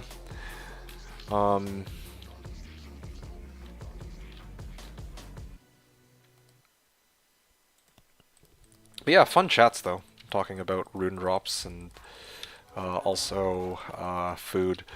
But yeah, I'm just trying to think if there's any other foods in particular that are noteworthy, but I guess I'll leave that be for now. But yeah, I still stand by what I said though. I'm not really much of a Subway fan. I wouldn't mind Subway so much if their ingredients weren't so, like, gross. Like, I still don't know, like, I really don't think they use, like, good practices for their food, because otherwise I probably wouldn't get food poisoning when I go, is kind of my bottom line. But anyway, aside from that, going back to talking about those rune drop rates, like, why did I mention that in the first place? Or why did we talk about rune drop rates? Right, I think I was talking about how it's sort of interesting, yeah, even after all these years, I feel like the meta can somewhat shift every now and then, which is kind of interesting. Like, yeah, most people are still always going to open Blizzork, but... Well, actually, even in the past, I don't know how many people really opened Blizzork. Like, I remember, like, even 10 years ago, Meteor, like, some Sorks actually ran Meteor because, yeah, I want to be able to farm everything, and I don't have access to Infinity necessarily. But nowadays, everyone's like, nah, I'm just going to open up Blizzork. I blame... I actually blame YouTube. I've talked, well, I actually talked about this with people recently. I don't remember if I brought it up on this channel. I don't think I did because I haven't streamed in ages. But it's kind of interesting how nowadays, like, a lot of the games that you'll look at, it's just a different vibe in a way, I guess, or like people know what the most optimal way to play is, and there's very little, like, wiggle room in terms of, you know, most people aren't really going to argue with it. Yeah, to start, yeah, Meteor was a great starter. Again, like, if your goal is to farm whatever location... Damn, now I want to make a Meteor sword. I'm actually kind of tempted to, like, next time I play a sword, maybe I should consider making a Meteor. Like, yeah, I don't think I've done that in ages. That is a throwback and a half, you guys. Anyway, sorry, that's, like, way off topic, but going back to, like what we're discussing here, like, yeah, Meteor was a pretty good starter back then, or was considered a good starter, because, yeah, you know, you have Fireball to deal with cold immunes, and you have Frozen Orb to deal with fire immunes, right? So you actually have a response for both types of monsters, and if you come across, like, a unique monster that for some reason is immune to fire and cold, then you have your Merc to deal with them. So it's a pretty, you know, pretty fair reasoning, and I've even like a couple, as early as like maybe a couple months ago, I've had people ask about, like, is, like, I want to still be, I hate dealing with immunes, so is there a way to, you know, have a build for, let's say, like, Druid? I think somebody asked me if Somebody asked me if it was possible to run like a hybrid, like a cold or fire or cold and fire druid on D2R. Like no joke. So yeah, that was an idea that somebody else came up with to deal with immunes, right? If it were up to me, if I, like, in the past when I ran my Fire Druid, I legit would just either put, like, more points in the bear to do more damage to those said fire immunes, or I would just ignore such monsters altogether. Like, if I'm going into Chaos, I'm not going to waste time with Venom Lords, for example, or I would just avoid farming that altogether. But yeah, other times I've talked to people who play, like, let's say like Javazon, and they're like, man, my Javazon only has only has one element, which is lightning, and you know, like you go to like some place like Pits, if archers don't spawn, you're good, but if they do spawn, then you want to have like an actual response to it, right? So it's always fun. Anyway, Saucy was saying, I like Fireball Nova. Ah, yes, the Nova Ball Sorceress. That's one of my classics. It's funny because all these years that I've seen people play Sorc, usually it's, you know, Meteor. I've heard Blizzball here and there. I've heard Pure Fire, Pure Cold. But oddly enough, I never really heard anyone talking about like Dual Nova, or I even heard Frost Nova, Sorc, Pure Frost Nova. But no one ever really, at least not that I saw, used a dual Nova Sorc, like Lightning Nova and Frost Nova, and also no one ran Nova and Fireball. It was kind of interesting. Like, Nova Ball is still one of my favorite builds. Like, it really would be my favorite build just because of how proud I am that I actually came up with some variation of a Nova Ball Sorc. But obviously, like I mentioned before, like my Poison Necro is like, you know, I love Poison Necro. Poison Necro is my favorite build. If Poison Necro didn't exist in this game, like, yeah, legit Nova Ball would probably be my favorite, hands down. And part of the inspiration, as I've said before, is when I ran, like, originally I was trying to make a fire sorceress, right? And I'm like, ah, shit. I'm like trying to run it in chaos, and I'm just like, man, there's like too many fire immunes. And I'm like, huh, what if I splash like something else? Like, what can I splash? And I realized, like, okay, I can go Nova, right? So I was like, all right, let's run it with Nova. And then later I was like, huh, I have Gryphs, I have Hodo, I have Viper Magi, I have all the equipment to actually reach oh, and I also found a 220 amulet. Because I was doing crafting with Dewscrim that one season. I don't think you guys were around for it. Ko was here for that, but I don't think the rest of you guys were. Ah, Rockstopper, that's gonna be from my Merc. But anyway, yeah, like, it was like, that season when I got that 220, and I was like, yeah, I could actually put together 200 FCR Fire Sorc, and then I had that 200 FCR Fire Sorc, I was like, eh, I'm not... again, like, it was limited to whenever I came across fire immunes, so I splashed Nova into it, and to great effect. Like, yeah, my Nova Ball Sorc doesn't do nearly as much damage, or raw damage, as a pure Fire Sorc, but, like, since I'm mostly farming on players 1 anyway, even a single Fireball is usually enough to kill a pack. And then, of course, I was able to splash Nova, which gives me a strong, not just viable, but a very strong response to dealing with immune monsters, or fire immune monsters. So again, very, very fun, very enjoyable build for sure. I absolutely vouch for Nova Ball. Anyway, that was quite a long tangent though. But Fireball, Meteor slash Blizz, Ice Blast. Now that's an interesting combination. Yeah, I remember running a dual Nova Sorc. Frost Nova was great for just crushing players 1, but if I needed more firepower on like players 4, then I would go Blizzard first, then Static Field, and then Frost Nova. So yeah, very interesting playstyles there. Anyway, let's see, what else can we say here?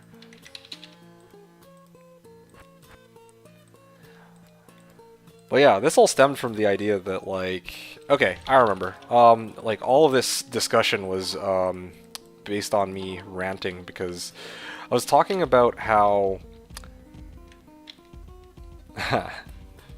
Okay, so this is like a kind of like a completely separate topic, I guess, but I was actually thinking about it recently. How back in the olden days of playing like Dota 1, I remember like the meta back then used to be a lot more fluid or like more ambiguous, right? Like not everybody knew that, oh yeah, this specific way of playing is the best, right?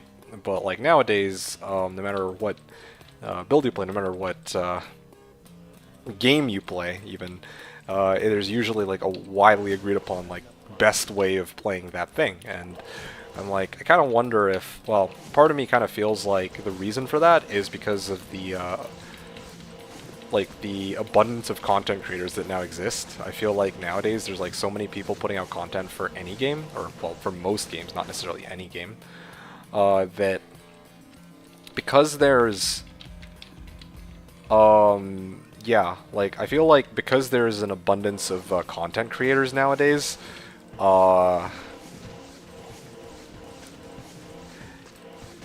yeah, because there's an abundance of content creators nowadays, like it's very easy to come across like what the best way of playing it is, and people just parrot like whatever idea that like the top players for any game like talk about, right?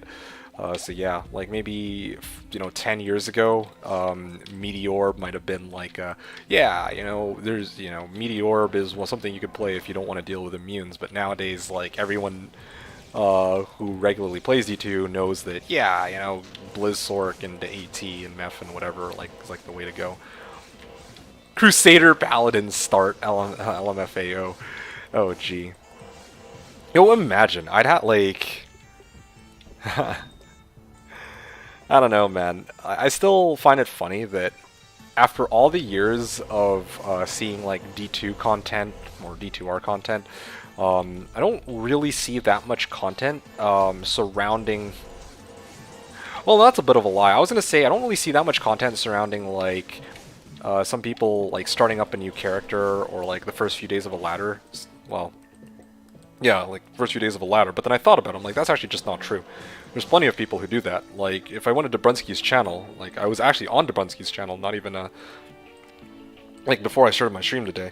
Like, I remember seeing that one of his most recent videos was him talking about, oh yeah, here's some highlights from my first week of playing the game, or from my, like, reset weekend or whatever, right? Like, but, yeah, I feel like most people open up with the same strat. I wonder how many content creators, like, in the future, like, for now they've opened up Sork or Javazon based on what they're trying to do, and then I wonder if later on they might decide, okay, well, I want to play ladder reset for content, but I'm gonna actually try something different for a change. I'm actually curious to see if anyone will do that, but anyway.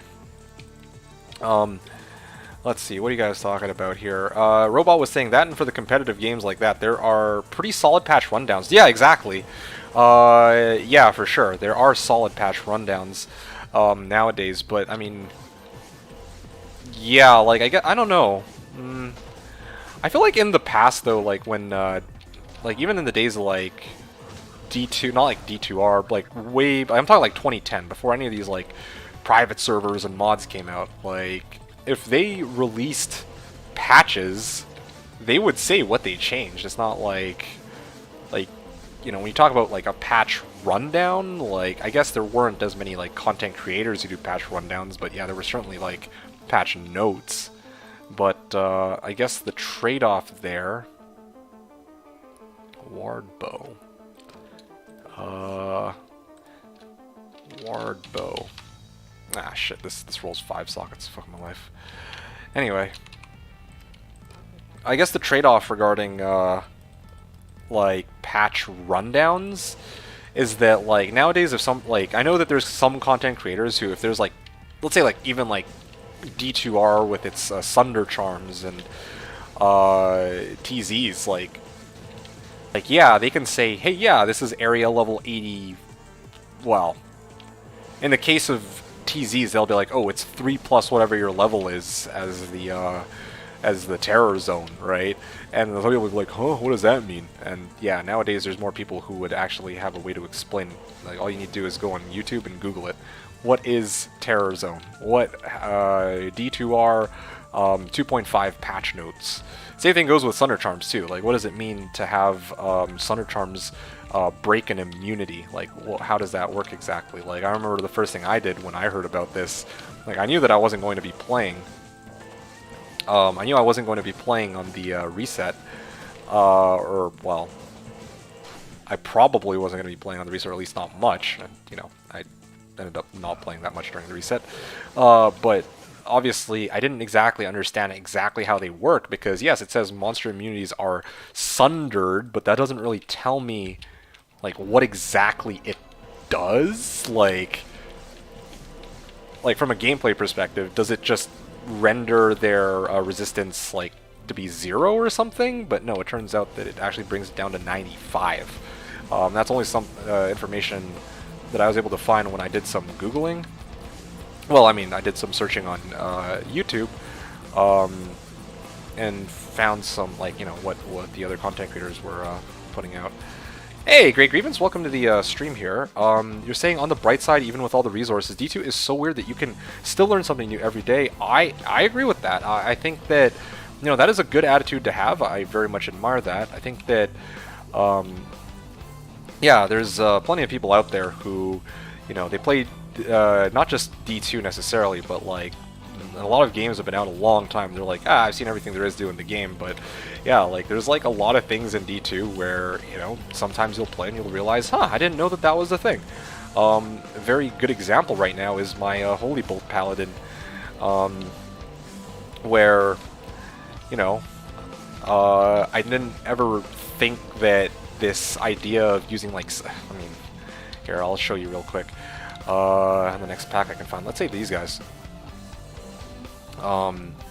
Yeah, I never thought to myself that, hey, if I come across a monster that's like immune to my holy bolts, or takes too long to kill with my Fist of Heavens, that you know what? I'll actually use conversion on them, so that there's like the conversion bug. Like, take a look at this, right? He's like back to full health, but if I charge him just once, okay, he should be dead right about now, but okay, well, the point... is this... Oh, it's because this is crypt, my bad.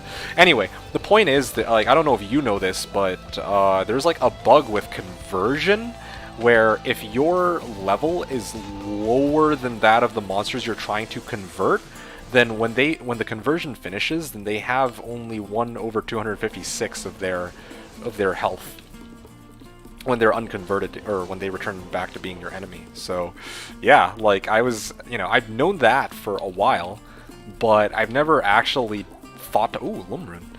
I've never really put 2 and 2 together and said to myself, yeah, I feel like using this for Holy Bolt Paladin. So yeah, even as old rats learn shit when theory crafting, I could never claim to have done everything in it. Yeah, for sure, right? Like yeah, I'm with Ko on this one. Like, you know, every season I play like a new character, and then I learn things about a character that I didn't know before, or I have like a greater appreciation, or it turns out to be stronger than I expect. Like, I'm always pleasantly surprised whenever I play a new character, like, or, you know, a new reset occurs, or, you know, just anything really, right? And that's just for the base game. You know, there's mods out there like PD2, POD, there's D2R that's out right now. Like, I don't know, there's always new things that happen, like, every day, and it's just interesting to see. I Love MF, I don't know if you guys have ever seen his content, but I Love MF has like these, you know, he doesn't commentate, but even without commentating, his content is like a very fun spin on the game, right? Like, I know that this is like a departure from talking about like learning things about the game, but I actually try to pay attention to like D2 content from time to time that gets created on YouTube, and it's interesting to see that more people are like stepping outside of just like, oh, I ran such and such a location 1,000 times, and they are doing their own kind of like spin on it, like telling a story with their journey through the game, or they're like or they're like, yeah, just basically putting their own spin on it, their own creative, unique creative spin on it. I remember one content creator, what was his name? Sicktoid. I don't know if you guys ever heard of that guy. But yeah, I was talking about him yesterday. Sicktoid puts out, well, he used to put out videos like, oh, here's a build you've never played before, the FOH Pally, and he would go over exactly what, like, a bunch of stuff that you needed to do to know for the FOH Pally. I didn't use his guide at all, by the way. I totally didn't realize he had one, but anyway. Like, yeah, it's just interesting to see, like, after all these years, like, there's just new stuff coming out for a game all the time, and you, like, learn new things every now and then. Yeah. But anyway, so, mostly see Blizzorks. Was he playing a Blizzork? Dubrunski only does Blizzork. I'm in B18 Neanderthal, always Blizzork. Yeah, I don't know, man. I don't keep track of what every individual content creator makes. Like, I don't care much for it. But yeah, I think in the future, like, it'd be interesting to see, you know, them start off as, well, if they actually did solo self-found, I think it'd be more interesting to see how they progress through the game, because I have a feeling that if they... Oh, whoops, that was a misclick, but safety TP never hurts, I guess.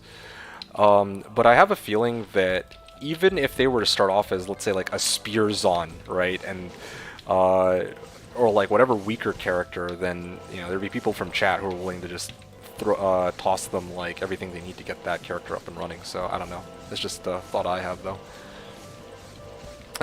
Midnight was saying top tier MF videos from I Love MF. Yeah, so nice to have you on board with us today. Hope your day's going well, Midnight. Yes, indeed, I Love MF is new on the block, but his content is honestly pretty fun to watch. Like, yeah, it's not the kind of content that gets me thinking, man, I must see more of this. It's very, very rare for me to come across content like that. However, it is kind of how I see it. No doubt, Grievance is saying, 22, well, I think you meant to tag Ko on that one. But anyway, 22 years and thousands of hours later, I'm still constantly learning new facts, mechanics, interactions, etc. I feel that. Like, I played, like, at least 1,000 hours of Diablo, well, probably a couple thousand hours of Diablo 2, before I decided finally, hey, you know what? I'm actually going to start trying to play a melee-type character. And then I started playing a melee-type character, and I learned, like, a lot of shit about, like, even the first season. Like, the first season that I played my Whirlwind Barb, I learned how... damage calculations are, like line character screen will lie about how much damage you actually dish out, but I didn't realize that like on-hand damage on-weapon enhanced damage works differently from off-weapon enhanced damage, right? Like, okay, this girl needs to die. I can't believe I'm saying this on stream, but yo, Anor needs to just yep. There we go. Gonna put up conviction. Whoa, whoa, whoa, whoa. Don't focus on me. Focus on her. Yeah, I'm gonna let these guys take out my Merc. This Merc has been causing me so many problems in the last, like, 10 or 15 minutes. Just running in the line of sight of my holy bolts. And, okay, there we go, finally. Alright.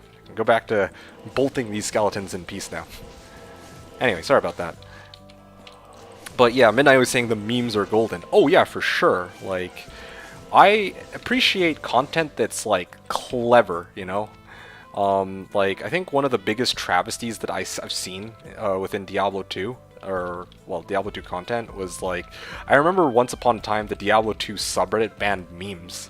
That was, like, one of the dumbest things I've ever seen, like, hands down. I'm like, yeah, why would you ban memes about the game? I think banning phone pics was another one, too. Because a lot of people are like, oh yeah, these people should know how to take pictures of better quality and all that shite. But there were some really good phone pics that people did, like on Slash. I remember they like turned it into a meme. And I've seen people on this channel who were like, didn't know for okay. I'm gonna finish my thought on what I was saying, and then I'll address Saucy's comment. But yeah, like. But yeah, like there, it's, I don't know. I feel like it's more like what happens isn't as important as how you present it when it comes to D2, right?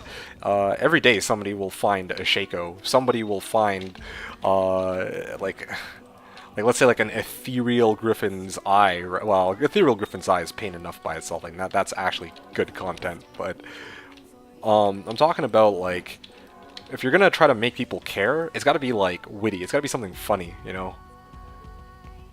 That's not to say like every thread that shows up on like Diablo 2 subreddit or anywhere for that matter needs to necessarily be like top notch, but I'm just pointing out that it's definitely more interesting to see a thread when somebody is like, yep, take a look at these beauties, and it turns out to be like tri-res boots, and then at the really bottom, ethereal. Yeah, things like that, part of me kind of wonders, like, it would be nice to make like a D2 memes channel.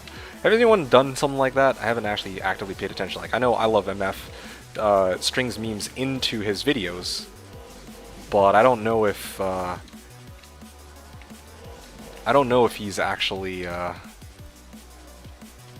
well, if people have done like meme compilations for D2, because I'm sure that you could come up with tons.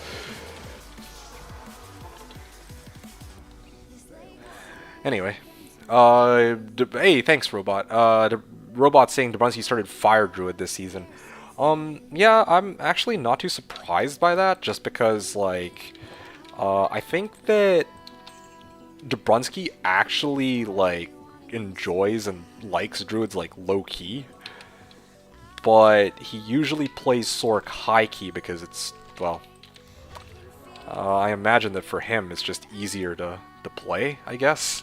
And only recently did they introduce like Sunder Charms to make it much easier to play fire type builds with the Druid.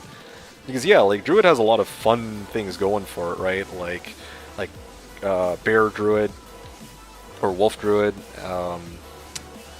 like Fire Druid, but usually they all come with some kind of catch, which I think is part of the reason why most people opt not to play them.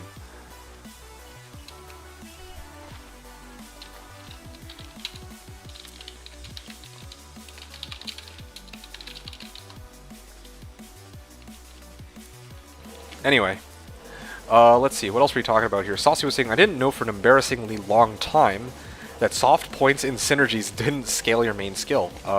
Fair enough, I genuinely don't blame you. Like, I knew that. Trying to think of something. Oh yeah, here's a good one for you. Assassins don't need keys. That's one of my personal favorites. A lot of people still don't know that, even though, like, we discussed this before, like, there are a number of people who've played the game for, like, many years, but, not everyone has played Assassin, or not a lot of people know that feature about an Assassin where, yeah, you can pick a lock on a chest, even if you don't have keys in your inventory.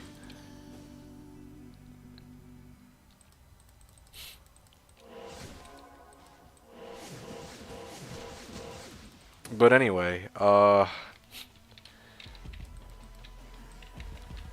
yeah. Also, Grievance was saying, even with all the... Well, actually, no, that was earlier. I hope you're doing well, by the way, Grievance. Nice to have you on board with us today. So, that's a very interesting statement, though, Robot, that you made, if you're still around. You were talking about how patch rundowns, and you said League and Dota more specifically.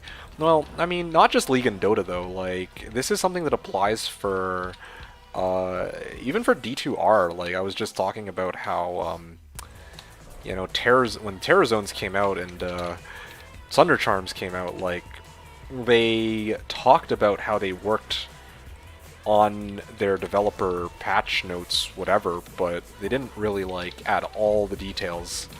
So, anyway, but, ooh, I need to purge this off. XP Shrine, nice.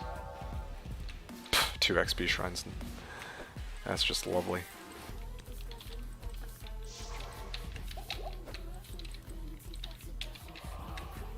One sec. Let's see if I can...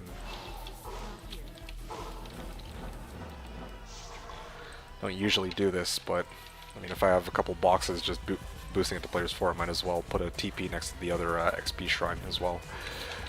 Anyway, yeah, but going back to like this discussion like Dota and League, yeah, definitely, yeah, like what came to mind for me originally when I was like thinking about this is like back when I used to play like Dota 1, people used to take the game a lot less seriously, right? Like there used to be a lot less care towards like, oh yeah, this is the meta, and more care on like, oh, this is a strat that I think works for me. But then I thought about it and I realized that's not entirely true. Like I was talking about how I feel like now, like even back then, people were still passionate about winning. Like this is a very interesting thing. A lot of people, like for any game, you're gonna have somebody who says things like, yeah, in the past, people took the game less seriously, but the reality is, people have always wanted to win. It's not like people want to win more now as compared to before. Like you never really play a game to like win or to lose, right? I don't know if that makes sense. Anyway, point is, I just think that nowadays it's easier for people to be like ultra competitive because they have more tools and more information at their disposal. Yeah, more tools and more information at their disposal to actually play as optimally as they can. Whereas back then, you know, people had to figure everything out for themselves. So they would find like the kind of character that they thought would suit them, and then once they find a good fit, then they stick with it, and then, you know, that's basically ride or die with that, right? Yeah, precisely. You sure? Yeah, exactly, right? That is exactly why I'm saying like that's how I felt, but I actively thought about it, and I'm like, huh, that's actually not true. Like that, yeah, that. It's not the case that back then people took the game any less seriously than they take it now. It's just more that if you want to be competitive, it's easier for them to be competitive because they know what's good and what's not, I guess. So, yeah, that was just a thought I had a while ago that, you know, I wanted to kind of share very briefly, especially since you're talking about like League and Dota, because I've played both these since, well, for a while. Like I played League since like what, season 2, and yeah, back then people certainly weren't gonna be like, yeah, losing is great, right? Like no, it was for as long, like actually back then I wanted to win even more than I do nowadays in League. Nowadays in League, if I play League, I'm just like, okay, cool, that's great, like that just happened. I'm so desensitized to like winning and losing in League now compared to like back then where every win actually mattered. But anyway, that's its own discussion. Yeah, so point is, you're absolutely right. I remember in Dota on Warcraft 3, you would get kicked from lobbies if you didn't have game knowledge. I don't know about that. Like, I don't ever recall getting kicked from a lobby for not having game knowledge, but I remember people would have like global ban lists where it's like, oh yeah, this guy left the game before in somebody else's room, so he's on like the global ban list or some shit like that. Anyway. They definitely did take it very seriously right now. No, you were right. A lot more access to information nowadays. Yeah. No, I do think that I'm right in. Yeah, I mean, I'm glad that we can come to an agreement on that, because yeah, you yourself were talking about how. All right, there we go.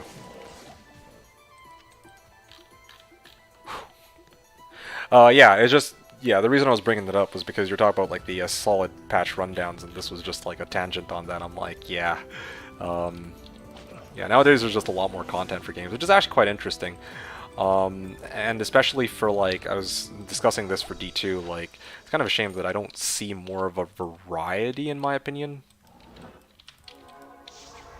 Yeah, I don't see as much variety for content as I would expect. Like.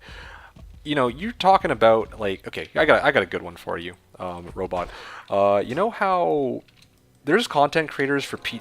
Okay, well, let me start off with that. There are content creators for PD2, right, on YouTube. Like, there's YouTubers for PD2. Like, what kind of content do they make? Do they make like guide videos, build video, or like 1,000 runs of a certain location videos? Like, what do they do? Are there even any content creators? So there are. Because I myself don't really like look, right? I don't really check much about PD2. I can check for like D2 and D2R, but I don't know if it... Oh shit! Okay. Depends, you get it all. Really? Okay. So there's even people who put out like build videos for every new season that comes out?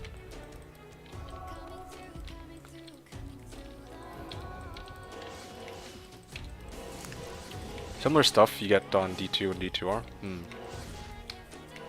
Niche builds. Okay, that's good.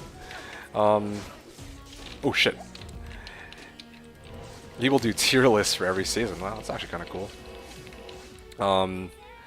Yeah, I know that I've heard people criticize tier lists for being like... Well, I think the last time I talked about tier lists, I think it was with Ko, and he was trying to... He was sort of like... How did it go?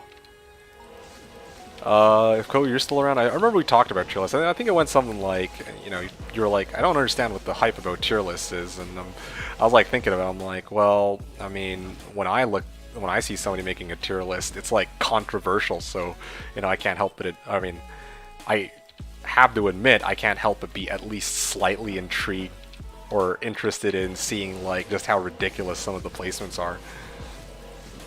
Saucy is saying majority is builds and bossing. Alright, cool.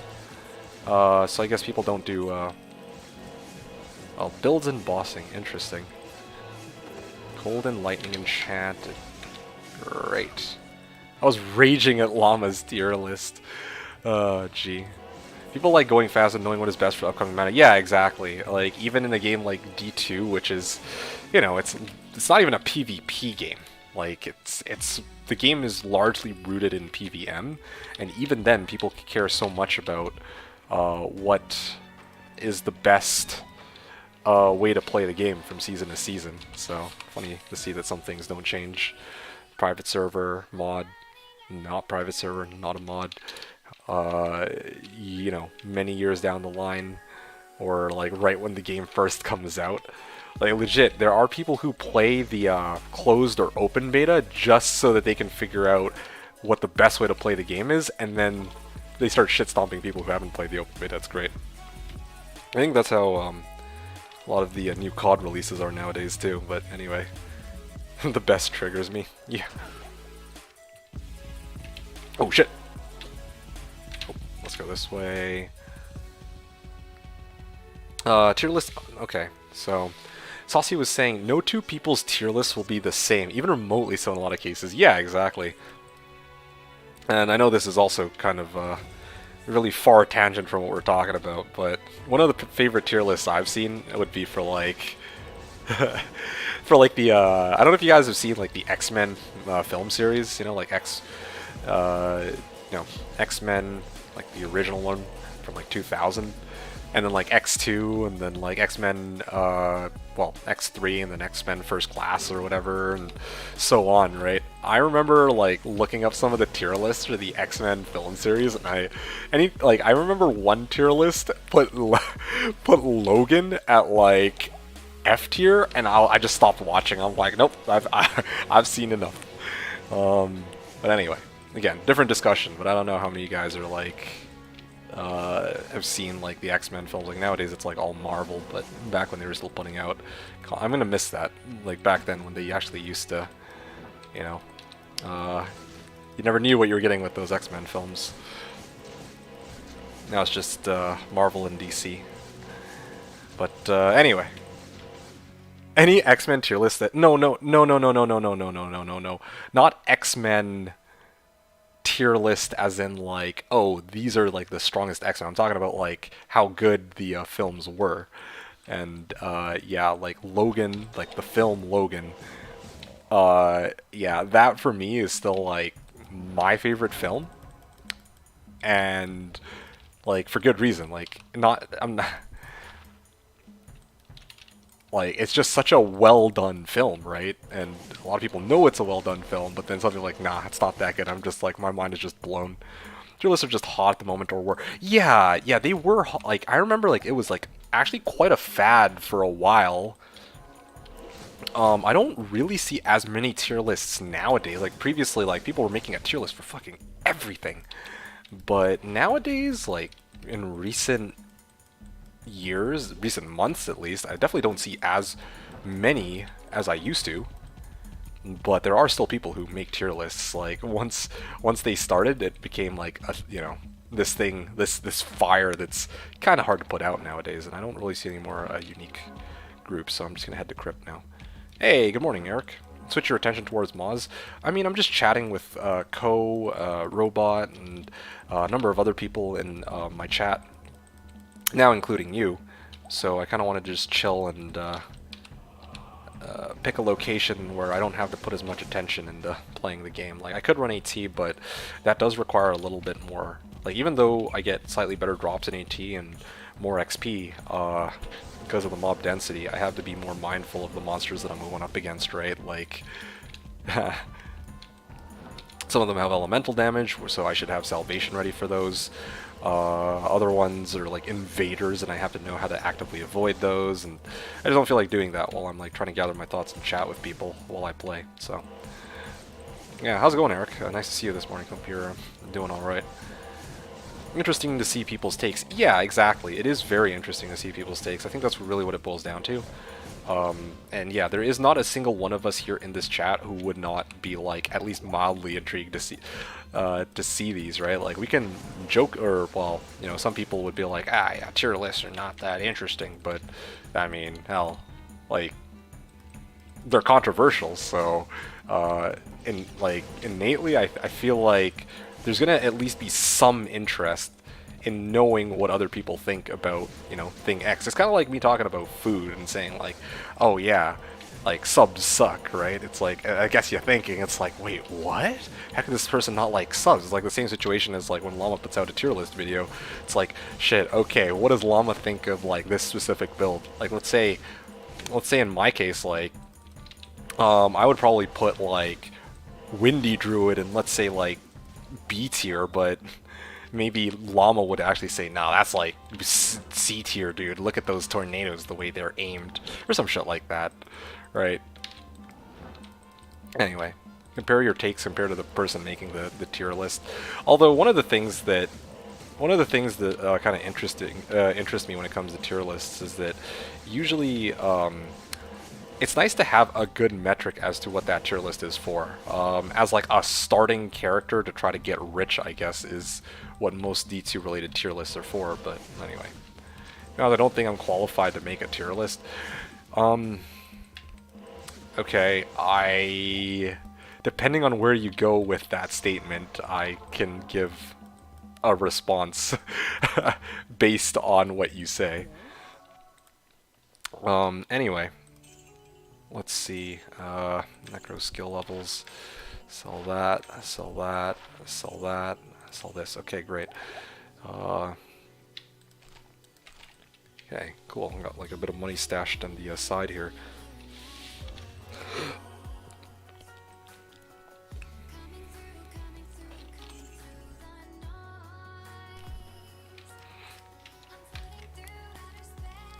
Because you don't really see things in a conventional way. Okay, so yeah, that's definitely part of it. I think, I mean, I'm not going to say that you're not qualified, but I'm certainly going to say that a tier list from you would be kind of...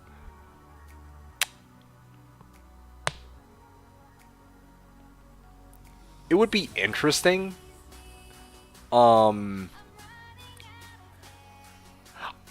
I just don't know how it would look.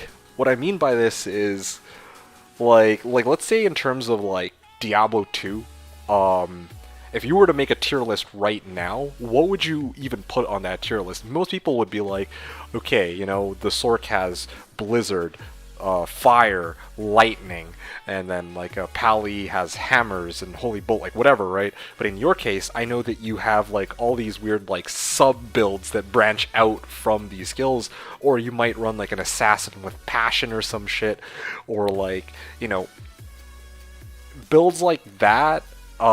You would also have to rank, or you would probably put them on a tier list, and I don't know how you would like merge that in with all of the other meta builds that you know exist in the game also. So yeah, that's what comes to mind when I imagine myself putting myself in your shoes to make a tier list, because yeah, you said you don't see things in a conventional way, which is half the problem. Well, it's not really like a problem, but like part of what would make your tier list rather unique would be that, yeah, like you don't see things in a conventional way, and also I think, well, in terms of how you would reason out which builds belong where, that would certainly be different. And what would also be different would be that, you know, even some of the characters that exist where people will just generalize it like, oh yeah, a fire stork encompasses like, you know, most people are just going to assume that a fire stork is like fireball, right, and meteor. You might be like, oh well, it's what about a hydra stork? And you'd probably want to talk more about these like lesser used builds. So it's definitely, that would be interesting. I'll leave it at that. I think you get what I'm saying. Anyway, let's see. Let me take a step back and see the rest of what you guys were talking about. Yada yada yada. Depends. You got a similar set of niche builds. People do tier lists for every season. So okay, good to know. So combination of what Robot and Saucy, I think, were saying, builds and bossing and tier lists. Okay, well, just wrapping up that discussion real quick. I like regarding like content for PD2. I was just saying, like, I don't know if it exists where, like, I know like some people do like build guide videos for some of the old content and or for some of the old characters in like D2 LOD. Like, here's the character, here's the what a fully geared like Hammerdin looks like, and then maybe like on the left side of the screen there would be like more information, like it's 125 FCR, it's got plus 20 all skills, this is the damage output, right? Like that kind of stuff, all that kind of information. I don't know if people do like videos like that, but I certainly know that people will do like, they'll definitely do an overview of a character. I just don't know like to what level of depth and production quality that they create for like PD2. Yeah, I guess that's, I don't know if that makes sense to you guys, but moving on to some of the other messages I see. Saucy was saying no two people's tier list will be the same, even remotely so in a lot of cases. Oh, for sure. Yeah, I absolutely agree with that. And Robot was saying tier lists aren't always accurate though. Yeah, for sure. Like that's kind of a given. In PD2 there are some tier lists that are similar, and you come to find some creators' tier lists more accurate than others. Yeah, no, I mean, you gotta pick your battles, I guess. Like obviously, just because somebody's a content creator and has like a lot of like subs or whatever, doesn't necessarily mean like they know the most, right? Like, I'm not gonna like point any fingers at any specific people, but there's like some content creators who have been around longer than others, but when their content comes out and they give suggestions, I look at it and I'm like, yeah, I don't think anyone would do that in any kind of practical setting. But anyway, I think one of my personal favorites are, actually no, I'm not going to get into that discussion. Anyway, Coaster was saying the best way to play this game is to have fun, period. Oh, for sure. But again, like, having fun varies from person to person, right? For you and I, like, we don't care so much about, like, you know, being, like, the richest person at any given time, like, whatever. Except for the one season where there was actually my goal. Then, yes, of course I'm interested in trying to farm the most efficient way possible. But, you know, if I'm just trying to dick around and have fun with different builds, I don't care what the most optimal way of playing the game is. On the other hand, there's plenty of other people who do care about that. In PvP, or if you're playing PvP games like League and Dota, you're certainly going to care about that. But even in Diablo, you are going to want to play like, well, for a lot of people, you want to play builds which don't feel like a slog to play, or you want your character to, you don't want it to be the case where, you know, it takes you like 4 minutes to run Chaos, whereas somebody else can run Chaos in like a minute and a half super easily. It's not a good feeling. No matter how you want to look at it, it's not a good feeling. Like, if we were to do a build run together right now, and I were running a summoning druid, and you were running, like, an under-geared summoning druid, and you were running a Blizzork, like, yeah, I'd feel like shit. I'd be like, okay, yeah, my summons do absolutely fucking nothing. Right? Like, ooh. Ooh! Ooh! Ooh, very nice. Ah. Ah, that is good. Great success. Okay, one sec, one sec.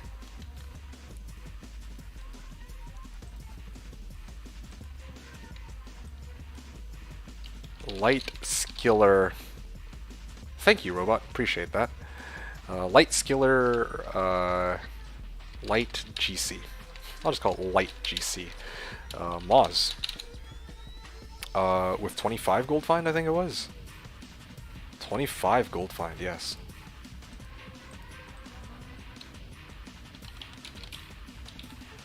"25 girlfriends." Okay, blah blah blah blah blah. Okay, so Lightning Skiller, like I'm telling you guys, this Lightning Skiller, the first, like like what comes to mind intuitively, I'm kind of tempted to just trade this out for a Pico, like straight up, like 1-for-1 trade. But who knows? Maybe I can. This Light Skiller here at Hawes. See if we can get a Hawes out of it. Yeah, I mean that's like the most important item for me right now. So if I can get my hands on that, that'd be great. But probably not gonna happen anytime soon. No one's gonna trade. Well, I mean, actually, maybe somebody might take it actually, because I'm like thinking about it. Like, not many people are gonna be going Light Sork right out the gate, but there might be somebody who's like, I could use a Light Skiller, and I happen to have a Hawes lying around. Nice, you want Hawes for Light Skiller? Hell yeah. Hey man, I'll take that trade. Yo, I need that Hawes, bro. Anyway. Because Savior an S tier. Yeah, Eric was saying morning.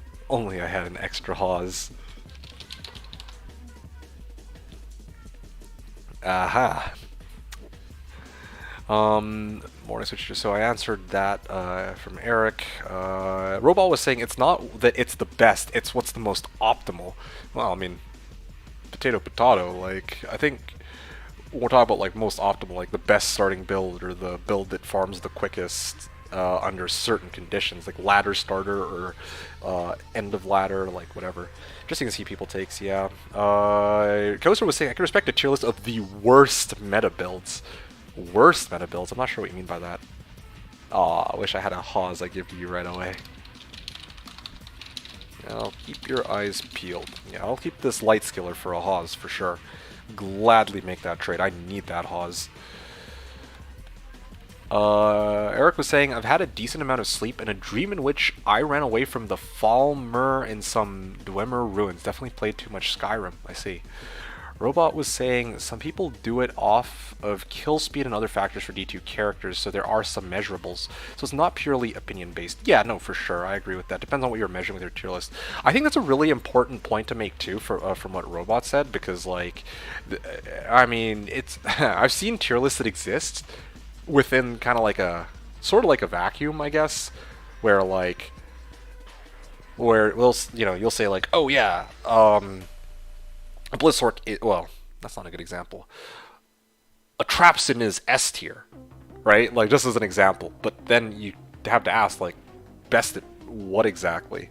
In my opinion, like, if I were making, like, a build tier list for, like, what a beginner should play, I'd actually probably rank, like, a Trapsin at S tier.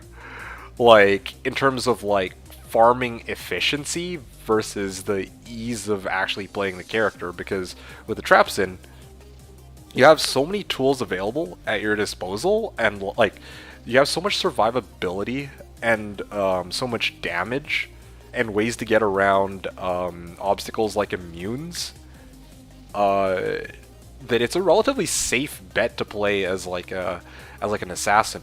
compared to say something like a Sork or well, yeah, as a Sork actually, because yeah, like most people are gonna be like, oh yeah, Sork is the way to go. But if you're playing something like, let's say, like hardcore, right? Then yeah, like in my case, I would probably recommend like an assassin to somebody since you're tankier, less prone to teleporting into a pack of monsters, and you have things like Fade and Cloak of Shadows to keep yourself alive. Well, I wish I had a Hawes now. I could use Light GC. I can use a Hawes.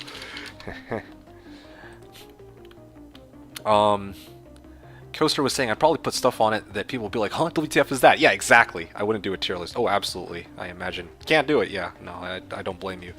Robot was saying, so Ko would do like an off-meta tier list. If you were to do one, yeah, I don't know what an off-meta tier list would look like, though.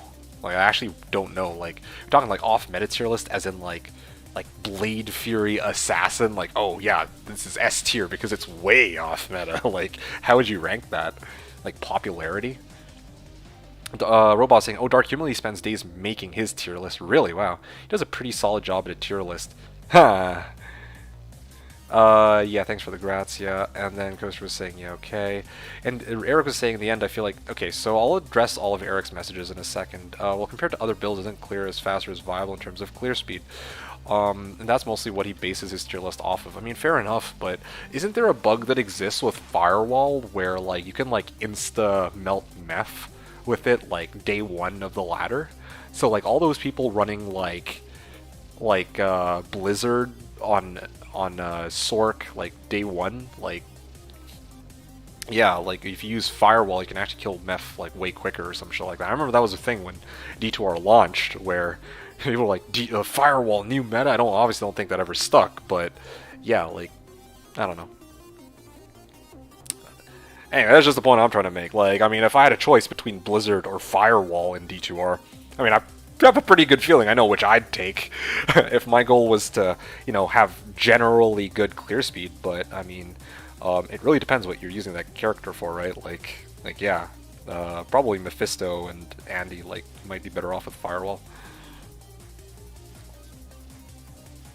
You don't even need gear. You can stack like 1k MF and just instant melt meth with no problem whatsoever. So, yeah, that's why when you're talking about like clear speed, I think it also matters like what location. But again, I'm assuming that he's talking about like general clear speed, I guess. Oh, you're talking. Oh, his tier list is for PD2, and okay, well, never mind. I thought when you said Dark Humility, he was making these tier lists for D2R. My mistake. In that case, then I got no comment. I don't play BD2, so I can't really speak to how those tier lists work. Yeah, and I think I'm guessing that Ko also had a similar a similar misunderstanding based on this discussion. Anyway, to Hellrune, Adolum. You don't really need Hellrune right now.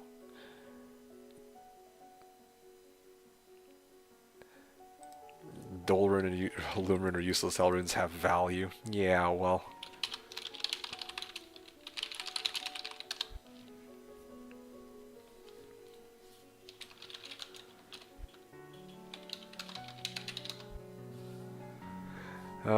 Hellspell or Tal Mask offering Dolt Lum to Hellrune. Oh, I see. Yeah, well, I don't have Tal Mask, and I have a Tal Belt, but I'm using my Tal Belt, fortunately. Otherwise, I would have gladly just given it over to Slaughter. Not sure D2R needs a tier list. Yeah, you would say that, but, well, okay, you say that, but there's plenty of people who have made tier lists for D2R. Like, I could probably, like, look up on YouTube D2R tier list right now, and I can almost assure you that I will come across, like, I'll probably come across plenty of content that people make for just that, like, tier lists for D2R. Yeah. Claw shopping on D2R is awful, yeah. Robot was saying, well, Eric was asking Ko if he thinks that H-Din is beginner-friendly build. Aiming hammers is kind of annoying and takes some time getting used to. I guess Ko can't really see your message on the chat here. So, hey, Ko, do you think that Hammerdin is a beginner-friendly build? I'm asking on Eric's behalf here, because I don't think you can see his message. And then also, Robot was saying, I don't think Bastion is beginner friendly, and its survivability isn't great if you don't know what you're doing either. I'm not gonna lie, I'm kind of inclined to agree with Robot. Like, I have to think about it a bit more, but like I talk about how easy it is to play Hammerden, and I mean I stand by that. But if if you're like really new to the game, then maybe you're gonna do some weird things like run around instead of charging your way around, right? Like you'll notice that with my Pally, I spend half the time just walking and charging to get to where I need to go, or having Vigor active in town. Like not everybody does that. Not everybody knows to do that. So it definitely, I guess, depends. 3-socket Tiara.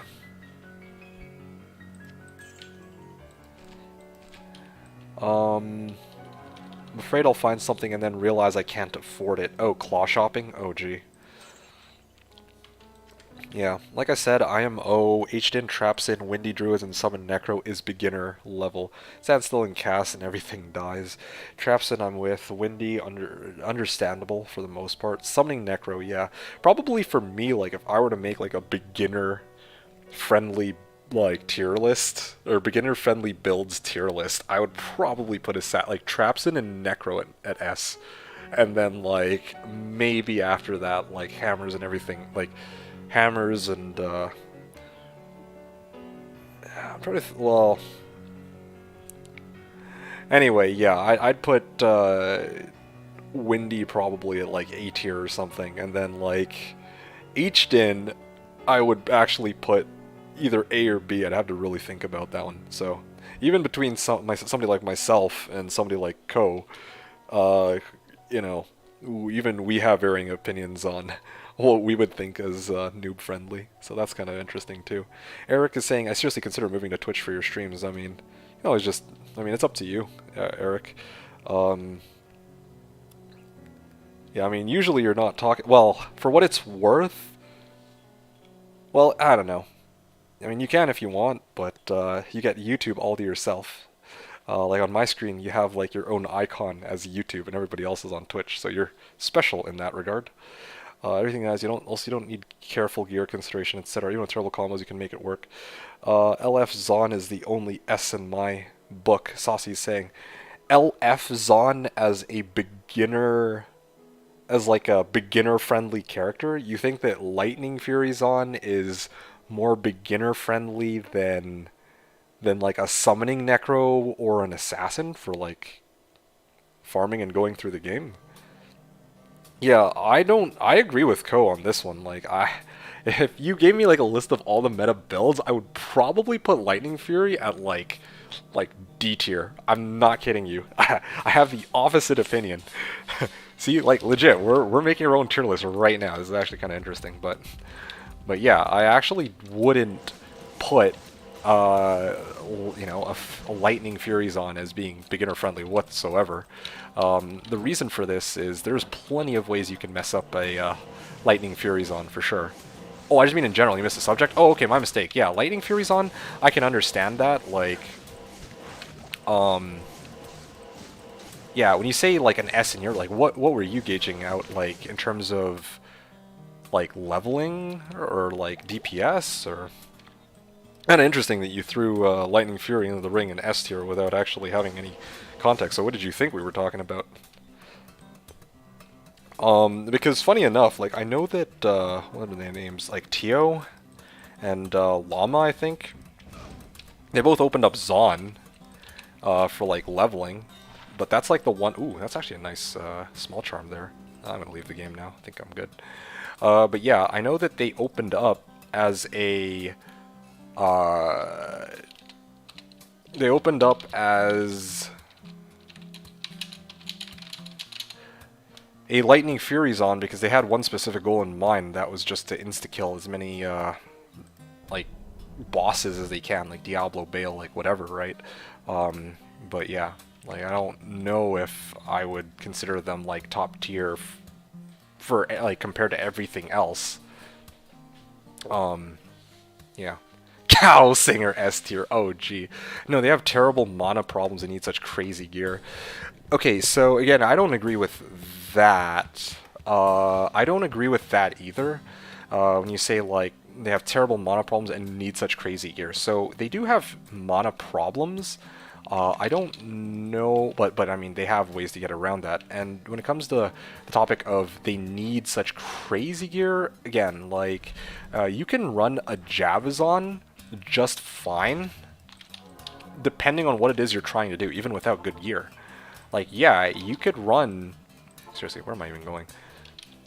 You could run a Javazon, like I have a video for a budget Javazon for Vanilla D2. That's like my most watched video on this channel. It's got like, what, like 150k views or whatever. Like, anyway, that is actually irrelevant to this discussion. But yeah, like when it comes to talking about like gear, like when that video I was like showcasing that, yeah, you could use character dropped out. Yeah, like you could even use like items that you shop from Anya and like some very basic like day zero equipment to get your character up and running, you know, shit like stealth and like so on. So I don't know, but that again, that's like under the the assumption there is you'd be running it in like players 1 cows, but like if you wanted to run it in something like players 7 or players 8, then yeah, you probably need like slightly better gear than the fucking shopped javelins from Anya. You probably want at least Titan's Revenge, possibly even Thunderstrokes, right? Like, and so on. So anyway. S tier. There's a reason Javazon is everyone and their mother's pick on Slash Day 1. Honestly, Ko, I feel like that differs from season to season. Like, no joke. Like you say Javazon is everyone and their mother's pick, but I remember in many of the seasons that I've played on Slash, you know, Sork is unquestionably the #1 most popular. Like, that much we can agree on. That is not an opinion, that's a fact, right? But after that, usually, from what I used to see, Necro was the second highest in demand on Slash. So, I don't know, I find that kind of interesting. Sork is always #1. Yes. #1. No question about it. Sork is always going to be #1. Like, alright. Anytime it's like anything but that, no, it's immediately invalid. Oh, Light GC?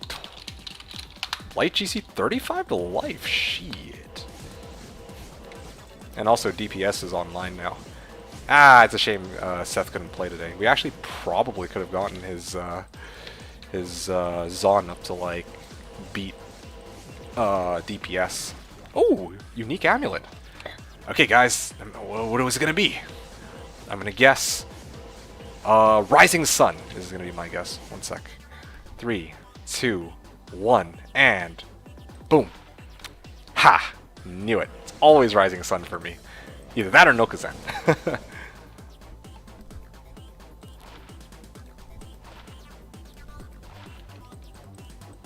Why is Hawes the new currency standard? Oh, gee. I'm gonna offer Light Skiller at Hawes. Hey man, that's all I got, okay? You gotta get that.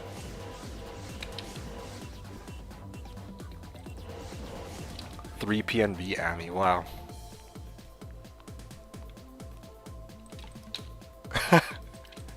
Actually, yeah, I'm surprised that there's other people aside from myself who are looking to get a Hawes, but anyway. Nokazan. WTF, says Robot. What? It's Rising Sun, man. Telling ya, Rising Sun every time. Anyway, what else are we talking about here? Sarasim. Meh, not even close. Fair. Anyone need Burr who doesn't? I don't need Burr. Useless rune. WTF, you guessed it. Oh, yeah, of course. You know, you pick up a trick or two after a while playing the game long enough. You just magically assume that it's Rising Sun, and you are always going to be right. 3 to curses for a Necro, wow. Yeah, well, pretty much useless. Well, we sell this bad boy, but anyway. Let's take a step back and see what else that I've missed in terms of messages. This was a while ago. Oh, except for this one. Robot was saying, Necro generally 2 just because of ease of play. No. Well, okay. On D2R, if I had to pick like a second most popular build, like I think this season it might be different because you know, Sunner Charms and TZs and more people are picking up on Barbs. So I don't really know what the second most popular build on D2R is, but on Slash, it's not ease of play that make people go Necro on Slash. It's because their Corpse Explosion is like so strong, right? For cows, and especially with no drop 0 on Slash. Yeah, cows are cows and Javazons are considered 2 of the strongest characters for running cows. But it just so happens that, yeah, like I tend to see more Necros, or at least in the past I used to see a lot like more Necros than Javazons in general. There has been some seasons where I remember like it was like everyone migrated off Necro on a Javazon, but that was like one season. I remember that season. It was great. I think I was one of those Zons too. I remember. But I was playing a Boazon, so like I didn't actually need Titan's Revenge like the 6 other people who were also looking for the same item. Anyway, this season, yeah, for sure. Even last season, it'd be different because it changes. Yes, exactly. Okay, let's take a step back now and read through the rest of what you guys were talking about. Eric was saying, I would pay to see your tier list of favorite builds. Really? You would pay to see it? Shit, how much? How much are we talking here? Anyway, you don't need to... Yeah, you don't need to pay. You can just ask me. Like, I'll come up with it off the top of my head if you ask it at a time when I'm not really commentating about anything else. It's like radio silence out here because, yeah, it'll give me something to talk about. But yeah, like, yeah, I mean, I could do it at a first glance, and probably I'd have to think about it to like refine the tier list a little bit, but I wouldn't think about it that hard, right? Like, it doesn't take a genius to know that, yeah, my SS tier favorite build would be Poison Necro, and then, like, sorry, triple S tier would be Poison Necro, and then double S tier would be my Nova Baller, you know? And I know that I'm just making this up, triple S and double S, but those are my, that's how I rank those, so can't argue with me on that. Then from there it would go S tier, A tier, B tier, C tier, but triple S and double S for the Poison Necro and Nova Baller, because, you know, I need to reserve a special spot for those 2 builds specifically. Anyway, Eric was saying, in the end, I feel like their tier lists are not really relevant, so, well, it's not relevant to you. That doesn't mean it's not relevant at all. Like, there's plenty of people who are gonna make these tier lists, and there's gonna be tons of people who are gonna be like, yeah, I want to know what this person thinks about this, like, you know, the robot was just saying was saying before that, yeah, like, Dark Humility makes tier lists, and those tier lists apply for like PD2. Like, of course, there's going to be people who are going to be interested in hearing what he has to say about it, so that they know kind of like how to revolve their decisions around that. Eric was saying, I don't want to brag, but when I saw this GC, I thought to myself, it's definitely a light skiller with a GF. Wow, that is some like Sixth Sense kind of shit right there. So good on ya, I guess. Saw that coming, yeah. Eric was saying, how viable would Skulders be for you? Skulders would actually be great. Like, it is a direct upgrade, simple as that. The only reason I'm not gunning for Skulders right now is that, yes, I have 1 light skiller, and I have to choose something to spend that light skiller on, and I feel like the biggest upgrade for me right this second would actually be a Pally Torch, which I can't really afford, followed by a Haas, so that's why I'm opting for Haas. After that, I would consider going Skulders, because then I can get a bit of +1 to all skills, while actually getting a bit of an additional MF as well, which would be great. Good morning to you, by the way, Zivko. And Zuko was saying I'm on YouTube now too. Yeah, sorry, I missed your message for a second because I was going through all the Twitch messages with Robot and Squirrels and Co. By the way, big shout out to you guys. Thanks again for hanging out the last little while. These last 2 hours have flown by because I got a chance to chat with you guys while I play. Like sometimes it gets quiet and I'm just like hanging out and no one's really saying anything, which is fine. Like I get to do my own thing, but it's nice to have you guys to talk about random shit with too. Yeah, especially because I'm gonna be streaming for another like 4 or so hours, so like, yeah. Circlet, okay. I'm just trying to think if I want to actually keep this circlet, and I'll pass on that. Anyway, Eric was saying, my mom always said I'm special. Eric was saying, Java's very proficient in caliber minimum gear, yeah. Okay, cool, I think that's everything though, because it changes. Saucy was saying, that's what I'm doing, using my sword to gear a Fizzbo Azon. Yeah, I feel like that's what the majority of people end up doing on just D2 in general. It's like, yeah, they have a character that they have a character for farming, aka a Sork, probably 99% chance, and then they have a character that they're going to try to play for fun. At least that's how I know some people play it. Some people only want to make the one character, and that's their Sork. And then there's, in my case, when I tried to play, I just wanted one character to focus on, and that was my Barb, and I farmed everything with my Barb. Yeah.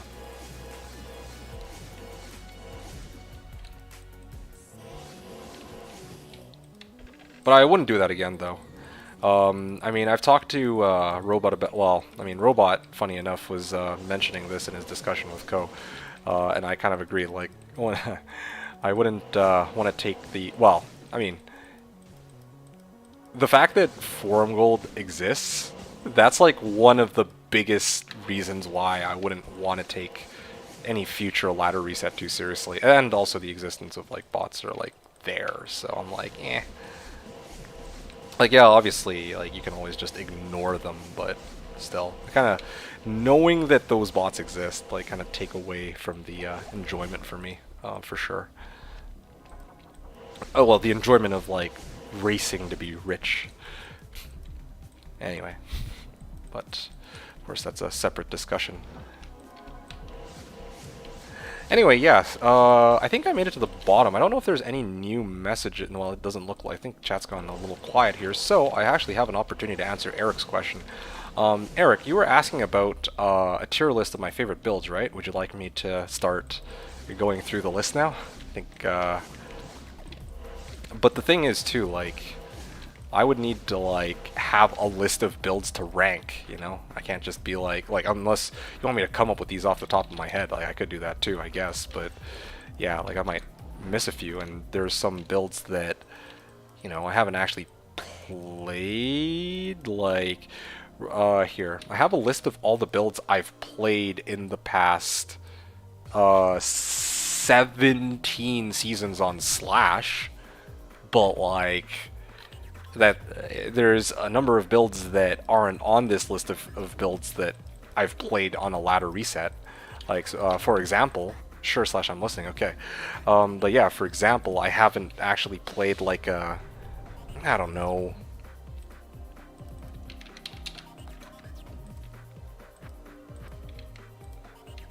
I'm trying to think of a good example here. This is a little difficult. Let's say Hydrasork. Yeah, I don't think I've actually opted to go for like Hydrasork. So really, I could mostly rank it based on like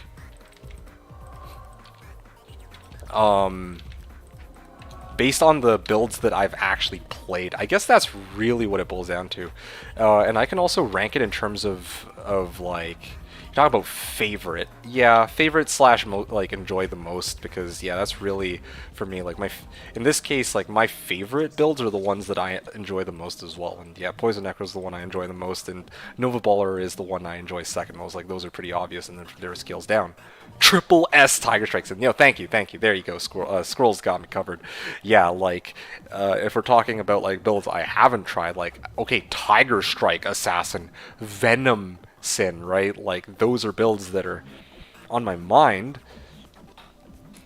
but I haven't myself actually played as those, so I don't think it makes sense for me to add it to this list. Okay, so this gives me like some context to work with for like what I'm actually putting on this tier list of enjoyment here, and this is something that really can't be argued because this is purely like my enjoyment. Anyway, okay, let's start going through this one by one because I have the list right here. Okay, so let me just pull it up to the side. Give me a sec here. April Sin's like martial arts GCs are dog shit. Ooh. Okay, let's pull this up. So, right. I'm playing this FOH Paladin right now. If I'm being honest with you, like, I'm gonna try to go through this in order, like reverse order, from like the most recent builds I've played to like the oldest builds that I've played. So this season I'm playing my FOH Pally. I would probably put this at B tier. Yeah, I would probably put this at B tier. Because, like, for me, the pros for this build is that it's pretty tanky. It's got a bit of versatility. It's got, like, some good amount of skill expression in knowing, like, which auras that I should have handy at a given time. It hits crazy hard, right? Like, look at this, with like even just plus 12 to skills, like not even a P-Torch and some other like P-Comb skillers, like I'm actually already up to 10k damage, right? And this is, keep in mind, like I'm running all of these in like players 4, right? Unlike most people who would normally be running these in players 1. So, yeah, this character does there's plenty. Shake up for trade, nope. So yeah, the drawbacks for this character though is that I find that it's like, I mean, it is limited in where it can farm. So on one hand, there is like the challenging aspect of it. Like I have to think up of ways to get around the undead only limitation. But yeah, like it does detract from the fact that, like, yeah, if I wanted to go run something like Chaos, I don't really have the freedom to do so, right? So yeah, this for me is B tier for that reason. Also, it is a little clunky to play sometimes. I feel like one of the annoying things about it is that if I try to fist, this has gotten me killed before too. I just don't ever really complain about it. Check this out, right? I'll cast Fist of Heavens. Like, look, I'm not clicking at the Hungry Dead. I'm clicking, like, right underneath it. Boom, it actually targets the Hungry Dead. Now, you might think, wait, that's a good thing. It actually selects him. But what if I want to run to this position, right? I can't. I have to actually switch over to, like, press A for throw, and then I click, and then I can, like, Holy Bolt or Fist of Heavens, you know? Like, I don't like that. I feel like that's a very clunky way to play the character, so that detracts from some of my enjoyment associated with it. I'd rank my Cleric a B tier as well, if not C tier. Honestly, I was even low-key tempted to put this character in C tier in terms of enjoyment. Oh, by the way, when I say B tier or C tier, that doesn't mean like, oh, this is a boring character. I'm just talking about relative to the other characters I've played. There isn't a single character that I've played where I'm like, man, this character is like unfun. Yeah, I haven't played a single character where I'm like, okay, this character is like unfun compared to everything else, right? But there's definitely some builds which are less enjoyable than others. For me, like FOH'd is somewhere right in between. It's like not the most fun build I've played so far, and certainly not the least fun. So, yes, I believe that this is a solid B tier. Yeah, let's start off with that. So it's going to operate like an A or B tier doesn't mean others can. I mean, fair enough, but yeah, we're talking strictly in terms of like my enjoyment for these characters. The Epic Two-Handed Vengeance Din. Again, like I'd be okay making a Vengeance Din. That sounds fun, but again, like if I talked about theoretical builds, we'd be here all night. So I'm trying to limit it just to the builds that I've played up until this point. So that's the first. My thoughts on FOH Din. Throw Barb. Okay. That for me Again, I'm not counting the SSF McRob aspect of it. I'm gonna go with the D tier on that one. D tier, possibly F tier. I'm just like thinking about this. Well, I'm a little biased with the throw barb though, because the problem with the throw barb, I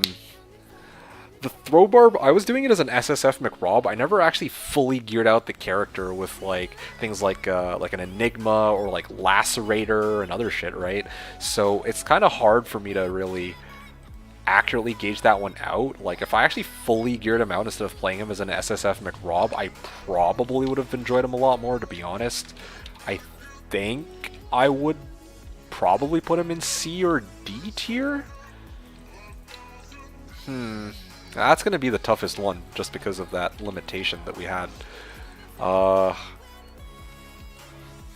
I'll go with... Well, it was interesting shopping for items. I'm going to go with D tier. Yeah, no, that's a D tier. Yeah, Throw Barb is D tier for enjoyment. I just feel like Throw, even if I had to like get like uniques like Lacerate or whatever, one of the things I don't like about Throw Barb is it's not...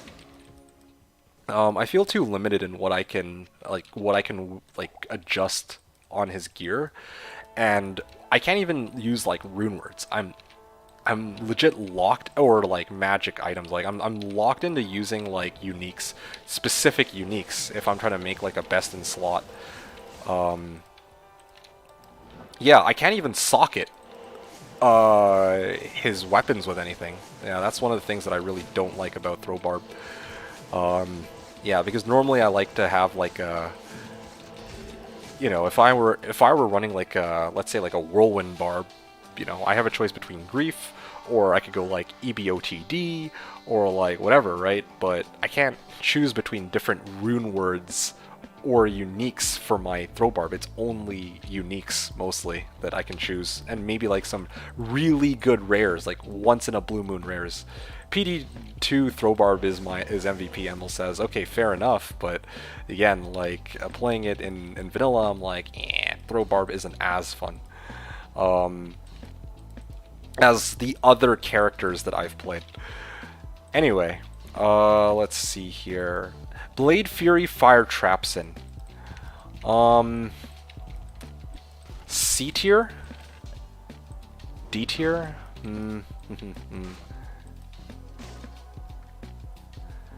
That one... D tier. Blade Fury too clunky. Fire traps don't do enough damage. Fury Druid... Fury Druid. Where would I put Fury Druid? C or B? C or B tier?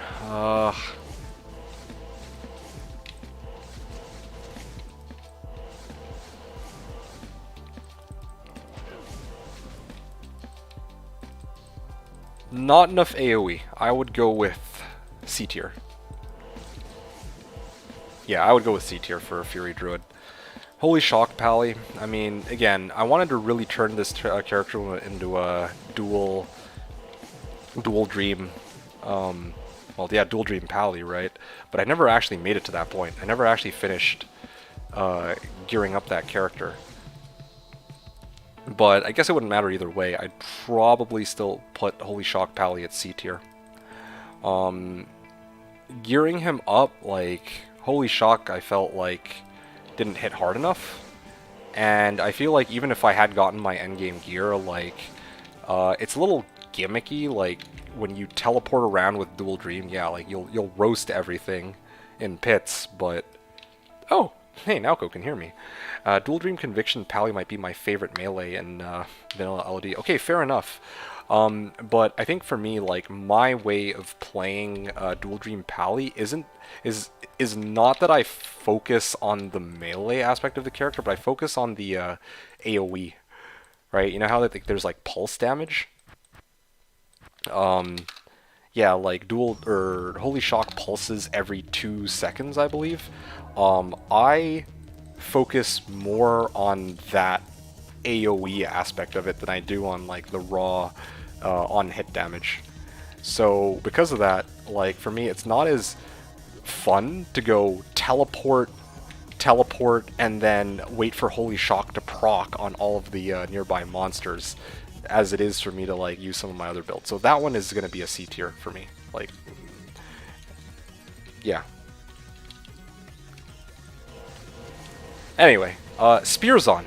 All right, I gotta be flat out with you guys. Spears on for me was actually an A tier. No cap. Spears on was actually an A tier for me. It hit hard. Yeah, it actually hit pretty hard. Like, it didn't feel like a slog to play. It didn't feel super clunky. And it was like cheap, and I had a lot of good options, and I had good progression. I can't really ask for much more. I'm actually, honestly, I'm even tempted to put it in S tier. Like, I'd have to think more about that. Like the more I talk about that Spears on, I'm actually tempted to put it in S.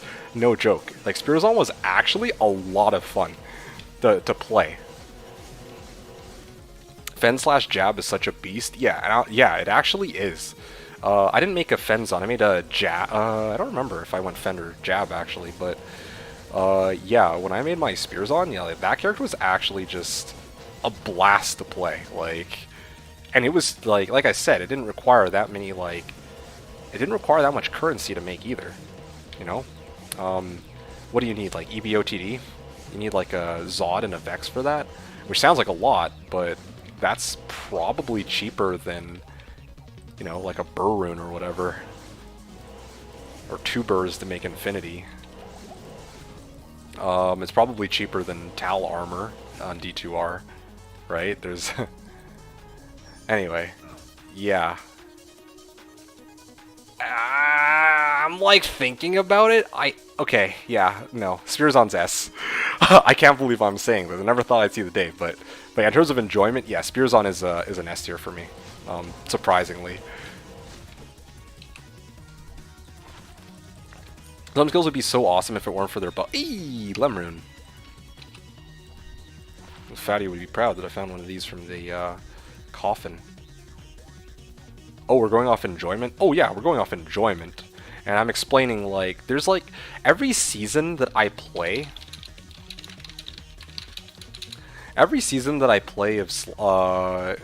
of Slash, my enjoyment for a character is dependent on...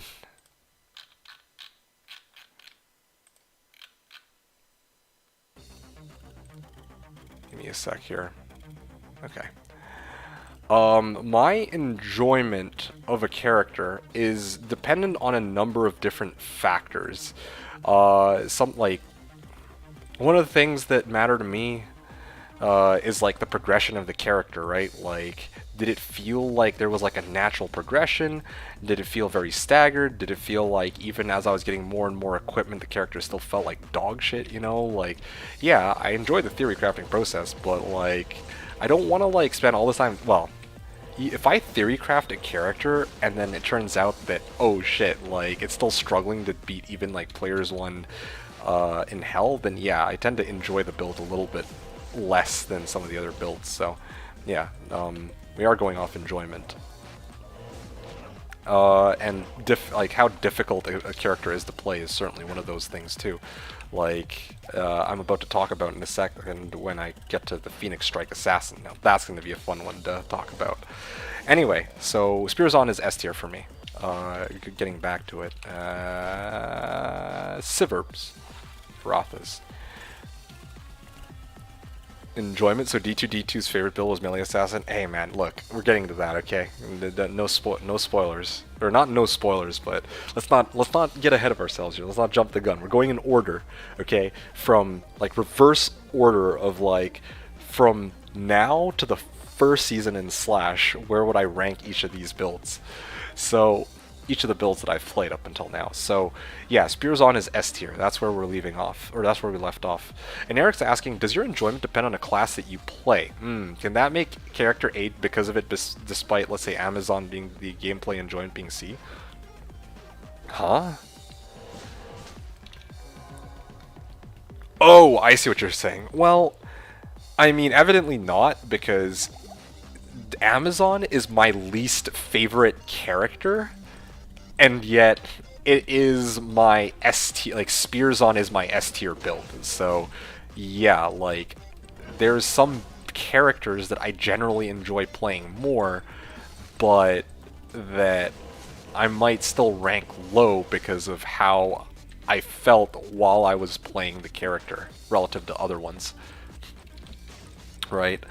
Like for me, Assassin is normally a lot of fun to play, but I put the traps in D tier because I'm like, or the Blade Fury Fire Trap Assassin D tier just because it didn't really feel like, or no, sorry, the Throw Barb, that was the one.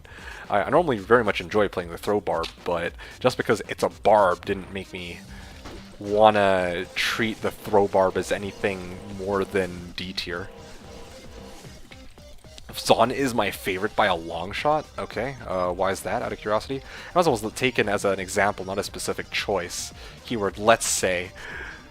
Well, no, I get that. You said, I know that you said like, let's say Amazon, but yeah, I'm pointing out that yeah, for me, Amazon is my least favorite, and yet, despite that, Spearzon is my, like, is still S tier. Like, it doesn't really. I would say that it just doesn't impact anything. Like, even though I don't like the Amazon, like, I wouldn't let that impact where I would rank a build that I used. Okay, hopefully that makes more sense now that I've broken it down like that. Used to be my favorite, but I spent so much time with Sork that she actually overtook the blonde. Yeah, I mean, more time with a character doesn't really change how I feel about it. For the most part, like I look at things on a build by build basis, on a season by season basis, and I also know that again, like with the Zon, I've talked about this before. Zon is my like least favorite build because I feel like there's the least I can do with it in terms of like, if I wanted to actually construct some kind of fun, unique build, my Amazon would not be like. I would be more hard-pressed to do that with an Amazon as compared to any of the other character classes in the game. But anyway, that's besides the point. I'm going way off topic. Okay, let's get back to this tier list discussion. Yeah, so just to recap, FOH Pally is B, Throwbarb so far is D, Trapped Assassin D, Fury Druid C, I think I said. Holy Shock... Oh, yeah, I think one of the reasons why I don't like Fury Druid either, or, well, not don't like it, but why I put it on C tier, is that, like, I just don't enjoy single target Fury Druid as much. And I also don't like that if I'm transforming into a werewolf that I can't, like, switch over to a Telestaff and teleport, so... Yeah, that for me made Fury Druid a little bit clunkier. Holy Shock Pally was C. Spearzon was S, like I said before. Okay, so try Elisork.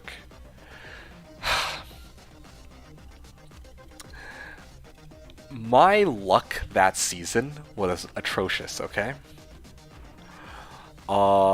So that hampered my enjoyment of the season, but if I'm talking purely about the build itself, right? I'm just I'm setting apart the build from how the season actually went. Shit. One sec. Let me kill this real quick. Ow.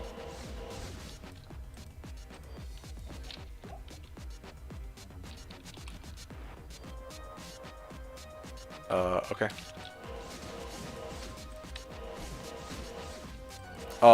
Yeah, if I'm talking about the Tri-Ellie Sorceress specifically, that character for me is an A tier. Yeah, it's an A tier. And why would I say A tier? I mean, it just felt like a strong character. I want to say A tier or B tier. Like, the dual Novasork was, like, okay. Yeah, I wasn't having like a blast with her. No, I didn't have as much fun with her as Spears on. No, I definitely put. Yeah, I would put.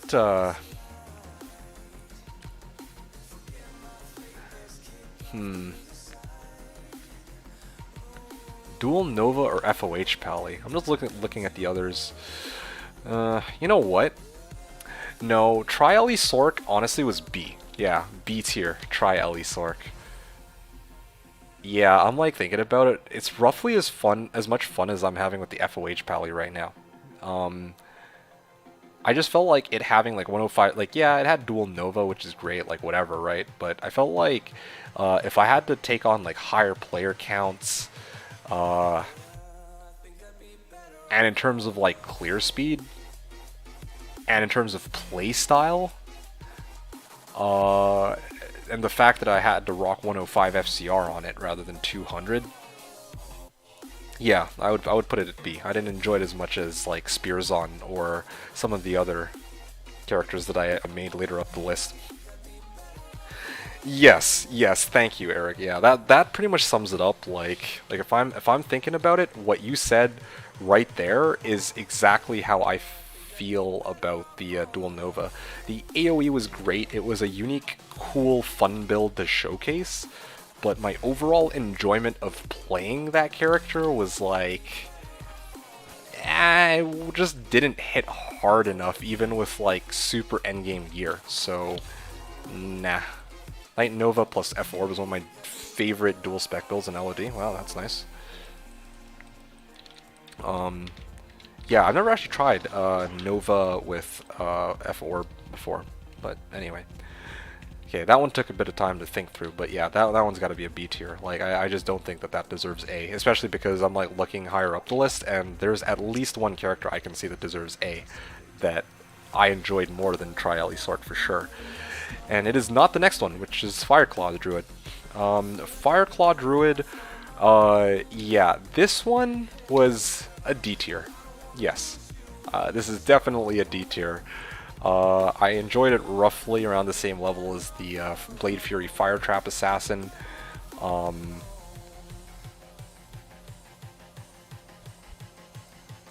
And honestly, like the Throw Barb, like I know that I was talking about Throw Barb earlier at D tier. Again, like I enjoyed the Fireclaw Druid more than the Throw Barb, but I think part of the reason for that is that the Throw Barb, like, I didn't actually get to fully gear up the character, so, like, based off its potential, like, I feel like that deserves D. Anyway, Fireclaw Druid is D tier. Like, yeah, it hit hard, but it was very limited in what it could do, because it was a fire-type character. Like, yeah, if I had, like, Infinity and some other endgame items, like, yeah, sure, fine, like, it wouldn't be so bad, right? But, for what I had on the character, I was kind of sticking to Mausoleum, and yeah, I could do like some boss kills with it, but it took some time to get there, and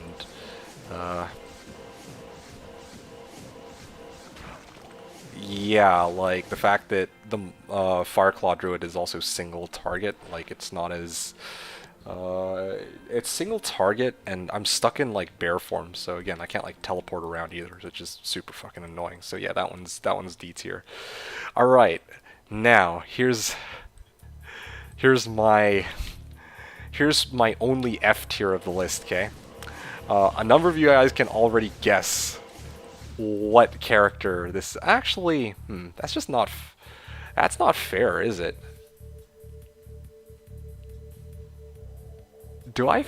Is this an F tier? I'm like thinking about this.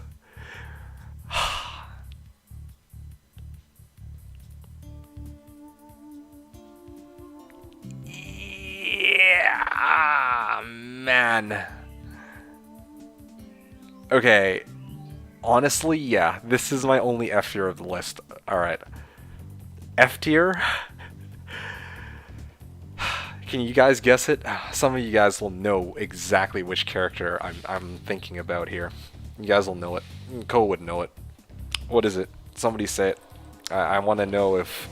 I want to see if you guys can guess which character I'm looking at right now. Okay, yes, Arnamic, it's the Poison Necro. Poison Necro F tier, yep. Now I've seen everything. Come on. You guys know? Thank you. Yeah. See, Arnamic knows.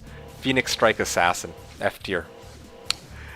And yeah, let me explain why. Okay.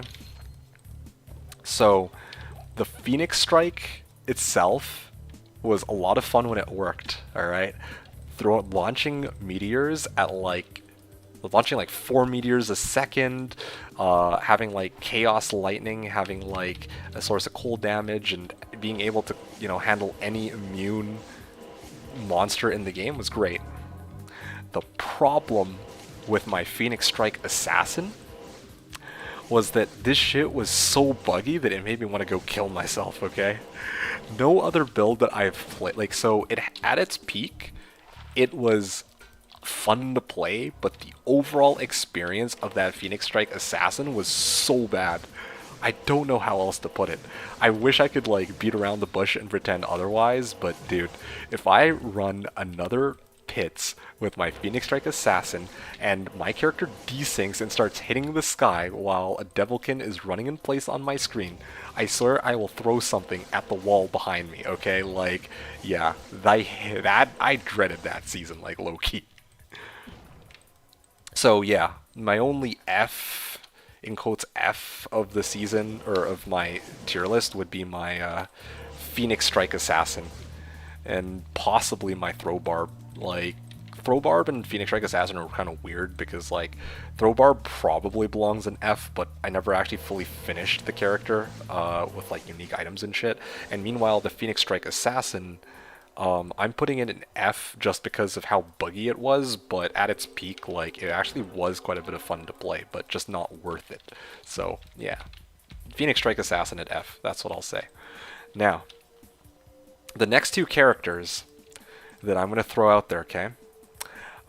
Whirlwind Barb and my special Zealer Paladin. The one with the Tal armor. Like, I don't know how many of you guys actually saw that, where I was like doing like quest bug Dury. The Zealer is an A tier. The Whirlwind Barb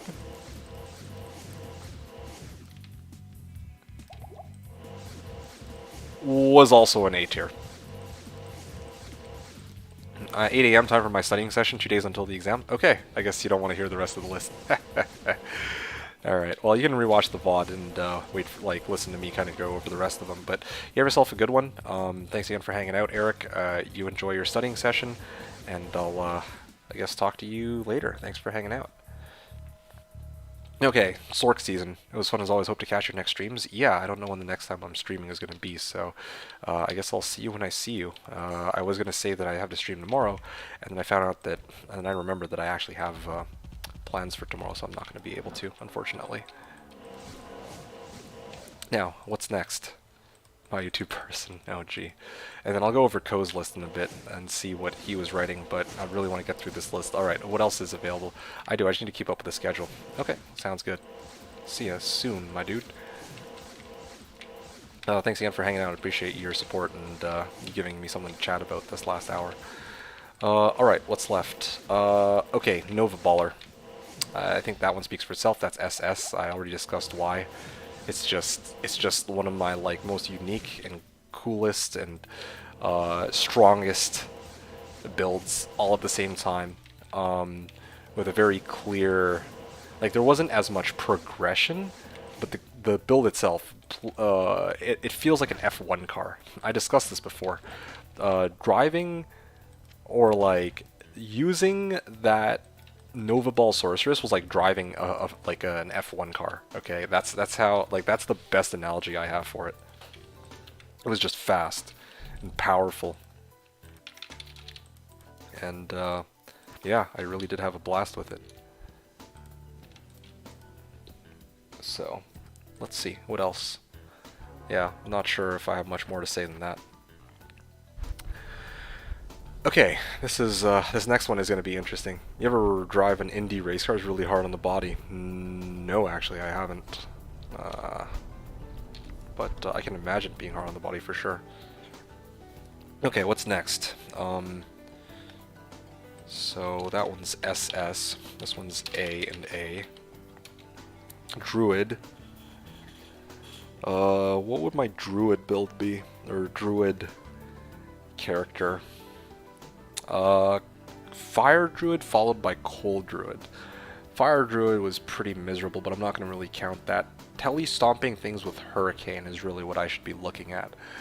That one's somewhere between A and B. Yeah, that one's somewhere between A and B. Yeah, that's a tough one.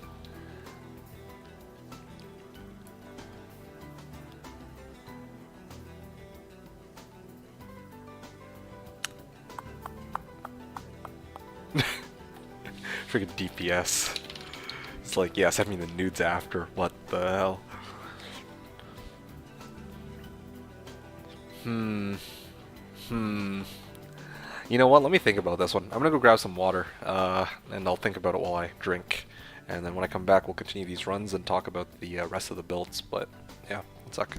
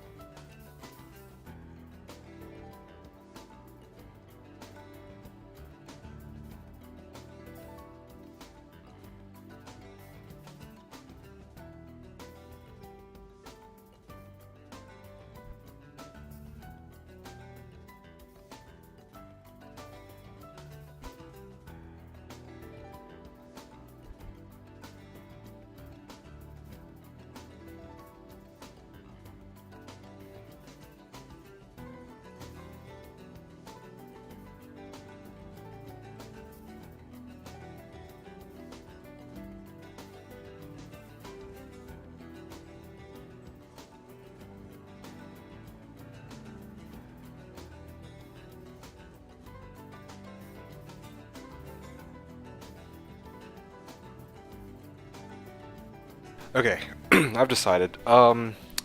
Yeah, my cold druid probably belongs in A tier. I'm gonna put that in A tier. The reason being, like I was thinking about it, what did I run with the cold druid? And the answer is actually everything. That's one of the beautiful things about the cold druid. You can do whatever you want with it. I ran pits with it with the NATOs.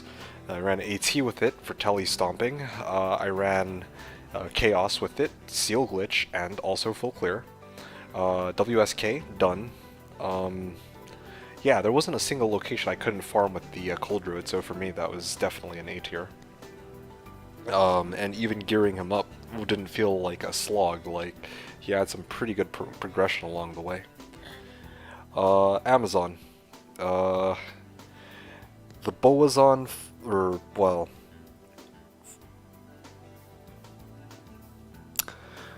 Yeah, I think it was the Freezing Arrow Boazon, followed by the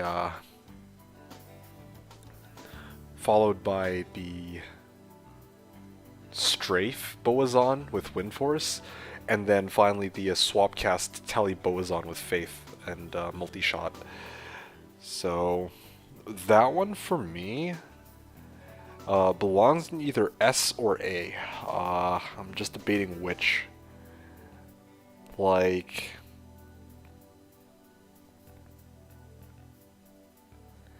S or A?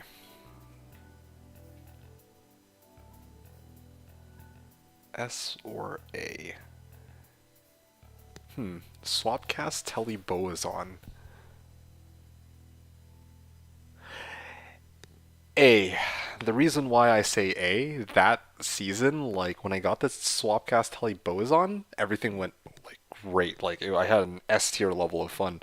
But the problem was getting to that S tier level of fun was a huge slog, which involved a couple thousand Pindle Skin runs and some Trav runs and some Chaos runs. I still have PTSD from those runs. Yeah, and I can't really get rid of that image out of my head. So yeah, that's definitely an A. That is an A tier, like I just realized. Barb, that one's easy. Sorry, Warcry Barb, that one is going to be B tier. Which might come as a surprise because It might seem like I had a lot of fun with the Warcry Barb, but I mean the relatively low damage kind of limited it. It's was a little bit limiting, and also one of the big problems that season was that back then we didn't have GS, like GS or the game like GS 4, 5, 6, 7, 8 came much later, so like I was like teleporting and I was doing double tally a boatload, so yeah, B tier. Warcry is pretty fun, but you're limited on where to farm. Not limited on where to farm. That's not. That's not quite it. It's more like. It's more like if you want to. Okay, if you have a Reaper's Toll, you can farm wherever you want with the Warcry Barb, right? But the problem with that character was just that, if you wanted to farm like monsters that had higher health, it felt pretty miserable to do so. So like I'm looking at Players 8 Throne Room, bosses, and probably cows. Those were some of the worst locations for me with that barb. So yeah, that's like my main complaint about Warcry. But otherwise, it was great. Necro were the 2 seasons before that. Like Poison Necro followed by Poison Necros. So yeah, like the first time I played Poison Necro, like I didn't have as much fun, but the second time I had like more fun. But again, we're not doing this by season, we're doing this by builds. And yeah, simply put, Poison Necro is triple S tier. I've already talked about this before. I don't know if there's really much to be said there. Like, Poison Necro, for me, in D2, is the pure definition of power, in a nutshell. It's just absolutely insane build. Yeah, like, even like the... Well, yeah, I mean, I don't know how else to put it. Also, the amount of versatility you have and the progression of, like, how your character gets stronger and stronger with every piece of equipment that you get. Like, you feel the difference from when you don't have 3-piece strings to when you get 3-piece strings, and then also, like, plus PNB equipment, and then later on down the line, when you eventually get something like a Necrotorch or a D-Web, you'll feel all of those things boosting your damage. And also, like, gearing up your... or like putting points into the skills on your character, things like, you know, what curses to use, Clay Golem or Iron Golem, that kind of shit. That was just a fun character, like, all around. So again, triple S tier. Those 2 seasons, there wasn't enough Chaos Sanctuary for everyone, as DTG2 has just deleted it so fast. Oh gee, yeah, no kidding on that. That was a glorious season. Yeah, you've been around a long time, Artemis. You know what was up on those seasons. Anyway, the season before that was a Conviction Pally, and I don't really know if I'd really count that season. If I had to put it somewhere, I guess I'd put it in C tier, but that's kind of a weird one. Like, that's not really... Yeah, that one... Yeah, I don't count that season. Let's just leave it at that, because, yeah, I played a Paladin that season, but it wasn't, like... really... Anyway, that was a weird one. I don't want to talk about that one. Season before that was Trapsin, and yeah, Trapsin as a character, it's either A or B. Like, probably B. Yeah, just because the way it plays, I'm like,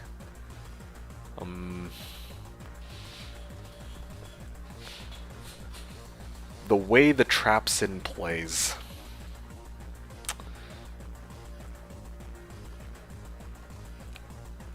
It was a little slow, too slow for me. Yeah, because like with the Trapsin, you run into a location, you put down, you know, a number of traps, let's say like 2 lightning sentries and a death sentry, and then you have to wait for them to activate, and then they'll start firing traps. Whereas some of the other builds I prefer playing are like, you move to a location, you cast whatever spell you need to, and then you keep moving, rather than having to wait for traps, you know, to actually activate. D2D2 build tier list PDF coming soon. No, man, I'm about to just go over them real quick. I'm just mulling over them while I'm on stream, but yeah, traps are tedious. They really are tedious. You gotta keep recasting that shit too. It's good and safe, but can get a bit tedious. Yeah, that's a B tier for me. Honestly, low-key, I'm kind of tempted to say C tier. The thing that stops it from being C tier is that, unlike with like the fire trap assassin, like lightning traps actually do an insane amount of damage from start to finish. So yeah, for me that one belongs in B tier, I guess. Anyway, and just for good measure, Blizzork. I'll put Blizzork on. I'm gonna put Blizzork on C tier. No joke. This might seem kind of like, because when I played my Tri Ellie Sork, like at the start of the season, I was playing a Blizzork. So let's just count that real quick.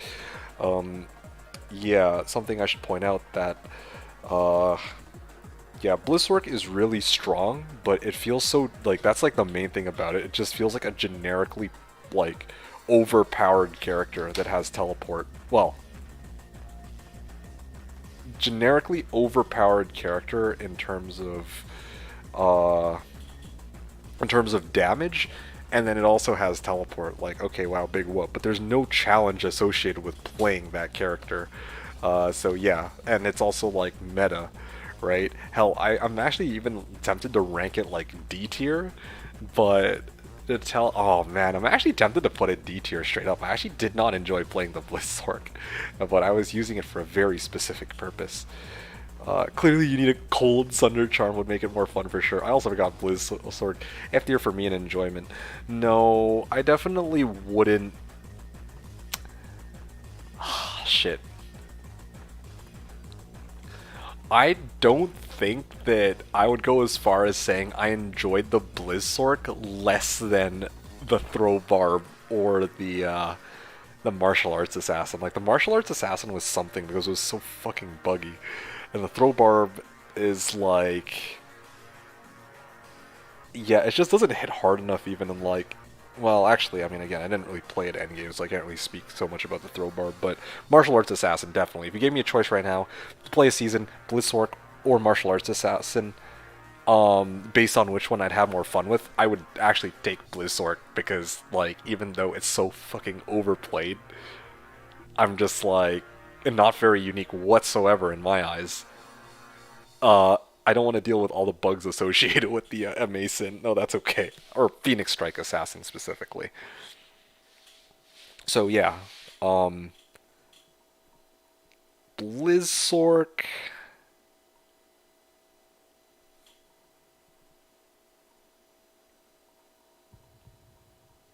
D tier. Yeah. Blizzork on D tier. There we go. All right, so we've got it.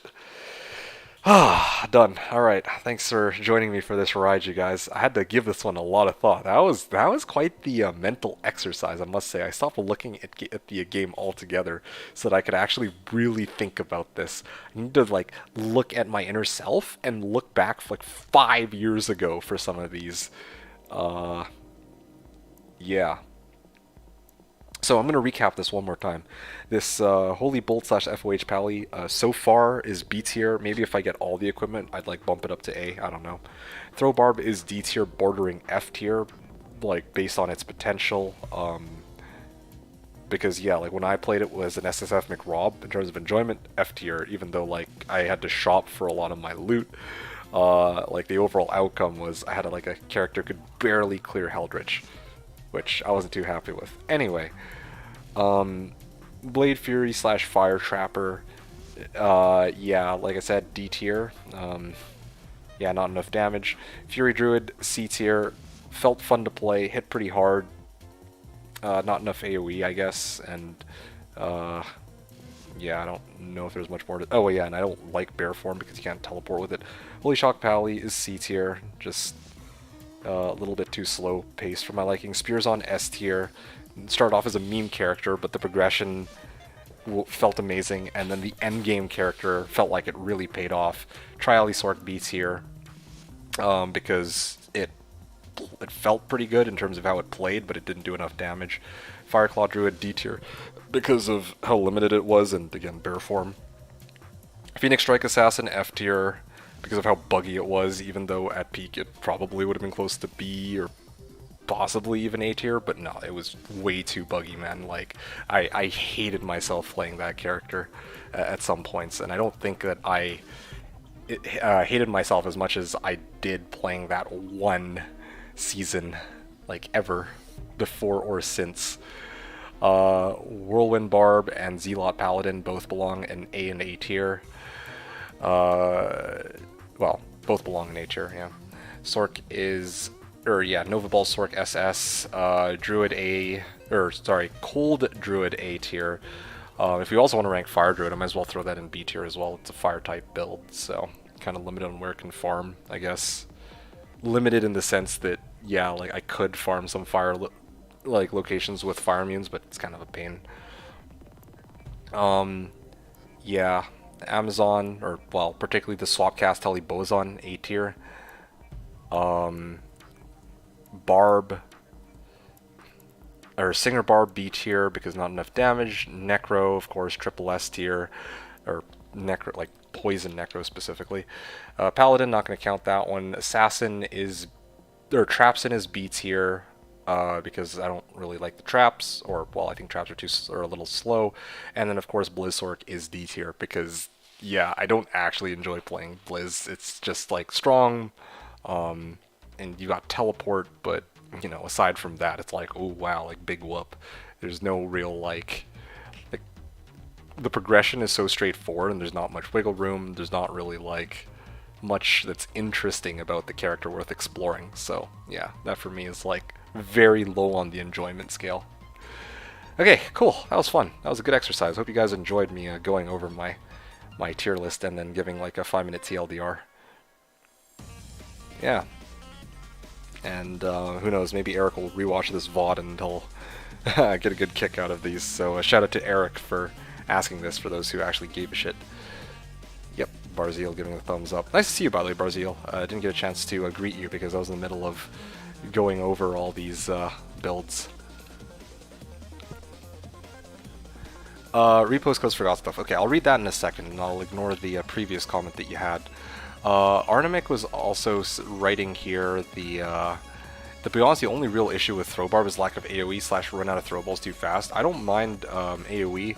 I don't even mind running out of throwables. I just mind that they were lacking in damage. But again, if I had Lacerator, maybe that wouldn't be a big deal. I don't know. Probably wouldn't be, to be honest. And probably switching between Frenzy and Double Throw could have been really good too. I don't have any tier list build though. No, that's fine. I'm talking like just to give you some context since you weren't around for why I'm even talking about this in the first place. Eric asked me what to do a. He said he would pay to see a tier list that I made based off of the enjoyment levels of all the builds I've played. Well, actually, no, he didn't say that. He just said it for like, in general, like enjoyment level for builds. And then I'm like, okay, that's a lot of builds, so let's just limit it to the builds I've played on Slash. So there we go. That's how we end up at where we're at. If I know the build sucks Slash buggy, I'll never play it again. Oh gee. I mean, I don't blame you. Like I don't know if I would want to revisit the martial arts myself. Oh yeah, I also played Javazon, and that one's like, honestly, I'd probably put that D or C tier. I totally forgot to mention that one, but whatever. Anyway, let me see what else is going on in global chat channel. What is going on here? So, LK feels so point, no XP, no casual loot, then you find a burr. Oh gee. Viper from a root, Avane's talking with the others here. I should have a droppable one where LK is 3 times as good now, and I still wouldn't do it. 250 maps the other day with level 52 Sork, also boring. And it like 65, more levels. Okay, great. Need Sigins, gloves, and Orangelic Ring Amulet. Okay, cool. I like how DPS is selling non-Eth Reapers at 300k gold. Wow, that's pretty wild. I would gladly take him up on that. Like, I could use that on... well... Actually, I don't even need that this season. That's kind of awkward. That's a steal, dude. If I were playing a melee build, I would be all over that. Evane is saying second Hawes from Iraq, and then Nauko is saying D2D2 is after Hawes. Hey, thanks for the shout out on that, Nauko. That is a good point. True, crap one though, but who cares? Crap Hawes? Like, yeah, who cares? The frick? How's the night been so far? I reckon there's been more people active the past 10 hours than the next. Maybe I'm wrong. Not sure about that, but I offer. What rune should I offer again? Let's see. Not rune. Light GC at Hawes. There we go.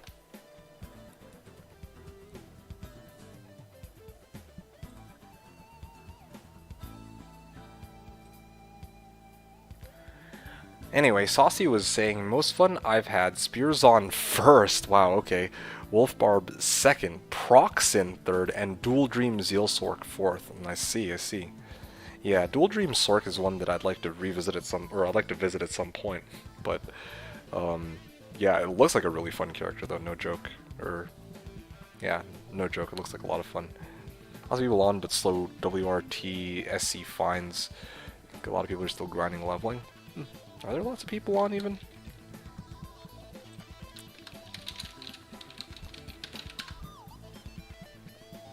Well, I guess not as many now as earlier, but still. Zivko was saying next unique tier list, 504 items. No, that's quite alright. I'm good. Alright, let's keep the ball rolling. I think it's about time to get moving to the next location. Is any Spirit Pally stuff you guys more interesting? Okay, well, shit out of luck on that. Let's see, what else were you guys talking about? So, Coaster was giving me his tier list. I finally can get around to looking at this, because this will be interesting. Let's see. My tier list of enjoyment. S. Light Chaos Sork. Cleric Pestison. Yes, your special builds. Like, special as in, like, these are, like, your hard hitters, kind of like me and my poison necro, you know, like it's like your kind of like your special baby. P-combat it at light skiller.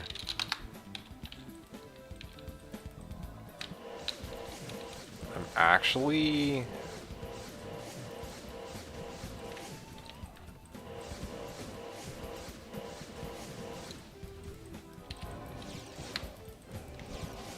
Was trying for the Hawes. Oh.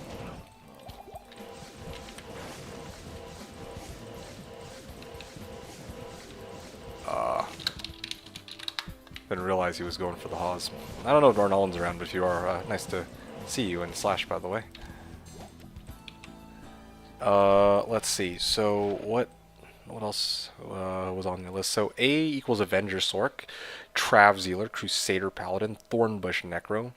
B equals Machine Gun Blazer. Thornbush Necro, yeah. You want to do a three-way.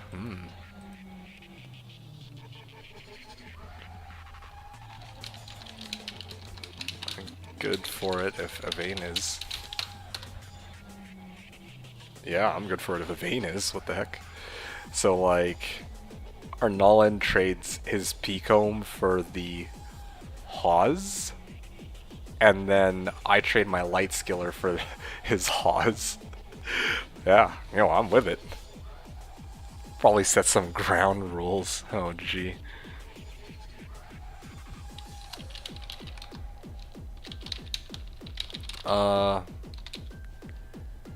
Arnolin has to trade you his P-comb for your Hawes. Then I trade Arnolin my light GC for the Hawes.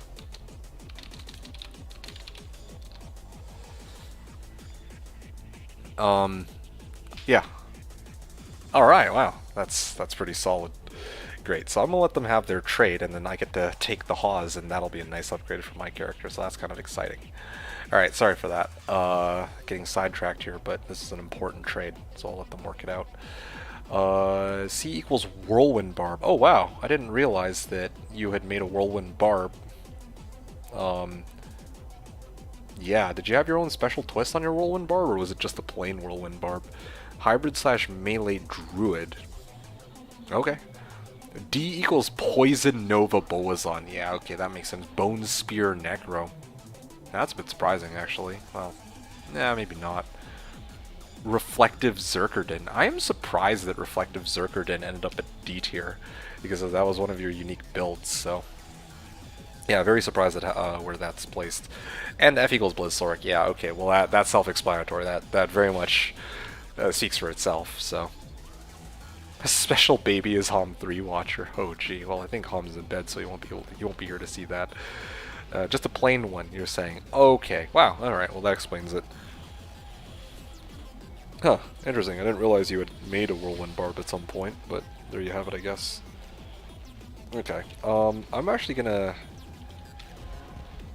clear these next two packs real quick, and then I'm gonna go make that trade with them, and then come back here after. I'm about to join him soon. We'll make a bunch of special babies. Okay! Hey man, this is... sir, I'll have you know that this is a Wendy's.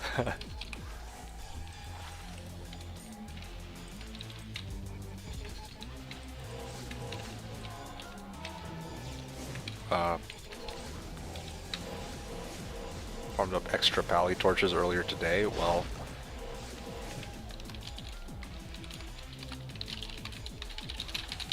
nothing to trade for him yet.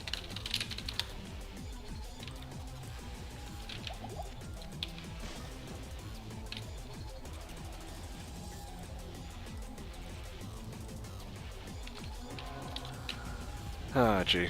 I do global chat. You do //sub chat, didn't see. Yeah. I think I went over that yesterday, but I guess you weren't there for that. Archon plate. Let's go grab that. So I can even. I'm gonna demo it real quick. So you would type //sub chat like this, and then //c. Well, and then whatever message you want to write.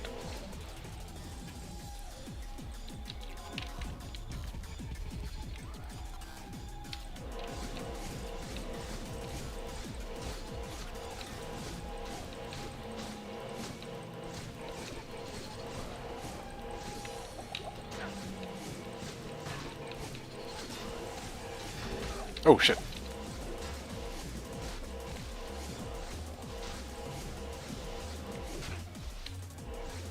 Ah, test balls. Hey, yo! So, there's Rippy, who I believe would be Saucy. Oh. Okay, one sec. Yeah, great. Hey guys, I found a Pally combat, or I found a combat skills GC. Yeah. Woot. Combat skills. Huzzah, huzzah. Anyway. Great Hauberk and Archon plate. This is a high roll on each of these two. Oh well.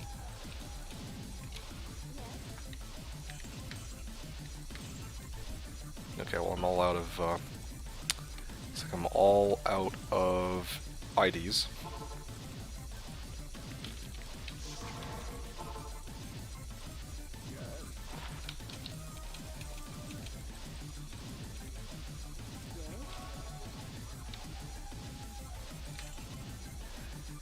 Ugh, gee, this is depressing to look at though.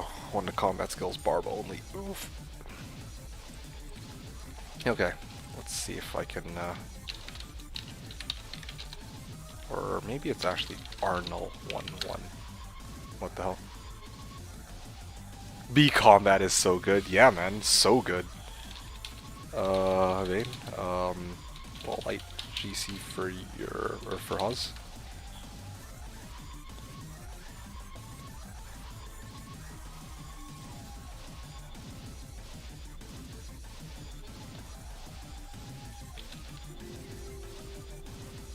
Or sorry, right? I mean, I meant Arnolin.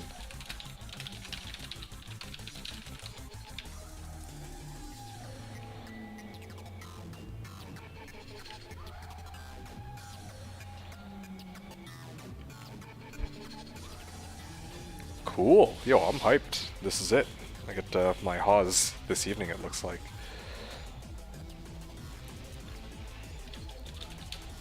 Cool. Game name D, password D.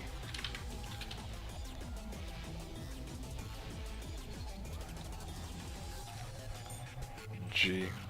Oh, there he is. Tapex Glory. Oh, gee.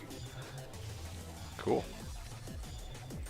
Hawes. Thank you. Sweet. Ah, not bad. Alright. We are killing it today. Hand of Blessed Light and a Hawes. Now, if I want, I can socket this and stuff a P Diamond into it. Kinda tempted to do that.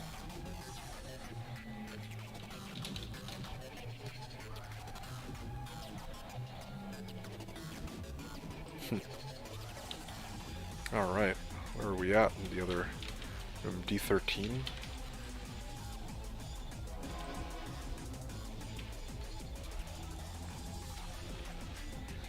Oh, lovely.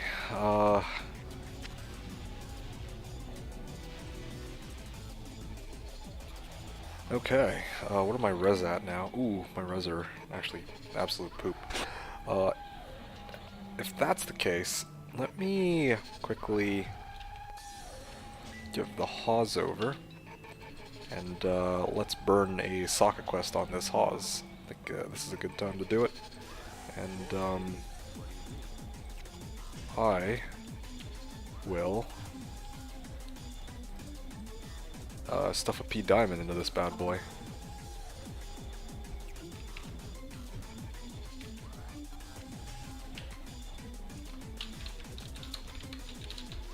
Cool.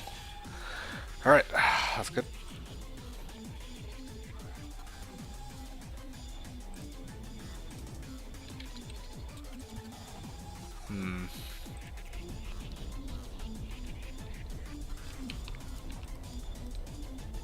I actually do have a P Diamond on this character. Okay.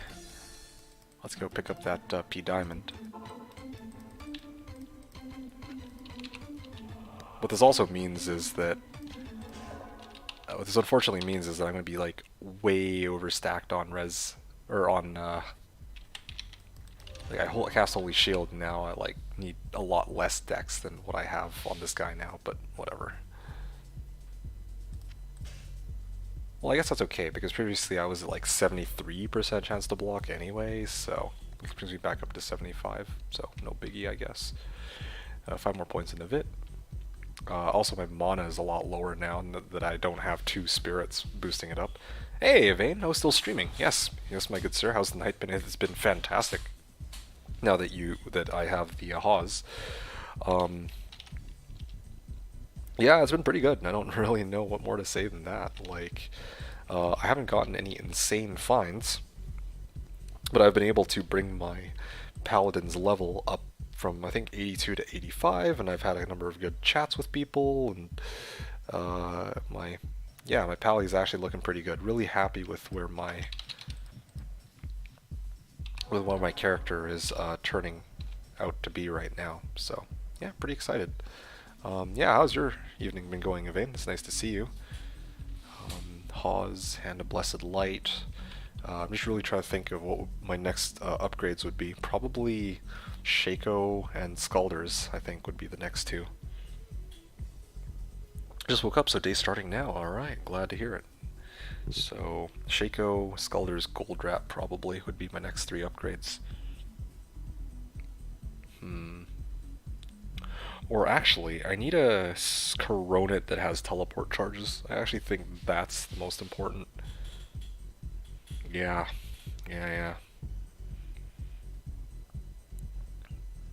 But it's good to see you.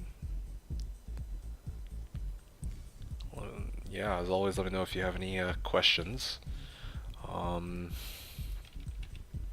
Yeah, I can actually give this character a test run now that we have what we need. Hawes.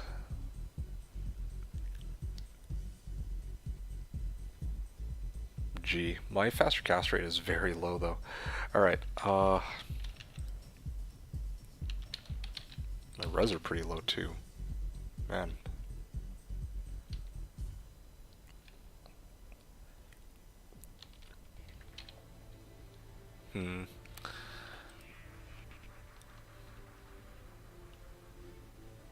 You know what? I'm actually going to try something real quick. I'm going to run Players 1 AT, but I'm going to use different equipment than what I'm using right now. Let's see, what should I throw on him? Ah, here it is. There we go.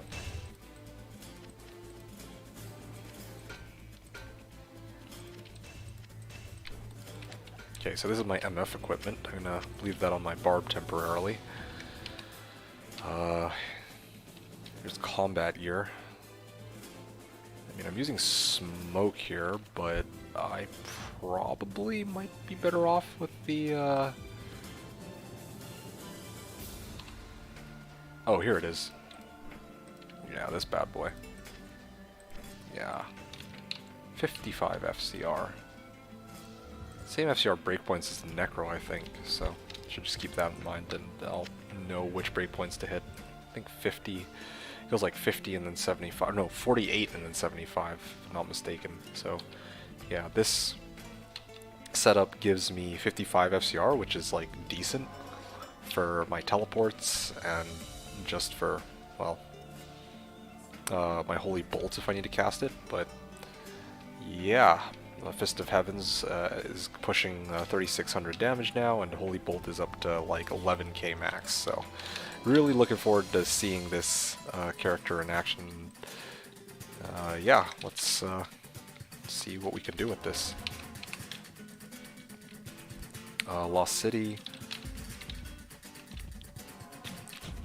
Okay.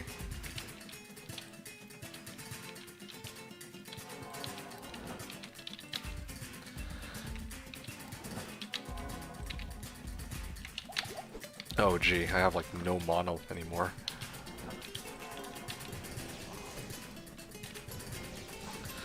Okay, not bad. I think one of the problems with this, yeah,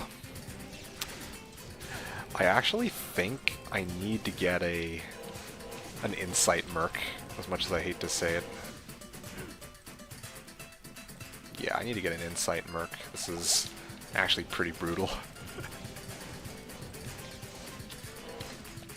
I mean, I don't know.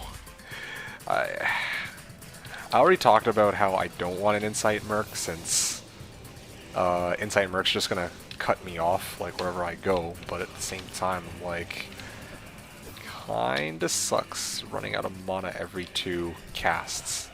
2 to assassin skills and 1 to, bone spirit charges G. Oh, the good news is my Holy Bolts are still perfectly fine. More invaders. Yeah, my Fist of Heavens is starting to get, like, quite a bit stronger, but the problem with Fist of Heavens right now is... The problem with my Fist of Heavens is that, it's still not two-shotting these monsters. It takes 3 to kill any of these invaders.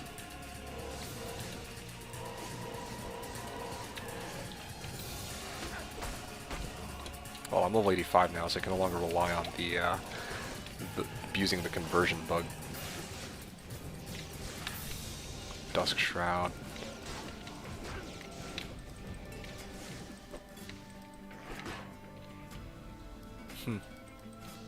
Maybe it's time for me to go 2 rows of mana potions and only 1 row of healing potions at this rate.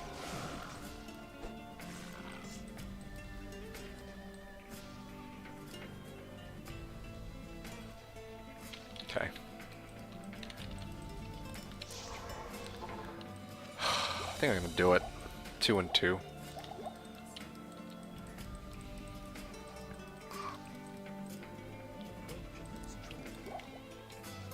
Assassin skills. Seth will want this for his trapper, so I'll keep.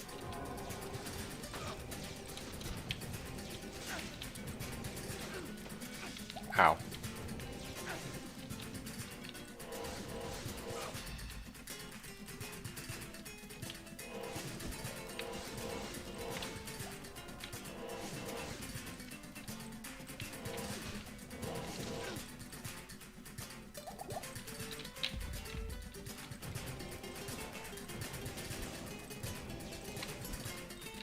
Chaos Emerald, okay, great.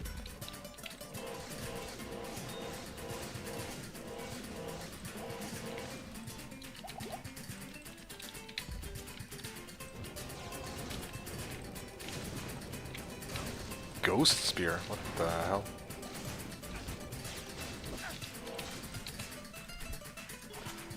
E.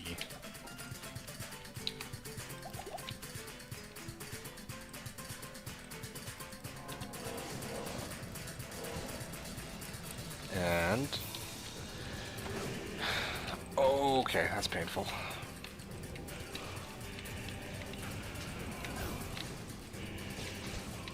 Hellforge Plate.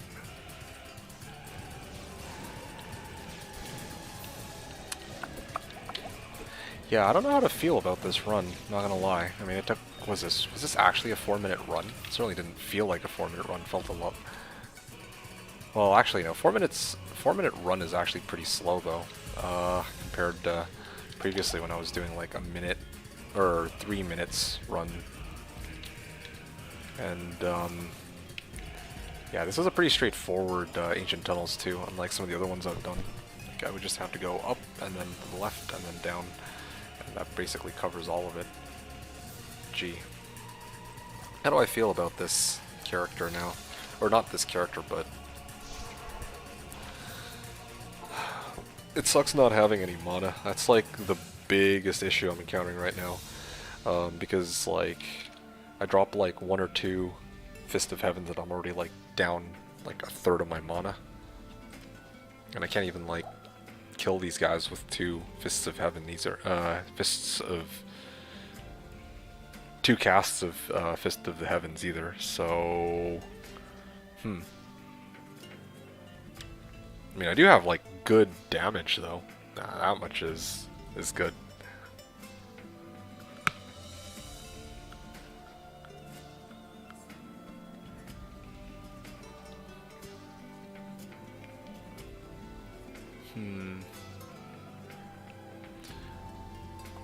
Quahagons, maybe?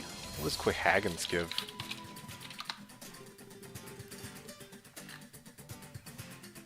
Mana after each kill, a bit of energy. Okay, that's not what I'm looking for. I mean, like, energy... it's decent, but it doesn't give me nearly as much as I'm hoping for. You know what I need? I think I know what I actually need. I need some mana rings. Like what Seth had. He had like a ring that had like 80 to mana. I actually need one of those at this point, I think.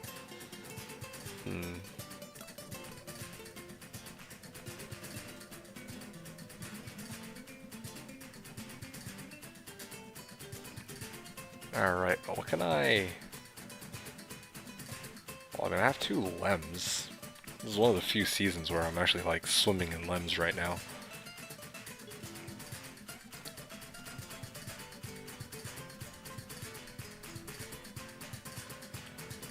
Offer Lem for Mage Fists? Like, trying to think what else I need right now.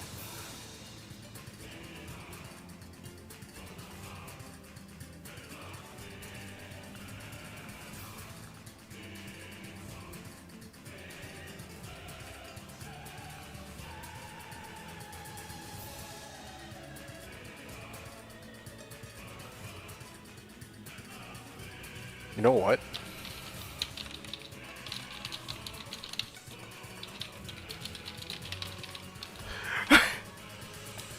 I'm gonna offer a Lem at any circlet with deli charges. I think that could actually do me a solid.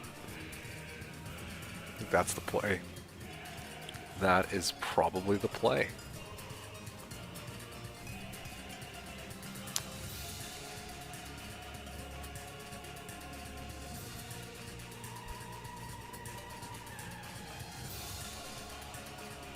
Want Nagistaff? No, I'd prefer... no, I have my own Tally Staff, but I want a Cirque specifically.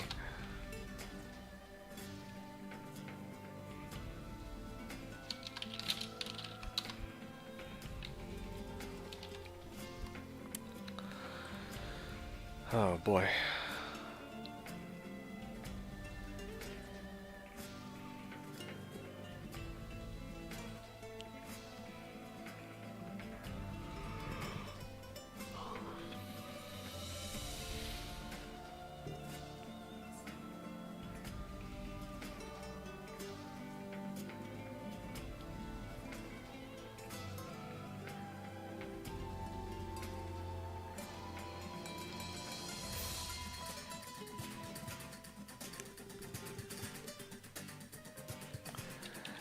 Well, there is one location I just realized that I want to try. I mean, I have like a shit ton of damage now, right? So, now that I have like a lot of holy bolt damage, probably one of the locations I can actually properly farm now is Pendle. There we go. This is a lot better. Yep. Okay, sweet. Yeah, this is what I'm talking about. Okay. Alright.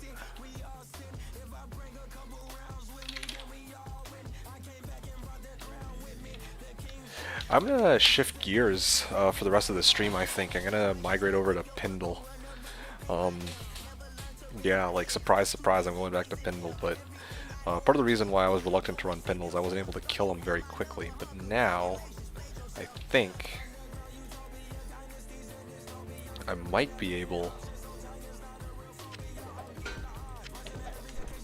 to run Pendle with my current equipment.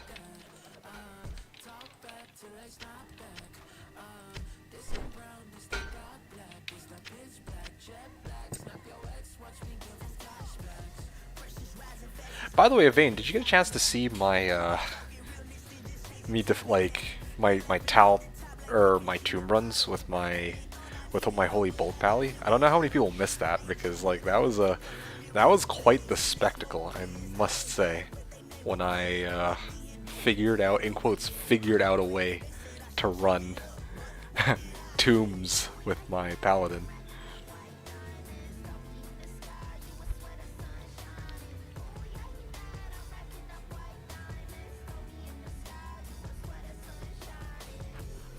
Not sure with the Nadir. Oh, yo, you haven't seen it? Okay. Yo, check this out, my dude. Check this out. I was gonna go run something else, but yo, you have to see this. Before I go any further, you have to check this out. This is so good. Oh, man, oh man, oh man.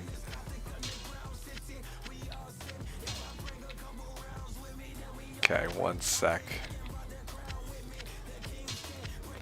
Alright. Alright, okay. You're in it, right? You're ready to see. You think you're ready for this? You're so not ready for this. Check this out, okay? So, Halls of the Dead. Halls of the Dead is pretty straightforward, you know, like, go around, when monsters are gathered out, you just get, like, one Fist of Heavens basically destroys everything if it's players one, like... Yeah, okay, I'm a little short from one-shot killing him still, but very close to it.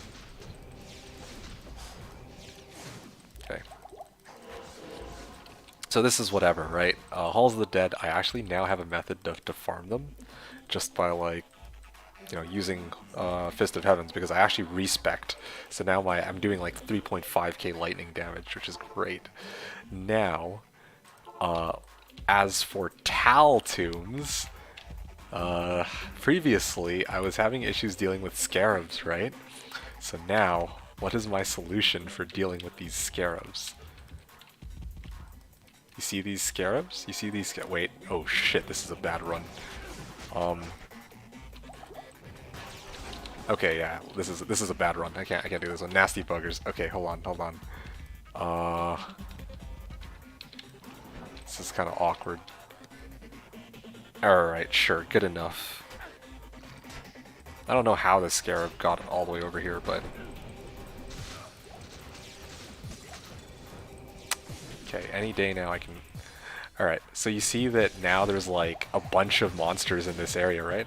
I can actually use this... Come on. Conviction. Yeah, check this out. Yeah, so this is how I deal with these blunderboars and other annoying monsters who are immune. Where do you get CE from? I'm getting it from Corpsemorn, man.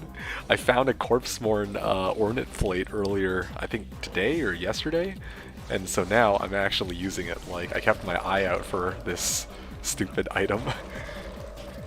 CE is OP, yeah, I know, right? Boom! Okay, just gotta keep conviction. Oh yeah! It has 40 charges. Yeah, my thing has 40 charges, but obviously, well, I mean, I've used up all 40 charges, so now I gotta go back and, well, repair it, and repair costs are pretty expensive. Not bad. Yeah, pretty good, right? Anyway, check this out. Repair costs, you ready? Ding! I'm kidding, it's only 40k. So if I use up like, yeah, every charge of CE is only 1,000 gold, so this is pretty good. It's not like the tele charges or bone prison charge which cost a fortune. This thing's actually pretty reasonably priced. So yeah, if I'm trying to go to a location where I want to farm it, and I'm like struggling to kill like specific monsters, but I can. Yeah, I know, right? And I have one more to show. I have one more thing to show real quick, just for shits and giggles. Ow. I just realized I'm at 6k defense now, so monsters have a very low chance to hit me. Can't wait to get Shaco. That'll be a good boost to mana as well. Oh wait, right, I'm going to go for tele charges, I think. Ooh. So yeah, there's no undead here. Ow. Okay, well this is a bit of an issue. There we go. Uh-oh. Yeah, this is all I got, man. Uh-oh. Some...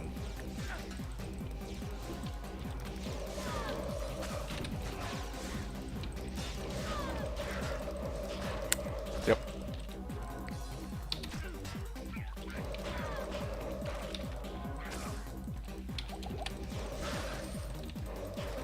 Anyway, you get the idea.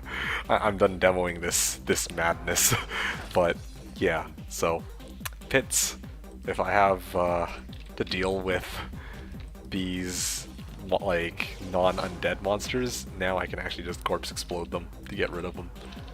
I don't know why this run has no Bone Warriors, but I mean the CE is a pretty damn nice addition for having fun and running zones we might previously think is not runnable. Yeah, exactly. Exactly. So, yeah, I just had to show because, you know, we were talking about a solution for a while for this character, right? Since wasn't really like before you went to bed, I was having a lot of trouble trying to farm certain locations. Yeah, I was having trouble trying to farm like, well, a lot of different locations. Like, obviously, pits wasn't even on the table, but now I can actually. Yeah, oh, hey, look, another Windhammer. I can actually kill some of this shit. It's great.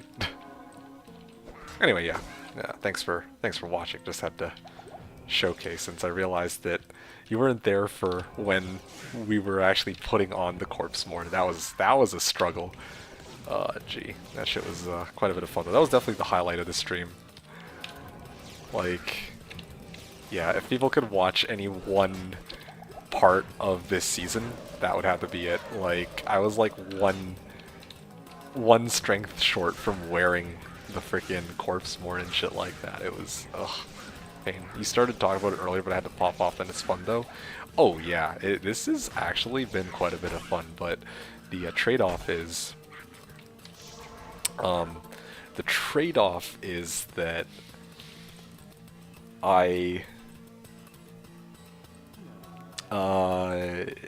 yeah, like, I can't clear everything still, you know?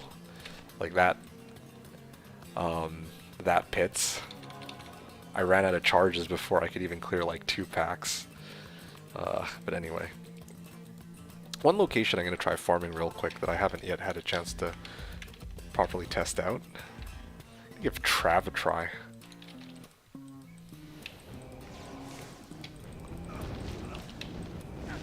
Okay, I should probably be using smoke for this. Okay, well, yeah, I think it's safe to say that that's not happening. Gee. I don't know. I think I need more, like, damage on my Fist of Heavens, and I also need more survivability, and I also need more, what's it, minus res, yeah. Like, more plus to conviction, or more points in the conviction. Anyway. Yeah, hope you enjoyed that little demo, but I'm gonna go back to doing what I originally wanted to do, or what I what I had in mind, which was to just swap out these for some MF gear and start running P8, or P4 Pindle.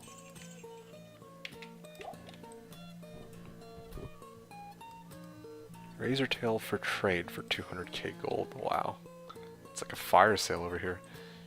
Hey, Halcrax, how's it going? It's going pretty well. Came at a very good time. I think you just missed my demo, didn't you? Like, you just got here, right? You didn't see me run tombs just now? Anything is good. I'm spamming LK, but I really want to level my Pally instead. Yeah, no, leveling anything is awesome, of course. Just got here? Oh shit, yo. Let me show you some of the progress I've made on this guy. It's been a journey. These last 11 hours on stream have been filled with all sorts of black magic and smoke and mirrors and mysteries, okay? So, just to kind of give you an idea of where we're at, we subbed out my Spirit Sword for Hand of Blessed Light, and we subbed out my Spirit Shield for Herald of Zakharum. So now my Fist of Heavens is up to level 34. I also respec'd it so the lightning damage is going through the roof, but I had to trade out some conviction points and conviction for it. My Holy Bolt damage is now up to 11k if I put on like the right equipment to maximize it. But let me show you something real quick, okay? So check this out. Halls of the Dead, right? I now have a response. So there's Spear Cats. Well, now I can actually two-shot them with Fist of Heavens now. I actually have a response for some of these monsters. Except I run out of mana way more quickly now, but... Okay, so that much is nice, right? Now, sometimes, though, if I go to somewhere like, let's say, Canyon, right? I'm going to show you something that's going to be great. That's pretty cool. Yeah. So Fist of Heavens is a good way to deal with some of these monsters. But let's say... Okay, this is not a good place to be. Let's say we come across something which I can't spam Fist of Heavens on, because it's like lightning immune, and it's not undead, so I can't just holy bolt it to death, right? Like these scarabs. I came up with a better way to deal with them. Alright, you're gonna love this. Hold on a second, I'm like looking for a good...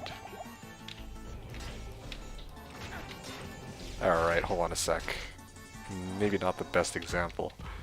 Let me just put myself right here.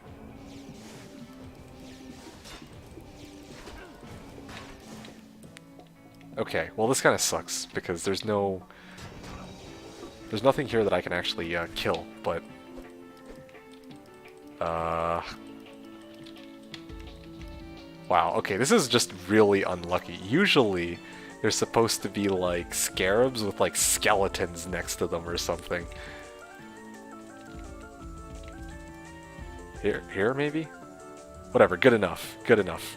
Okay, I know there's no scarabs, but ideally, what's supposed to happen is I'm supposed to start nuking them with corpse. Ah, I have corpse explosion, okay, on Corpseborn, and I'm supposed to just start nuking the shit out of them with corpse explosion now that I actually. I think I see part of the problem. Part of the problem is I'm I'm playing on players 4. That's why this is so difficult. Yeah. This game, man, I'm telling you, was a lot more painful than it needed to be. Alright, that's also cool. Yeah, it's, never thought I'd see the day where I would actually be using Corpsemorn's corpse explosion charges as a secondary source of damage to deal with some of these packs. So I'm gonna try this one more time, just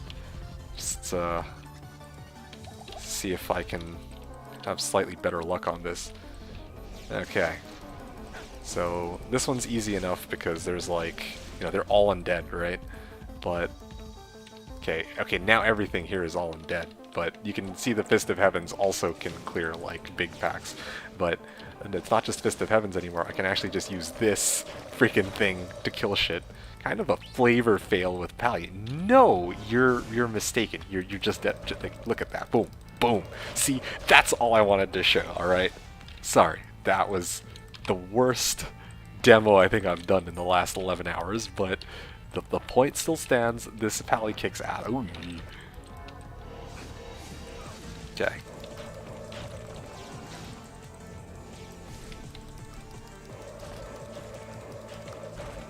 Yeah. Ta-da! But yeah, you said that's a flavor fail with Pally. I disagree. I call this Paladin the unholy Paladin, alright? Because true, you might think, oh, this guy fires holy bolts and he's a Paladin. Why would he be defiling corpses like this? But sometimes you must understand that when it comes to fighting, like a force as powerful as Diablo, that you need to like fight dirty, okay? You need to like there's no such thing as ethics when the fate of the world is at stake, alright? If you need a solution for scarabs because your holy bolts don't work against them, sometimes you need to start robbing some corpses, alright? Or not just robbing them like barbs, but you gotta just like blow that body up. So the lore is that it's a Pally turned evil or something. No, not evil. Not evil. It's a chaotic neutral or chaotic good paladin. He does whatever means necessary, but for the greater good. Okay? Any means necessary. Exactly so. There's no flavor fail here. It is a Pally who has sold his soul and ethics to the devil. Alright, I can dig it. Alright, I'm glad that we're on the same page here. But, having said that, that's not what we're gonna be doing today. Yeah, there we go.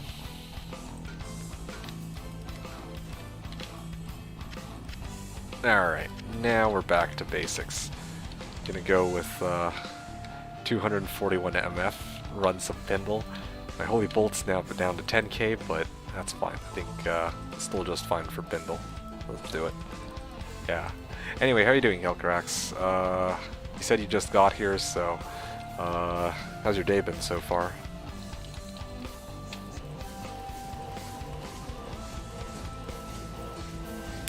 Yeah.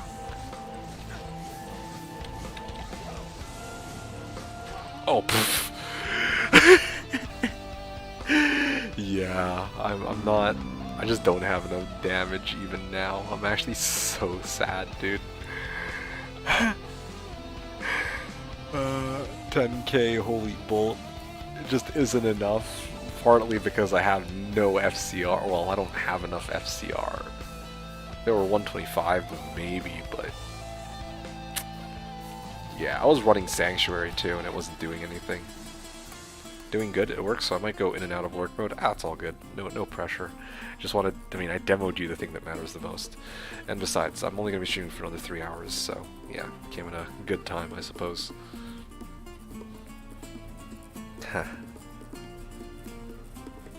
Okay, I lost a lot more XP than I should have from these runs here.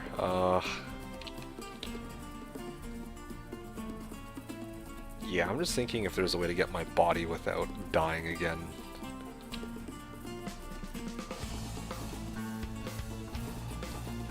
Okay, fine. Can someone help me get my body? Yeah, that's a lot of XP that I lost. I probably should have asked for assistance even the first time, but yeah.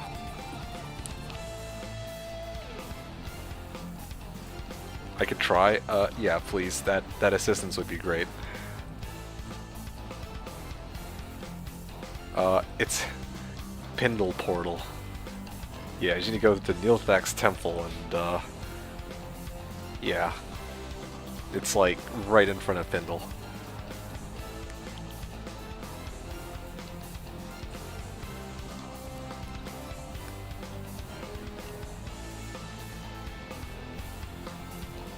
Yeah.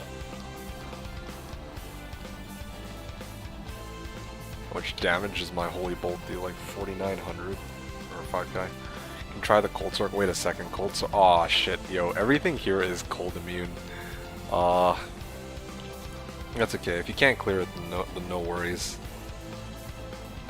Shit. Fuck. I guess I just bite the bullet on this one. Wait a second. Hold on. Hold on. I just realized. That's not true. I have hammer then. I have one other solution.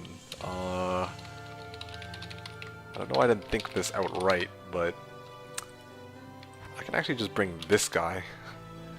There we go. Alright. Let's do it. Zon and Hammerdin. Alright, it's gonna be fun.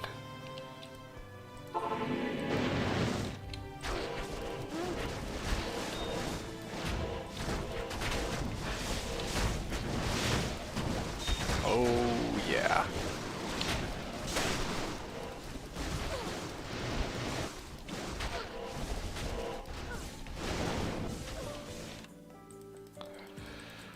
Okay. Well.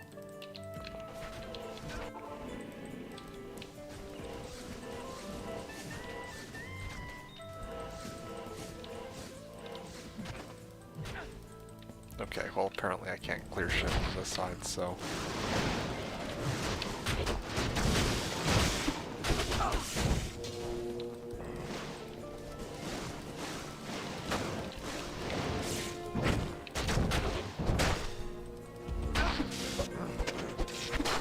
Alright. I think that does it. Thanks for the assistance. Alright, much appreciated. Alright, I'm gonna get my body now, and this way I save myself some XP, so thank you. Alright, so I know that I guess I still can't handle Pindle on higher player count without getting killed. Which is kinda sad actually. I'm sitting at 75% chance to block and it doesn't really matter, I guess.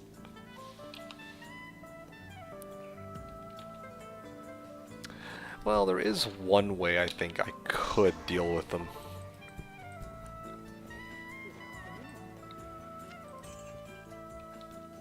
Okay, let me get a drink. I'll be right back. One sec. And then I'm gonna hit it hard again in a sec.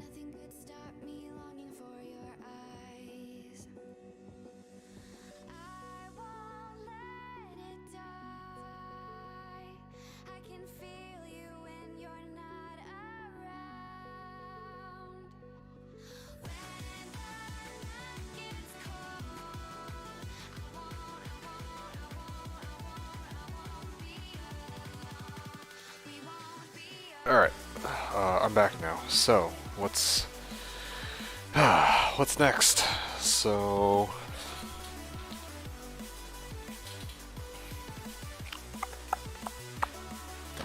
Okay, yeah, I remember. I remember what the plan is now. So, like I mentioned before, he hits really hard, or Pindle hits really hard.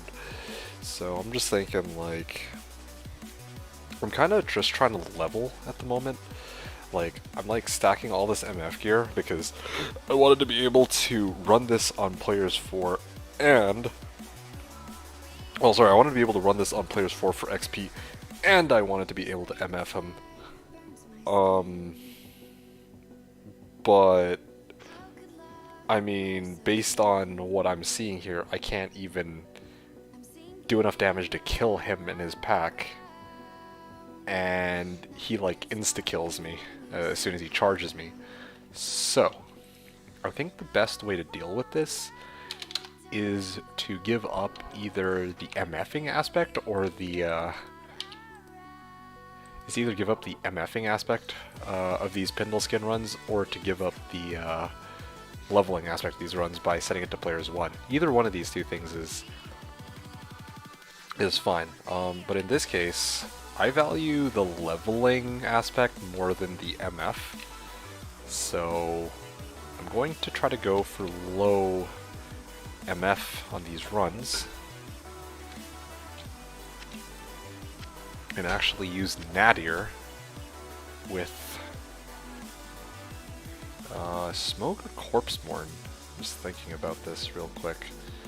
Corpseborn gives me like a boatload of defense, which is probably more useful. But then again, like, he hits me with Fire Enchanted. Maybe that's why I'm taking so much damage. Okay. FCR 30%. That's another issue too. Maybe I need stealth, actually.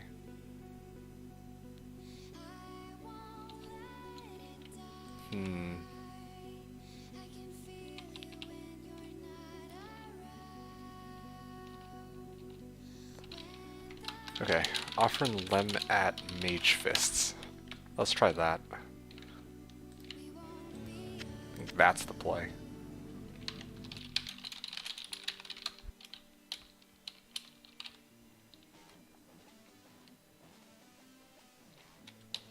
I'm gonna go on a limb and guess that nobody has Mage Fists lying around for Lem. But if somebody does, then that'd be great.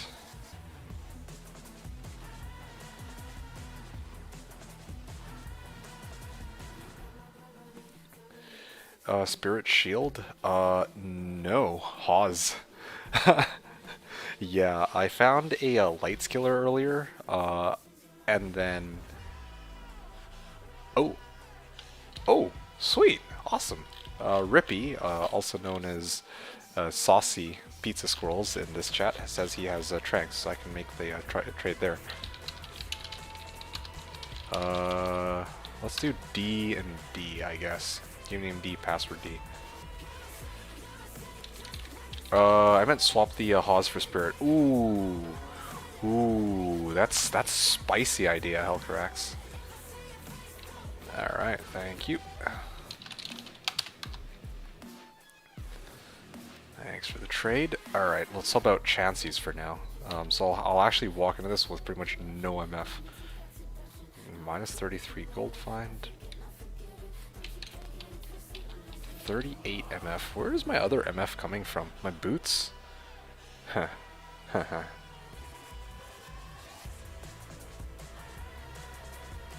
Oh yeah, and this thing.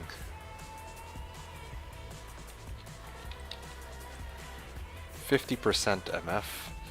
And if I put on stealth, then that puts me up to 75. Yeah, I think this'll do it. I mean, I'm basically trading out all my MF for this, but that's okay. Like, I'm really not here to MF. I just want to like boost the level of my character, so I think this should be perfectly fine.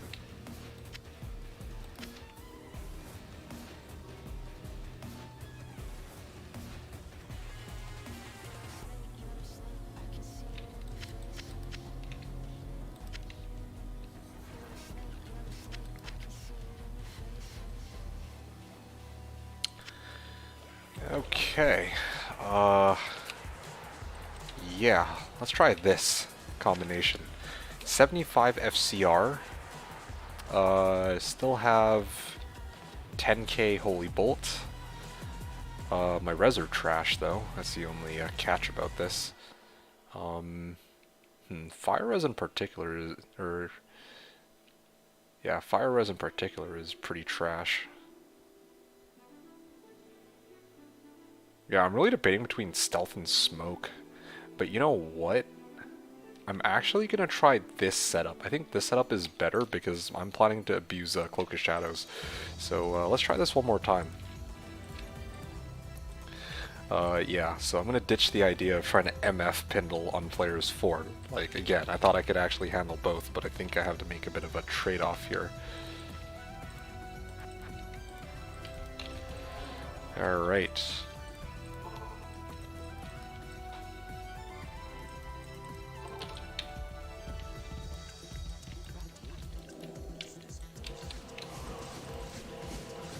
Okay, now the rest of the run should be pretty straightforward. There we go. Oh yeah, right, but I run out of mana pretty quickly. What the hell, dude? Just die already?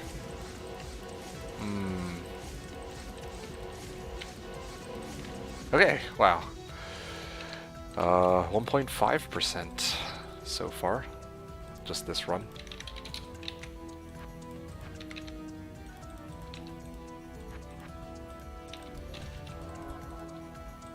I'm also going to move Seth Zahn out of the way so I don't mistake his character for being my Hammerden. Like, I don't want to use the wrong box for this. Alright, Cloak of Shadows.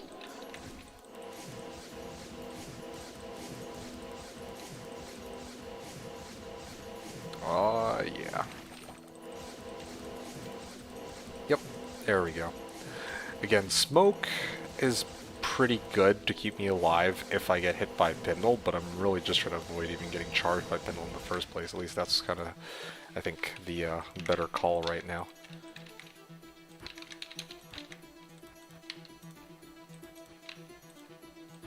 Okay.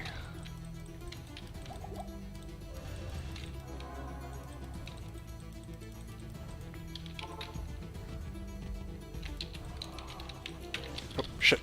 I messed up. I didn't cloak quickly enough.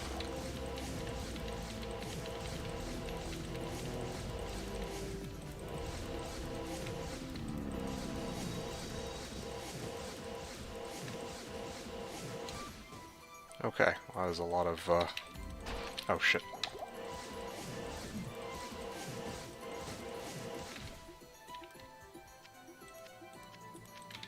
Perfect, perfect. 1.5% per run. So probably about 70 runs before we make it. Well, actually, I'm a little, like, I'm already halfway, so probably shouldn't be that long. Is there some kind of auto-join function for your other characters? I haven't played Slash a long time, don't know how stuff works, that's fine. It's funny because I've actually gotten this question like 3 times in the last while, and I will proudly give you the answer that no, this isn't an auto-join function. This is literally me tabbing into another window and joining, like, with all 3 of the other boxes after I join in with my main. So I'll show that in a second. Yeah. What a gamer! Yeah, right? Yeah, you might think that there's like a new feature for, you know, having people or having your other boxes join you, but no, that's not actually a feature. Like, this is just me all tabbing out between the windows. So I leave the game.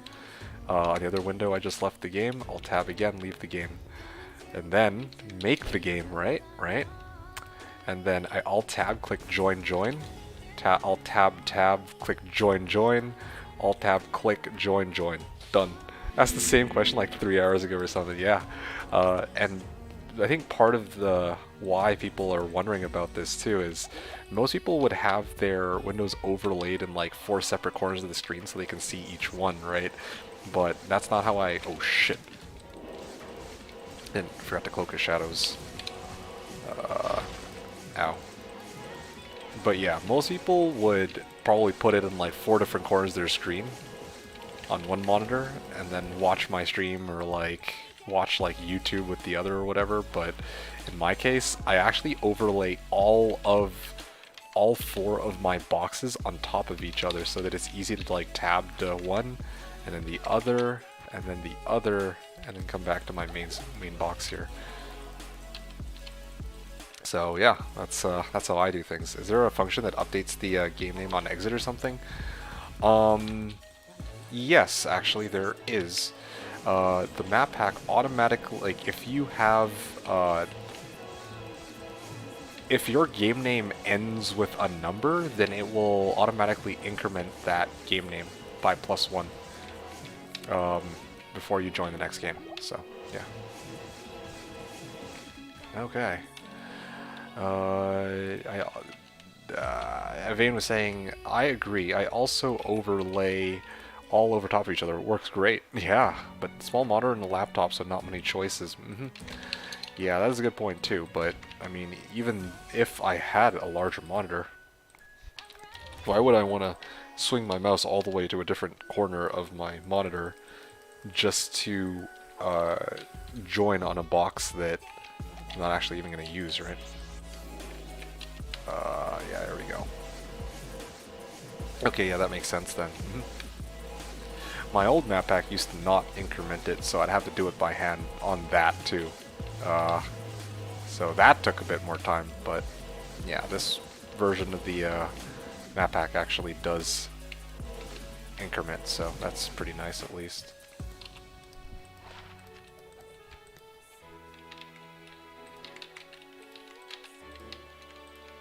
Okay, next.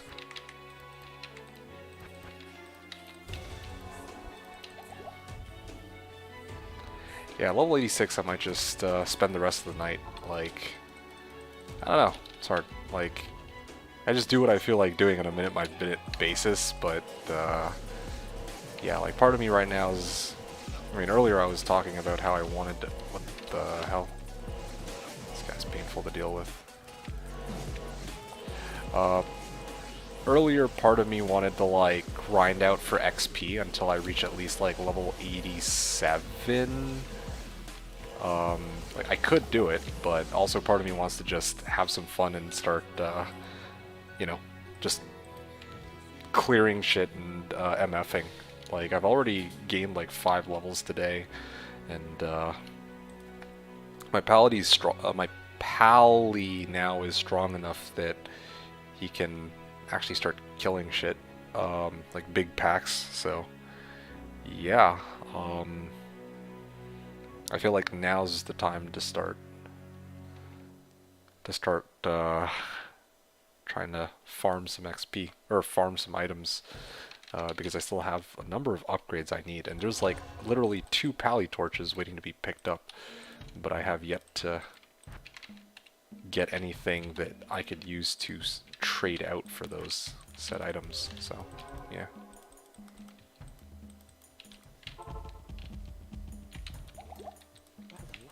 Oh shit. I also just realized I'm out of Cloak of Shadows charges, so I'm gonna need to refill at the end of this run. But yeah, Cloak of Shadows comes in pretty handy, I must say. One of the next upgrades I also would like to get is a circlet that has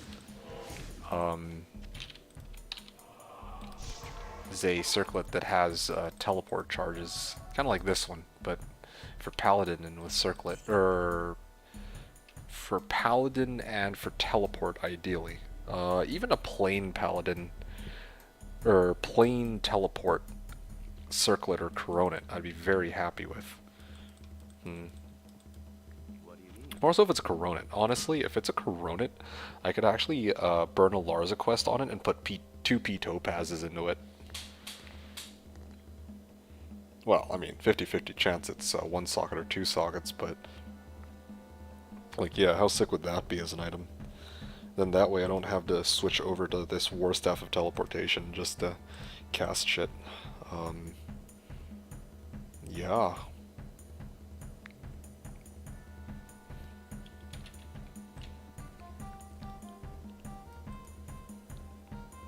Alright, anyway.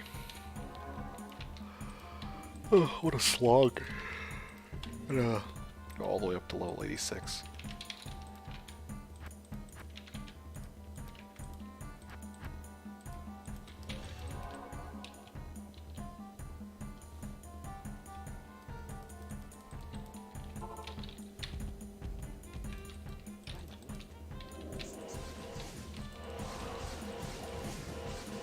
Fire enchanted, cold enchanted. Ow, that hurt, but I mean, I don't have negative res, so I guess not the worst thing.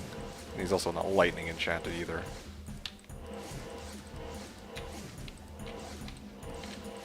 Matriarchal Javelin, I should probably hold on to that for Seth, shouldn't I? Never know what kinds of crazy things we might get out of this. Oh, nope, garbage. Well, actually, hold on. This one has increases stack size and replenishes quantity. I'll leave that as an inventory. And it's also got monostone per hit. Yo, legit, I'm gonna hold on to that for Seth. I don't even need to hold on to it. I can give it to him right now. He's actually in my game. He's gonna enjoy this one.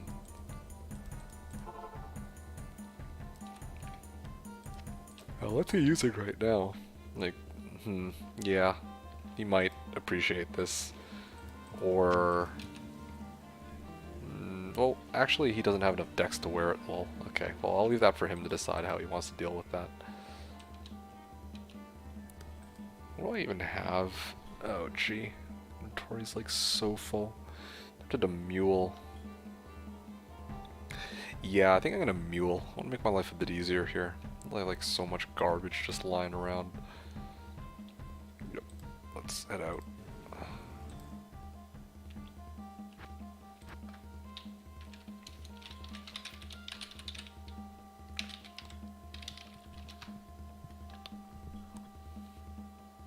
Okay.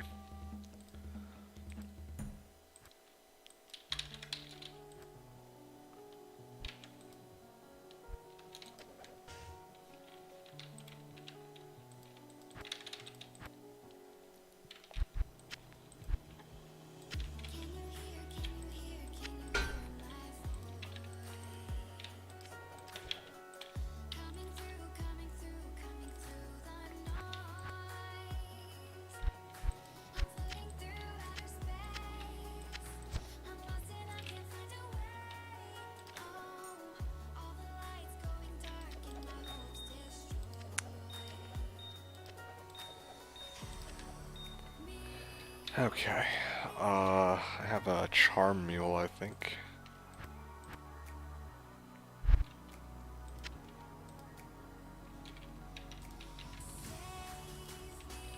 I also have a gem mule, don't I?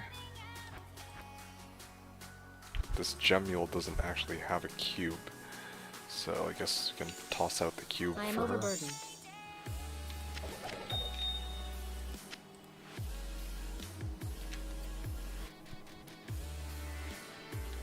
Okay, one sec.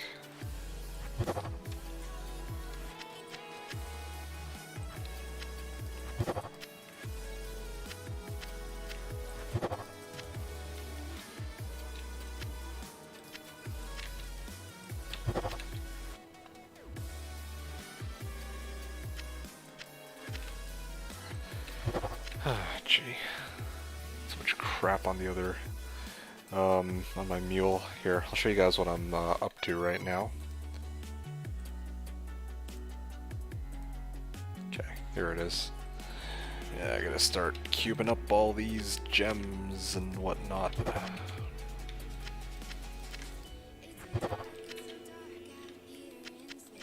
So, this might take me a bit. Don't mind me. Well, you guys aren't saying too much anyway, so I guess I have a bit of time. 1, 2, 3. Okay, sure, why not? 1, 2, 2, 3. I guess this is what happens when you run all of your Hellforges for 3 difficulties on like 8 different characters. Gee.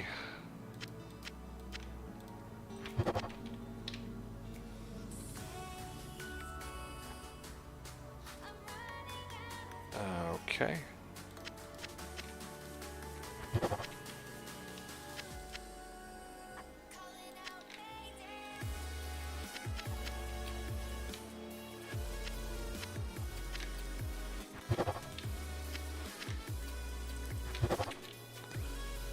Alright. I think this is all of them. Could make another P Amethyst if I wanted, but that pretty much sums it up for now. Getting all these on this corner.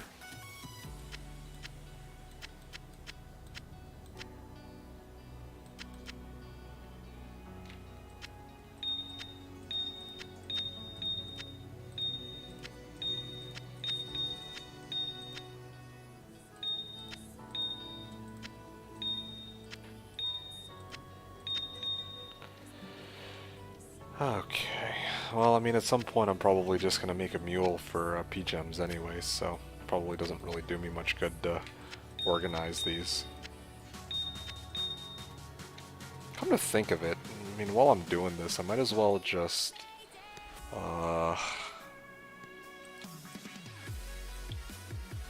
I have a boatload of gems on my other mule too. So I might as well just get these out of the way while I'm here.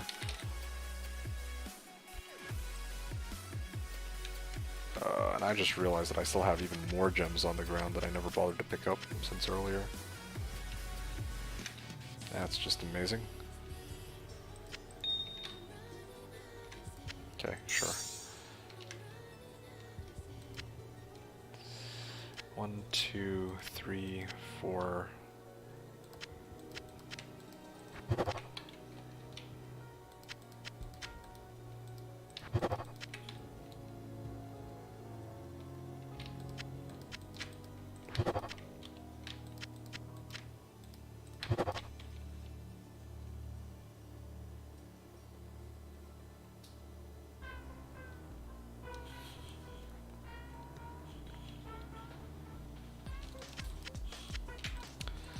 All right.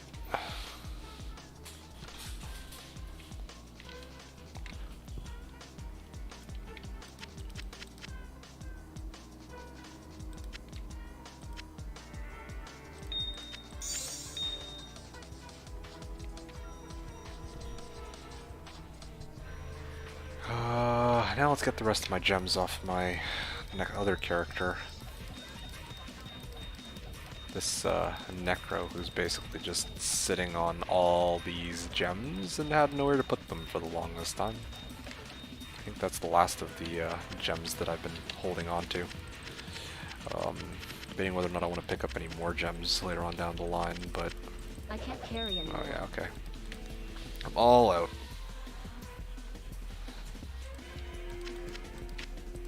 Boom. 1, 2, 3. Boom. 1, 2, 3. Boom. 1, 2, 3. Boom. 1, 2, 3. Boom.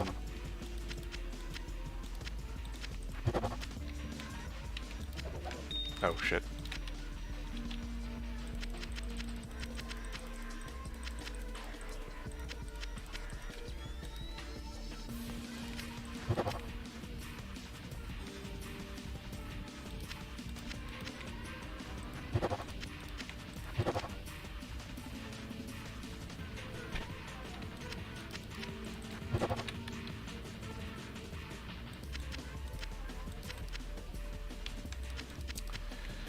Okay. I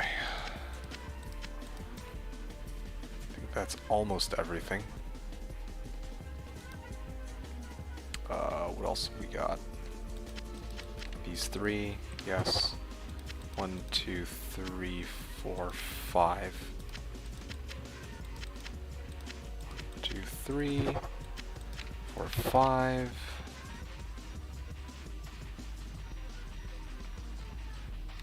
And 1, 2, 3. think that's mostly it. I don't really see anything else I can do at this point for my gem mule, so I can afford to drop this. There's a lot of P amethyst though. I should probably separate those from the rest. And then leave these. Cool. Only 5 P amethysts? Gee, I've been slacking on that front. I should have been collecting more. Oh. Oh, wait, no. I got a bunch more here. There we go.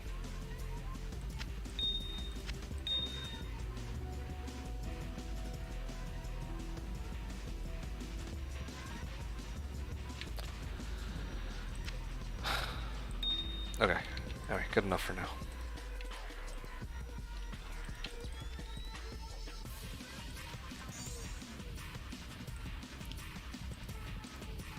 Okay, so here's my pally. If Co tier Loom Thul. All these runes I can throw onto the rune mule now.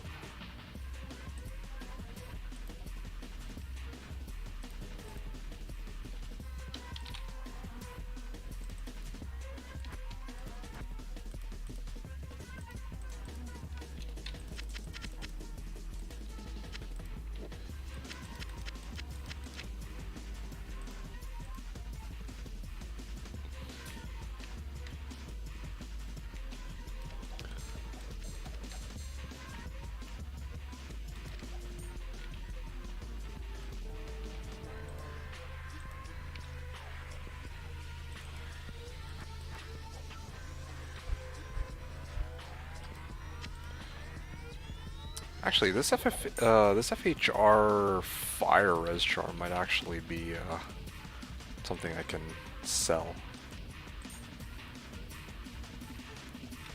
Okay. Unique amulet. Rising Sun. I'm gonna toss that out too. Rising Sun.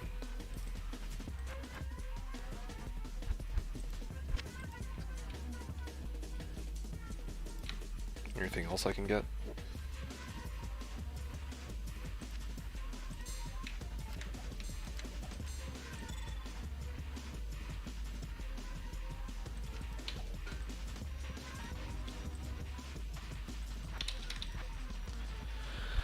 Okay, and then pick up the rest of the jewels. I should probably have a junk jewel mule.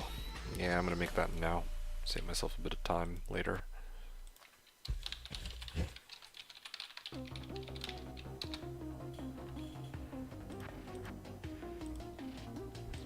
Naoko was saying 12-hour stream, that's quite a length. Naoko, can you hear me right now? Otherwise I'll whisper directly, I guess, but nice of you to stop by if you're here. Yeah, you can hear. Okay, perfect. I can talk here rather than having to write this out. But yeah, thanks for stopping by. I appreciate you coming to check out the stream here. You're saying that 12-hour stream is quite a length. Well, I mean, this is how long I usually go for on any like reset weekend. This is pretty normal. Having said that, yesterday I streamed for 21 hours. Now, granted, I actually took a power nap at some point. Which is like the first and only time I think I've done that. And I also took like 2 food breaks in between, but yeah, by and large that was a pretty intense stream, as per the usual. But again, like, this is very well. Yeah, this stream where I'm going for 12 hours. I think isn't quite as impressive as yesterday's. Just I guess is the point I'm trying to get across. But still a pretty long stream though. I am starting to feel quite a bit exhausted. You can probably tell by my voice that I'm not like at full energy. I'm not 100% anymore. Like when I first started the stream, like an hour in, like I was actually feeling it, and then when I had my dinner, you know, I came back and I'm like, alright, still feeling pretty good, but now we're on like the tail end of my stream. I'm approaching 12 hours and we still have 2 more to go, so So you say 12 hours, well, yeah, we're actually pushing for 14 tonight, so that's my plan at least. Yeah, I don't know how long you plan to hang out for, but yeah, buckle up and enjoy the ride, I guess. I still have 2 more hours. You tend to get unhealthily addicted to resets. I lose sleep consistently over them when I happen to play. Oh yeah? Well, that's... Yeah, no, I feel that. You lose sleep consistently. That's a funny one. Nowadays, I'd like to think I'm more controlled over how much time I put into the into D2. I always set aside a weekend. Like, I'll basically cancel everything else that I'm doing on most reset weekends just to go ham on the reset weekend. You know what I'm saying? So yeah, like that's my D2 or like /Diablo time. In the past, like maybe I remember the season that like I think you've been how long have you been around like on Slash for? Like you were around when I played my Poison Necro, right? Because I remember when I played my Poison Necro, like that season, I was definitely unhealthily addicted to the reset. Like, you know, /Diablo was constantly on my mind. Started Slash in 2015. Okay, so yeah, you've been around even longer than I have. Bloody hell. But yeah, my point was basically like when I played my Poison Necro, like I remember that season, I was very like unquestionably addicted to the game for sure, and I was so addicted to it that I actually had to take a step back. Like I knew I was like, okay, yo, this is too much. Like I need to like really cut back on how much time I'm spending here with this silly game, you know? So I feel that.